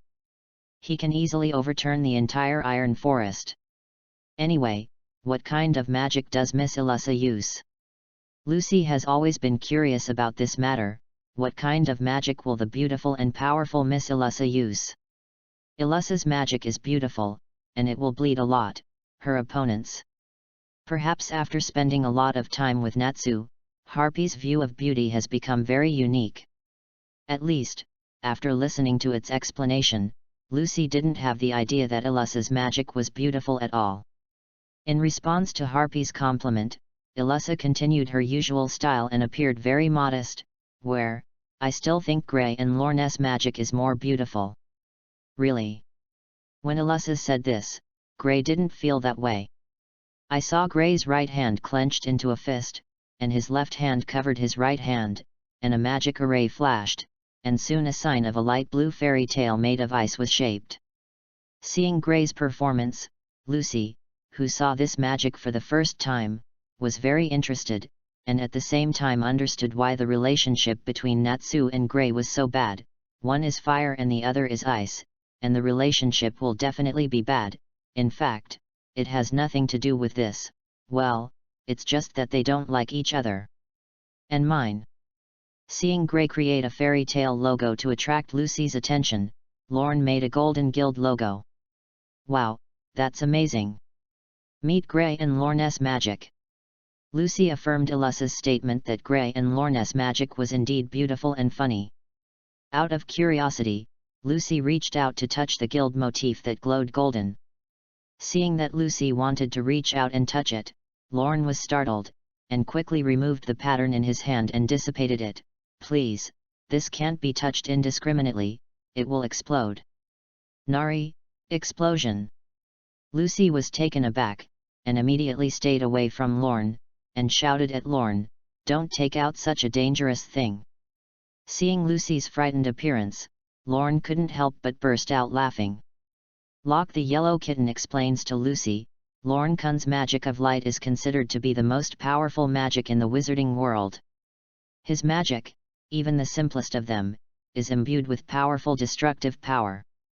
So, under normal circumstances, when there is no mission, the guild leader forbids Lorne to use magic. Nari, so powerful. Of course, Lorne Kun is a man who is called the Child of Light, a man who is favored by the light, who can control the light and control the light. Locke was so proud of Lorne's accomplishments that he couldn't help but show off to Lucy. Where? Lorne felt a little embarrassed to be praised so hard by Locke. Locke, don't praise me like that, although you are telling the truth, but when you say this, others still think we are showing off. Lucy. Gray. Ilussa. Chapter 28. In Lorne's small talk, before they knew it, they were at the destination of the trip, Olympus Station. After getting off the train, Lorne, Ilussa, and the others realized that Natsu had forgotten about the train, and by the time they realized it, the train had already left. As she watched the train carrying Natsu move away, Ilussa felt guilty to herself. It's so engrossed that Natsu forgets what a gaffe, knowing that guy is incompetent with transportation. It's my fault, so let's beat me up first. With that, Ilussa bowed her head in shame. Seeing that Ilussa had already said so, it was naturally impossible for Lorne, Gray, and the others to really rush up and beat Ilussa, not to mention that everyone didn't blame Ilussa for this, although the main responsibility was indeed because Ilussa knocked Natsu unconscious. Seeing that everyone didn't mean to punish themselves, Ilussa quickly cheered up, walked to the control room of the station, pulled down the emergency lever to control the train very simply, and then said to the station manager very sincerely, "This is for the sake of my companions, I hope you can understand." The person in charge of the station. Forgive me for the yarn, don't think that what you say with a serious expression is the truth, your companion is concerned about my yarn, you will definitely make me be punished if you do this, and you may even lose your job. Listening to Ilussa's words, the person in charge felt an urge to scold his mother. Please don't be so unreasonable. The person in charge was sweating profusely and said very embarrassed. It's a pity that Ilussa didn't intend to listen to the person in charge at all, but ordered herself, "Please send our luggage to a nearby hotel." Why me? Don't listen to other people's dissuasion and stop the train directly, and then completely ignore the difficulties of others, but directly instruct people you don't know to run errands and deliver luggage. Meeting such a woman, the person in charge feels that he is so powerless that he doesn't even have the heart to complain. The corners of Lucy's eyes twitched on the side, and she could only stand aside and sigh with deep understanding. Fairy tales are really like this. Since joining the guild, there are almost no members of fairy tale that Lucy has seen. There are few normal, never listen to others: Ilussa and Natsu, the saboteur Natsu, who drinks wildly with a barrel bigger than herself, Kana, who often steals guild wine, Elfman, who is a man, Gray, who has a serious exhibitionism, Loki, a flowery man, and Lorne, who is afraid of chaos in the world, and so on. Until now, Lucy felt like she was immune to all of that. However, when he saw Gray stripping naked in public, he brazenly said, "I'm not like that." Lucy still felt that she couldn't be calm. "I couldn't help but complain to Gray fiercely. So what about your clothes, Gray?" "Nari. When? Ha ha ha, Gray, you idiot, you're no different from that Natsu guy." Seeing Gray being taunted by Lucy, Lorne gloated and laughed. Then, Lorne turned and walked behind him. "Lorne, where are you going?" Seeing that Lorne was about to leave, Lucy asked curiously. "Of course I'm chasing Natsu. I forgot to tell you that I'm the fastest sorcerer in fairy tale. With my magic of light, it's easy to catch up with the train," Lorne said as a matter of course. There was a smug and confident tone. "But the train seems to be heading that way." Lucy pointed in the exact opposite direction to Lorne. "Nari." Lorne was taken aback, as if he had no idea that he could make a mistake. Looking at Lorne, who looked impossible, Lucy sighed and stroked her forehead. "So guessed. So, you're actually a road idiot." How is it possible?" "I'm not a road idiot." Lorne quickly denied it. However, looking at his panicked face, and the horror of the secret being discovered, he was clearly telling others, "You guessed right, I am a road idiot." Sure enough, in retaliation for Lorne's ridicule just now, when Lorne flatly denied that he was a road idiot, Gray delivered the fatal blow. "You guessed it right, Lucy, that guy from Lorne is a road idiot. Without Locke following him, he wouldn't even be able to get out of Maginoria. The whole guild knew about it." Hearing Gray's words, before Lucy could be surprised, Lorne exclaimed in disbelief, "How is it possible? I concealed it well. How would you know, Locke? Did you say it?" Seeing that Lorne doubted himself, Locke shook his head very nervously, and hurriedly said, "It's not me, it's not Locke who said it, they found it themselves." "Hey, just like you, everyone can guess it." Looking at Lorne's panicked look after the secret was discovered, Lucy complained silently on the side. Not to mention that Lorne and Lucy were joking on one side, and on the other hand, after leaving her luggage to the station manager, Elissa went to the car market to rent a magic four-wheeler, which was mainly powered by the driver's magic, and Lorne had bought one before, and now kept it in the garage at home. After Elissa rented the magic four-wheeler, after calling Lorne and the others to get on the car, she frantically drove in the direction of the departing train. Because the train had been running for a while, although Elissa drove fast, it still took a long time for Elissa and the others to catch up with the train. Just as Elissa drove to Natsu's car, she happened to meet Natsu jumping out of the car and crashing into Gray's body. Later, with Natsu's narration, Lorne and the others learned what had happened when Natsu was left alone in the car. "So, you idiot, I obviously told you seriously that this mission was to snatch Lurabai in the hands of Iron Forest. You actually let go of the Iron Forest member who was holding Lurabai." Elissa angrily punched Elissa and said fiercely, "Nari." Hearing Elissa's accusation, Natsu rubbed her punched head while looking at Elissa with innocent eyes, her face full of innocence and confusion. "Well, Elissa, Natsu was knocked unconscious by the time you told us this," Lucy said weakly to Elissa. "Really, forget it this time, the most important thing we need now is to catch up with the fleeing Kageyama and get Lurabai from him." Elissa lightly put the wronging of Natsu behind her, as if she didn't take it seriously at all. In fact, she didn't take it seriously.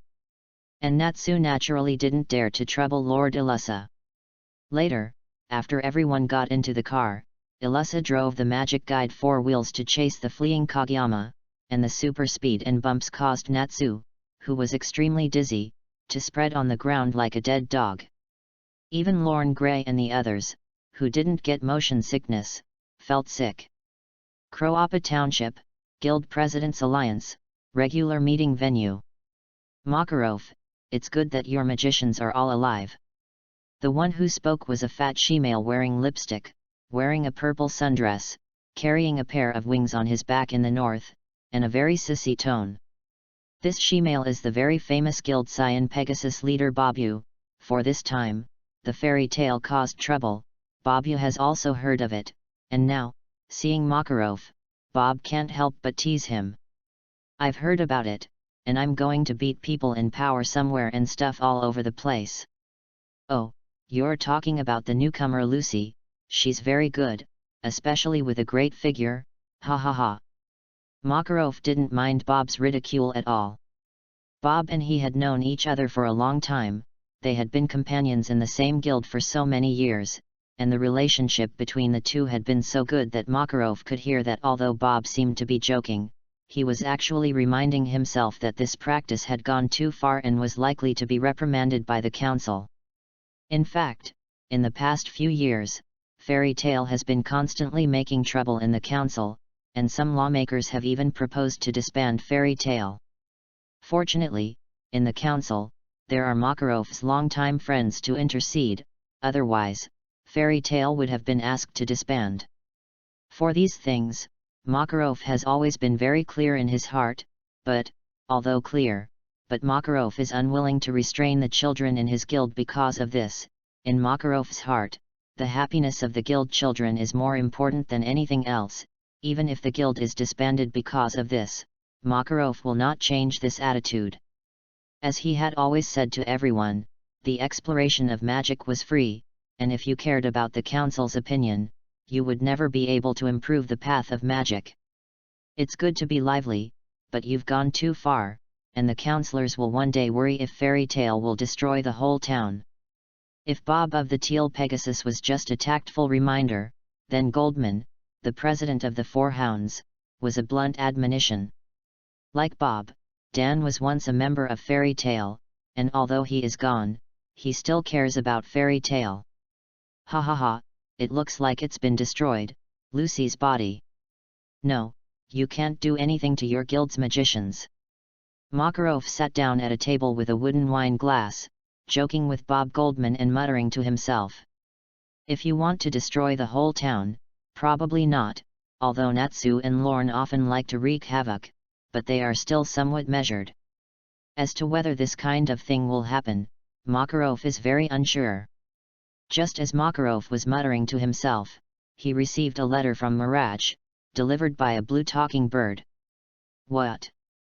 Najgray and Alyssa Lorne have teamed up. Makarov, who heard the news, suddenly felt a sense of despair that the sky was about to fall, and the whole person collapsed in an instant. Makarov is well aware that these men are the number one saboteurs in the guild, especially Lorne, who possesses the magic of light, which is known as the most destructive force in the wizarding world. If these four saboteurs come together, let alone destroy one town, even if they destroy 10, Makarov will not be surprised. Goldman, the four-headed hound, also understands the style of Natsu, Lorne, Alyssa, and others. It seems that my worries are likely to come true. Hey!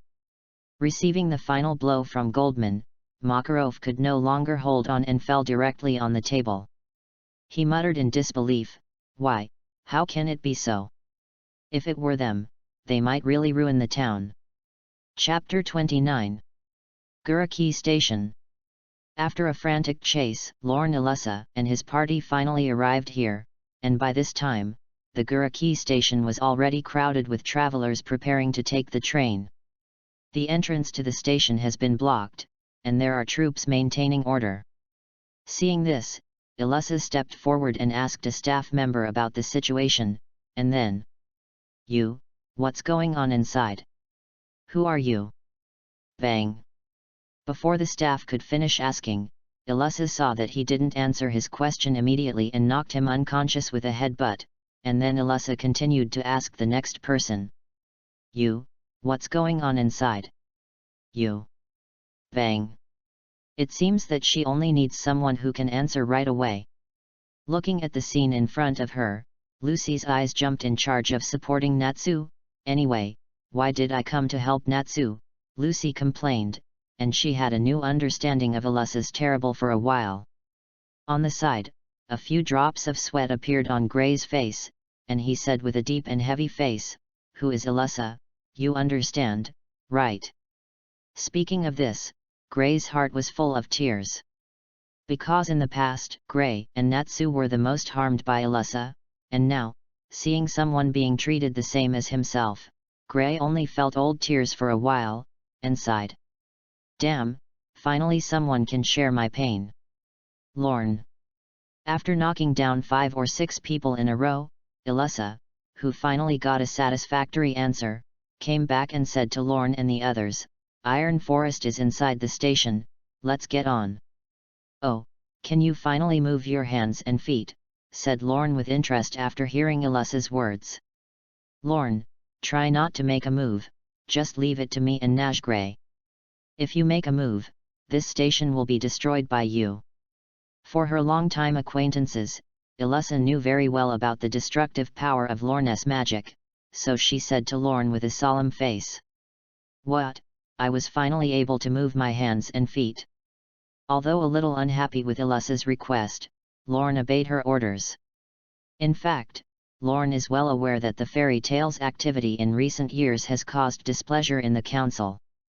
If you don't converge a little, it will definitely cause a lot of trouble for fairy tale. Lorne wasn't Natsu's stupid, and he could tell the difference. Elessa, Lorne, and the others began to enter the inside of the station, and as Lorne and the others went deeper, dozens of heavily armed kingdom soldiers began to appear on the ground. These must be the small group of soldiers who broke in earlier. Elessa analyzed. Soon, Lorne and his party came to a hall that was the station's waiting hall, which was very large, almost half the size of the main stadium. At this time, in the warehouse, nearly 100 members of the Dark Guild Iron Forest were already waiting there, including the ace of the Iron Forest, Elijah. "You're here, fairy tale trash." At the sight of Lorne, Elessa and them, the Iron Forest members let out a malicious laugh. The people of the Iron Forest are very proud, there are nearly 100 people on their side, but there are only 5 people and 2 cats on the opposite side of the fairy tale. Such a stark contrast of strength makes the members of the Iron Forest feel very relaxed, as if the people on the other side are here to deliver food and use them as sandbags. The contrast of strength is indeed stark, but the stronger side is Lorne. Elessa didn't pay attention to the scum of Iron Forest, who was less than 5 in combat power, and directly ordered Natsu and Gray, "Natsu, Gray, you are responsible for dealing with Eligor.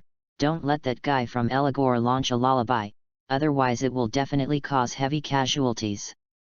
I'll leave the rest to me. Lorne, Lucy will be left to your care." "No problem, I'll be enough for one person." "Haha, it's burning." "Don't worry, I won't let Lucy get hurt." Hearing Elessa's command, Natsu and Gray seemed excited. After all, they also knew that Elijah was the most powerful of the men. As for the rest of the scum, a bunch of garbage, it's enough to hand it over to Elessa. Gray and Natsu ignored the large group of Iron Forest members in front of them and rushed straight towards Elijah. Seeing this, Elijah flew away very simply, not because he was afraid. However, for Elijah, there is more important things at the moment, and it is not worth wasting time on Gray and Natsu. Cut, I finally got lullaby, I still have to use it to take revenge on those guild leaders who look down on us. I must let those people listen to Lullaby's voice. How can I waste time on these 2 little ghosts? Thinking like this, Elijah lightly commanded his men. "Little ones, I'll leave it to you next, so that these guys can see the horrors of the Dark Guild." After saying that, Elijah disappeared with a flash. Natsu and Gray went after Elrigor, and the rest of the Iron Forest rushed straight at Elessa, Lucy, Lorne, and the 2 cats. "Rush! Let these goblin-tail bastards see how good we are." With a move of her hand, Elessa conjured a sharp long sword out of thin air, and said in a calm tone, "It's like you're insulting the fairy tale." With that, Elessa rushed straight to the Iron Forest members. Only the nervous Lucy and Lorne, who were holding their hands and watching the show, were left in place. "Lorne, aren't you going up to help?" Lucy said to Lorne worriedly as Elessa prepared to deal with all the Iron Forest members alone. How can I make a move on this little scene? Elessa alone is enough.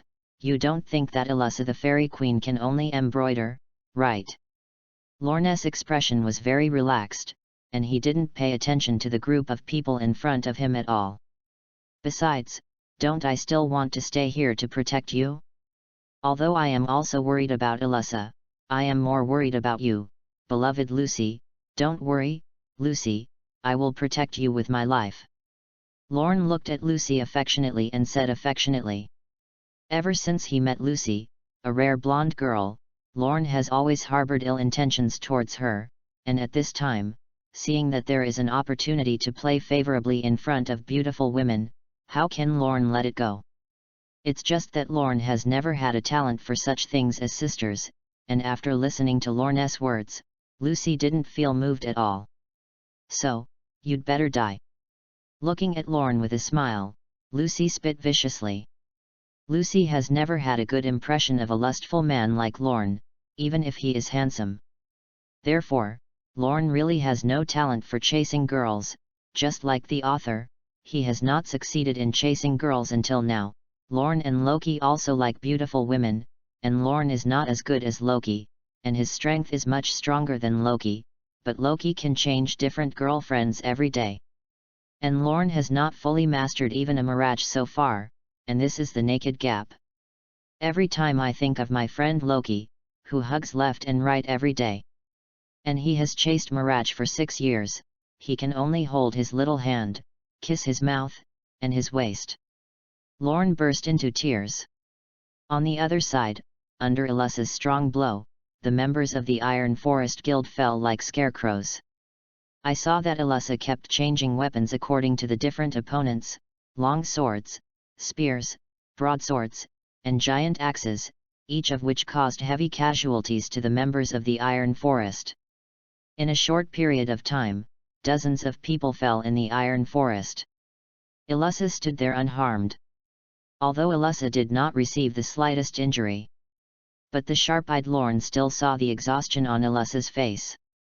Seeing this scene, Lorne frowned. How could a group of scum with no more than 5 combat power make the Fairy Queen Elessa feel tired? This is obviously abnormal. Could it be that the 4 wheels of hurricane magic just now consumed too much mana? Lorne secretly guessed.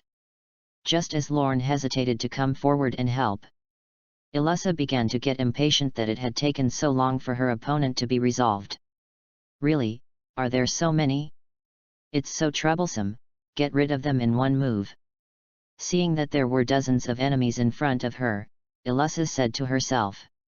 Subsequently, Elessa directly disguised herself as the Celestial Wheel Armor, a set of silver-white armor with wings composed of long swords on her back, powerful and beautiful. After disguised as the armor of the Heavenly Wheel, Elessa's long crimson hair and silver-white snow-bright armor made her as dazzling as a goddess. Lucy, who had seen Elessa's magic for the first time, was already completely stunned. Is this Elessa's magic? It's really beautiful. At this moment, Lucy agreed with the Blue Kitten's statement. Elessa's magic is indeed beautiful, like a fairy dancing on the bloody battlefield. Even if it is covered with blood, it also makes people have a kind of bewitching beauty. At this time, Lorne also looked at Elessa with a look of fascination. Ordinary magical swordsmen fight by changing their weapons, but Elessa is able to disguise her armor with armor that can increase her own magical power. This is the magic of Elessa, the strongest female sorceress of fairy tale, the Crimson Fairy Queen Elessa. The magic is called Night. Anyone who sees Elessa's beauty at this time can't help but be obsessed, even if he was originally an enemy Iron Forest Magi. At this moment, like Lorne, he looks at Elessa with red eyes. After disguised as the armor of the Celestial Wheel, Elessa conjured dozens of large swords and swirled around them, and then launched an attack on the people of the Iron Forest. Dance, round dancing sword formation. In an instant, the great swords surrounding Elessa shot out like raindrops, killing all the Iron Forest members in an instant. Chapter 30. After dealing with the remaining members of the Iron Forest, Elessa asked Lucy and her to help find Elragor's traces, and Lorne to inform the outside to evacuate the station and lower. Aragorn takes advantage of the damage inflicted by Larabe. Hearing Elessa's command, Lorne nodded and turned to leave, ready to inform the outside to evacuate. Before leaving, Lorne turned his back to Elessa and said lightly, "When you opened the 4 rounds of magic before, your mana consumption was not small, so it's best to take a rest first, Elessa." After saying that, Lorne didn't look back, and walked forward in style. They. Hee, could it be that Elessa was touched by my thoughtfulness and concern? Hearing Elessa's voice behind her, Lorne was silent on the surface, but secretly happy behind her back. "Well, Lorne, you're going in the wrong direction, the side you're going on is the entrance, and the exit is on this side." Elessa covered her forehead and pointed, helplessly in the opposite direction to Lorne. "Lorne. Lucy. Elessa. Ha ha ha, I'm just joking with you, I'm actually going to go over there, you say yes, Locke." Lorne smiled awkwardly, pretending not to care, and turned his head in the direction Elessa was pointing, explaining in disguise. "Yes, Lorne Kun is a road idiot, so it's completely understandable to go in the wrong direction. Don't mind. The yellow kitten is worthy of being a good partner for Lorne, who has been following him since he was a child, and when he saw Lorne's embarrassed appearance, he immediately helped Lorne explain. Although, he completely understood what Lorne meant. Directly said what Lorne wanted to hide without hesitation. "Lorne. So, didn't I keep telling you to stay away from that stupid cat of Harpy, you dead wild cat, and after a long time with that stupid cat of Harpy, you have become as stupid as he is." Lorne scratched his head in annoyance and grumbled to Locke. "But Harpy is my best friend, and we're both cats." Locke was innocent of Lorne's accusations. Yes, Harpy and Locke are good friends, and Harpy is not a stupid cat. The blue kitten Harpy is also on the side to help, maybe because they are both cats and can talk. Harpy and Locke have gotten along very well in recent years. Every time Lorne completes a mission and returns to the guild, Locke will get together with Harpy. They have become good friends who talk about everything. Lorne seriously suspects that Locke revealed to Harpy that he was a road idiot, and that Harpy had told the entire guild. Lorne didn't mean to blame Locke, he was just joking with Locke, so in response to Locke's rebuttal, Lorne just smiled and didn't say anything. After separating from Elessa Lucy, Lorne took Locke to the station manager, and it took a lot of effort to make him understand that staying at the station now would be in danger of his life at any time, and the crowd at the station must be evacuated so that they can leave quickly. Perhaps because he heard that his life was in danger, the people near the station ran very actively, and Lorne was stunned, and there was a large group of people, and Hurula couldn't see anyone. After the people near the station fled, looking empty and silent, Lorne suddenly felt very uncomfortable with the extremely cold environment. So, it is precisely because human beings cannot stand loneliness that they crave friends and companions. Yes, Locke. Looking at the silent station, Lorne said with emotion. Yes, Lorne Kun, with Lorne Kun, Locke doesn't feel lonely at all. Hearing Lorne's emotion, Locke the yellow kitten chimed in. Hey! So, what are you going to do next? Lorne smiled calmly, and asked very casually at Elagor, who had appeared over the station at some point, with some inexplicable meaning in his tone. Humph, it's worthy of being a magician in fairy tale, and his feelings are really keen. Standing in midair and looking down at Lorne condescendingly, with undisguised disdain in his eyes, Elagor didn't take Lorne seriously. After all, Lorne looked like a weak and delicate teenager on the outside, and there was nothing threatening. However, perhaps out of caution or disdain, Elagor did not attack Lorne. I'm curious, what is your purpose? Lorne stared at him faintly, although he was asking, but he didn't seem to care if Elagor would answer, and this attitude made Elagor very dissatisfied. At first, I thought you stole Larabai with the intention of using it at the station, intending to kill a large number of civilians in the vicinity, but just now you let those people leave without stopping them, proving that your target is not the people at the station at all. So, what exactly is your purpose? Haha, you're very smart, little ghost. What do you want to know? Although he was a little unhappy with Lorne's attitude, when it came to the plan he was proud of, Eligor was still very interested, especially when he realized that everything was under control. Eligor didn't mind telling Lorne about his plan and showing it off. Haha, I'll tell you the truth. Of course my purpose can't be not the waste at this station, but in the town ahead, Krabaton. Lorne looked down and pondered for a moment, and then, as if thinking of something, Lorne looked up and asked in surprise, if I remember correctly, where is the meeting of the Guild Masters Alliance? It should be a regular meeting now. Are you targeting the guild presidents? Ha ha ha, yes, I'm going to use Lullaby to deal with those regular guild leaders who look down on us and deprive us of the right to live. How about it? I didn't expect it, aren't you surprised? Ha ha ha, I'm going to let those damn old men all go to hell. Elgar laughed maniacally, his tone full of hatred and smugness.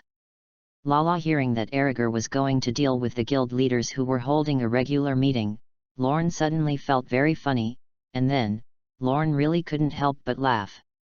Ha ha ha, you actually plan to take Lullaby to deal with those old men of various guilds. I said it earlier, I was worried for a long time, and I thought you wanted to use it to kill innocent civilians. If I knew that you were to deal with those guild leaders, I didn't bother to care about you. Seeing that after hearing that he was going to deal with the guild leaders, Lorne didn't worry about his own guild leaders at all, but laughed heartlessly, and Eliger felt both angry and puzzled. What do you mean by that? It's not interesting. Although I don't know what kind of strength Lullaby has, Lorne is very clear about the strength of those guild leaders. The weakest of them all have the strength that is not inferior to or even stronger than Eliger, and there are also Saint 10 level monsters like Makarov. Dozens of old men with S level or even Super S level strength gathered together, and there are still people who dare to fight their ideas. Even Lorne had to convince this kind of person. As for Lullaby, Lorne thought it was extremely funny. Yes, Lullaby was indeed something created by Jelf, and Jelf was indeed the most powerful and evil magician of all time. If Lullaby is in the hands of Jelf, he can indeed deal with the group of monsters of the guild leader. In fact, with Jelf's strength, even if he does not have Lullaby in his hands, he can destroy the guild presidents. But that doesn't mean that Elgar can do the same with a magic item that Jelf has created. So, Lorne was amused by Eliger's trouble with the presidents, in addition to being disdainful. So, I ask what you mean by that, bastard. On the other hand, Eligor saw that Lorne did not pay attention to him, but looked at Eligor with a look full of ridiculousness, and immediately felt the anger of detachment. Hey! Ignoring Elgal's rant, Lorne smiled wider. I mean, I'm afraid you don't have a chance. Chapter 31. Wings of Light. Before Eligor could come to his senses, Lorne conjured a pair of wings made of light directly from behind him, and then flew into the air in a flash, appearing in front of Eligor. What? Seeing Lorne appear in front of his eyes instantly, Ellie Gordon was frightened, and before Elrigor could react, Lorne flew into the air and kicked Elgar. One thing I forgot to tell you, I hate it when someone stands taller than me. I don't know. You know now. Bang. Speed is power, and at this time, Lorne's light speed kick, although it still can't reach the speed of light, is far faster than supersonic speed, and being hit by such a high-speed kick is equivalent to being hit by a train with the highest speed. Eligor, who was kicked by Lorne's speed of light, was kicked directly to the ground like a cannonball, stirring up a large cloud of dust. After a long while, Eligor staggered to his feet, looked at Lorne with fearful eyes, and was about to say something, when suddenly he couldn't help but spurt out a mouthful of blood. Are you Lorne, one of the Elven Triumvirate, known as the Child of Light? Seeing Lorne's moves, Eligor immediately recognized Lorne's identity, and at this time, Elagor no longer dared to have any thoughts of underestimating Lorne. On the contrary, after recognizing that it was Lorne, Elagor's eyes were full of fear and awe when he looked at Lorne. The name of a man, the shadow of a tree. Lorne, the child of light, is so famous in the dark world that it is enough to make a child stop crying. In other words, in fairy tale, a large part of the fame of Lorne, Laxus, and Mistongr was obtained through the crusade against the Dark Guild. Because all three of them are members of fairy tale, the three of them, in the wizarding world, are known as the Fairy Triumvirate. Among the Elven Triumvirate, Mr. Gang is the most mysterious, Laxus is the most arrogant, and Lorne is the most feared. If you're in a Laxus, don't worry, as long as you're weak enough, Laxus won't trouble you, because people are arrogant and don't bother to mess with trash, so, be glad you're a trash. It doesn't matter if it's Mistongr, as long as you don't provoke him, people won't bother you, so, I'm glad you don't have a presence in the eyes of others. It doesn't matter if you provoke him, at most it will make you unconscious, and then you will be sent to the council and locked up. Only Lorne, who is the most undisciplined person, does not have the bearing of a strong man. It doesn't matter if you're strong or weak, you can do it all, and you like to sneak attack. And doing things is all based on preferences and interests. Basically, as long as there is a bounty on his head, Lorne will make a move. Even if there is no bounty on his head, Lorne will make a move when he is interested. Now, seeing Lorne, who is famous in the dark world, standing in front of him, how can he not make Elagor feel frightened and terrified? You're very knowledgeable, you can actually recognize me. Lorne felt a sense of accomplishment for the fact that he was recognized by Elagor. This is popularity, brother's popularity, has reached the point where everyone knows about it. It's strange that I don't know you, after all, you just exterminated the dark spirit, and now in the Dark Guild, I'm afraid there is no one who doesn't know you. Looking at Lorne, who slowly fell to the ground and walked towards him like a leisurely stroll. Elagor only felt bitter in his mouth, and couldn't help but spit out a mouthful of blood again. The Dark Spirit, the only powerful guild in the Dark Guild than the Balam Alliance, has nearly 100 guild members, all of whom are ruthless and cruel and murderous. In the guild, there are 5 magicians whose strength is not below Elagor, and in addition, there are also vice-presidents, S-level, and unfathomable, super S-level, which is naturally unfathomable in the eyes of Elagor, in strength. This guild makes a living by abducting and robbing people, and there are countless people who have been offended by it, but no one has been able to do anything to them. In the past, the Dark Spirit has always been an existence that Elagor can only look up to, but such a powerful guild that makes Elagor feel unattainable was exterminated by the seemingly weak, delicate, and handsome young man in front of him, and afterwards, Lorne was unharmed, not even a trace of dust on his clothes. Half of the guild was shattered, nearly 100 guild members fell in the guild and wailed, and the most shocking thing was that more than 20 people, including the guild president and vice president, were trapped in the wall like flies, and half of their bodies were pierced. And the reason for all this is simply because the smiling teenager in front of him has taken a fancy to the huge reward of 8 zeros on the crusade mission. Chapter 32. Since you know me, then things will be easy to do. Will you tie up your hands and catch you, or will you bother me to do it and beat you to the point of losing your heart? Lorne's words were bland and cruel, so cruel that Elagor, who was desperate in his heart, frowned. Power is truth. This truth is not only in modern times, even in the Demon Tale world, the difference in strength between Lorne and Elagor is too great, and the huge difference in strength determines that Elagor does not even have the right to choose in front of Lorne.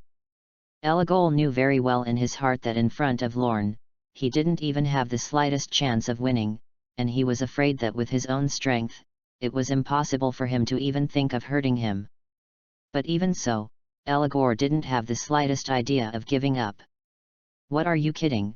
How didn't get Lara by easily, and finally found a chance to take revenge on those guild leaders who looked down on him? How can you just give up? Besides, you still have a backhand, maybe there is still a chance to trap Lorne. Thinking of this, Ellie Gordon no longer hesitated, and directly launched the most powerful magic he could currently use on Lorne. Wind magic that shreds everything, Emerald News. Suddenly, a powerful whirlwind like a tornado appeared from Elijah's hand and flew towards Lorne. At the same time, Eligol jumped backwards and jumped out of the station. Then press your hands to the ground. Demon Wind Wall. I saw a magic circle appear from Elijah's hand, and after that, a larger magic circle appeared on the entire station platform, and when the magic circle disappeared, a powerful tornado storm enveloped the entire station. This is the magic array laid by Eligol in advance. This kind of magic that is written in advance, only needs to be excited by magic power. It is very convenient to use. The disadvantage is that it cannot be moved, and the portrayal of the magic array is very cumbersome and complicated. Blaster of Light, power, mainly determined by the condensed mana. The more powerful, is a magic with almost no level limit. For Aragorn's super powerful attack, Lorne was just a shockwave that broke up the surging tornado. Then, what appeared in front of Lorne's eyes was the demonic wind wall that enveloped the entire station. Looking at Lorne, who was shrouded in the demon wind wall, Eligol suddenly burst out laughing. Ha ha ha, what if the strength is stronger than me? It's not that I'm trapped in the demon wind wall. This demon wind wall is extremely powerful, and it is absolutely impossible to break it inside. You just watch the president of your guild be killed by me? Ha ha ha. Hey, then you can kill it. You're welcome. I've been unhappy with that lewd and lustful old man for a long time. Next year is so old, and he likes to secretly watch other little girls all day long. It's just an old man. Lorne seemed very indifferent to Elijah's words, and didn't seem to care about the life and death of his own president. Seeing Lorne's completely indifferent look, Elijah was very depressed, and obviously planned to make a declaration of victory, but he was made angry by Lorne's attitude. Humph! You just stay in this place. I'll go first. I must kill those old guys. Haha! No one can stop me. After saying that, Elijah, who was not in the mood to talk to Lorne, flew away directly. Seeing Aragorn getting farther and farther away until he could no longer see it at all, Lorne had no intention of chasing, just watched Eligor disappear from sight very indifferently, his eyes full of mockery. So, as I've said many times, I don't mean to stop you at all. Some people have to run to the death of a bunch of old monsters, and who can stop them? With that, Lorne paused, and the mockery in his eyes intensified. There is no magic in this world that cannot be broken. Chapter 33. There is no magic in this world that cannot be broken. Although he said it so confidently, Lorne frowned unconsciously when he saw the hurricane-like demon wind wall in front of him. In any case, this magic is probably close to the level of super magic from the point of view of pure power. In the face of such a strong hurricane, let alone an S-level magician, even if it is a person with super S-level strength, it is estimated that it is enough to break this magic wind wall, and I am afraid that only a strong person at the Holy 10 level can break it with stronger strength. It's no wonder that Eligor is so convincing that he arrogantly claims that no one can break the demon wind wall. For Eligor, who has never seen the strength of the Holy 10 level, I am afraid that the Super S-level wizard is already the strongest existence in the world, and even the Super S-level powerhouse cannot break the demon wind wall, which is indeed worthy of Eligor to be proud of. Damn, this demon wind wall doesn't know where Eligor's goods came from. It's so strong. How can it be possible for Eligor's waste to have such a strong magic array? Of course I don't, but my boss does. Don't think that Uncle Ben has no backstage. My boss is the 6 demon generals. You try to move my hair. This is decisively unscientific. Lorne tentatively put his hand into the demon wind wall, wanting to test the strength of the demon wind wall. As a result, Lorne just put his hand in, and within a few seconds, the whole arm instantly escaped from the element. Until Lorne took out his hand, these scattered photons slowly regathered into Lorne's hand, returning to the shape of an arm. Lorne then launched light bullets, lasers, and light blasters against the demon wind wall, and as a result, these attacks either passed through the demon wind wall and blew a building outside into ruins, referring to the laser, which condenses all the power into one point, and is as powerful as a missile, but the disadvantage is that the attack range is too narrow, and it can only attack in a straight line, which is easy to dodge. Either it is directly dispersed by the hurricane, referring to the light bullet and the light blaster, etc. The advantage is that the impact is large, the attack range is wide, the disadvantage is that the power is not concentrated enough, and the power of a palm-sized light bullet is not as powerful as a laser, only the light blast has a slight effect, which makes the power of the demon wind wall weaken a lot, but soon, the demon wind wall will automatically absorb the magic power in the nearby air and replenish it. This result made Lorne depressed. It seems that if you want to destroy this demon wind wall, you can only use the most powerful light blaster, the maximum power of light shockwave, which refers to condensing most of the magic power in the body in your hands through both hands, and then launching it. Please refer to the Turtle School Qigong in Dragon Ball. The high-end atmosphere is high-end, low-key, and luxurious, and the power of the single body is not half a point worse than the brilliance of the super magic fairy, or even stronger. Lorne had no doubts about whether the most powerful blast of light could break the demon wind wall, and he didn't even need to use all his strength, at most half of his magic power was enough. However, Lorne was hesitant to use the most powerful blast of light to break the demon wind wall. With the laser-like destructive power of the sparkling fruit, not to mention using the magic power of Lorne's whole body, even if it is only half, it can easily destroy half of the town, so... well, forget it, let's wait for Ilusa and them to come. Anyway, just with Elagor's waste, taking Lurabai can only cause some trouble to the old man and them at most. These old fellows are so idle, they should drink and chat together when they have nothing to do all day, and they should have some fun with them. Thinking like this, Lorne was not in a hurry to break the demon wind wall, but beckoned Locke to find a shady place to sit down, and the breeze escaping from the demon wind wall slowly blew on Lorne's face, and the slightest coolness made Lorne feel very comfortable, and he felt a sense of sleep. Speaking of which, I finally completed the SSS level mission to crusade against the dark spirits, and as soon as I returned, I was called here by Ilusa, who had not had a good rest for most of the month, and Lorne, who was half sitting on the ground, also felt a little tired, and fell asleep on the ground unconsciously. Then, Chapter 34. Bang! Lorne, who was sleeping in a daze, suddenly felt a sharp pain in his head, and then, after opening his eyes, Lorne saw Ilusa, wearing a suit of armor and long crimson hair, holding an iron fist, indeed an iron fist, a fist with iron gloves, looking at him with an angry face. Beside Ilusa were Gray, Natsu, and Lucy. Natsu and Gray are a little embarrassed, it seems that they have been through a hard fight, and Natsu is also holding a young man with a pineapple head. If Lorne remembers correctly, this man is called Kageyama. When has this been?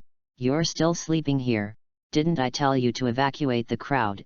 It could be seen that Ilusa was a little emotional at this time, looking at Lorne's angry face with a hint of anxiety. Not only Ilusa, but even Natsu and Gray were full of anger at this time. Yes, yes. We've fought so hard, and it's too much for you to sleep here. Gray and Lucy were on the side to denounce Lorne. Haven't I been evacuated yet? Lorne replied weakly, and when he saw Ilusa raise his eyebrows, Lorne was startled, and quickly changed his words and said, "So, what happened? Look at you one by one, so anxious." We've heard from the other members of the Iron Forest Guild that Elagor's real target is actually the guild leaders who are having a regular meeting in the town ahead. Ilusa said to Lorne with a serious expression. That damn bastard, if he dares to hurt the president, I'm not going to let him go. Lorne rarely saw Ilusa show such an angry expression, and he could see that what Elagor did this time really angered Ilusa.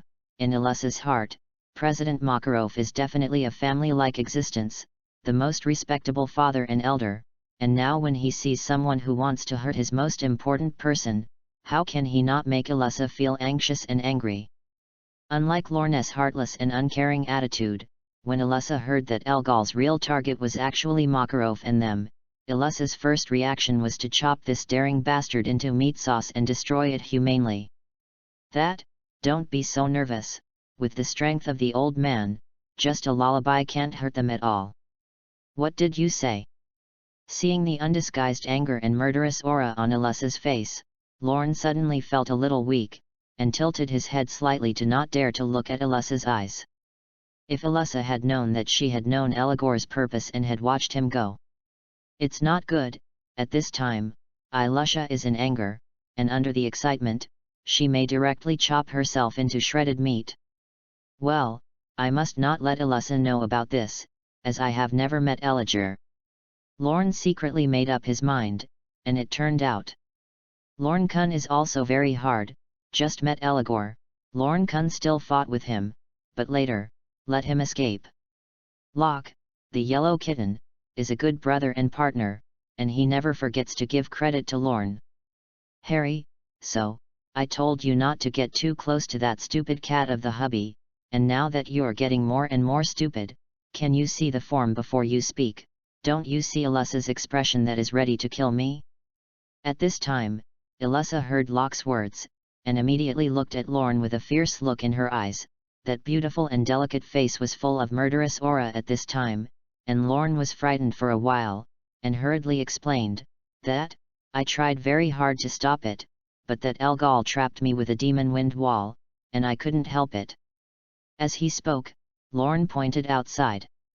Humph. Although Elessa was still a little dissatisfied, she finally accepted Lorne's explanation and did not vent her anger on Lorne, which made Lorne secretly glad that he finally escaped again. Then, Elessa turned her attention to the demon wind wall. I've already tried it, this demon wind wall is very powerful, with our strength, I'm afraid we won't be able to break it. Elessa stepped forward and tried to break out, but was pushed back by the demon wind wall and was slightly injured, which made Lorne very distressed. Realizing that she couldn't do anything about the demon wind wall, Elessa quickly set her sights on Kageyama, who could break the seal of Lurabai. I saw Elessa rush up, hugging Shadow Mountain is swaying, and the shaking Shadow Mountain mouth foamed at the mouth, and fell to the side crookedly. Unlike the original Kageyama who was attacked by his own companions, the reason why Kageyama was so weak at this time was completely because Elessa was beaten like this in anger by Elisa, who learned of Eligor's true purpose. On the other side, Natsu's stupid guy refused to admit defeat, rushing into the demon wind wall again and then being beaten back by the demon wind wall again, and finally leaving himself covered in injuries. Just when everyone was at a loss, it was the blue kitten Harpy who took out the Virgo star spirit key and handed it to Lucy, summoning the best maid Baluk. The corners of Lorne's mouth were saliva, as if she wanted such a maid, and she could only leave the demon wind wall through the tunnel. Chapter 35. Taking advantage of Baluk's ability to burrow into the ground, Elessa and her party quickly walked out of the station platform wrapped in the demon wind wall, and came to the outside of the station platform, where the strong wind blowing from the demon wind wall made Lorne, Elessa and them unable to open their eyes. By the time they came to their senses, Natsu and the blue kitten Harpy were gone. Not seeing Natsu's figure, Elessa asked strangely.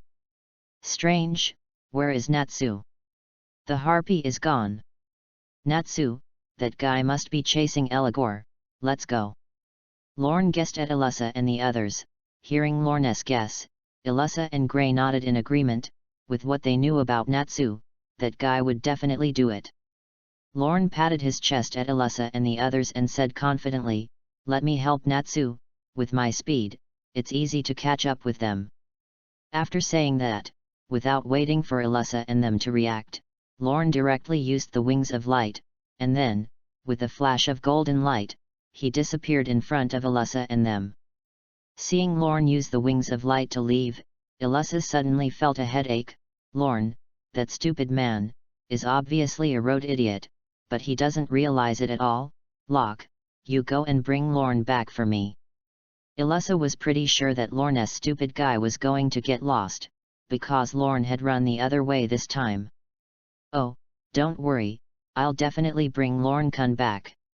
Hearing Ilusa's command, Locke nodded, conjured a pair of white wings directly from behind him, and quickly flew away. Humph, now, we can't catch up, so we won. Perhaps in order to brush up on his sense of existence, Kageyama, who had been ignored on the ground and was seriously injured, launched a group of ridicules against Ilusa, Gray, and the others. They wanted to shake Ilusa's faith and get them to give up the idea of stopping Elgal. Unfortunately, Kageyama's words didn't have the slightest effect, and after listening to Kageyama's words, both Ilusa, Gray, and Lucy, who had just joined the guild, were determined. Giving up has never been fairy tales style. So, where is this? Seeing that there was no one around him, all yellow-brown rocks, Lorne's face was blank. Seeing that he had been flying at an almost supersonic speed for so long and had not yet caught up with Natsu, Lorne suddenly felt a bad premonition, and this time, it seemed that he was lost again. Just as Lorne was at a loss, Locke found Lorne, who took advantage of his dog-like nose and followed Lorne's scent all the way after him. Locke then takes Lorne to join Ilusa. When Lorne and they catch up with Ilusa. At this point, Natsu had already beaten up Elrigor, and Kageyama took advantage of the gap between Ilusa and Natsu to snatch Lurabe, and then ran away on the Magic 4. So, you just let Kageyama swagger around with Lurabe, ride on the Magic 4-wheeler, and walk away, and you haven't noticed it from the sidelines. Lorne complained weakly when he heard what they said. How thick the nerves must be to ignore Lurabe, who fell to the ground, and instead run to the side and chat happily with Natsu. It's like putting a time bomb that can explode at any time on the sidelines, and a group of people are still sitting near the time bomb eating barbecue. I said, do you know that Lurabe is a weapon of mass destruction? Bang! Hearing Lorne's complaint, Ilusa rushed up directly, smashed a fist on Lorne, and said with gloomy eyes, you guy, next time you dare to run away silently, I will kill you. Hi. The little one understands, the queen can rest assured, there will be no next time. Under Ilusa's obscenity, Lorne trembled with fear, and no longer dared to taunt them. At this time, Ilusa really can't afford to be sad. Seeing Lorne's incessant nod, Ilusa was a little satisfied. That guy from Kageyama, we kindly saved him, and he actually took revenge, it's just too much. On the other hand, Lucy, who was wearing a tight-fitting camisole and a pair of bulging breasts, was still indignant that Kageyama had snatched Lurabe. All right, let's go chase Kageyama, we must not hurt the president with that guy. Queen Ilusa said to everyone solemnly. Oh! Chapter 36. In fact, Lorne was right, it was completely unnecessary to worry about this group of old people who were used to seeing strong winds and waves, and these old men didn't pay attention to Kageyama and the Lurabe in his hand. Kageyama went to great lengths to steal Lurabe from the council, break the seal on it, and then come here again, ready to kill you with this legendary weapon of the strongest and most evil magician Jerf. What a lot of courage and determination. As a result, everyone has already put lullaby to their lips and is ready to play, and you old people are not afraid at all. Still hiding in the woods behind you, watching the play in a leisurely manner, are you worthy of the other people's shadow mountain? Especially the obscene and lustful old man Makarov, who is the president of the guild, but carries a pornographic book with him, and seriously ruins the image of the guild, is so close to Lurabe, completely ignoring Lullaby's existence, and doing the business of educating the delinquent teenager to return to the right path. When Lorne and Ilusa arrived, they saw a group of older guild leaders hiding behind trees and peeping, and on the other side, Kageyama had already taken out Lurabe and put it to his lips and was about to play, and his own president, Makarov, was actually standing in front of Kageyama with such a big grin. Faced with such a calm Makarov, Kageyama, who had already made up his mind, suddenly hesitated. President. Seeing that the president of the house was in such a dangerous situation now, Ilusa immediately planned to rush forward, but was stopped by Goldman and Bagong, who were standing on the sidelines and watching strongly. Bob, the leader of the Cyan Pegasi, said to Lorne and his party with a smile. Seeing Bob's round face, bright bald head, and sexy purple camisole shirt, the three of Grenaz Lucy jumped up in fright, as if they had seen a ghost. Such a terrifying outfit, coupled with Bob's ecstatic sissy voice, walking on the road in the middle of the night will definitely be treated as a ghost. In fact, even in broad daylight, a normal person's reaction to seeing him is probably no different from a ghost. On the other side, seeing that Kageyama refused to play lullaby for a long time, Makarov urged impatiently, or rather, to die. What's the matter, don't you blow it yet? Hearing Makarov's urging, Kageyama couldn't help but swallow his saliva and his expression became even more nervous, and lullaby in his hand unconsciously leaned closer to his mouth. Blow, blow, as long as you blow everything is free, don't blame me, it's all about revenge on the magical world that has imprisoned us in darkness and deprived us of the right to live. Why can these regular guild people walk in the sun, get people's attention and praise, while we have to hide in the shadows, every day in fear that one day we will be caught by the council, and then locked up in the dark abyss from which we can never escape? Looking at Makarov in front of him with a hint of tranquility in his eyes, Kageyama kept thinking about various thoughts for a while. One will be the contempt and hatred of the guildmates and Elgiger for the regular guild, and the other will be Lucy and Natsu for their care and trust in their guildmates. Disturbed by these thoughts, Kageyama felt extremely painful for a moment, not knowing what he should do. Just, as long as it blows it, and then, everything will change. Kageyama kept comforting himself in his heart, as if saying this would make him more determined.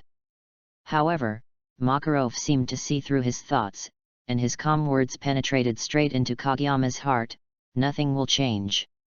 Suddenly being told the central thing made Kageyama startled. Looking at Makarov's calm eyes, Kageyama suddenly came to his senses. The short and thin old man in front of him, dressed in a clown costume, should have already known that he was holding lullaby in his hand, so why was he able to let himself play lullaby so indifferently? Isn't he afraid of death at all? Kageyama naturally doesn't know. In fact, lullaby in his hand can't kill Makarov at all, at most it can only make Makarov a little uncomfortable. If lullaby is really so powerful and can get the Holy 10, how can he be caught by you? What kind of courage can make people so calm, not afraid of death at all? Is such a person really a cowardly person like himself can be replaced?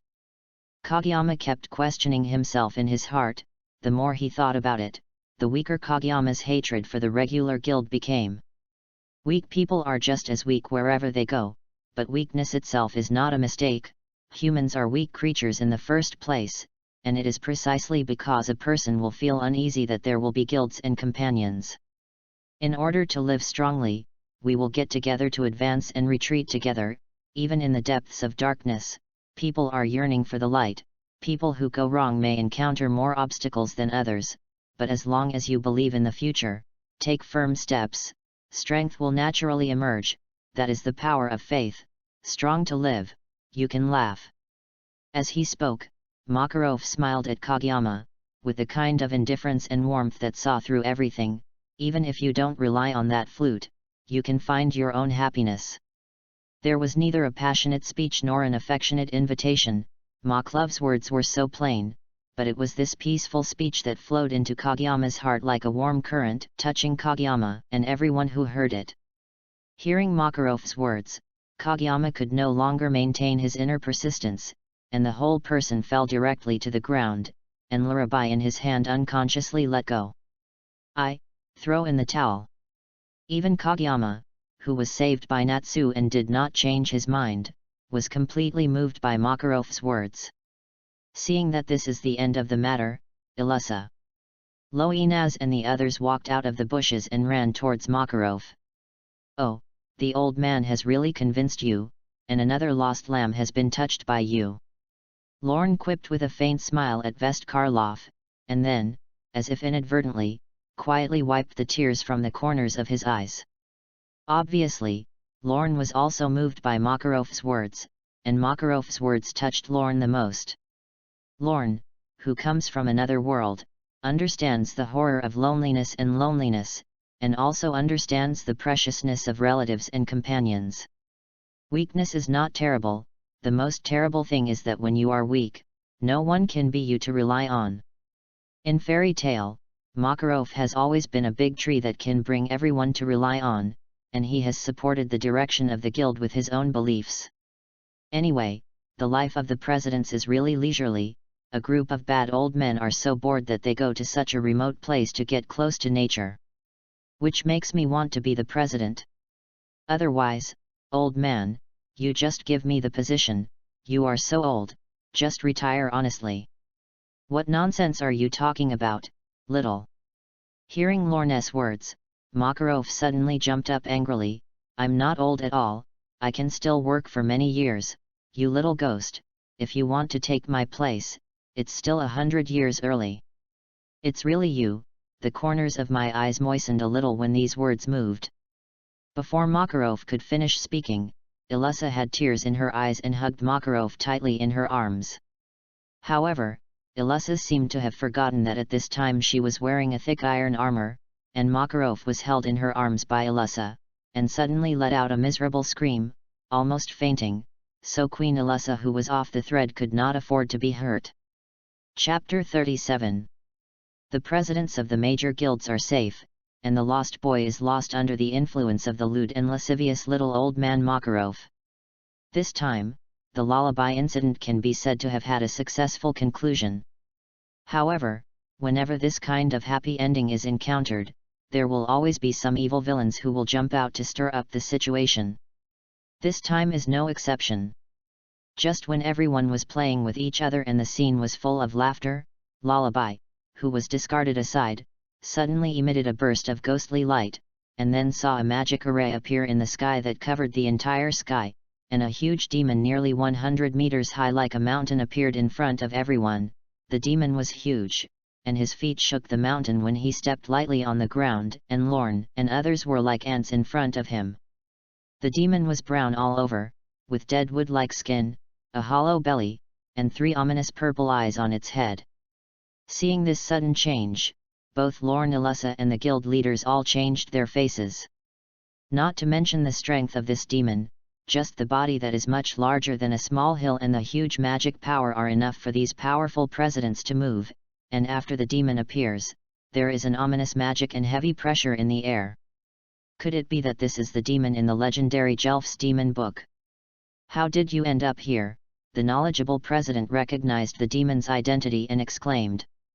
Hee, this should be the true face of Lullaby. The four-headed hound's president Goldman laughed dryly twice, but there was no smile on his face, but a serious face. In fact, when the demon appeared in front of everyone, there was no one here who could laugh. No, there is another one. I saw Lorne pretending to smile lightly and stepped forward, and said to Natsu and Ilyssa and the others, Ilyssa, Natsu, you stay here to protect the presidents, and leave this demon to me. What are you talking about, Lorne? At this time, of course, I have to take the lead. How can I let you be in the limelight alone? Hearing Lorne's words, Natsu was immediately dissatisfied, and a flame unconsciously appeared in his hand. Even Ilyssa's face was a little unswerving. Whether out of duty or out of a strong sense of pride, Ilyssa would not allow herself to hide behind Lorne's back, leaving Lorne alone to face the ominous demon in front of her. Oops, yes, really. Seeing that neither Natsu nor Ilyssa nor even Gray showed dissatisfied expressions towards him, Lorne scratched his head and said in a helpless tone, this time, every one of you did your best, only me, I didn't help anything, and now a big guy has finally appeared, so it's time for me to behave well. Lorne, don't be reckless, this guy is not so easy to deal with, let's go together, we must not let it hurt the presidents. Ilyssa was very dissatisfied with Lorne's reasoning. In her opinion, Lorne's approach was completely not to care about the safety of the presidents, regardless of whether Lorne could really deal with it alone, he should also let everyone fight together, so as to ensure that the demon could be defeated to the greatest extent, and the demon Lullaby would not hurt the presidents. So, you're going to underestimate me, I'm not like you, Ilyssa. Seeing that Ilyssa's tone was stern, she looked unquestionable. Lorne's tone suddenly deepened. What do you mean? Lorne. If Alyssa was only dissatisfied with Lorne just now. This time she was completely angry, and Lorne's words were obviously saying that he was stronger than herself. This made Alyssa, who has always been strong and doesn't like to lose, completely unacceptable. Isn't my meaning obvious? You're too weak, just a demon, I'm enough for one person, your words can only cause me trouble. What are you talking about? You have to say it again. Hearing Lorne say such an excessive word, Alyssa couldn't hold back any longer, and directly changed her hands into two big swords to prepare for a full martial arts. Since you can't communicate with words, then communicate with your fists. Whenever words couldn't dissuade Natsu and Gray from arguing, Alyssa did so. It's the same if you say it again a few times, it's a fact, and no matter how many times you say it, it won't change the fact that I'm better than you. How dare you say it, Lorne? It's not that Lorne doesn't understand what Alyssa means, or that he doesn't care about the lives of the presidents. It's just that Lorne has his own reasons. Legend has it that the demon created by the strongest magician in history, Jelf, is really strong, and Lorne doesn't have a clear idea of how powerful it is. But from the powerful magic that filled the air, what Lorne felt was a magic that was not inferior to the Holy Ten in the slightest, not inferior to himself, powerful magic, coupled with a huge body, fighting against such a monster, with the strength of Alyssa Natsu, their lives could be in danger at any time. Whether any of them were hurt by Alyssa Najgray, it wasn't what Lorne wanted to see, and since Lysana's death, Lorne had sworn to himself in his heart that he would never let anyone he cared about hurt again. While Lorne and Alyssa were arguing, on the other side, the demon Larabai was already going berserk. The demon Larabai, who was finally released from the seal, was very eager to vent and absorb some fresh souls. I saw that Lullaby aimed at the distance, and was about to rush to this side. A large number of kingdom troops, these kingdom troops had been notified to come here to arrest the members of the Iron Forest who wanted to kill the guild leaders. I saw that the demon Lullaby was facing the direction of the kingdom army, and sent out a white energy bullet from his mouth, perhaps because there were 3 eyes aimed at it. Lullaby's accuracy was not half a bit. I saw that the energy bomb instantly crossed the kingdom army and landed on a small hill behind the kingdom army. I saw that after a violent explosion, the hill, which was dozens of meters high, disappeared directly in front of the kingdom army. The leader of the kingdom army stared blankly at the disappearing hill in front of him, and was stunned for a long time, and suddenly, he came back to his senses, beckoned the army to hula and fled. Lorne, who was arguing with Alyssa, saw the demon Larabai in a big way, and directly destroyed a small mountain. Immediately he didn't care about arguing with Alyssa, but was ready to step forward to stop Larabai. Seeing that Lorne was leaving, Alyssa wanted to go along. Who knows, but was stopped by Makarov, who had been watching them arguing silently. After Makarov stopped Alyssa, he turned his head to look at Lorne and said in a deep voice, "Larabai will leave it to you alone, okay?" Feeling the concern and unreserved trust in Makarov's tone, Lorne's heart suddenly warmed, and he couldn't help but show a faint smile on his face. "Leave it to me. President, you." Seeing that Makarov actually planned to really let Lorne deal with the demon Larabai alone, Alyssa was immediately puzzled and a little dissatisfied. "President, let me go together, if I let me do it together, I can help a little bit."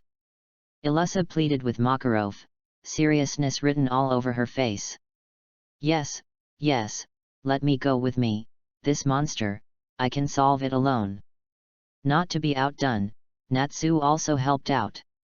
Makarov shook his head faintly. With a serious face, he said to Alyssa, "Haven't you felt it yet?" "What?" said Alyssa, puzzled. "I've been with Lorne for so long, you should know something about him. Lorne is not the kind of arrogant person. The reason why he doesn't let you and Natsu help them is because he is afraid that you will be hurt. Lorne's heart that doesn't want you to get hurt, this heart that doesn't want your companions to be hurt, you should also experience it." Makarov is worthy of being an old fritter, he knows Lorne's mind well, and he completely understands Lorne's thoughts. Hearing Makarov's words, Ilusa was immediately stunned. Yes, Ilusa knew Lorne that the guy wasn't an aggressive person, and he was lazier than anyone else in the guild on weekdays, and he never sat still if he could stand. But this time the attitude was completely different, and he said those ugly words, "There must be something wrong with this," and he didn't find it at all. "Damn, Lornes!" Ilusa silently looked at Lorne's back with a complicated expression. "Forget it, I'll leave it to Lorne this time." Natsu smiled slightly, and said very relaxedly. After listening to Makarov's explanation, whether it was Ilusa, Natsu, and Gray, they were all very moved, and a smile of relief appeared on their faces. Born with rich emotions, Ilusa was even more moved, and the corners of her eyes were moist. Even Lucy's impression of Lorne changed dramatically. "I really didn't expect that guy Lorne to look lustful and out of tune, and I didn't expect to care so much about his companions. I was a little moved. Sure enough, everyone in Fairy Tale is so good." At this moment, Lucy was extremely glad that she had joined Fairy Tale. Chapter 38. Demon Larabai, one of the demons in the demon book created by Jelf, has no less magical power than the Holy Ten and a huge body like a mountain. Such an existence is a disaster for ordinary people and even ordinary magicians. With the huge body and magic power of Larabai, it is definitely possible to destroy human towns with great ease. But for Lorne, Larabai was no more threatening to him than an ordinary S-class magician. Lorne once met two members of the Gates of the Underworld when he was on a mission, and their true identities were actually the same as those of Larabai, both of whom were demons in Jelf's demon book, but unlike Larabai, the members of these two Gates of the Underworld could switch between demonic and human forms. When they are humanoid, their strength is probably Super S level. But when they transform into demons, their strength will change drastically. Not only do they have the slightest magic power that does not need to be saints, but they also have a huge body that is tens of meters high.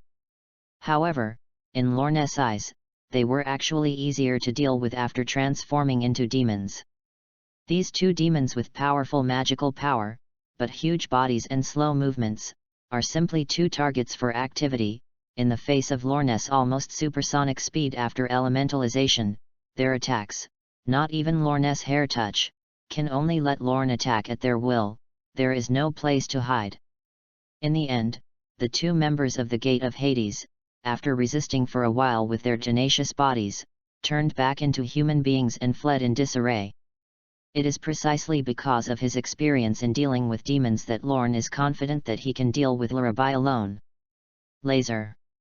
Although Larabai could speak, Lorne obviously didn't mean to greet him, and directly attacked Lullaby. I saw Lorne point with his hand, and a laser shot at Lullaby's right shoulder, and the powerful golden beam directly opened a large hole of more than 3 meters in Lullaby's right shoulder.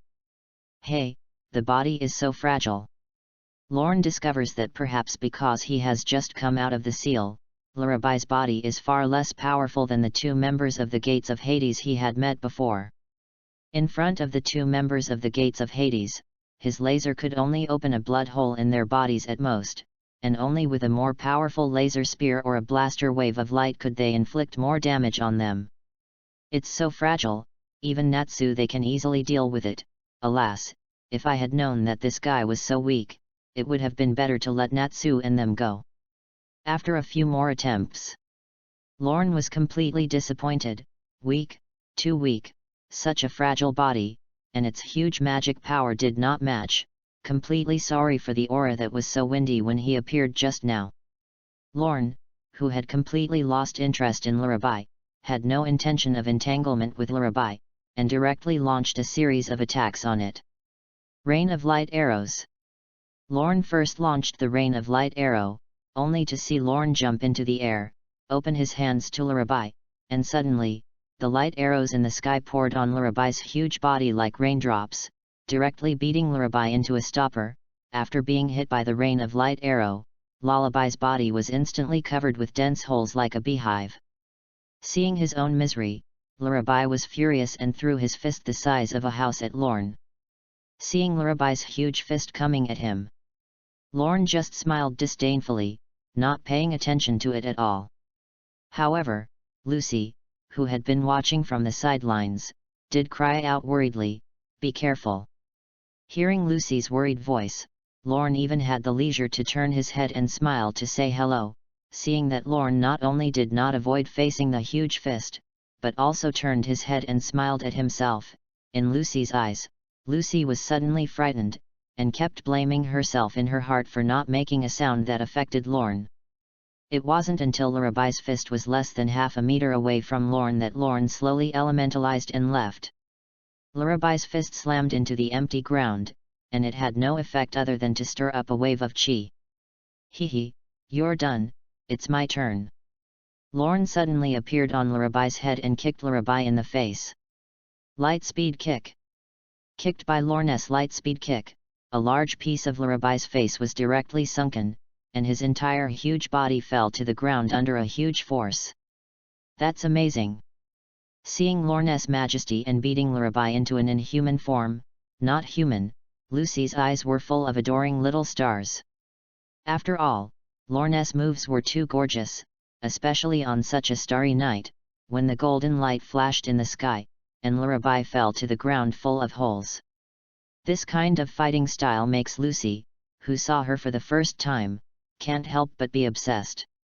"You abominable ant, you've me off completely, I'm going to eat your soul, eat the souls of all of you."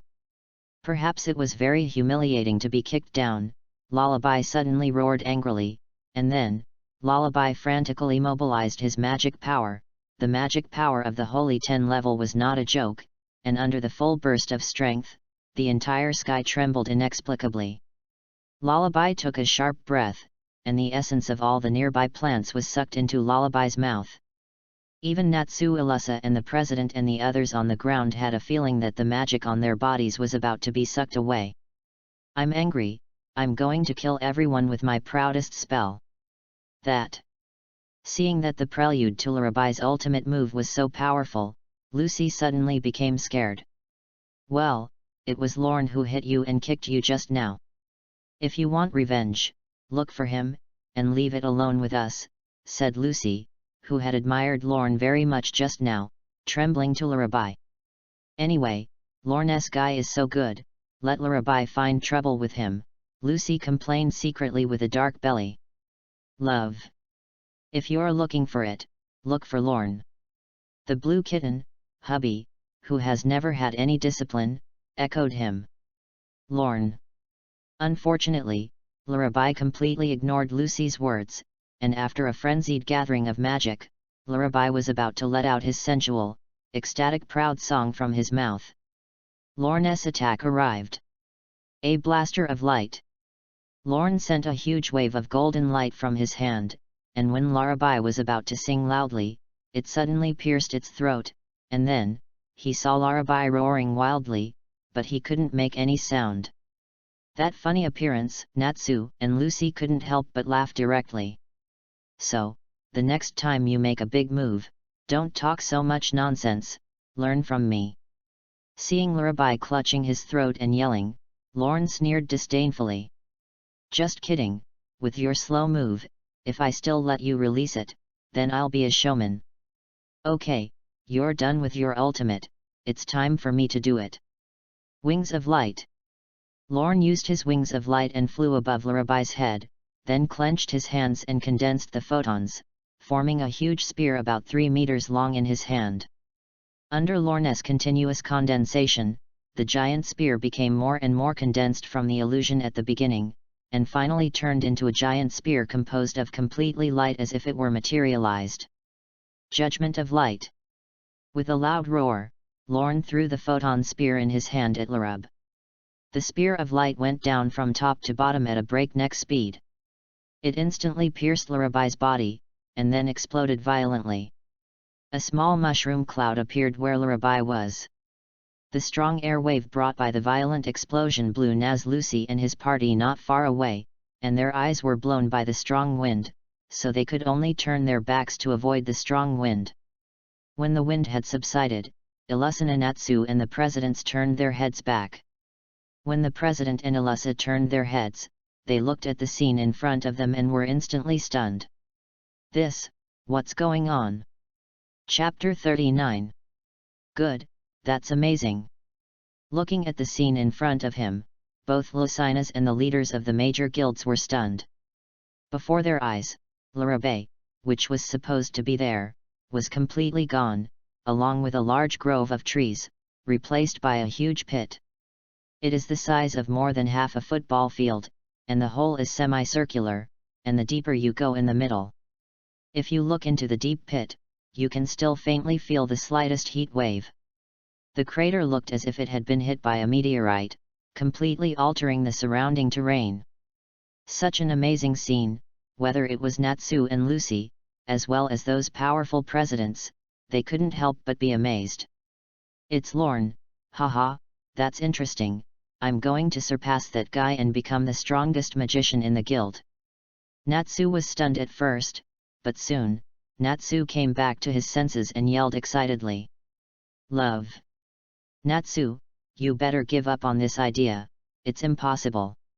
Harpy, who had always been with Natsu in the past, saw this amazing scene caused by Lorne, and decisively turned back. Well, what a loss to that guy. Illusa, who has always refused to admit defeat, rarely showed a smile of admiration.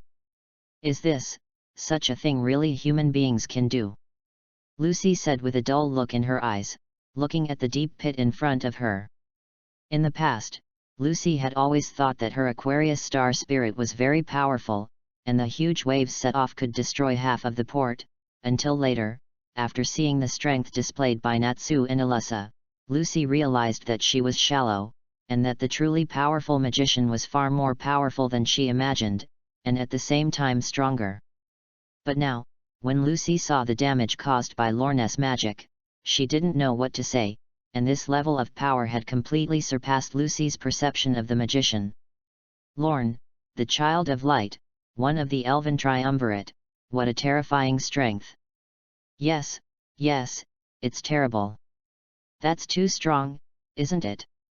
Seeing Lorne's strength, Bob of the Cyan Pegasus, Goldman, the four-headed hound, and the other guild leaders all said in amazement. Ha ha ha, see, this is the wizard of fairy tale. Seeing the surprise and admiration on the faces of these guild old fritters, Makarov suddenly felt an indescribable feeling of comfort. Immediately laughed very happily. But that's going too far. Seeing the arrogant expression on Makarov's face, Goldman immediately poured cold water. When Goldman said this, the other guild leaders also realized this. Yes, it's going too far. Even the venue for the regular meeting was destroyed. We have to catch them and make them pay for the damage. There are 2 other mountains, both of which have been affected. Yes, and... Hearing the accusations of the presidents, the cold sweat on Makarov's face became more and more, and he no longer had the smug smile just now, but became more and more sluggish. Suddenly, Makarov seemed to have come to his senses. Now is not the time to be in a daze, causing such a big loss, and when the people from the council come, they will know with their butts that they will definitely be arrested at that time. Thinking of this, Makarov yelled at Illusa and the others, "What are you doing in a daze?" After saying that, he took the lead and ran away. Makarov was less than a meter tall and looked very short, but his short legs were so fast that he ran away in the blink of an eye. The presidents who were still accusing Makarov of watching this scolded one after another. Haha, that's an old man. Natsu laughed and sighed, and ran away with Makarov, and then Gray followed without hesitation. Lucy secretly complained, no wonder Natsu is so good at escaping, it turns out that he learned from the president. Although he said so, he was not slower than others. As for Illusa, she didn't know why she ran in front of Makarov for a long time. In other words, Queen Illusa really deserves to be Queen Illusa, a model among strong women. Even if it is such a thing as running away, she has to do the best one. Really, such an embarrassing escape is not flashy at all. Seeing Illusa and them running away en masse, Lorne sighed helplessly. Makarov, Natsu, Ilusa, Grey Lucy, and the others turned around and yelled, "It's not all you! 8-foot mirror!"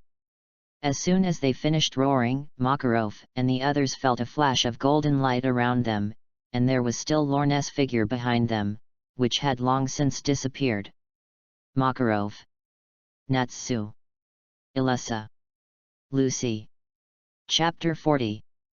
The lullaby incident was finally brought to an end by Lorne's near-humane destruction.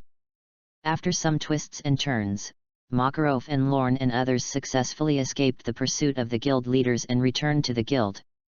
However, the problems raised in this incident did not end there. This incident has caused major damage to the station, the railway, and the venue of the regular meeting, and the impact of these sabotage on the people has reached a point that cannot be ignored, and someone must take responsibility. And the activity of the fairy tale in this incident, and their past abuse, naturally make them the best candidates to carry the Black Cauldron. Council Headquarters. The council is mainly composed of 10 councillors and their subordinate Crescent Knight Corps, Inquisition courts, prisons and other major institutions. Whenever there is a major event in the wizarding world, there are 10 councillors who get together after discussion and make a decision. This time in the lullaby incident, not only as an extremely dangerous item lullaby was stolen from the council, but also almost threatened the lives of the guild presidents. Such a serious incident naturally requires 10 councillors to get together to discuss a solution to the incident and the aftermath of the impact, or to discuss a way to shirk their responsibilities and keep their status. Anyway, Fairy Tale went too far in this incident, and I propose to order the forced disbandment of Fairy Tale. In a dark castle, 10 councillors stood in an orderly manner on a suspended giant magic array, and one of them, a tall, grey-haired councillor, said to the others with a serious expression, "Is this really good, to be able to destroy a guild with just 4 or 5 people, and also destroy the demon lullaby, if such a powerful guild forces them to the side of the Dark Guild because of this proposal? Who will bear this responsibility?" A young man with blue broken hair, a red pattern at the corner of his eye, and a precious robe with blue edges on a white background said with a smile. These words made the councillor who had previously proposed to disband Fairy Tale speechless for a while. In the end, these parliamentarians still dare not take on such responsibilities. Over the years, the Dark Guild has developed very rapidly, and various dark guilds have emerged one after another. Coupled with the Balam Alliance triangle that surpasses all the dark guilds, it has made the people of the council anxious, and they can only rely on many regular guilds to compete with them. And the Tale of the Goblin is one of the most powerful guilds in these formal guilds, and it is the backbone of the fight against those dark guilds. If the Fairy Tale is forced to the side of the Dark Guild, it will not only greatly weaken the power of the council itself, but also make the Dark Guild even stronger, and even change from the Dark Triumvirate to the Dark Four. Therefore, even if Fairy Tale has been in trouble all these years, the council still has not made any excessive punishment for Fairy Tale. In the eyes of the council, Fairy Tale is the kind of guild that does not make big mistakes and keeps making small mistakes, but at least it will still obey the management of the council and has not crossed the bottom line of the council. When facing these councillors, Makarov's old fritter never put on a shelf of the Holy 10, but looked low-browed, honest, and obedient like a pug. When I was called to write a review book, I was never ambiguous, and I wrote tens of thousands of words when I said tens of thousands of words. Not a word is missing. As the saying goes, if you give me face, I will naturally give you face. Every time the council is determined to teach Fairy Tale a lesson, I see Makarov, a person whose identity is no worse than theirs, and who is powerful, is actually obedient like a grandson in front of them, and suddenly my heart is as cool as eating honey, and the punishment for Fairy Tale is naturally thunder and rain, and a review book is lifted.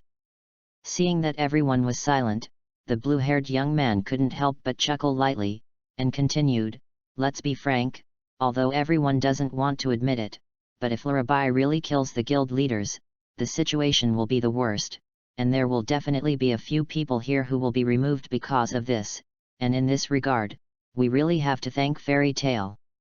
A counselor with a hat on his head and a somewhat monkey-like appearance heard the words of the blue-haired young man, and immediately became a little unsettled, and hurriedly retorted, "Zicrane, what nonsense are you talking about? Do you want to raise the responsibility to such an extent? It's not negotiable." Not only the parliamentarians wearing hats, but also the other parliamentarians began to sit still, and no one of them allowed anything to happen that would threaten their position. The councillor who had just proposed to dismiss fairy tale saw this, and quickly shifted the topic to fairy tale. "For fairy tale's unrestrained messing around, this time I have to punish you for everything."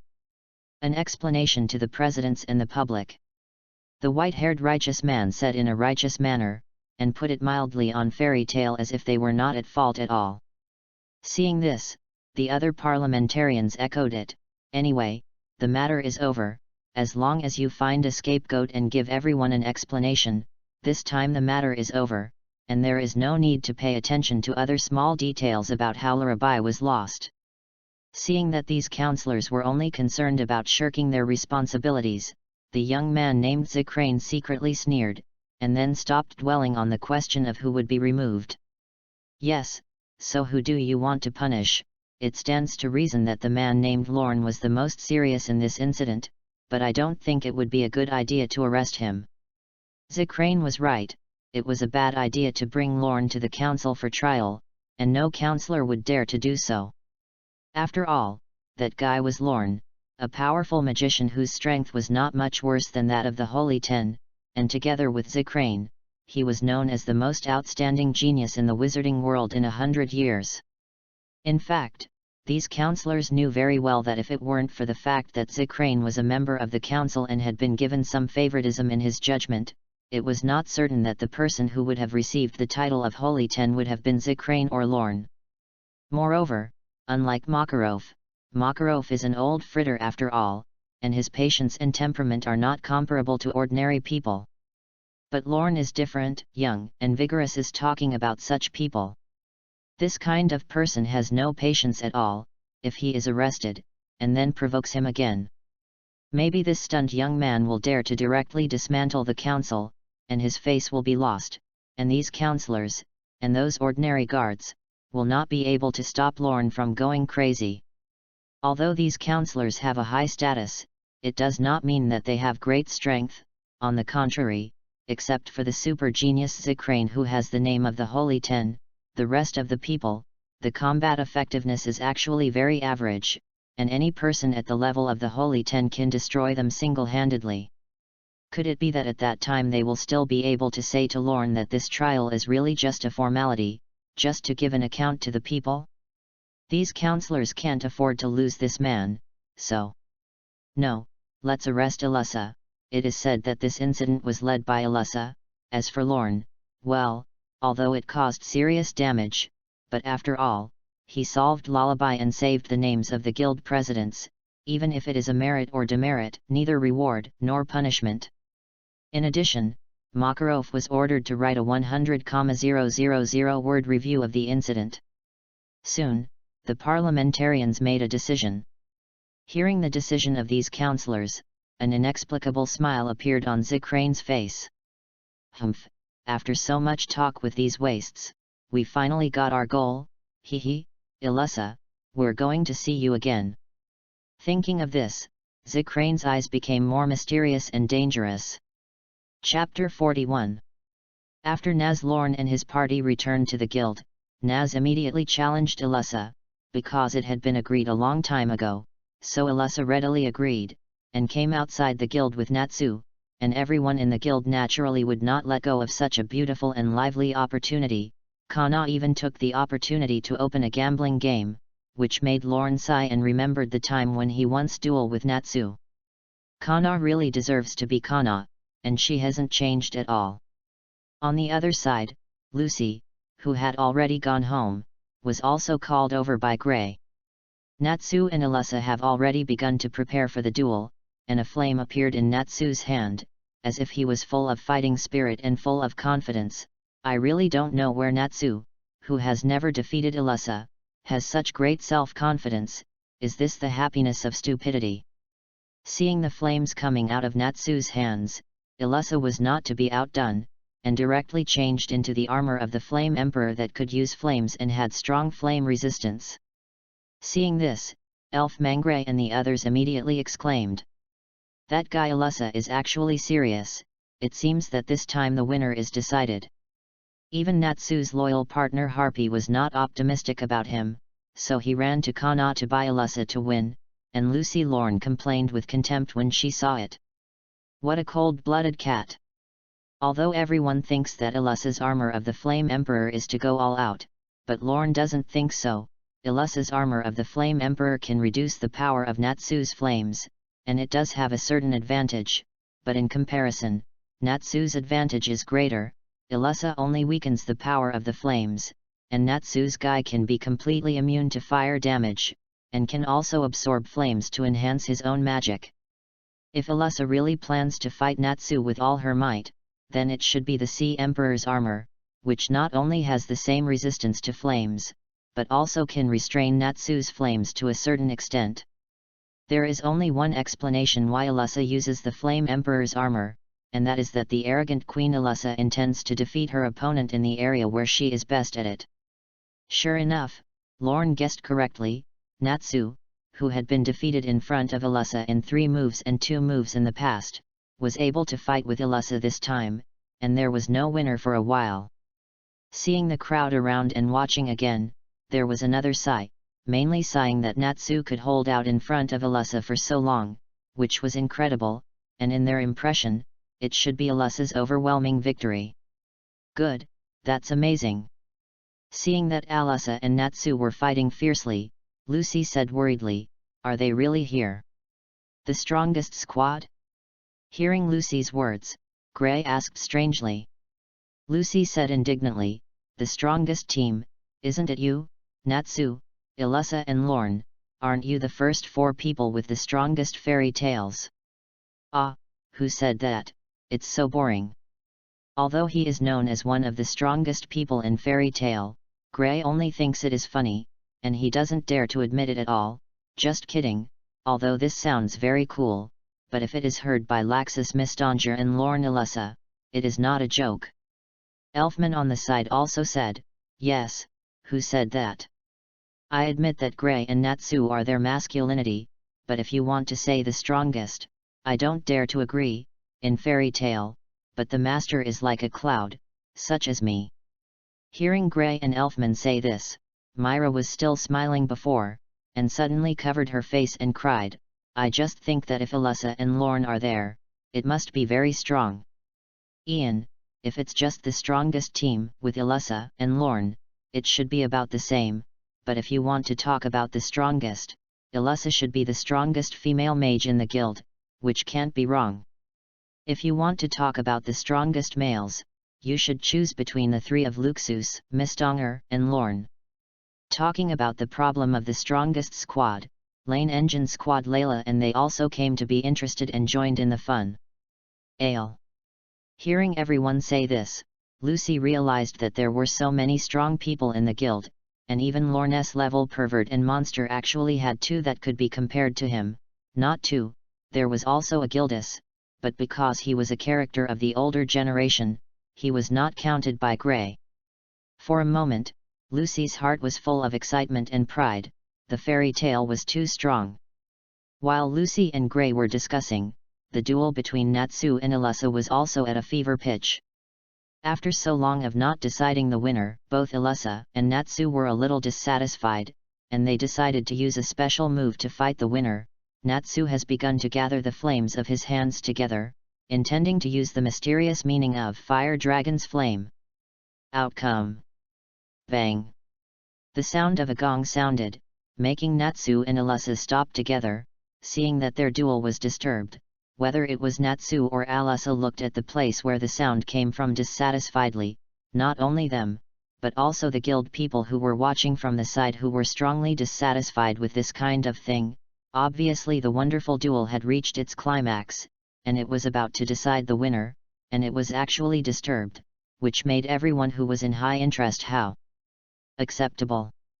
The visitor did not pay any attention to the disgruntled gazes of the crowd, and walked up slowly, and it was actually a frogman who looked like a frog in the costume of the council and a hat on his head.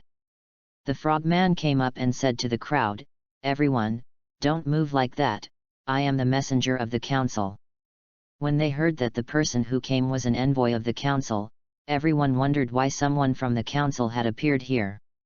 The frogman ignored everyone's curiosity, but pointed at Alyssa and continued slowly, "The suspect Alyssa Chocolat, who was suspected of damaging artifacts and 11 other crimes in the Iron Forest incident the day before yesterday, is now arrested." What? Hearing that they were here to capture their companions, everyone looked at the frog's face with anger and dissatisfaction, especially Natsu, who was about to rush forward with his fist, but was knocked to the ground by a huge fist from President Makarov. Hearing that she was here to arrest herself, Alyssa did not show an angry expression, but after talking to Makarov very calmly, she was ready to obediently leave with the frog-faced messenger. Alyssa knew that this arrest was just a formality. Not only was the only frogman who came to arrest people with a combat strength of less than 5, but also there were no handcuffs. The hint of the council was already very obvious, and Alyssa, who had always been calm, naturally could not be as stupid as Natsu and rose up to resist. Even Alyssa could see it. And the old fritter Makarov could naturally see that the arrest of the council was just a formality. Naturally, there was no objection to Alyssa going with frog face. Only the eldest Lady Lucy and the stunned Ching Naz who ran out of the house just now, and the little inexperienced Lady Lucy didn't see it at all, but it was strange that the president, who has always valued his fellow guild mates, would be so calm this time. "Hee, let me go with you, I've been there for the Iron Forest, and maybe the counselors will ask me about the situation." Just as Frog Face was about to take Alyssa away, Lorne smiled and walked up to her. Seeing Lorne like this, thinking that Lorne didn't understand the meaning of the council, Alyssa, who was worried about her own safety, said movingly, "No need to be like this, Lorne, this arrest is It's just a formality, isn't it?" Before Alyssa could finish speaking, she was lightly interrupted by Lorne, who thought Lorne didn't know, and was surprised to see that Lorne was very aware of the nature of this capture. "And you're still there?" Lorne leaned lightly into Alyssa's ear and whispered, "Of course I know that this arrest is just a formality, a gesture made by the council to give an account to the people, but I can't let you go to the council alone. If I remember correctly, there should be someone in the council that you don't want to see very much." "What?" Hearing Lorne's words, Alyssa was really excited this time. "How do you know?" Seeing Alyssa's rare look of panic, Lorne felt a little amused.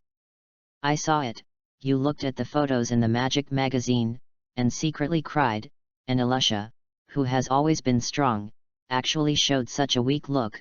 I was curious, so I secretly learned about it." As he spoke, Lorne's face became serious. "It seems to be called Chi, Zakrane, what an unimaginable genius, just 19 years old, he became a member of the council, the youngest Holy Ten Magus. I don't know what happened between you and him, but you probably don't want to face him alone." At this point, there was no trace of emotion on Lorne's face, only an incomparable calm, as if he hadn't said anything just now. Looking at her expressionless face, Alyssa looked at it blankly for a while, and suddenly burst out laughing. "Okay, if you want to go, let's go together, you don't have to look like you, it's not at all your character." Seeing Alyssa's smile, Lorne was momentarily distracted, and it took him a while to react. "And, I remember, I was in the guild's girls' dormitory at that time. How did you see it? You have to explain it clearly."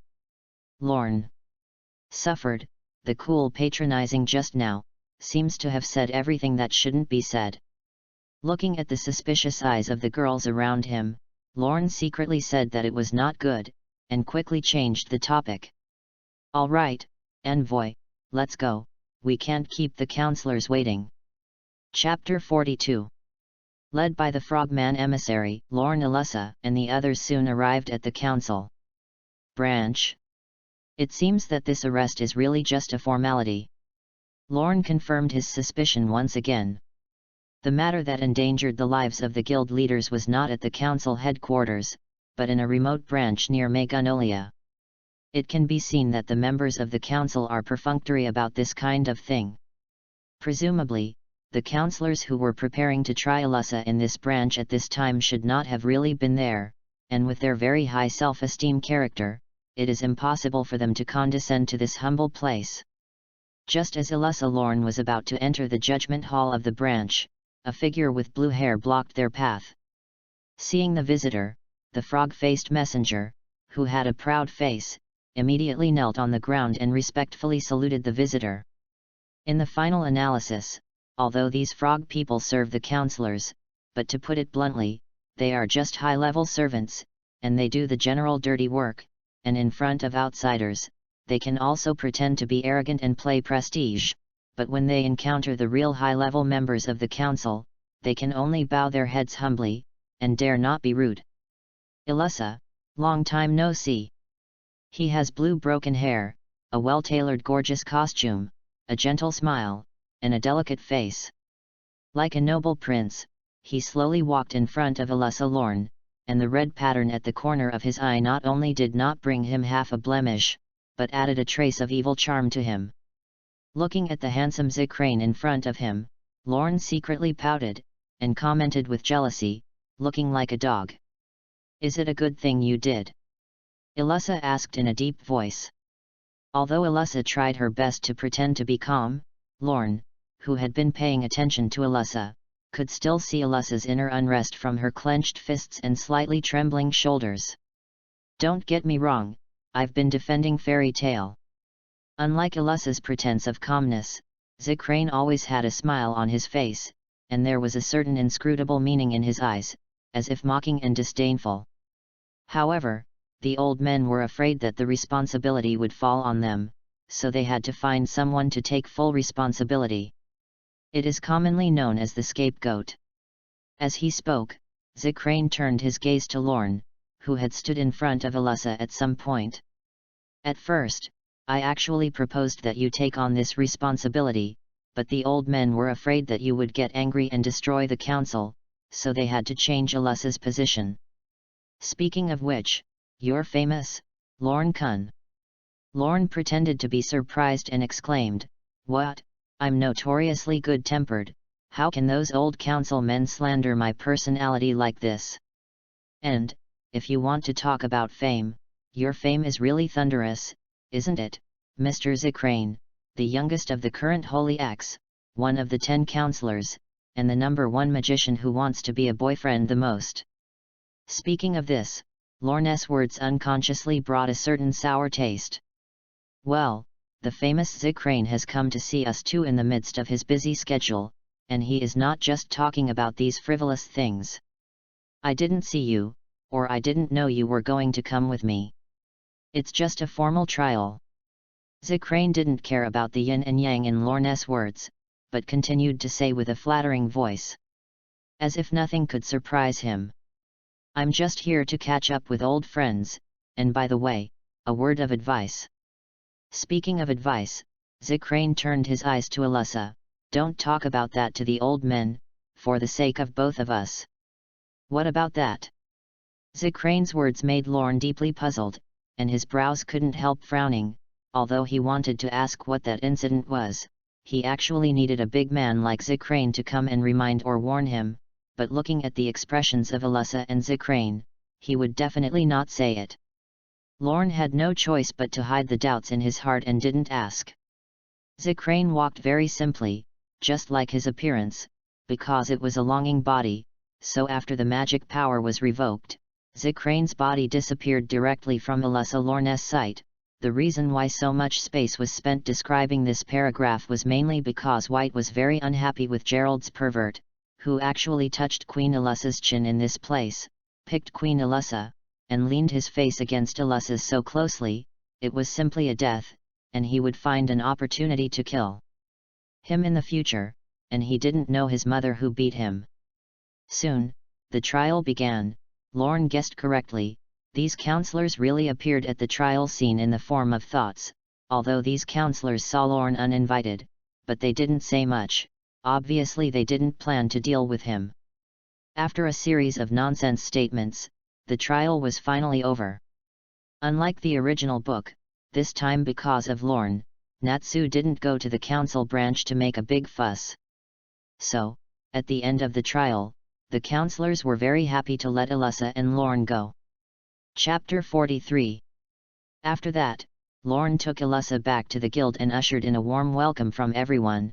Everyone was very happy that Elisa could be released so quickly, and LORNE bragged to everyone in an extremely shameless way, saying how he fought with the counselors, and finally made the counselors realize their mistakes, not only apologized to Elisa personally, but also released Elisa with his own hands, and said goodbye to LORNE.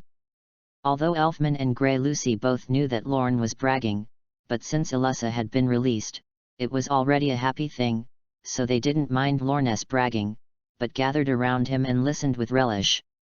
Only Natsu was a little sullen, because of the disturbance of the counselor. The duel between Natsu and Elisa was not decided, and for the single-celled creature Natsu, it was obviously not satisfied with such an outcome, so Natsu quickly approached Elisa and asked for a new duel with her. It's a pity that Zikrane, who I just saw the least wanted to see, Elisa who came out of the council, no longer has the interest in dueling with Natsu. As a result, Natsu, who was dissatisfied, ignored Elisa's refusal and rushed towards Elisa on her own, and was killed by Elisa's elbow strike. Trembling to the ground, unable to get up for a long time. It's so strong. Seeing such a terrifying scene, Elfman, Grey, Lucy, and others jumped up in fright, and could only sigh helplessly that Elisa deserved to be Elisa. Afterwards, Grey Elfman and the others laughed at Natsu, who had fallen to the ground in great shame. Ha ha ha, that's too inferior, Natsu. Sure enough, Elisa is too strong, haha. Even LORNE, who was grinning on the sidelines, couldn't help but laugh when he saw this scene. Sure enough, Natsu's stupid guy is not Elisa's opponent at all. Just as LORNE was smiling happily, he suddenly felt a strong sense of fatigue, and even the powerful magic that had been surging in his body felt sluggish. LORNE, who didn't feel good, hurriedly worked hard to use the magic in his body to resist the strong drowsiness in his body. Is it Miss Danger? The hypnotic magic is as strong as ever, and I almost couldn't resist it. At this time, except for the President Makarov who was sitting at the counter, almost everyone in the guild fell into a deep sleep, and even Elisa couldn't resist this powerful sleepiness. Every time I saw this, I felt that this magic was too awesome. Even Elisa couldn't resist. It was simply an alternative Overlord color domineering, even stronger than the Overlord color domineering. At least I don't think the Overlord color domineering can work on a strong-willed person like Elisa and Natsu's single-celled creature. Then, a man wearing a black turban, a green mask, and a black run, with bandages all over his body, walked into the guild. This man is LORNE, Lacasses, known in the wizarding world as one of the Goblin Triumvirate, the most mysterious of the Mist Engard. Seeing that it was Miss Danger, LORNE frowned slightly and said, "No matter how many times you look at it, you think it's too suspicious, Miss Danger. Is it necessary to stun everyone in the guild?" Miss Danger walked to the taskbar, tore off a task sheet, and then walked up to Makarov and motioned to Makarov to take the task. Then Miston turned to look at LORNE. "I'm sorry, LORNE, I have a reason why I have to." With that, Miss Danger walked towards the guild gate. Seeing that Miston was leaving, Makarov commanded with a blank face, "Hey! Don't you want to get rid of the hypnotic magic?" Miss Danger did not answer Makarov's words, but slowly walked out of the guild. When Miston Ge walked out of the guild completely, he snapped his fingers slightly. In the guild, those who had fallen asleep rose from the ground one by one as if they had received some order. After waking up, because it was not the first time they had experienced it, Grey and Elisa didn't feel anything wrong, but just rubbed their heads slightly, which was still a little drowsy, and said with confusion and affirmation, This feeling is Miston. It must be him, and he's the only one who has such powerful hypnotic magic. That bastard! It's still such powerful magic. Seeing that everyone looked surprised, Lucy, a newcomer who encountered this kind of thing for the first time, asked strangely, "Miss Donger, who?"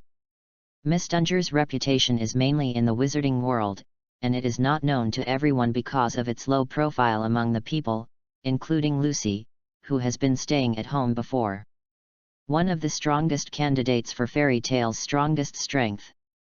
Seeing that Lucy didn't know, Elfman explained to Lucy. Later, Gray explained, "I don't know why, it seems that he doesn't want anyone to see his appearance, so when he comes to the guild to receive the quest, he always does this, and everyone falls asleep." Another meaning of Gray's words is that this kind of thing has happened a lot in the past, and it will definitely happen a lot in the future, so you have to get used to it. "What, isn't that suspicious?" Lucy exclaimed, as Lorne had done before. Because of this, except for the president's accident, no one has ever seen Miss Dunger's appearance. As soon as Gray's words fell, a leisurely retort came from the second floor of the guild, "No, I know. The second floor is dedicated to S-class or S-level quests, as they are too dangerous, and all of them are dangerous quests that can lead to the death of a mage sorcerer due to a mistake in judgment. As a result, the second floor is not open to ordinary magicians, and only S-class magicians who have been approved by President Makarov can go up to the second floor and take on those S-class tasks." Hearing this, Gray and Elfman were taken aback. "Laxus, are you there?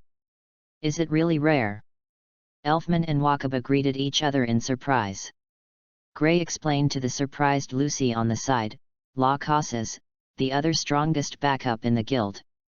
At this time, standing upstairs was a young man wearing blonde hair, a lightning bolt scar in the corner of his eye, and heavy metal headphones on his ears, who was none other than Laxus, one of the Goblin Triumvirate.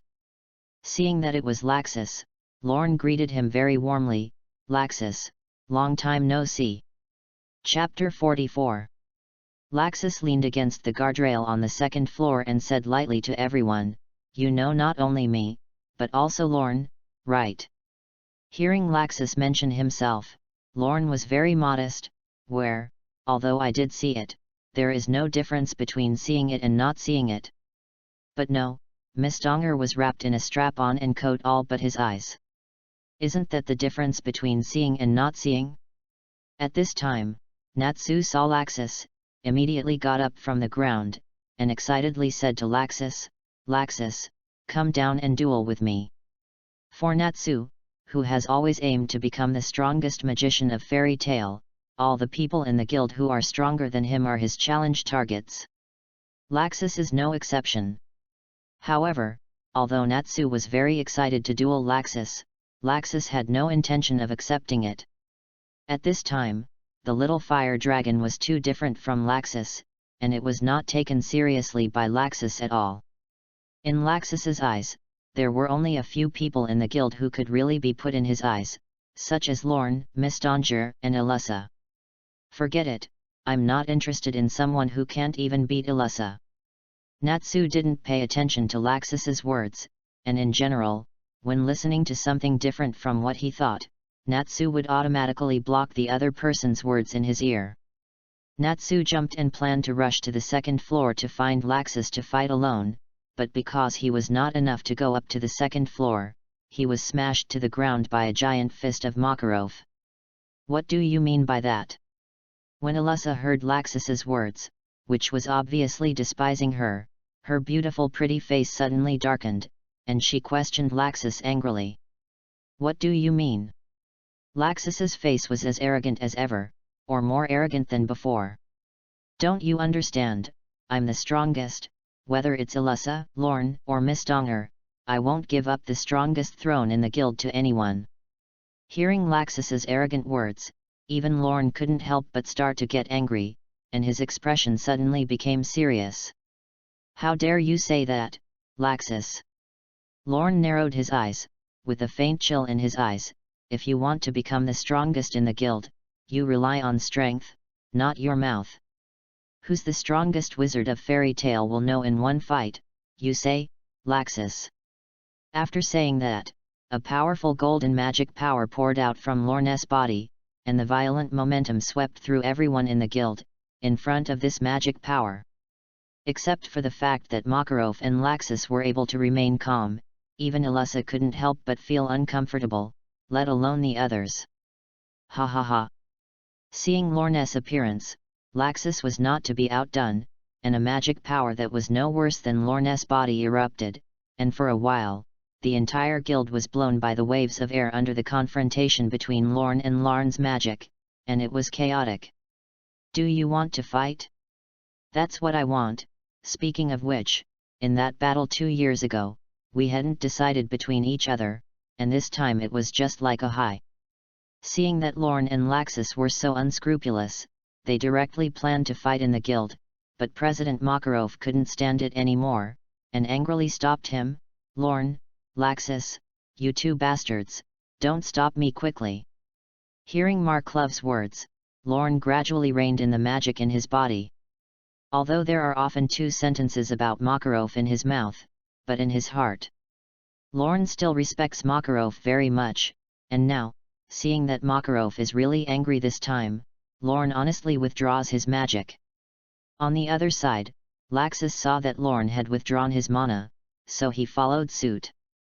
Lorne knew that with Makarov here, this fight would definitely not be able to fight, and it would not be interesting to continue to stay in the guild, so he beckoned the yellow kitten Locke, planning to go home and have a good rest. Before leaving, Lorne snorted indignantly at Laxus. Lorne, there will come a time when we will be completely divided between us, and I believe that day will not be too far away. Seeing that Lorne was leaving, Laxus laughed and said affirmatively to Lorne, in a confident tone, as if hinting at something. Hearing Laxus's words, Lorne paused slightly, then continued walking towards the Union Gate. Yes, I'm waiting for that day. Lorne walked out of the public house, and his figure gradually disappeared before the eyes of the guild members. A word of advice to you, don't underestimate Alyssa, she is stronger than you think, both in strength and in that strong heart. Cut. Hearing Lorne's last words, Laxus snorted disdainfully, not taking Lorne's words to heart at all. Just one Alyssa. Laxus didn't look down on Alyssa's strength at all. The battle between us, before it even began, the end was already doomed, don't you understand? Laxus, you who have not yet recognized your own heart, will not be able to defeat me. Lorne's calm face showed an extremely determined look, and there was a faint nostalgia. No one can defeat me, and in order to protect my cherished loved ones and prevent them from being harmed, I will become the strongest magician in the wizarding world. It's been agreed a long time ago, isn't it? Listen. Woo, today I actually found out that I dropped the last place from the new book PK list, so sad, crying blood and kneeling for support from various flower monthly passes. Arigato, arigato. Chapter 45. 2 years ago, Magnolia, at the South Exit Park. Lorne, you bastard, it's disgusting that you're not here for such an important matter as this year's Guild S-Class Mage Assessment. Under a large tree in Nanko Park, a silver-haired girl in a sexy black tight leather suit, exposing her arms, navel, and thighs, twisted the ears of a black-haired and delicate teenager and shouted accusations. None of my business, Mirage. It's all to blame for that stupid guy Locke, who caught a cold the other day and lost me. I suffered a lot, and I finally came back. Lorne explained justifiably, and shamelessly blamed all the blame on Locke the yellow kitten. Lorne's explanation was very speechless. It was ridiculous that a big living person was lost by someone, oh a cat, but if this person was Lorne, Mirage said it was completely understandable. As we all know, Lorne is an unscrupulous road idiot, and he often gets lost when he is on a mission, and Mirage has long been surprised. In the past, after Lorne got lost, he relied on the yellow kitten Locke's nose, which was more sensitive than a dog, and followed the smell to find it again and again. But this time, because Locke had a cold, his nose couldn't smell the smell, so Lorne was lost again in this mission, and it wasn't until a few days later that Locke's cold cured, and he found Lorne, who was taken in by the family in an ordinary house. Because of this, Lorne was unable to catch up with Fairy Tale's annual Most Exciting S-Class Magician assessment, and Locke, who was on the side, felt very aggrieved after hearing Lorne's words of shirking responsibility. After all, this kind of thing is not something that Locke can control. Mirage, who was in a good mood, didn't bother with Lorne, but simply blamed him and let Lorne go. I'll tell you, I'm also an S-Class mage now. Although you became an S-Class magician 2 years earlier than me, in terms of strength, I am no worse than you. Speaking of this, Mirage showed a smug smile on his face, and it could be seen that Mirage was really very satisfied with the fact that he had become an S-Class magician, and Lorne could clearly feel the pride and excitement on Mirage's body, and his bright big eyes were all because he was laughing too happily, and he couldn't help but squint slightly at this time. Mirage at this time had a feeling of turning over as a surf and singing. Mirage has had an extraordinary talent for magic since he was a child, and at a young age, he was able to accept the powerful satanic soul all over his body, and has a strength far greater than his peers. It is impossible to say that he is not proud at all, not proud. On the contrary, Mirage has always been proud of his outstanding talent for magic. I think I will never lose to anyone.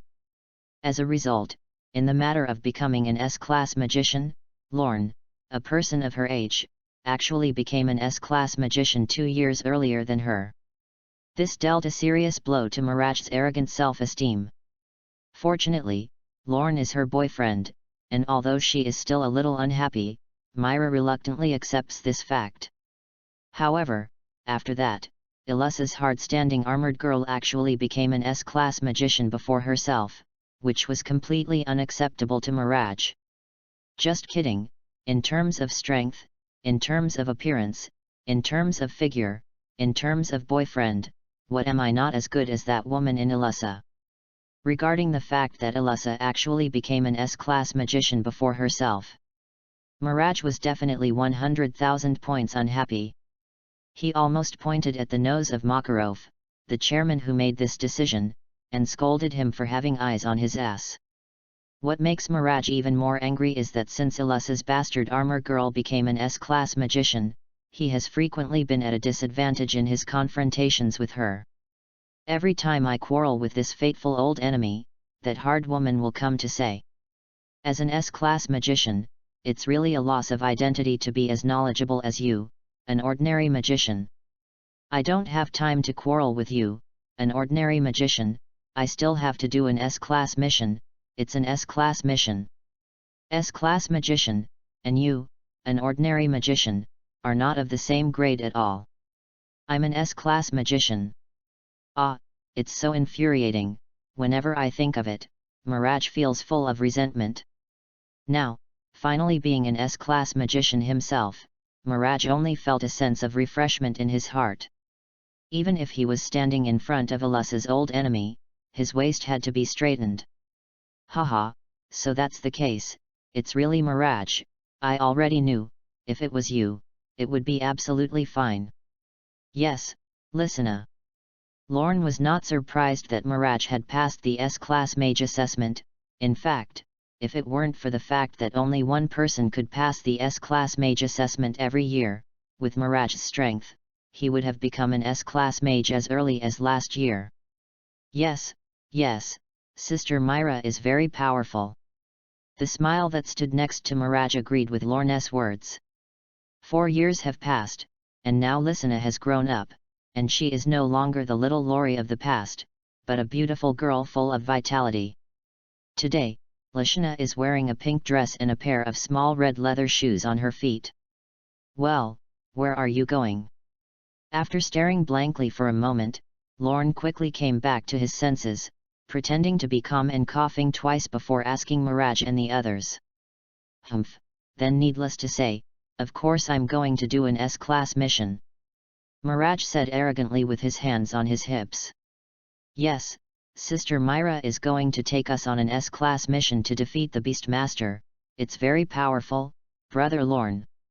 Lissana said coquettishly. Defeat the Beastmaster, that's amazing, that task is not easy. Lorne exclaimed faintly. This quest, Lorne had seen in the guild's quest bar, and even in S-rank quests, it was one of the more difficult ones. By the way, Brother Lorne, why don't you go with us? If it were you, Sister Myra would be happy, right, Sister Myra? Who said, I won't be happy if love doesn't come? Hearing her sister say this, Miraj's eldest sister suddenly became arrogant, pretending to be indifferent and said, although he said so, but Miraj has been secretly looking at Lorne, obviously wanting Lorne to go with him. For Miraj, it has been a long time since he has been with his lover, and Myra still misses Lorne very much. I'm against it, although Big Brother Lorne is very strong, but being a man is to protect his family alone. Elfman objected from the side. Hey!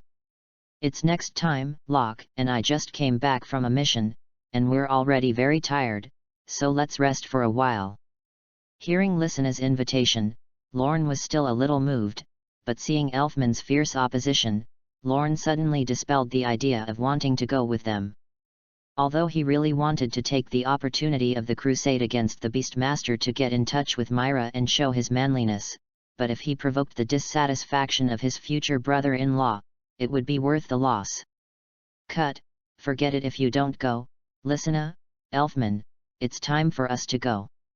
Seeing that Lorne didn't want to go, Myra snorted dissatisfiedly, called Lysina, and Elfman left. Before leaving, Lysina sneakily ran to Lorne's side and quietly handed Lorne a silver cross charm. Brother Lorne, this is the lucky charm I went to the church to ask for you, you must keep it safe. Lysina smiled sweetly at Lorne, and then hopped after Miraj. Looking at the silver cross pendant with Lysina's body temperature still on his hand, Lorne suddenly felt warm in his heart, and it was good to have someone to care. On the side, Locke asked Lorne worriedly when he saw Mila Rissina and the others walking away. Lorne-kun, is it really good not to go with Myra? The mission of defeating the Beastmaster is very dangerous. I heard that several magicians have failed after taking this mission, Lysina, and they won't have any accidents. Hearing Locke say this, Lorne was also a little worried, but, after thinking about Miraj's strength, Lorne relaxed a little and comforted the yellow kitten Locke. It's okay, Myra's strength is very strong, as long as you are careful, there should be no problem. Oh! Chapter 46. A few days later, Myra and the others returned, covered in scars and Lysina's death, with no news of the bones being found. This bad news caused everyone in the guild to lose their smiles, and a sense of sadness permeated the entire guild. When Lorne heard the news of Lysina's death, he was stunned. He refused to believe that Lysina was really dead no matter what. Obviously he was standing in front of him a few days ago, and called Brother Lorne gently. How could he suddenly die? It wasn't until he saw Miraj and Elfman covered in scars that he had to believe this cruel truth. Not only Lorne, Natsu, Kana, and Harpy, who had a very good relationship with Lysina, but also in disbelief after hearing the news of Lysina's death, and then cried sadly. 2 days later, Miraj and Elfman erected a tombstone for Lysina near the church. On that day, God seemed to be saddened by Lysina's death, and the sky was overcast and dark, and it was raining continuously. Lorne sat at Lysina's grave in despair, his eyes completely devoid of his former sparkle. Standing next to Lorne were Miraj, with a strap around his arm, and Elfman, who knelt beside him. It's my fault, it's all my fault, that's why Lysina was killed. Elfman said remorsefully at Lysina's tombstone, tears streaming down his eyes. It's not your fault, Lysina once said, life will pass away one day, although Lysina is dead, but he will always live in our hearts and always accompany us, isn't it? In fact, Lysina's death, the saddest should be Miraj, but seeing his younger brother like this, Miraja had to endure the grief in his heart and comfort Elfman, who knows this kind of feeling. As for the words between Miraj and Elfman, Lorne still looked blank as if he hadn't heard them. It's so sad, my heart hurts.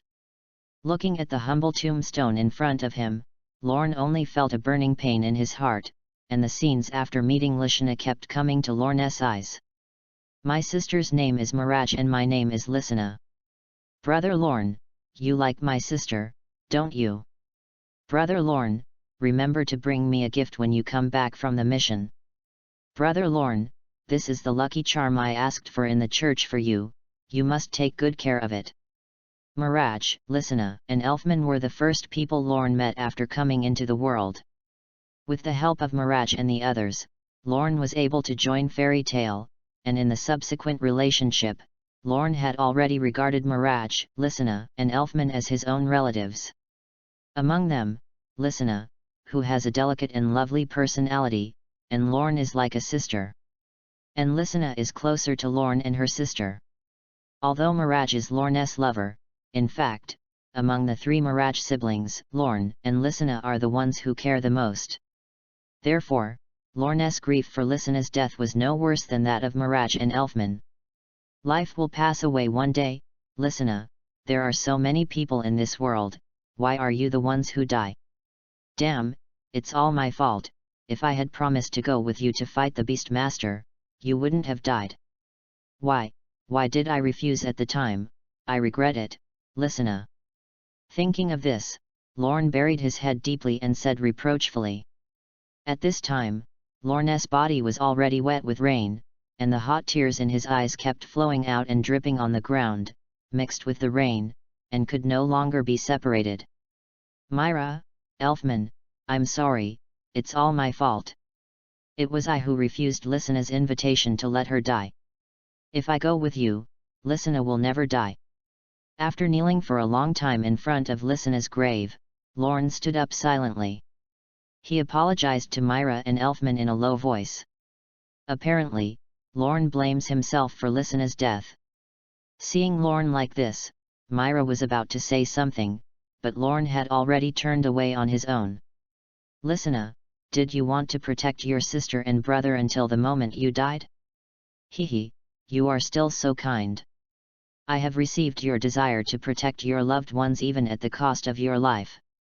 After turning to leave, Lorne's expression was more serious and firm than ever, as if he was making a sacred vow to the priest.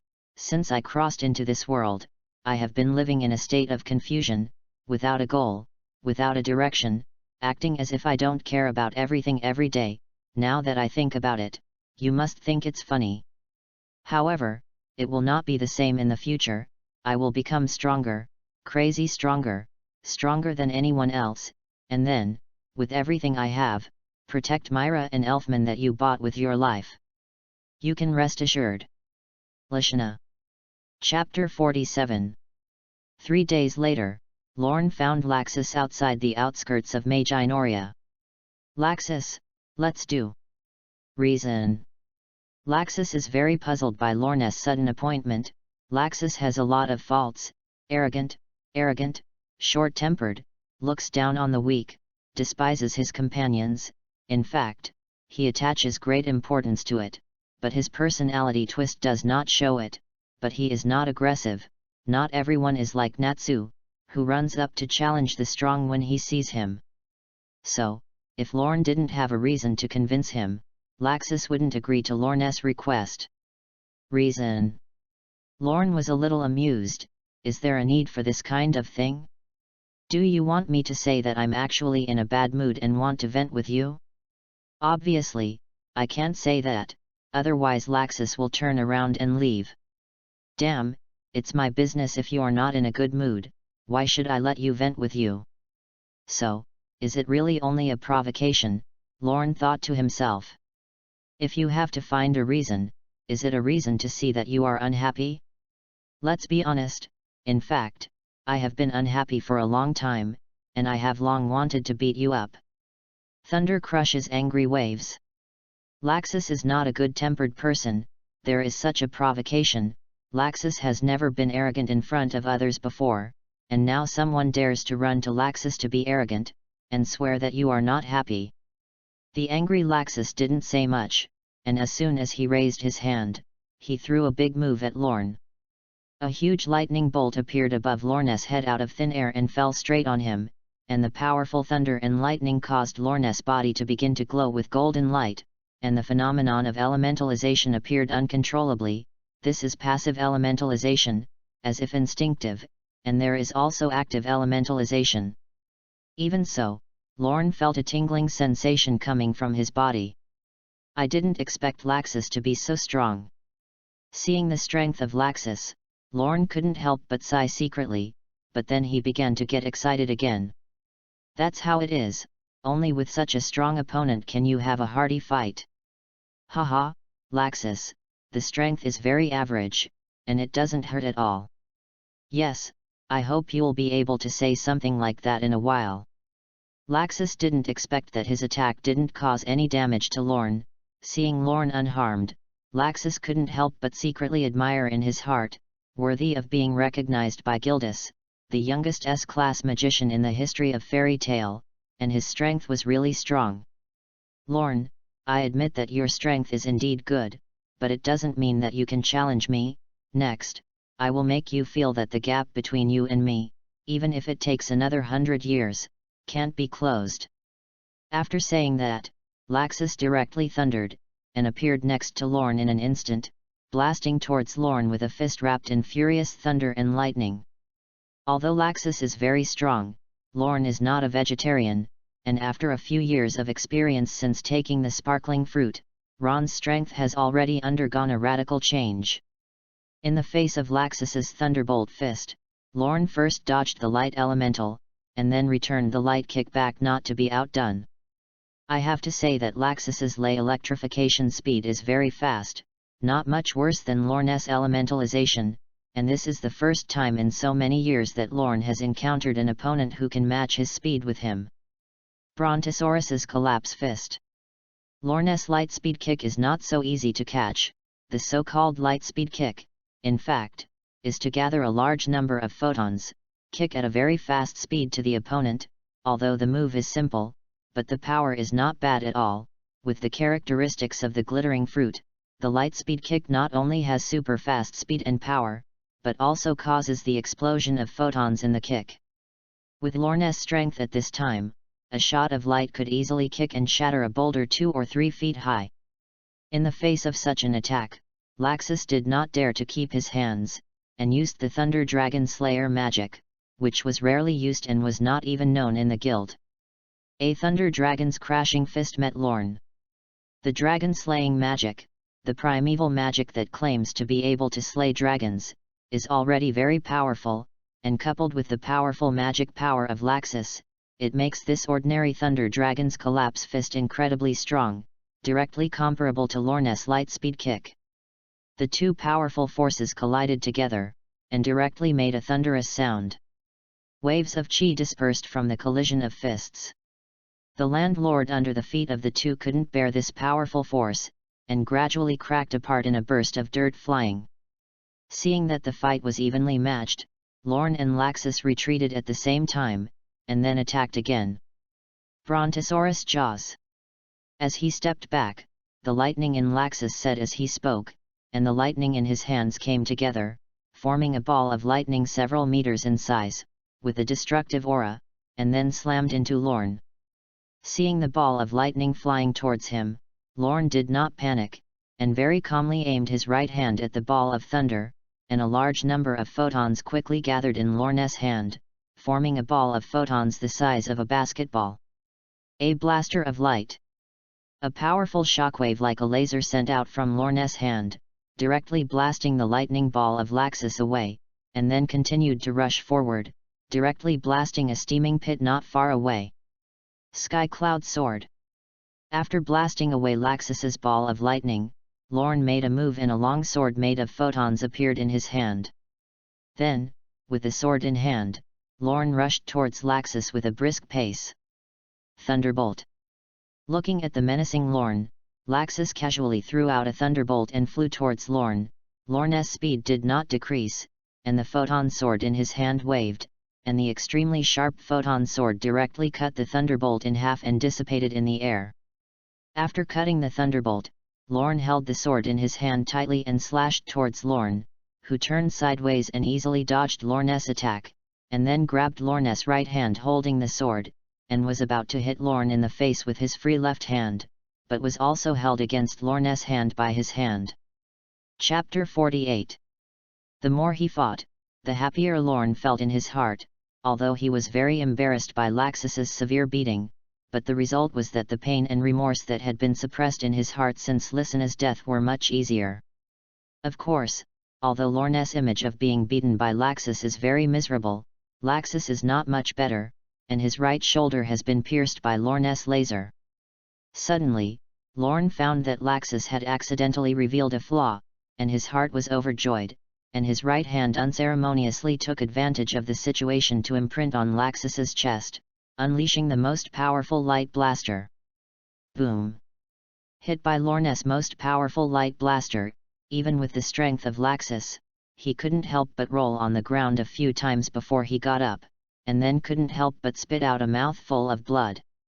Lorne could clearly feel that at least 3 ribs had broken in Laxus's chest from being hit by the blast wave of his own light. "Laxus, it looks like I won this fight," Lorne said to Laxus with a little please. Lorne couldn't help but feel a little proud of having the opportunity to defeat such a formidable opponent as Laxus. "Not necessarily, Lorne." After saying these words, Laxus accidentally touched the wound on his body, and suddenly a large mouthful of blood spurted out of his mouth. "Ahem, I really didn't expect you to see my flaws. I've got some approval of you now, and you're really worthy of being my opponent." Although he was seriously injured, Laxus had no sense of whether he would lose, but was full of confidence. "Why do you think I'm showing my flaws, Lorne? Don't be too naive, you are far from defeating me." "What?" Before Lorne could come to his senses, Laxus was already attacking. "Five-fold magic array, Mijin Thunder." Before Lorne could figure out what Laxus meant, he found himself enveloped in 5 overlapping magic arrays. It turned out that when he was fighting Lorne just now, Laxus had already taken the opportunity to carve a magic circle near Lorne, and this was the time when the magic circle was activated. Realizing that it was not good, Lorne quickly used his rare defensive magic. Magic of Light, Shield of Daybreak. A flash of golden light flashed, and triangular photon shields surrounded Lorne. As soon as Lorne summoned the Shield of Dawn, the 5-fold magic array, the attack of the God Thunder had already arrived. It was a powerful thunderbolt as thick as a bucket, and it fell straight on Lorne from mid-air, and the Shield of Dawn only lasted less than 2 seconds before it was broken, and after breaking the Shield of Dawn, the remaining thunder and lightning fell on Lorne without stopping. Hit by the powerful lightning, Lorne couldn't help but scream in pain. In just a split second, Lorne was hurt no lesser, if not worse, than Laxus. Lorne, who was struck by lightning, had extensive burns all over his body, and he was charred and black, and even his hair stood on end by the electricity. Damn! At this time, although Lorne's magic power was still sufficient, his body was seriously injured, and he felt pain all over his body even if he moved, let alone a high-intensity battle like just now. And Laxus is not much better than Lorne, and Laxus, who has a few ribs broken in his chest, is obviously unable to continue to maintain a high-intensity fight. Even so, the two of them didn't intend to end this battle like this. The depressed sadness in Lorne's heart hadn't been vented yet. How could he give up like this? As for Laxus, at this time, he had already played a real fire, and he obviously wouldn't stop regardless of the winner or loser, so the two of them decided to use the last move to decide the winner. Lorne endured the severe pain in his body and said to Laxus, "Hee, Laxus, I will use my most powerful magic next, because the power is too great.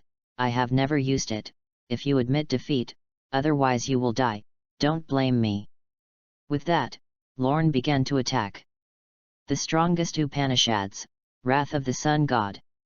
Lorne concentrated all the magic power in his body on the top of his head, frantically compressed, condensed, and on Lorne's head, a huge ball of light gradually appeared, and slowly, the ball of light became larger and larger, like a small sun, emitting a dazzling light. Humph, I should have said this to you, right? What I'm going to do next is the greatest mystery of my dragon-slaying magic. Be careful not to die, I don't want to bear the sin of killing my companions. Feeling the powerful magic in Lorne, which barely changed, Laxus couldn't help but curse in his heart. Damn, is that guy Lorne, Is it a monster? I've been fighting for so long, I've already consumed more than half of my magic power, and that guy still has such strong magic power.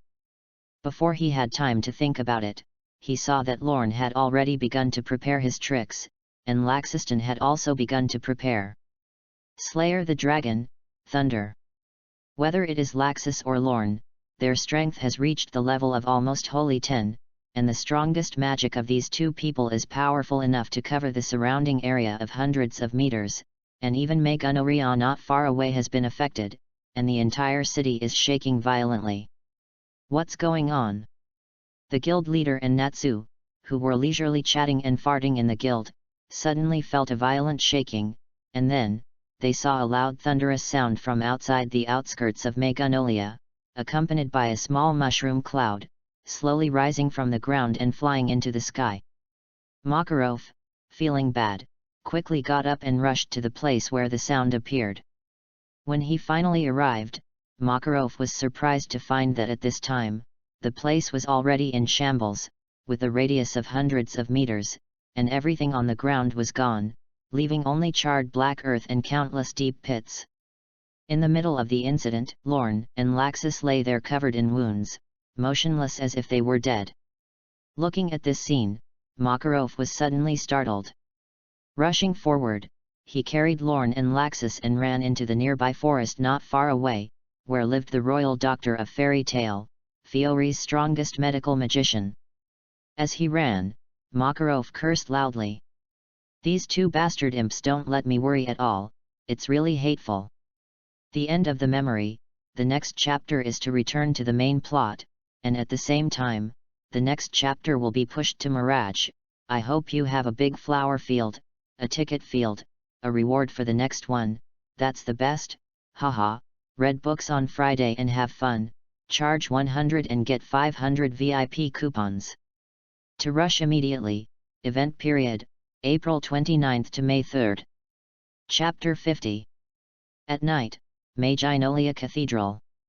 In the evening, after dinner, Lorne, who had planned to go out for a walk, unknowingly came to the Cathedral of Megunolia, in front of Lycina's tomb. Under the starry night sky, Lycina's tomb looked so deserted, as if forgotten by the world. I haven't forgotten you, Lycina, never. I always wear the cross ornament you gave me, and whenever I see the pendant, I think of you, the way you call Lorne, your smile, and the bits and pieces of our life together. Lycina, your sister Mirage and brother Elfman are doing well now. Elfman is not introverted at all now, every day is a manly yelling, although Miraja has lost his magic, but now he works as a waiter in the guild, and he is very happy every day. Speaking of which, you once said that you want to be a waitress at Fairy Tale when you grow up. Mirage used to talk about you for this, but I didn't expect it, but now she is a waitress in the guild. If you see it, you will be very happy. And Natsu, you used to say that you want to be Natsu's wife when you grow up, haha, now there is a newcomer in the guild, named Lucy, is a beautiful blonde girl. Natsu, that guy, seems to like Lucy's appearance, and surrounds Lucy every day. If you see it, you will be very angry and beat Natsu, that guy. Lorne had been muttering to himself at Lycina's grave about what had happened in the guild during this time. When he said that he was happy, he couldn't help but laugh out loud. Lorne's voice echoed in the empty cemetery. You're here, Lorne. Hearing the voice, Lorne was suddenly awakened, and I don't know when, Mirage came to Lorne's side, but Lorne, who had been stuck in memories, didn't realize Mirage's arrival. Oh, it's Mirage, I'm just coming to see Lycina. Lycina is here alone, no one to talk to her, she'll be lonely. Lorne explained lightly to Mirage, and then, as if thinking of something, Ron asked suspiciously, by the way, how did you know I was here? Hey! Mirage covered his mouth lightly and smiled, pretending not to care, and said, of course I know that every time you come back from a mission, you will come here to see Lycina. Mirage's implication is that I'm always watching you, that's why I know you're here. Hearing Mirage's words, Lorne smiled helplessly, I see, I haven't noticed it all along, and I have come here unconsciously every time. It's been so long, are you still blaming yourself for what happened to Lysina? Lorne, it's not your fault, Lysina's thing was just an accident, it's not anyone's fault, and I'm sure Lysina doesn't want to see you like this. Mirage looked at Lorne worriedly and comforted him softly.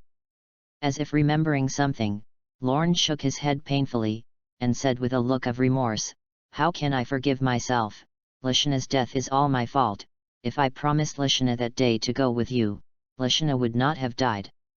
It's all my fault, you know, Myra." Lorne yelled at Mirage, and before he knew it, Lorne's face was covered with tears. Seeing Lorne's current appearance, Mirage felt an incomparably painful heart, and couldn't help but walk over, hugged Lorne hard, and leaned on Lorne's shoulder. "Lorne, don't do this, I really don't blame you, not only I don't blame you, I'm sure Elfman or even Lysina won't blame you. It's my fault, it's me who shouldn't be self-conscious, knowing that the Beastmaster is not so easy to deal with. But I insisted on taking Lysina, Elfman and them to do that task because I didn't listen to the President's advice. It was my carelessness. Not only did I not protect Lysina, Elfman, but I also let Elfman forcibly accept the Beastmaster in order to protect me, which led to Lysina's death. It's all my fault. I'm really miserable, Lorne, please, don't add to my guilt, okay? Please, Lorne, stop blaming yourself. Stop avoiding me. Do you know how much my heart hurts every time I see you deliberately avoiding me?" Lorne, who was held in Mirage's arms, suddenly felt a chill on his shoulder, and he was already wet with tears at some point. Lorne gently lifted Mirage up, who was leaning on his shoulder, and looked at Mirage with tears on his face. Lorne suddenly felt very much hatred for himself. Yes, in fact, Lysina's death has always been the most painful should be Mirage. Since Lysina's death, Mirage has always put on a strong appearance, comforting Elfman, comforting Lorne. But... and who will comfort Mirage himself? Elfman blames himself for not being able to control the Beastmaster and killing Lysina with his own hands, and Lorne blames himself for not following Mirage and the others. But isn't Mirage guilty of self-blame? Isn't he guilty? No.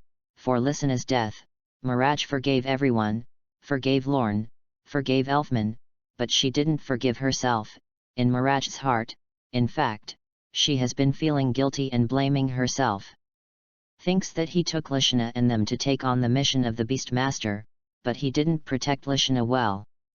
Mirage, who had always thought that he was proud of his magic, no longer believed in his magic because of self-blame and remorse.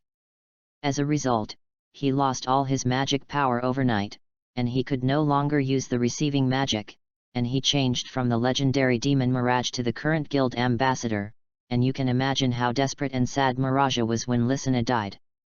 After struggling for so long, I finally pushed it to Mirage. I hope you will send some flowers to collect monthly tickets or something, anything.